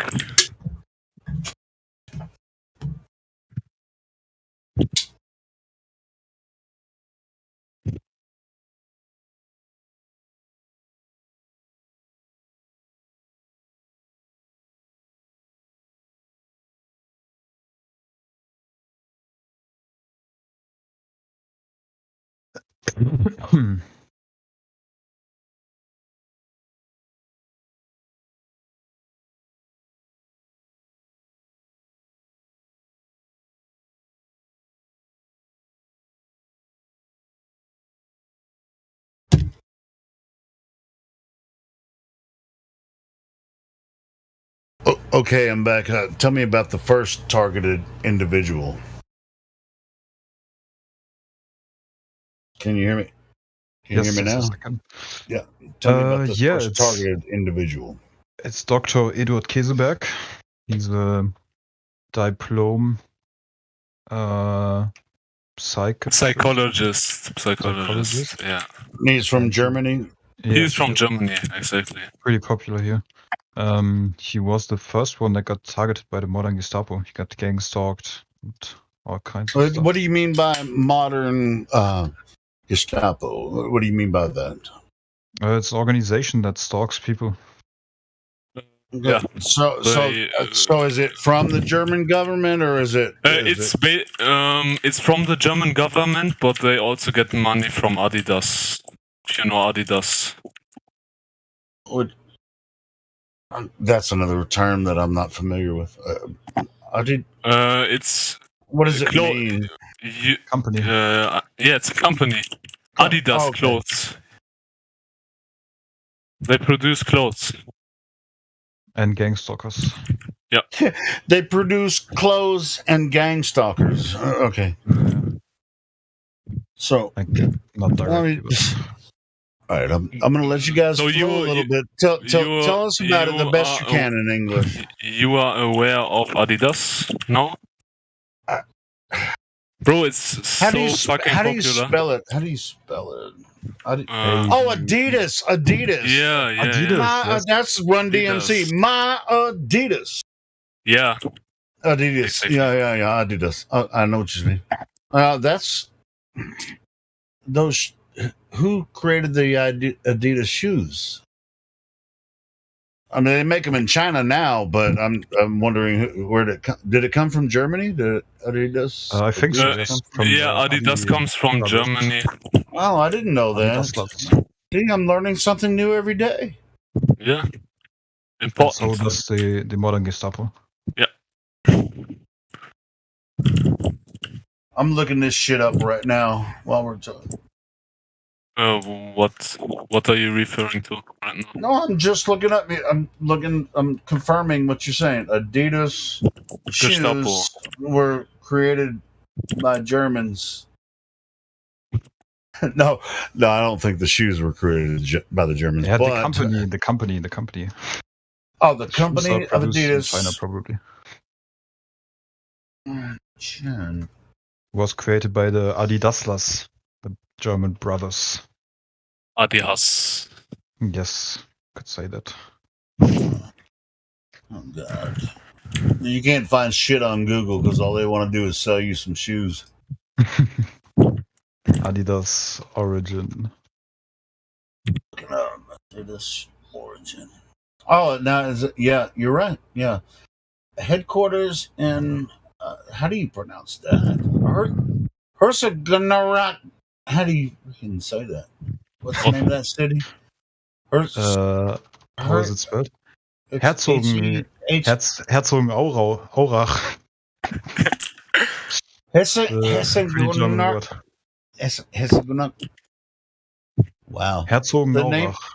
The name Adidas, written as Adidas, and you said Adidas, is an abbreviation of the name of the founder, Adolf Dassler. All famous Germans are named Adolf. Yeah, Dacia. Is it Dacia? It's Dassler. How do you say that? SS. I just say SS. Anyway, so yeah, this is interesting. I didn't know this about Adidas. I didn't know it originated from Germany. Yes, so you learned something new. Cool. It's pretty Founded good. and headquartered in, and still can't pronounce that word. Digga, send ihm mal das Best-of. Such mal Best-of. Bring out the game, bro. Dang it. Bro, it's the largest sportswear manufacturer in Europe and the second largest in the world after Nike. It's a holding company for the Adidas Group, which consists of eight. This is the Wikipedia page, you know. It's What? I know they're not running. Don't look at that right now. The company, hey, sorry about that. I was hot micing.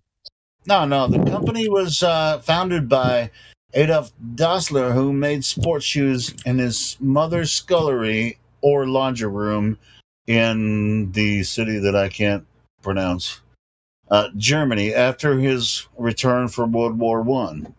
In July 1924, his older brother Rudolf joined the business, which became Dassler Brothers Shoe Factory. So, if it's a shoe factory, it's no good, bro. Say that again. If it's a shoe factory, it's no good. One of the most destructive materials mankind's ever created is rubber soles for the feet. I'm just saying that. No, I get that as far as like it's just like I've been watching Lord of the Rings and the humans are wearing boots, the dwarves, everyone's wearing boots except for the hill people, Hobbits. right? The hobbits, and they're all barefoot, man, and so yeah. They win at the end too, huh? Yeah, they do. I mean, that's what it's about, you know. Due to their socks. And they also have hair on their feet. I have a little bit of hair on my feet, but it's probably because I wear shoes too much. Who knows? That can always be a problem, bro. Yeah, but anyway, so what was the significance of bringing up Adidas, which is I didn't know that came from Germany. What was in your mind? A couple of Germans in here. What was the significance there?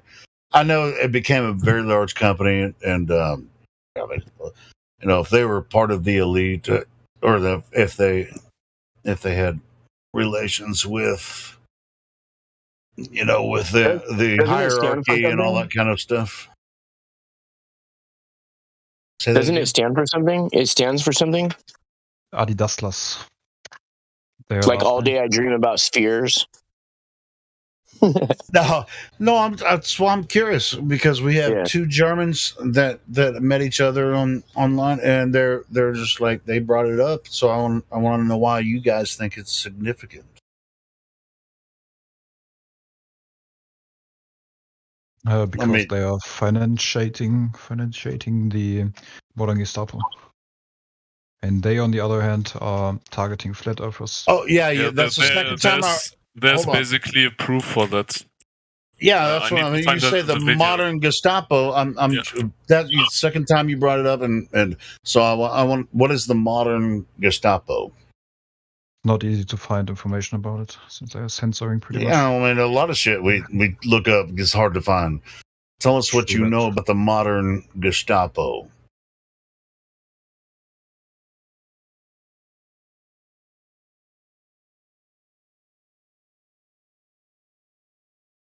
Crickets. Oh, man. Hello. Tell us about the modern Gestapo. I don't know what the... maybe you know something about the not modern Gestapo. Is there anything that you can tell us about the original Gestapo? They are not relevant.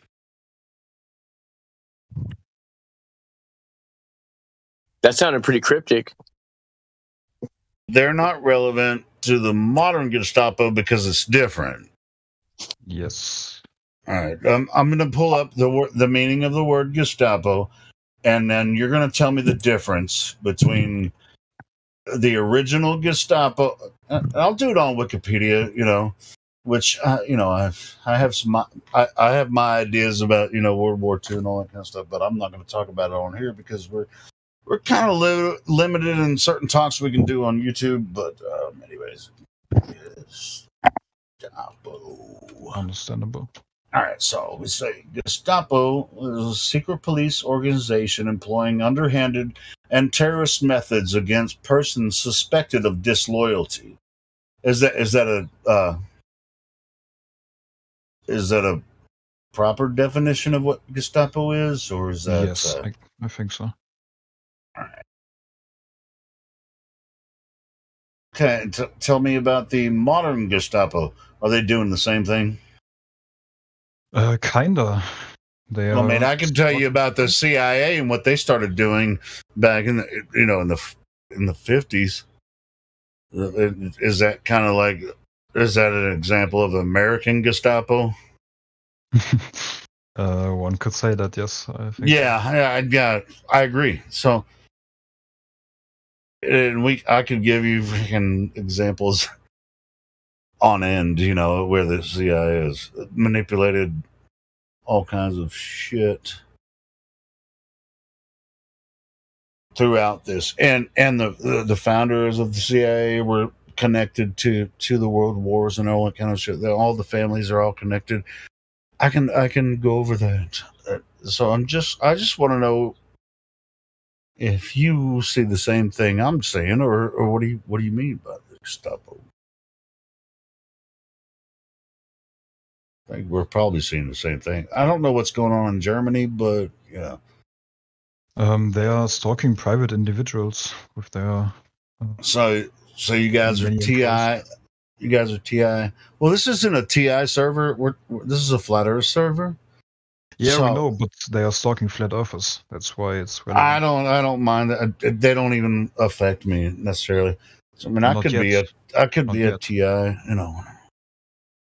Eduard Käsebeck was the first. Dude, if you're TI, so that means they're listening to you right now.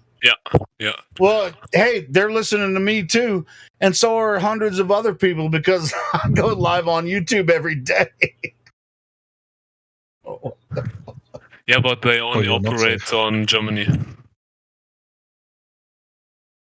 That's not true according to a lot of the other TIs. Whatever. I know what's going. What? Yeah, but the modern Gestapo is only in Germany, dude, for now. Hey, dude, you need to accept this, bro. This is bullshit. No, I don't have to accept a goddamn thing. I've been speaking my mind for years now, and I don't. I do get a lot of spam. I get a lot of spam emails and stuff.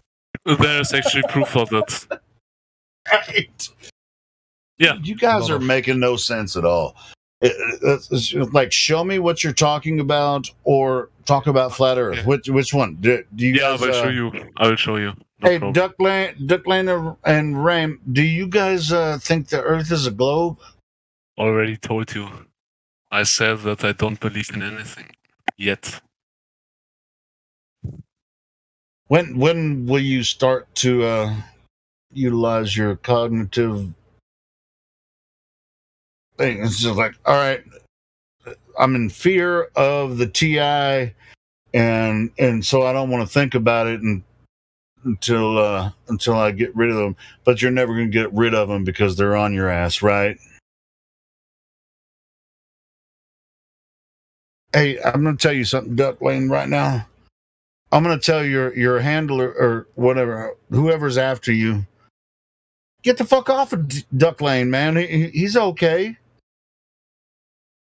I mean, do you think he has some information that's not already out there? I mean, he's targeted, but so far, I think he hasn't told me shit. So I don't think he really has any good information. So get the fuck off of him. My information is the information of Eduard Käsebeck. Same for Rain. What he tells us. Yeah. So you're like the. You can search him up. Just search him up. You're like the Edward Snowden of Germany. Yeah, basically. Yeah. Yes. Yeah. All right. Okay, so then why the fuck are you here? Because you should be like hiding out in Russia. We want to spread his words for the good of Flat Earth. For the good of. You guys are funny, man. This is interesting. Look up Best of Eduard Käsebeck. You're gonna have to send me a link. Yeah, I will. Yeah, go ahead and send me a link, and then I'll check it out. You have to DM me through Discord because I don't. Yeah. You can't. I'm not going to give you permission to post links in here.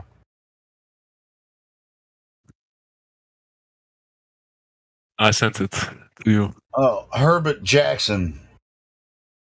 That's the channel. Best of Edward. How do you pronounce that last name? Eduard Käseberg. Oh, Käseberg. Käseberg. Wow, man. See, like us Americans just say, Käseberg. Käseberg. Gangs Doctor Volume 2 re-uploaded. Yeah, I'll definitely check it out. Yeah, maybe you can screen share. No. No, I'm not going to play it. Why? Because we're live on YouTube. And exactly. Yeah, People and I need have to no see this. idea. Dude, this is a Flat Earth channel. We talk about Flat Earth. I'm not talking about... He talks in that video about Flat We're not Earth. talking about targeted individuals. Oh, he is talking about Flat Earth? He talks about Flat Earth, yeah. Wait, In that what video. does he say about it? He said that... confirming it. Yeah, he's confirming it, basically. Well, unless I listen to it, I'm not going to play it on here. That's the first time I ever heard of the guy. Yeah. Sure. He's very famous in Germany.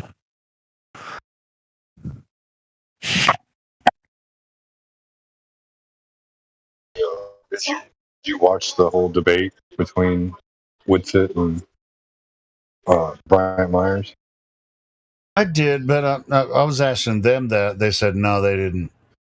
Like Duckland and Rame or Rame, how do we...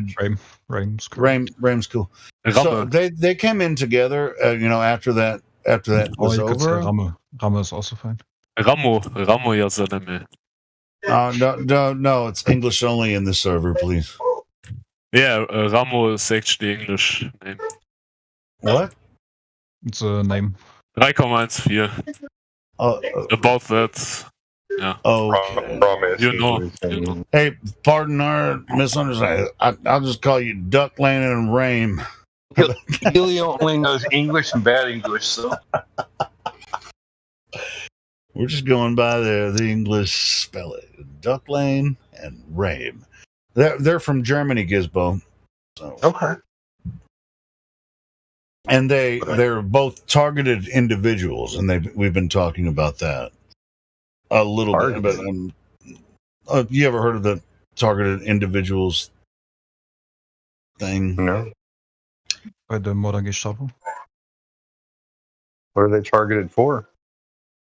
Because they know something. Oh. That they're not supposed to know. Oh. I know people that are targeted that know things that they're not supposed to. Yeah.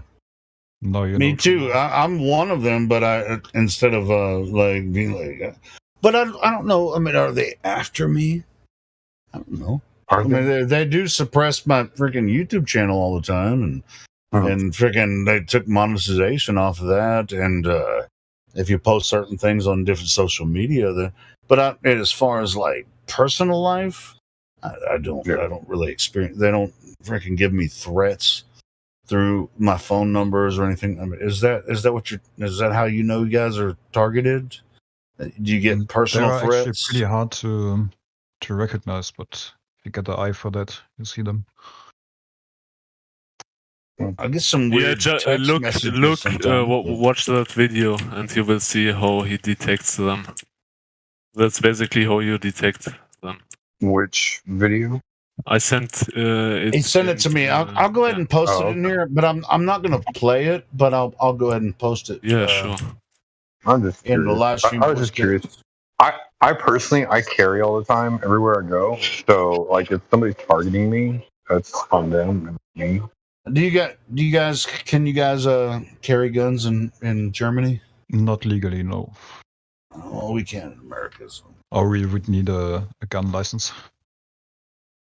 Some places you need a gun license here. I mean, I don't think that would stop people from carrying their own firearm. Actually, you don't have to have a license to carry in most states in America. Some states, but you can have if you want a license, you have to like concealed carry. You have to have a license, but open carry is It's like if you see somebody with a gun on their hip, so it's just like, it's like I don't know. It's like that's somebody you don't want to fuck with. And it's like bringing a knife to a gunfight. Yeah. There's a lot of states that you can just open carry, and you don't have to have a license to carry the gun. And this is the weirdest part of it. It's like the only reason you have to get a license is to conceal your gun, so nobody knows that you have a gun. Yeah, I know it's weird, isn't it? This is like I can carry a 45 on my hip in Arkansas. There's no law against it. But if I want to conceal that 45, which would be very hard because I don't wear enough clothing to do that, then I have to have a license to conceal carry. That's some State of Texas. They just passed a law saying that there's no difference between concealed carry and open carry, and so they allow constitutional carry. Yeah, and it should be that way in most states, but either way, that's just the way it is. Some things will never change. So, but it's not that way in most European countries, except for maybe Switzerland, right? They actually didn't they make a law in Switzerland where they actually everybody has to own a gun? I don't know. Switzerland, or was that like Norway?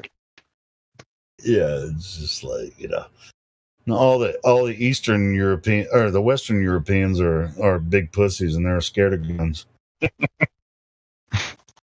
I feel bad because like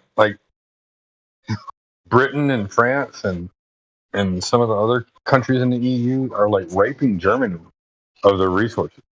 Like they're doing the same thing to Germany as they do with Scotland. Yeah, I didn't want to necessarily bring that up, but yeah, that's why I'm kind of hammering you guys a little bit. It's just like, what's going on in Germany? I'm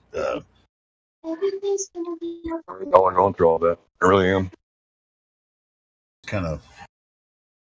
Do you know our social media? It's just like the whole world has been given this story about Germany's supposed to redeem itself from World War II, and I get that, and like I said, there's not a lot we can talk about on this channel because it's broadcasted live on YouTube, and YouTube will frickin' hammer us for it. But yeah, I gotta say this. Go ahead.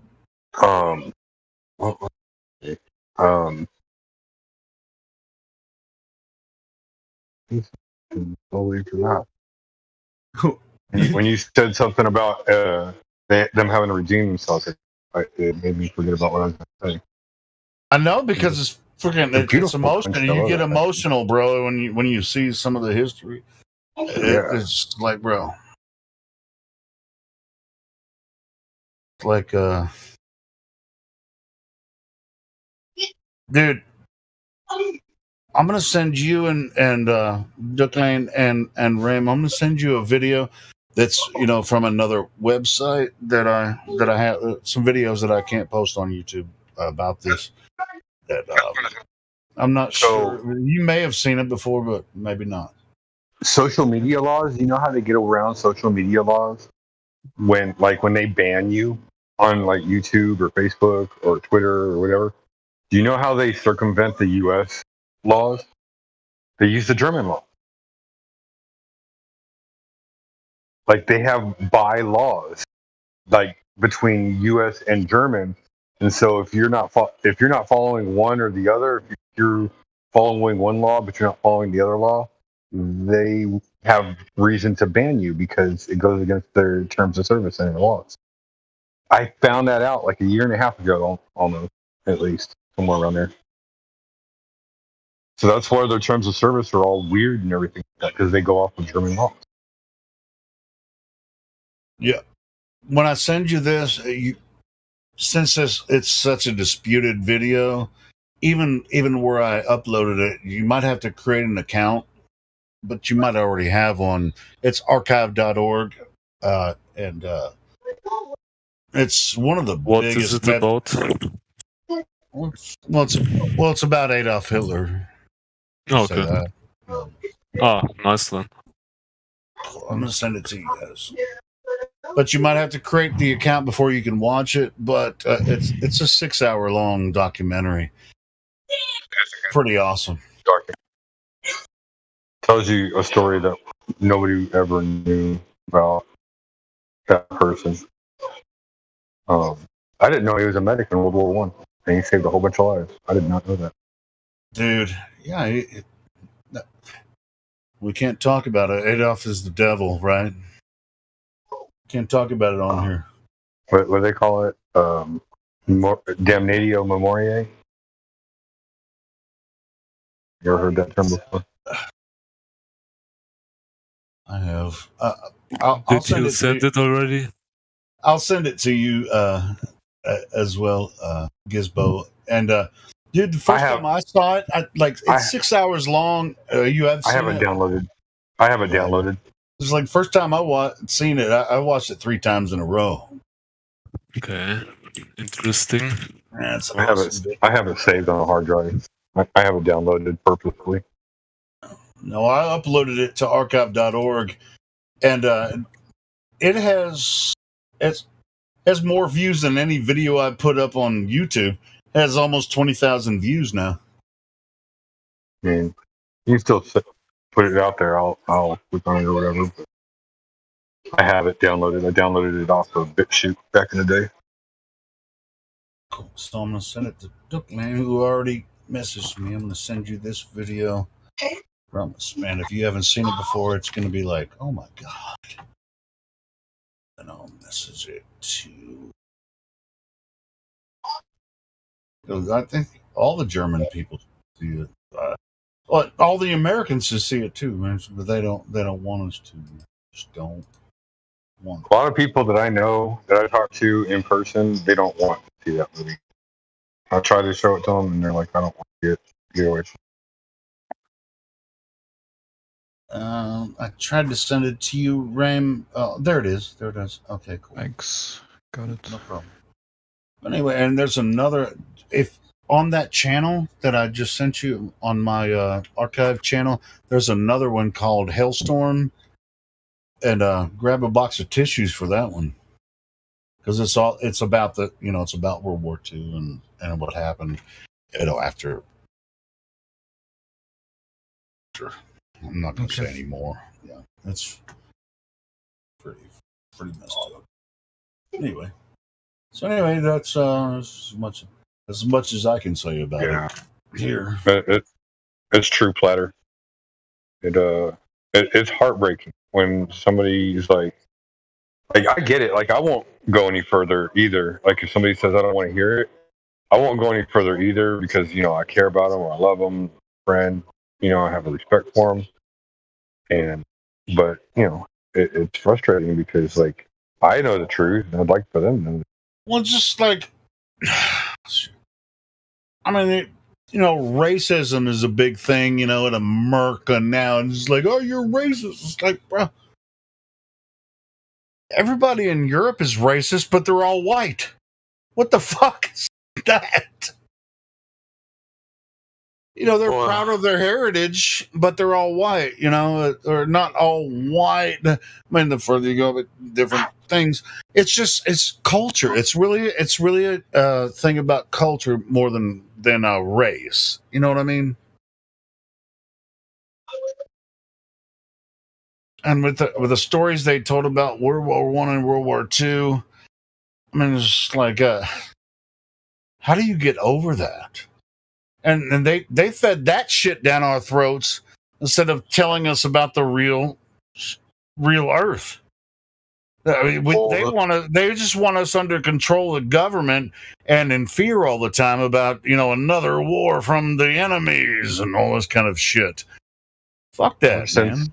Ever since Flat Earth went away, it's been war after war, keeping us distracted.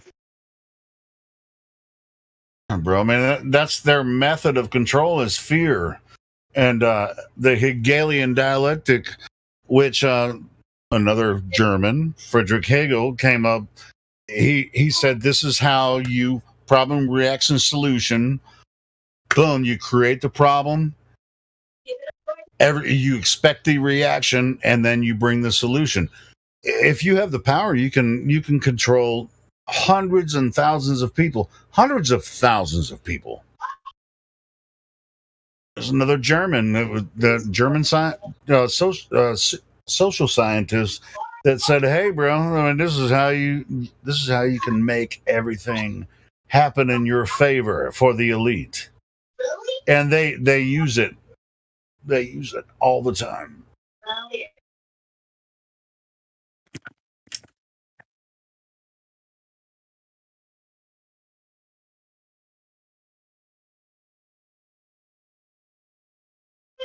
Just want to know more about Hegel, man. That dude, I don't know if he did it on purpose. I think he just noticed it. And he was like, this is, or maybe he was nefarious. I don't know. I don't know how far he was up in the German government or whatever, but it's pretty astutely proclaimed the way he taught his stuff. You know, the Hegelian dialectic. Man, it's pretty simple to understand, but it's very effective. When I found out the truth about the Cold War, that also blew my mind. Like, that's when a lot of things started making sense. The Cold War. It's like, if there's nobody attacking anyone, is it a war?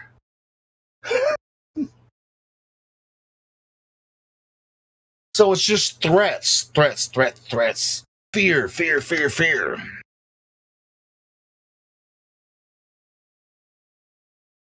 There's no physical consequences.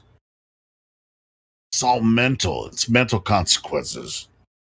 And I think that's what Hegel was kind of getting at when he was talking about this. So let me find a good article that you can...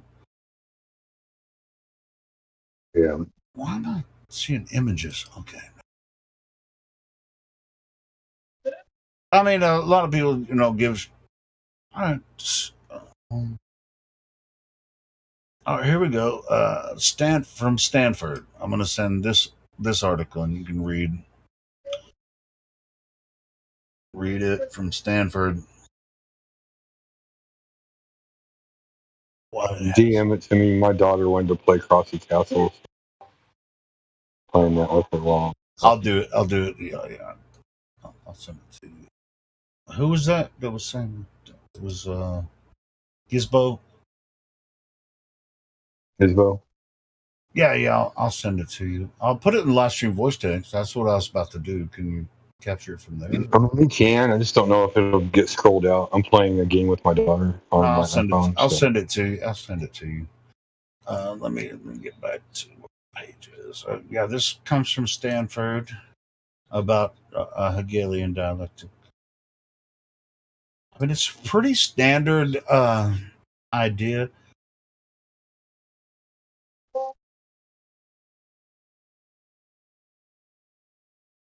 It can be complicated, but it's problem, reaction, solution at the basic level of it. It's just like,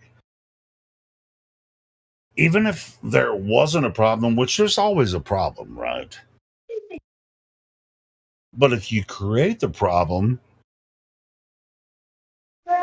and anticipate the reaction and know how the solution is, then you can actually just make it happen with power. I mean, you can't do it if you're just somebody.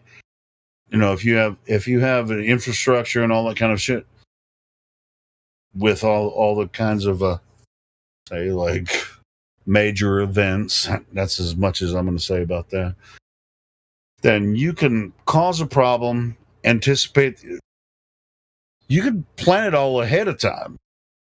You already know how humanity reacts to different, difficulties, And so you can cause a problem, anticipate the reaction, and be the good guy, and at the end of the day. So it's like, bro, pretty much that's what I think Hegel was talking about. And I keep saying I'm going to send it, but I keep talking. All right, I'm going to send it. I'm going to put it in the live stream voice text. This is from Stanford University. I don't think I've ever posted this link there before. There's plenty of other places to find it if you don't get enough information from that link. There's plenty of places to find Hegel's information. How you doing? Hey, Gizbo. Yep.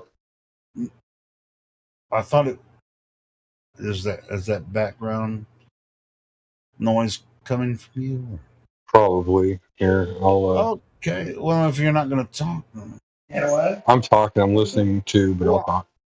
no, I mean just listen. If you got family stuff going on, we don't need that in the live stream. You know what? I think Declan and I'm going I to got watch you, the brother. video you just sent us. So we'll leave the channel for a bit. Helio. Yeah. Did you get the link?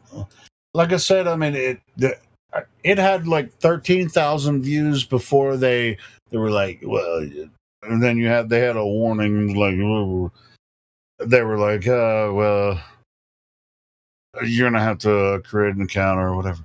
So yeah, you might have to create an account and maybe not. I don't know. Yeah, I need to. Yes, no problem. But to be honest, if you want to upload videos or watch all kinds of stuff that you've never seen before, archive.org is a really good website, man. And Good to know.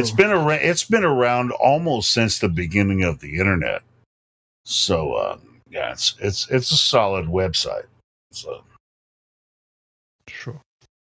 All right. So see ya. dude, you're gonna be stuck, Ram. I promise. When you start watching that shit, I promise you're gonna be stuck. Okay, let's see. Bye bye. All right, peace, brother. Bye. Yeah, you're gonna watch it. They're gonna watch it together. We're like, oh my god. I see Ildiko in here. Do you want to talk?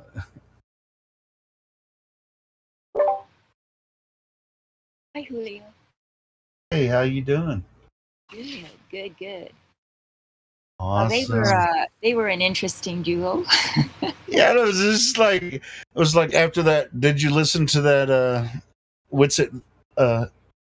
Well, Talk. I try to sometimes. I know it's it's pretty weird. It's just like they're so fascinated with their idea of gravity, right? What I don't like about a debate is there's absolutely no communication. Yeah. It's just each presents their sides, but they don't really influence. At least it seems that the Globe spokespersons are not engaging in any kind of real intellectual conversation. Yeah, they're stuck on a chalkboard. They have their points and they don't listen, and they consequently it's boring. See? Dude, you're the most fascinating person I've ever met. I ain't gonna lie.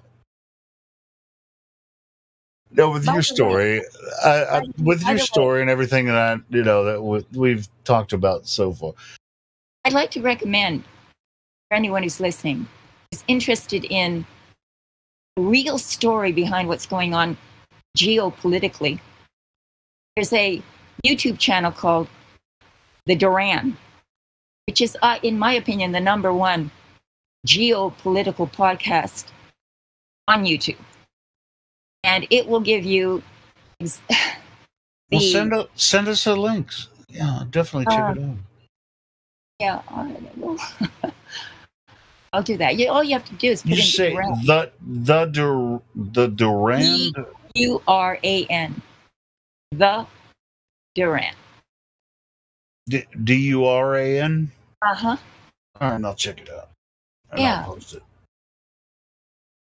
For those who are interested in understanding real goings on behind the scenes, because it's very unfortunate that most people, I guess it's the American. Alexander, let's talk about the state of the world. censorship. It's impossible for people to get real information, and they don't have the time to do the research, because it takes an enormous amount of research to ferret out from the BS. It's true. Yeah. And these guys are the best at doing that. Definitely gonna And have they to give check you it out. a daily synopsis of what's going on. You're still in Florida, right? Yeah, I went through that hurricane. Yeah, you live. Well, you're still alive, so I'm thank alive. God. I was, I How was- was it? How was it? I mean, were Oh my you? God. Well, it was. I took the chance of staying in the house due to the fact that the last hurricane that we went through was a hurricane category 1, Irma. This grew from a category 2 to a category 5 in so fast that Within a day, yeah. yeah, then to decide to go somewhere where, and through immense traffic, and you absolutely never know where a hurricane is going to go. Mm-hmm. And you could end up going where it's going. So I decided I'm trying to escape, and you go the wrong way. there, and they go into it. You know what I mean?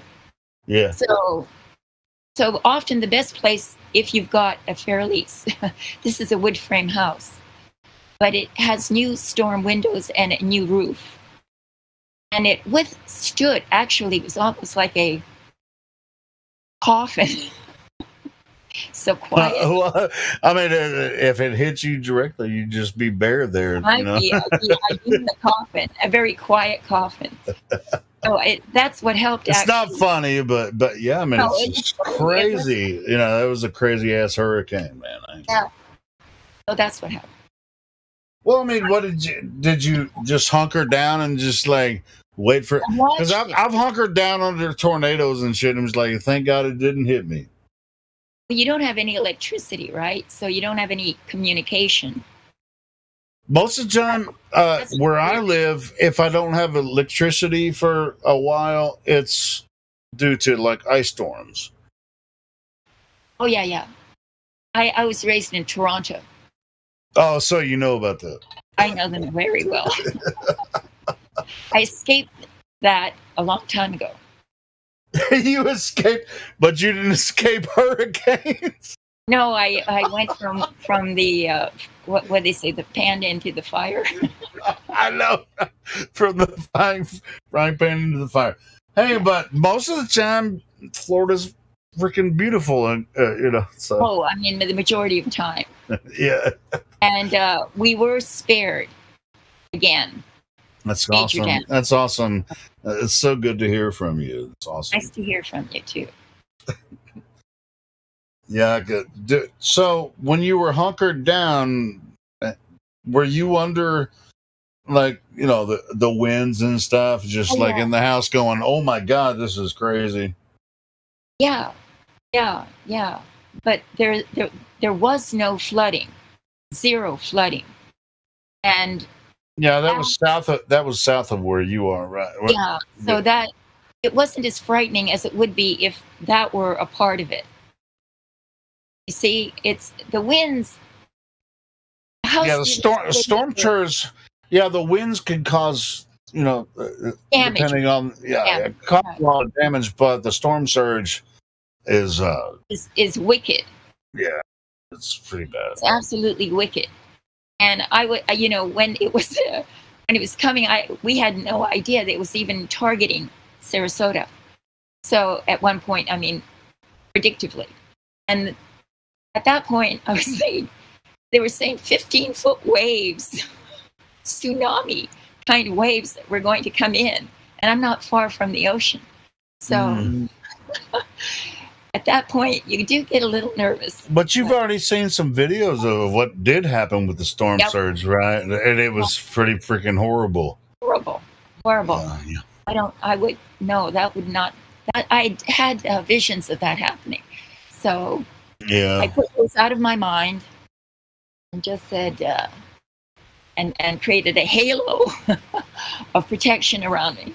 I was just like, I've lived in Arkansas for my whole life, and I was in central Arkansas.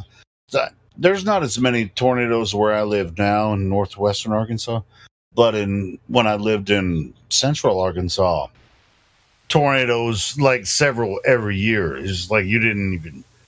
There was a place they called Tornado Alley, so this is and it was like. Well, you're gonna have to live there. I mean, it's just like, why do you live in Florida when you know a hurricane could hit? You know, they're less frequent.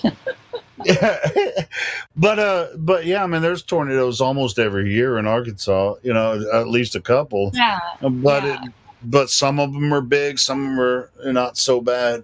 But if you go in, to the west, like Oklahoma and Kansas, holy shit, you get 5-mile wide tornadoes and just destroy cities. It's just it's insane. Oh yeah, I've been through Kansas and have seen them at a distance. You saw a tornado? Yeah, in Kansas. Oh, cool. I've seen them too. Just like, please don't hit me. No, but I mean, Kansas is flat. It's flat as shit. Right, so you can see for long distances, and they're apparently a very common sight. Yeah, but just like everybody's just like, that's why everybody in the Midwest believes in God. I can't think of a better reason. Because every year, there's tornadoes. Just like, please don't hit me. God help me. The people in California wonder why the people in the Tornado Alley live there, and the people in Tornado Alley wonder why the people live in California. So it's that's farm country. I mean, where do you think all your food comes from? Yeah, that's how we do. You wouldn't be able to eat rice. Chinese people buy rice from Arkansas.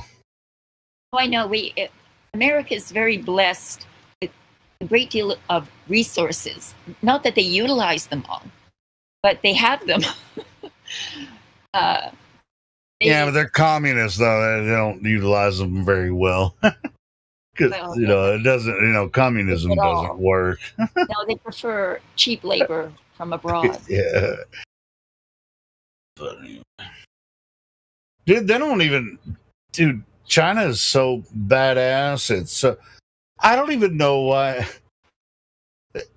Oh, I know why, because I guess they're a bunch of assholes or whatever. But I mean, they have so many resources they don't utilize because their communist government they're just stuck in some stupid retardism. I don't know what that is. Dude, China's one of the biggest countries in the world. Yeah, they've Well, they've centralized all of their things into the cities. Julio, listen, China was very rural for its history before the modernization. Yeah. And so they are hyper modern in the sense that they build these huge cities that look like futuristic movies. Yeah, but it's only in like Hong Kong and Pyongyang or all these other things. But they don't utilize all of the. Julio, it's a huge country, huge, and there's no communism is to me as far as economic systems is something that's always doomed to fail. Yeah, of course. And that's what I'm saying. It's pretty sad that they have to buy rice from Arkansas. Right, right. But they have come a long way. That's They true. have. That's true. And they are now a world player. You know, in China's history, they've had cultures that were world influential, and they because of the. You're right, Ildiko, and this has been in my mind. It's just like they're not so much communists anymore. You know, No, they the have government's not, but the people are starting to understand real freedom and capitalism. Which capitalism isn't the answer for everything, but once you get a taste of it. No, it works. That's you see, Julio. It simply works. Everyone wants it. It allows people to bargain for their own best interests without any outside interference. Mm-hmm. This is a system that works and makes money and makes wealth and makes nations great. And that's why they had to adopt. That's why. And it does take time. It does take time. It does take time. Right. So you see, we don't have a free market. we're sort of a blend of socialism and capitalism. Because of the influence of these these huge corporations that are becoming oligarchic. We're under a corporatocracy. That's what I'm saying. Yeah.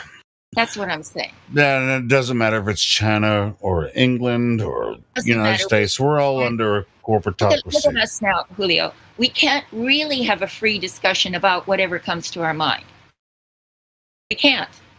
Well, we're doing it now, but nobody's listening. We haven't touched on anything that they don't approve of yet.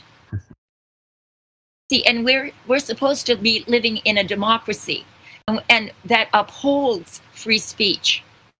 Well, democracy doesn't uphold free speech. It's not about our system.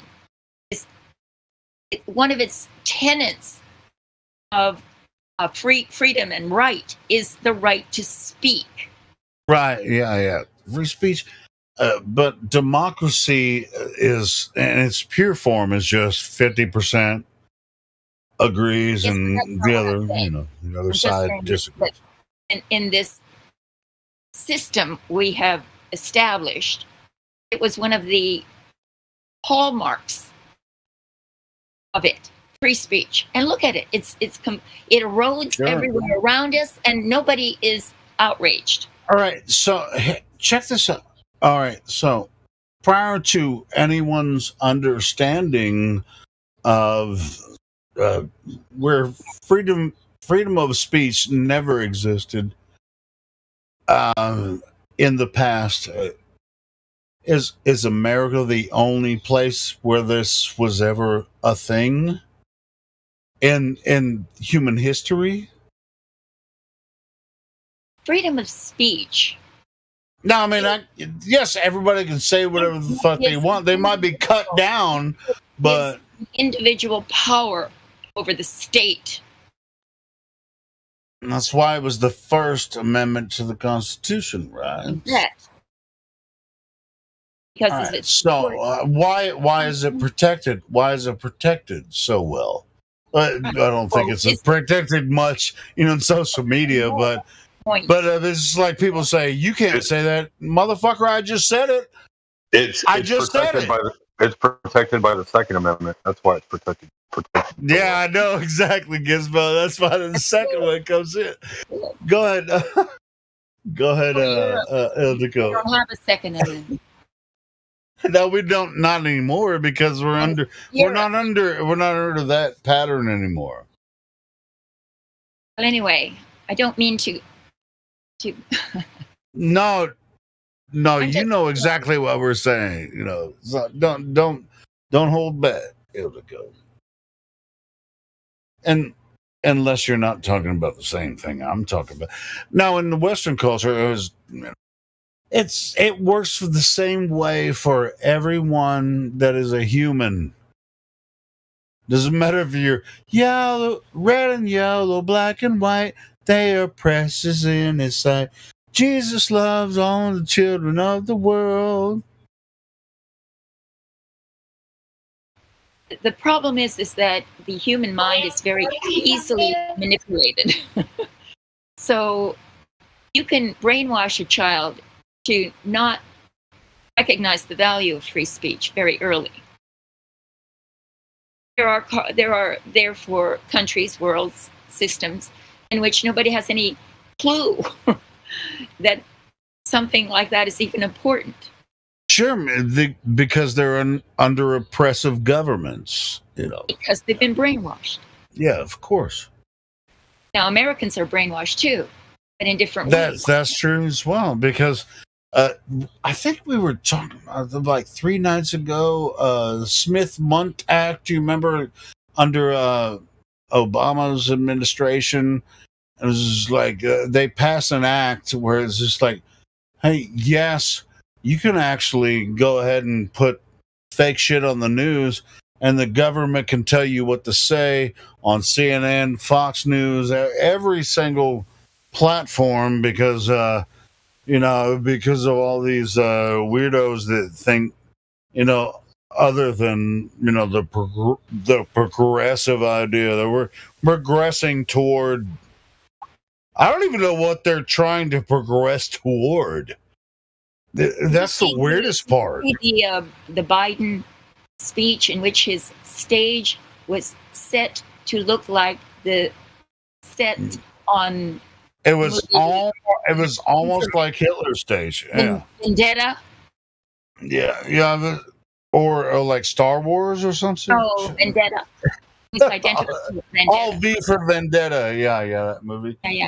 Yeah. I mean, it's just like, movie.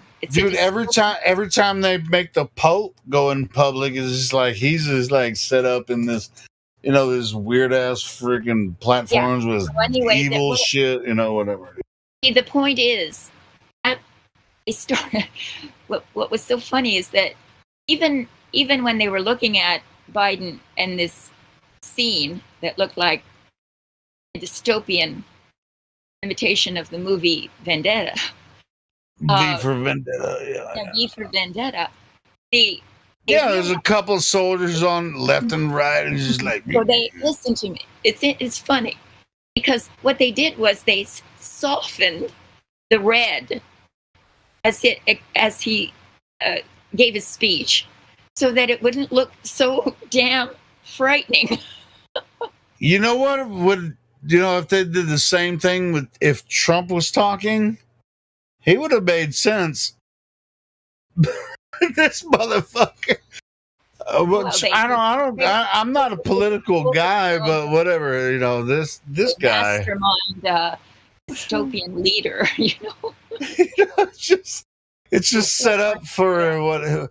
Let's pick the best character for the role. And Biden's not the best character, so let's see what happens in 2 years. We'll see.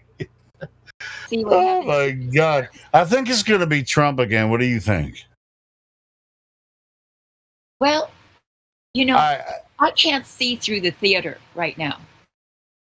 Well, I can't either, but I just actually think it's going to be Trump. Who else could it be? Well, those are the real player on the scene, and he's in the news. So hey, the Simpsons predicted Ivanka Trump. Oh my God, no way. The Simpsons predicted Ivanka like way back when. Who? If we survive the Third World War, maybe sometime in the future. But wait, who is this? That's Ivanka your son? Oh, Ivanka. Well, I mean, it might as well be fucking A, man. It's a cartoon anyway. Yeah, that's true.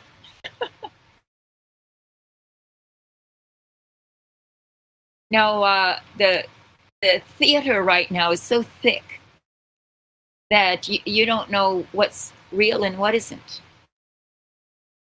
They don't know who's being honest with you and who's check this out though. I mean, as far as Western society, which is we talk to people from most of the people in here are from United States and England and different parts of Europe, some from South America.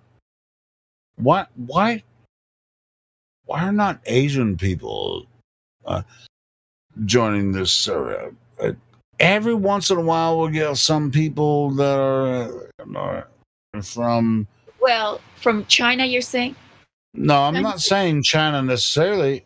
Well, I mean, no, we never get anybody from China. No, they're self-enclosed. No, I know that. I know that as far. I mean, they're not able to access us because of the restrictions there. I'm just saying, like Japan, fucking Vietnam, Korea. Why aren't they talking to us? They just don't as frequently speak English as they do in Europe. Dude, Koreans know how to speak English. They know, but it's just like we need to seek them out. It's like Korean flat earthers. Let's talk about this. You have to ask MacGyver about the stupid Americans.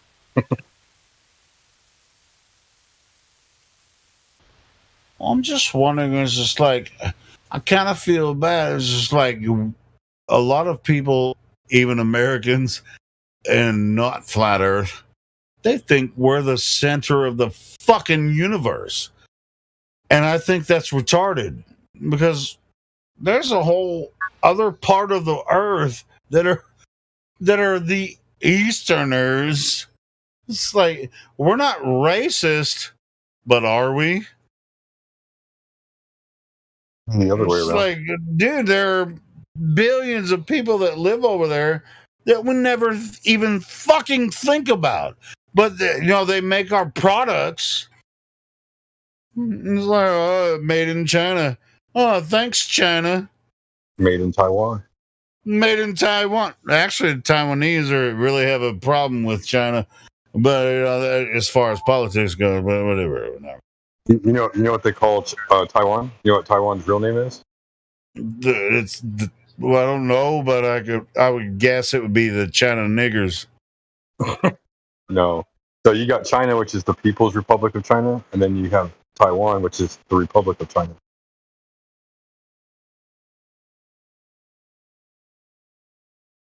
The true story. You can look it up. Yeah. The Taiwanese have been fighting with anyway. So what I'm saying is just like none of us, as Westerners we don't often think about it, but they're going through the same shit that we're going through. So it's like I think eventually we're going to come together. Come together right now. No, I think that's never mind. That's a bloodbath. Uh-huh. I mean the Beatles are totally not what everyone thinks it is either. Never mind. My personal opinion, everybody says, are we the racist ones? I don't know. Are they the racist ones? We're all racist in a Everybody's sense. racist, right? That's what I'm saying. I was just saying Northern Europe or Eastern Europe or however you want to call it. It's just like your country, my country. But in America, racism is black, white. And it's just like, bitch, we all came from everywhere in America. I'm just saying a Chinese family would rather their child marry someone from Japan than marry someone who is white that lives in America. They want to keep their culture. Oh, well, I mean, yeah, I don't know, man. Chinese and Japanese don't really necessarily like each other that much. I don't know. But they would rather be together But with they'd each other rather be like slant eye. I'd rather you marry a slant eye than a white man. See, that's a racist term, right? Slant eye. Right. But I know this for a fact because I was dating a Taiwanese girl, and her parents made her break up with me because I was white. Yeah, I mean, would she rather, as a Taiwanese, would her mother rather she married a Chinese person? I mean, She ended without up marrying a politics Korean involved. man. Oh She ended shit! up marrying a Korean man. Korean? Holy fucking shit! Anything but a white man. Oh, anything but a white man. See, that's not racist, is it? Anyway, close. it's not funny. It's not Real funny close. at all. It's just like you think like black and white in America is racist. I mean, just look across the world. And it's just like this racism doesn't exist. We're people. And we have these discussions a lot. It's like, bro. It's never going to stop. And just accept it. I mean, we are all humans. I don't know what the terminology is. It could be humans. If you're sensitive about it. Yes. Did you see what Tim posted in the chat? Yes, those in there. What is that? There's a Metallica song. I am man. Yes, I am. A lot of cultures are very insular. China's historically always been to themselves. And Jews are to themselves. They don't like to marry outside of their. No, you're exactly right. Yeah, and all of their parents and their families and their religions give them shit if they fall in love with somebody outside of their religion. Yeah, they always give them shit. They always do. Eastern Europe used to be that way, and Hungarians were very prejudiced. No, it's still happening. It's still happening. It's like used to. What the fuck are you talking about? It's like, you fell in love with a woman that's not Catholic, or I was raised Catholic. It's just like, no, yeah, I fell in love with a woman that's not Catholic, and I got married in a non-Catholic church. You have to think of it, Julio, like a club. If you don't keep the other guys out, then you don't really have a club. You can't charge money. I mean, and that goes to the same thing with royal families. It's like, wait, just because you love this woman doesn't mean, especially in like royal families, you can't marry that woman. She's not from royal bloodline. You have to marry who we say you have to marry. I mean, we're doing family bloodline shit right now. I mean, I don't care if you don't love the woman. I don't care if you ever have sex with her, but you have to marry, within the conquered bloodline, and everyone else is subject.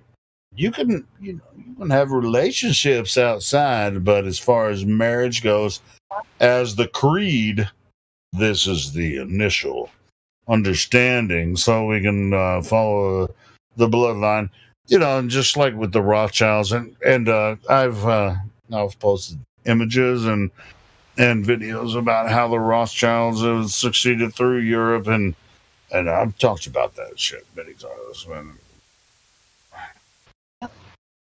Clubs. There are just multiple clubs. Sometimes the clubs get together and make bigger clubs. But the idea of a club is that there are members, and you're not in it. We're not in that club, and we aren't in any club, really. We're just out there floundering around, wondering which club to follow.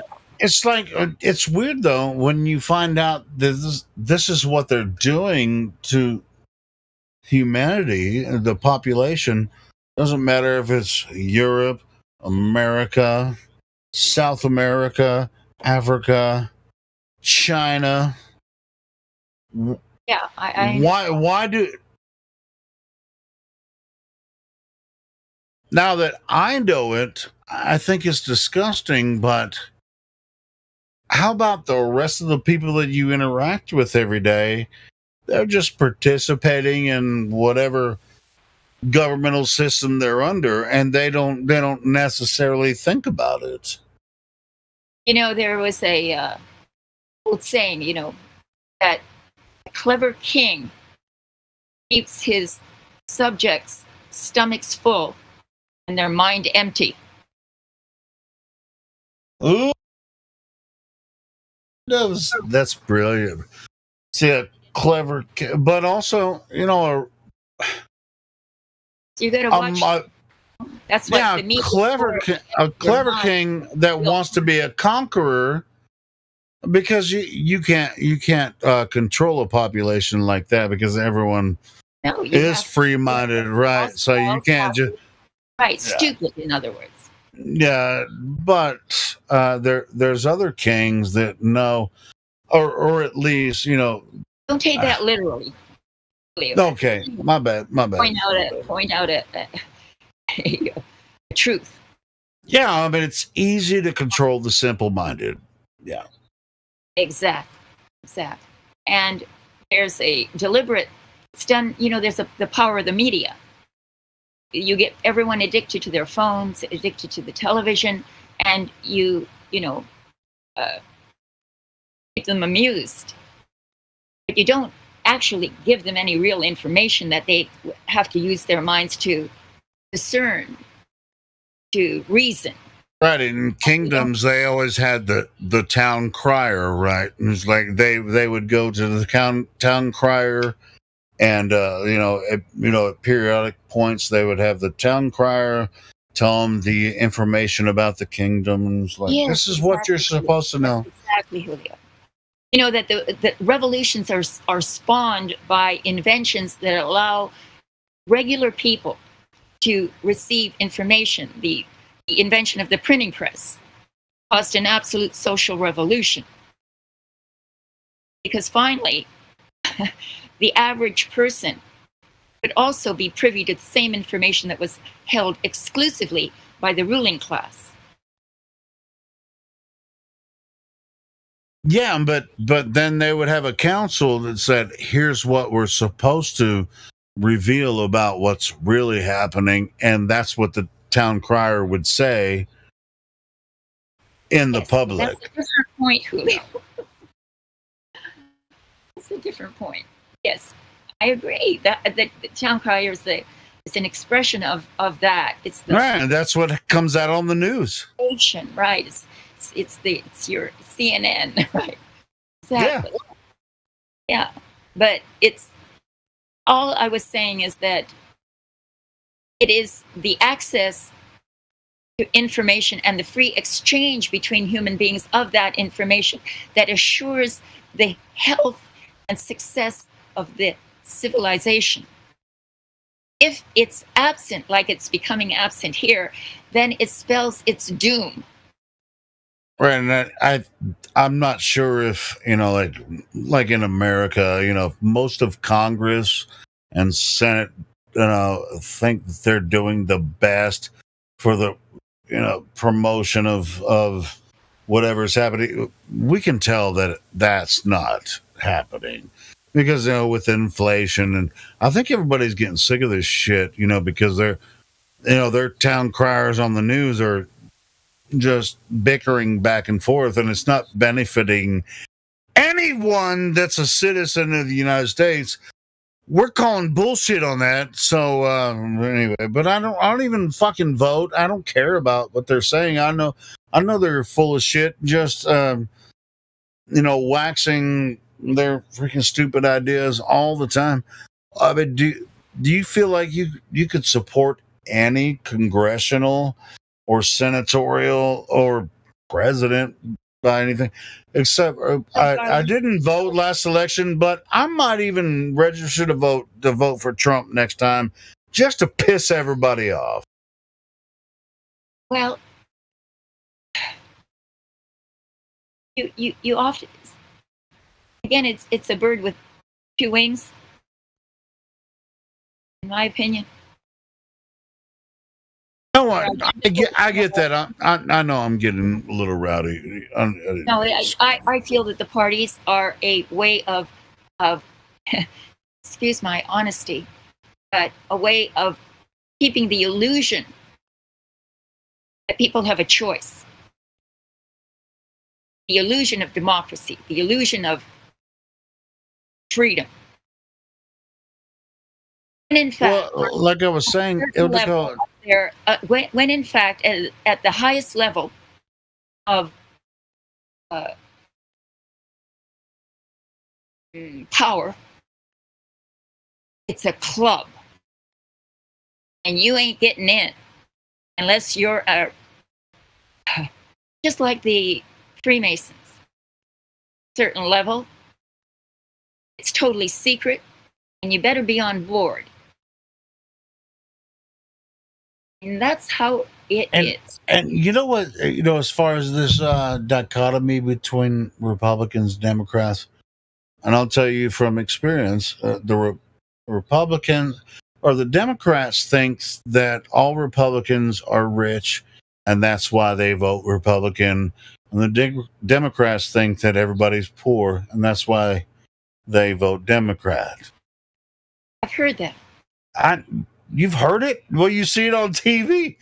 So all the poor people don't vote Democrat, and all the rich people vote Republican. I mean, that's the most ridiculous shit that I know. That's pretty much the way they present it. It's like if you're poor, Democrat; if you're rich, Republican.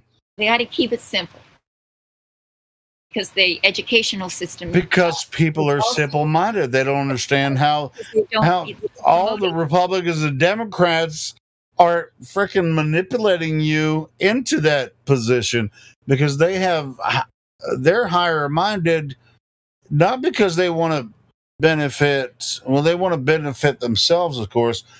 They're not for society, either side.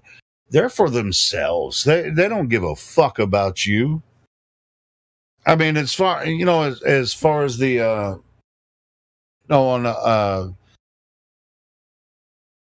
United States, government level or whatever. I mean, local governments, votes. I mean, it can make a difference. City council votes, and that's where you have it. That's where you can make a difference. But if you think you're going to make a difference by voting Democrat or Republican for president, go ahead. There were men before, real men and women who were around in earlier times and who had ideas, who had visions.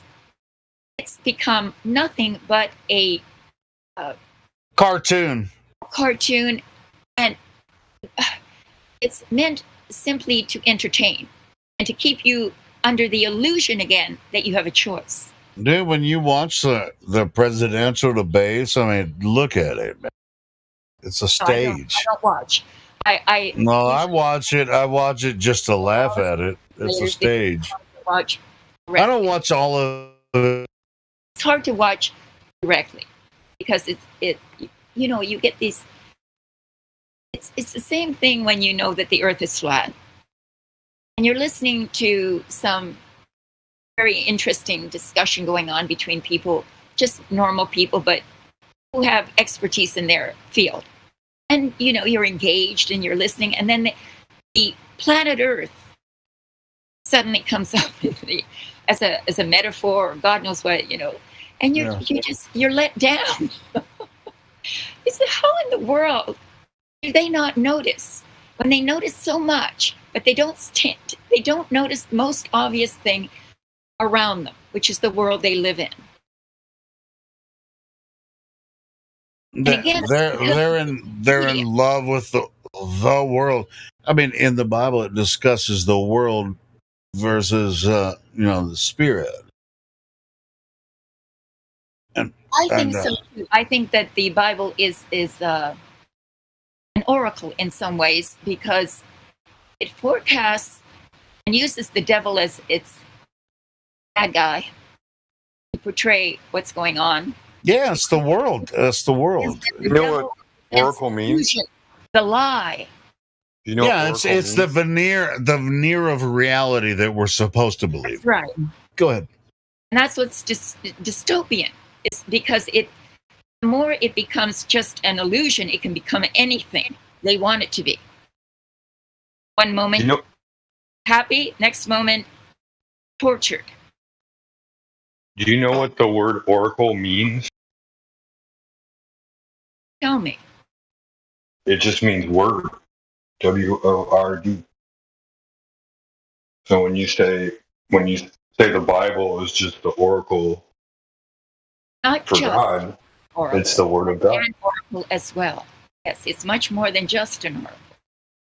I have a deep respect for the Bible, as I do many other doctrines. Yeah, I mean, wouldn't oracle, doesn't it? That's kind of a root of Ouroboros, which It's is usually also meant to forecast the cycle. The cycle, and it sees the Armageddon as a battleground for good and evil. And evil is represented as the lie, illusion. That's what's going on right now. Mm-hmm.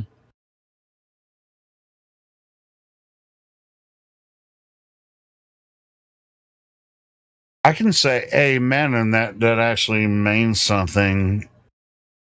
It's not Christian. Amen. Yes, it. Yeah, that means it is finished. It means that it's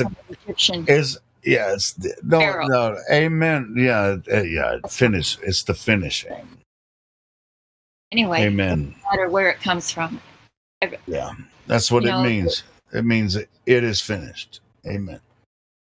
Ideas of divinity are always changing and evolving as mankind changes and evolves. Yep. But the principle always stands.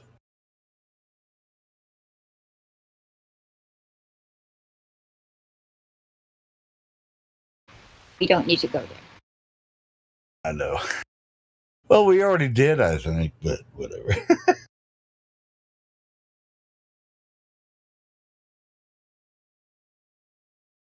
Anyway, I'm off my podium. It's my fault. It's my fault. Good to go. These subjects rile me up a little bit because I've always been a staunch defender of freedom of speech, freedom of thought. I don't like anybody policing my ideas, telling me what's good and bad. I like to make up my mind myself. I don't disagree, and I just want to say you did a good job encompassing everything and kind of rounding everything off to where it didn't get way out of hand or that. So good job. So I think everyone is human. Maybe they can't express it well, but they all want the same thing, which is to be in a world where everyone treats everyone fairly, and with consideration, and ultimately with love.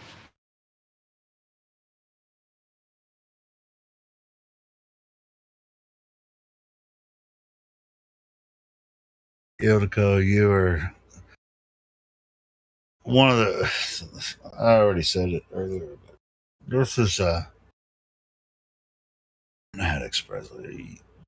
The way that you express yourself and your understanding of this, really, it's brilliant. And some people might not respect you, but I do. I think you're most one of the.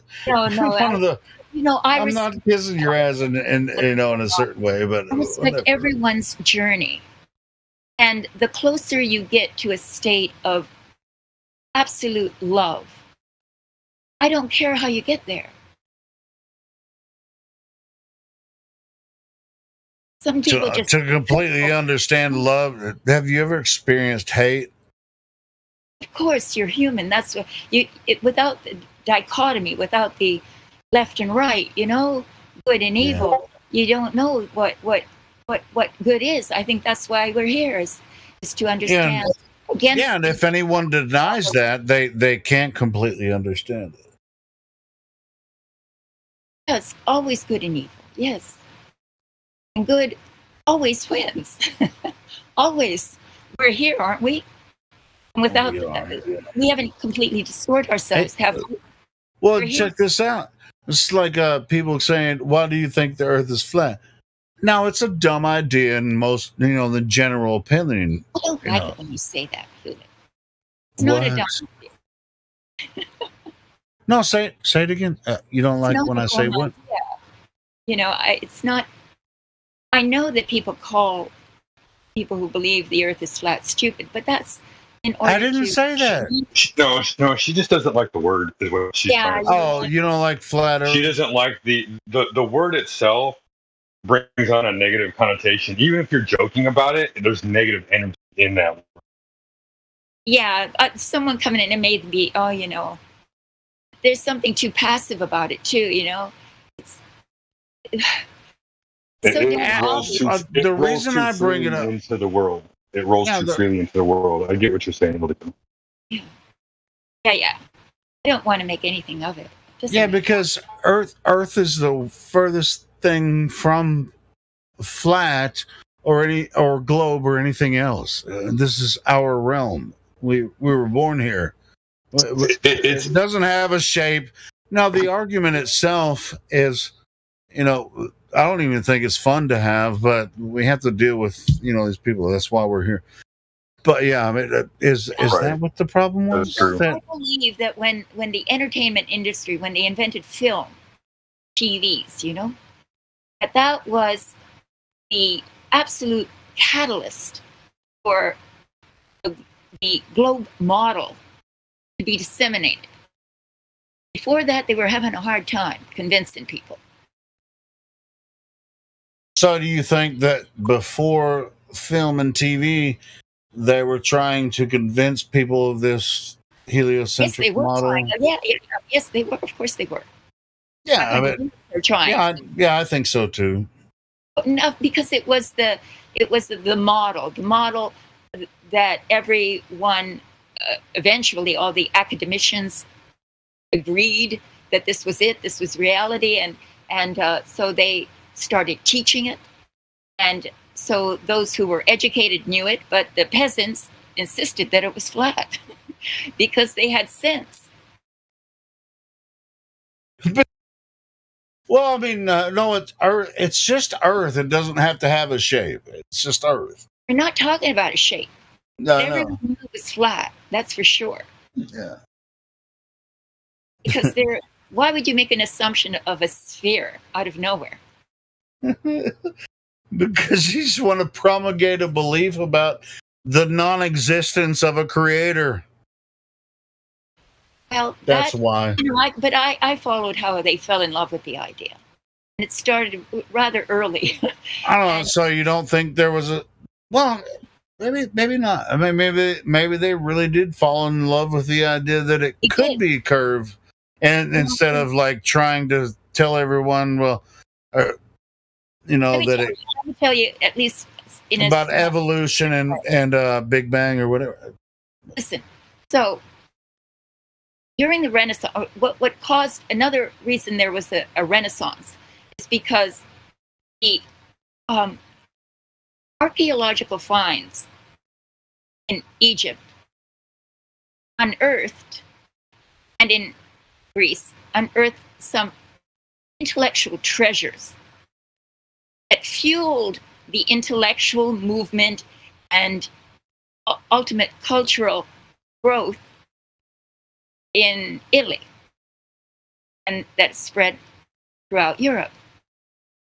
Now, one of the beautiful philosophers was Pythagoras, who I think was 500 BC, decided that the sphere is the most perfect object in the universe. And from there grew this love for the sphere. And then when you observe in the sky everything that's circular and a perfect circle, these circles then to their minds, to the minds that were already, again, influenced by ancient culture, they wanted to adopt because they were so impressed with the depth of knowledge that came from that era, the early 500 BC and the early 500s after Christ. So this was how it sort of spawned. And you can see, and I read philosophy, and in these philosophical works, there's an adulation, an absolute love for Greek literature, Greek culture. And that's why these ideas were adopted. I think it came upon mankind like that, as well as in the backdrop of that, there's also a materialistic movement where people are trying to separate themselves from the idea of an authoritarian God. And so they built a model of reality that gave them more freedom to think and to act, science. So this is all, here we are now. Here we are in a world that the result of all that is that we live in a world of pure illusion. Our governments are illusory. The place we live in is a complete mystery to us. We don't know what we think we know, but we're completely deluded. And that's the end result of all that intellectual movement. It's natural. It just happened. Now you've got zealots who are protecting it. Elon Musk sending up fake satellites. Why? I think they do it because they realize there's a lot of power in it. If you convince everyone in the world that they are at the highest mountain, the highest peak, every army wants to be up high,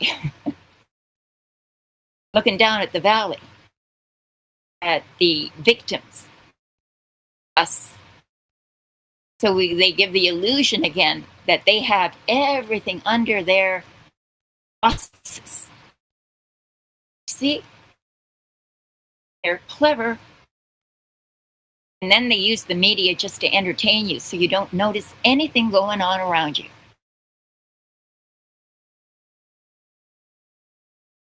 Like a frog in boiling water, right?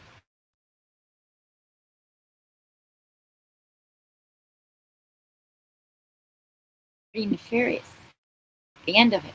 But it's just the result of a experiment in an idea. It's about to fail tremendously. It's going to take everything down with it, believe me. It's just starting now.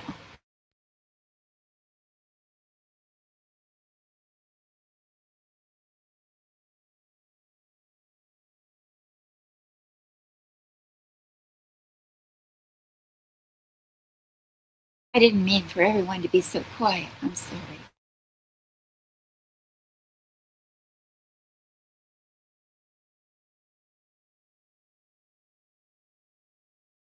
I'm listening, but my kid's talking.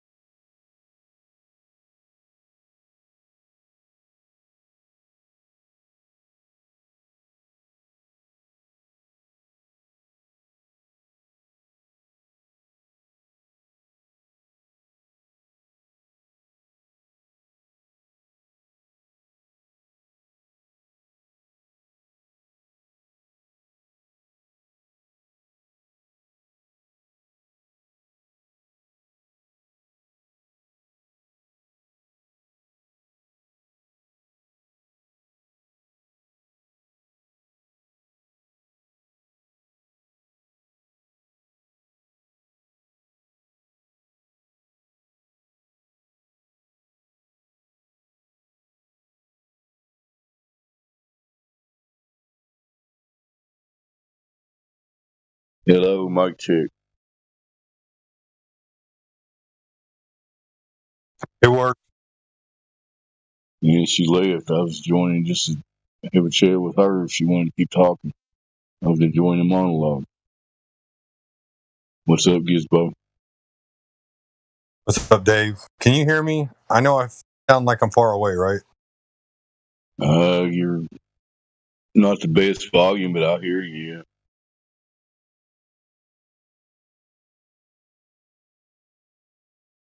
It looked like a job for Dead Air Dave, so I hopped in here.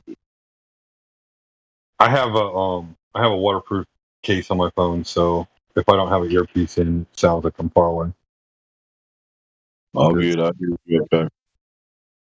But no, like, and I was agreeing with Ildiko as far as like what she was saying with the words, and negative words bring out a negative connotation, even if you're saying it in a joking manner. That's why I like I won't call people names. I don't like calling people names. It's not really productive. Think about it.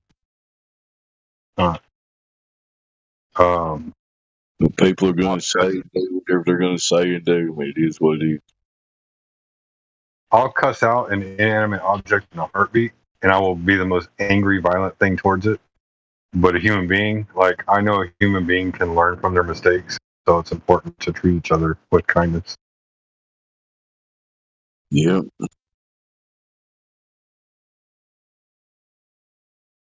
It's a lot easier to be kind than it is to be mean. Yeah. Some people don't even see that. Anyway, how about that Earth curvature? Do we have any of that? You know what? I've got one image of Earth curvature. Dave, please share it with us.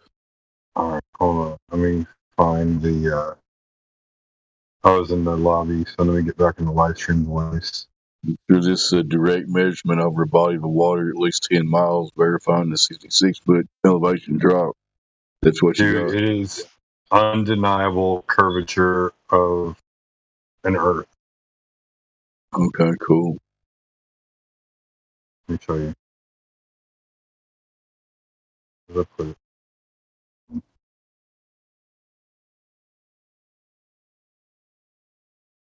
Dropped it.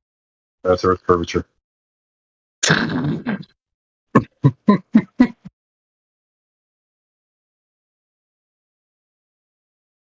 Trying to see which continent is in the middle between the cheeks there. Is that North America's interracial? Dude, I can't believe Ildiko left, man. I went up to smoke. I was listening to her we call it a rant sometimes, but that's brilliant, man. I always love to hear her go that on. Might be Poland. What? Go ahead, Helio. I'm sorry. No, I was just saying. I mean, her dialogue there was freaking awesome. Yeah, I mean, we call it. She's got a very sweet. Yeah, and she's never rude, like you were saying. Yeah, I'll cuss out somebody. But that's just it's just different attitude. There's nobody more down to earth than Ildiko. Is what I'm That's saying. true. That's true. She's awesome, man. I love her. Man. She's my favorite flat earther. I just put that. Love Ildiko. She's awesome. Is she the one that was a teacher? Well, she's a yoga teacher. She teaches yoga in Florida. Yeah. Well, that explains I think you're talking about Mary Mom. She was a high school teacher. I forget who all the ladies were from Ladies' Night. They never come in here except on Ladies' Night. So. Yeah, we're all a bunch of assholes. That's why they don't come in. I'm interrupting this broadcast to shout out the 16 people allegedly watching us on YouTube. One of you wants to click that link and come in here and talk about Earth. Please. Nobody's gonna be mean except for Helio Skeptic. He might be. Yeah, he might. I might get rude, but that's okay. That's all right. We're all laughing with him too. So come on in here, talk about the Earth. You think you live on a ball? That's okay. We all thought that too till we actually checked it. Anyway, you guys go ahead. I wanted to do a shout out. That was a good shout out. I wish Ildiko didn't leave though, because I wanted to hear some more. I wanted to respond to it, but I was out smoking. I have to smoke outside, so I have to take a break every once in a while. no, she's like, oh, I didn't mean to go quiet in here, and then she left. And I'm like, I'm not being quiet. My kid is like in my ear talking right now. I'm like, don't leave. You know, I was like listening. I was like, don't leave. I love talking to Ildiko. She's the most down to earth person that you'll ever meet, ever. I gotta admit that picture, Gizmo, you do have measurable curvature there. I'm telling you, dude. It like if there's curvature, we can measure it. I promise you. Hey, I'll tell you what. All the men here love the ladies. Well, I can't say all. Well, yeah, true. Well, actually, no. As far as love the ladies, the intellect, all that, but the physical qualities, we love that too. Well, to me, their voices are music. Yeah. Hearing a polite, sweet, calm female having a conversation, hey, that's music to my ears, man. I'll let you talk all night. Well, Ildiko might have got a phone call or something, you know, where she had to dip out, you know. It's all good. But yeah, Ildiko is I think she's my favorite flat earther of all time.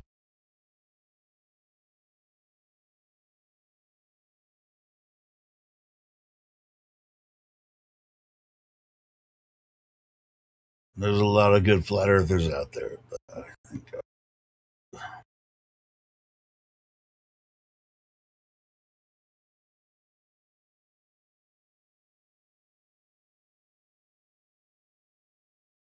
I gotta say, I like that term "true earth." Why don't we think of that one before?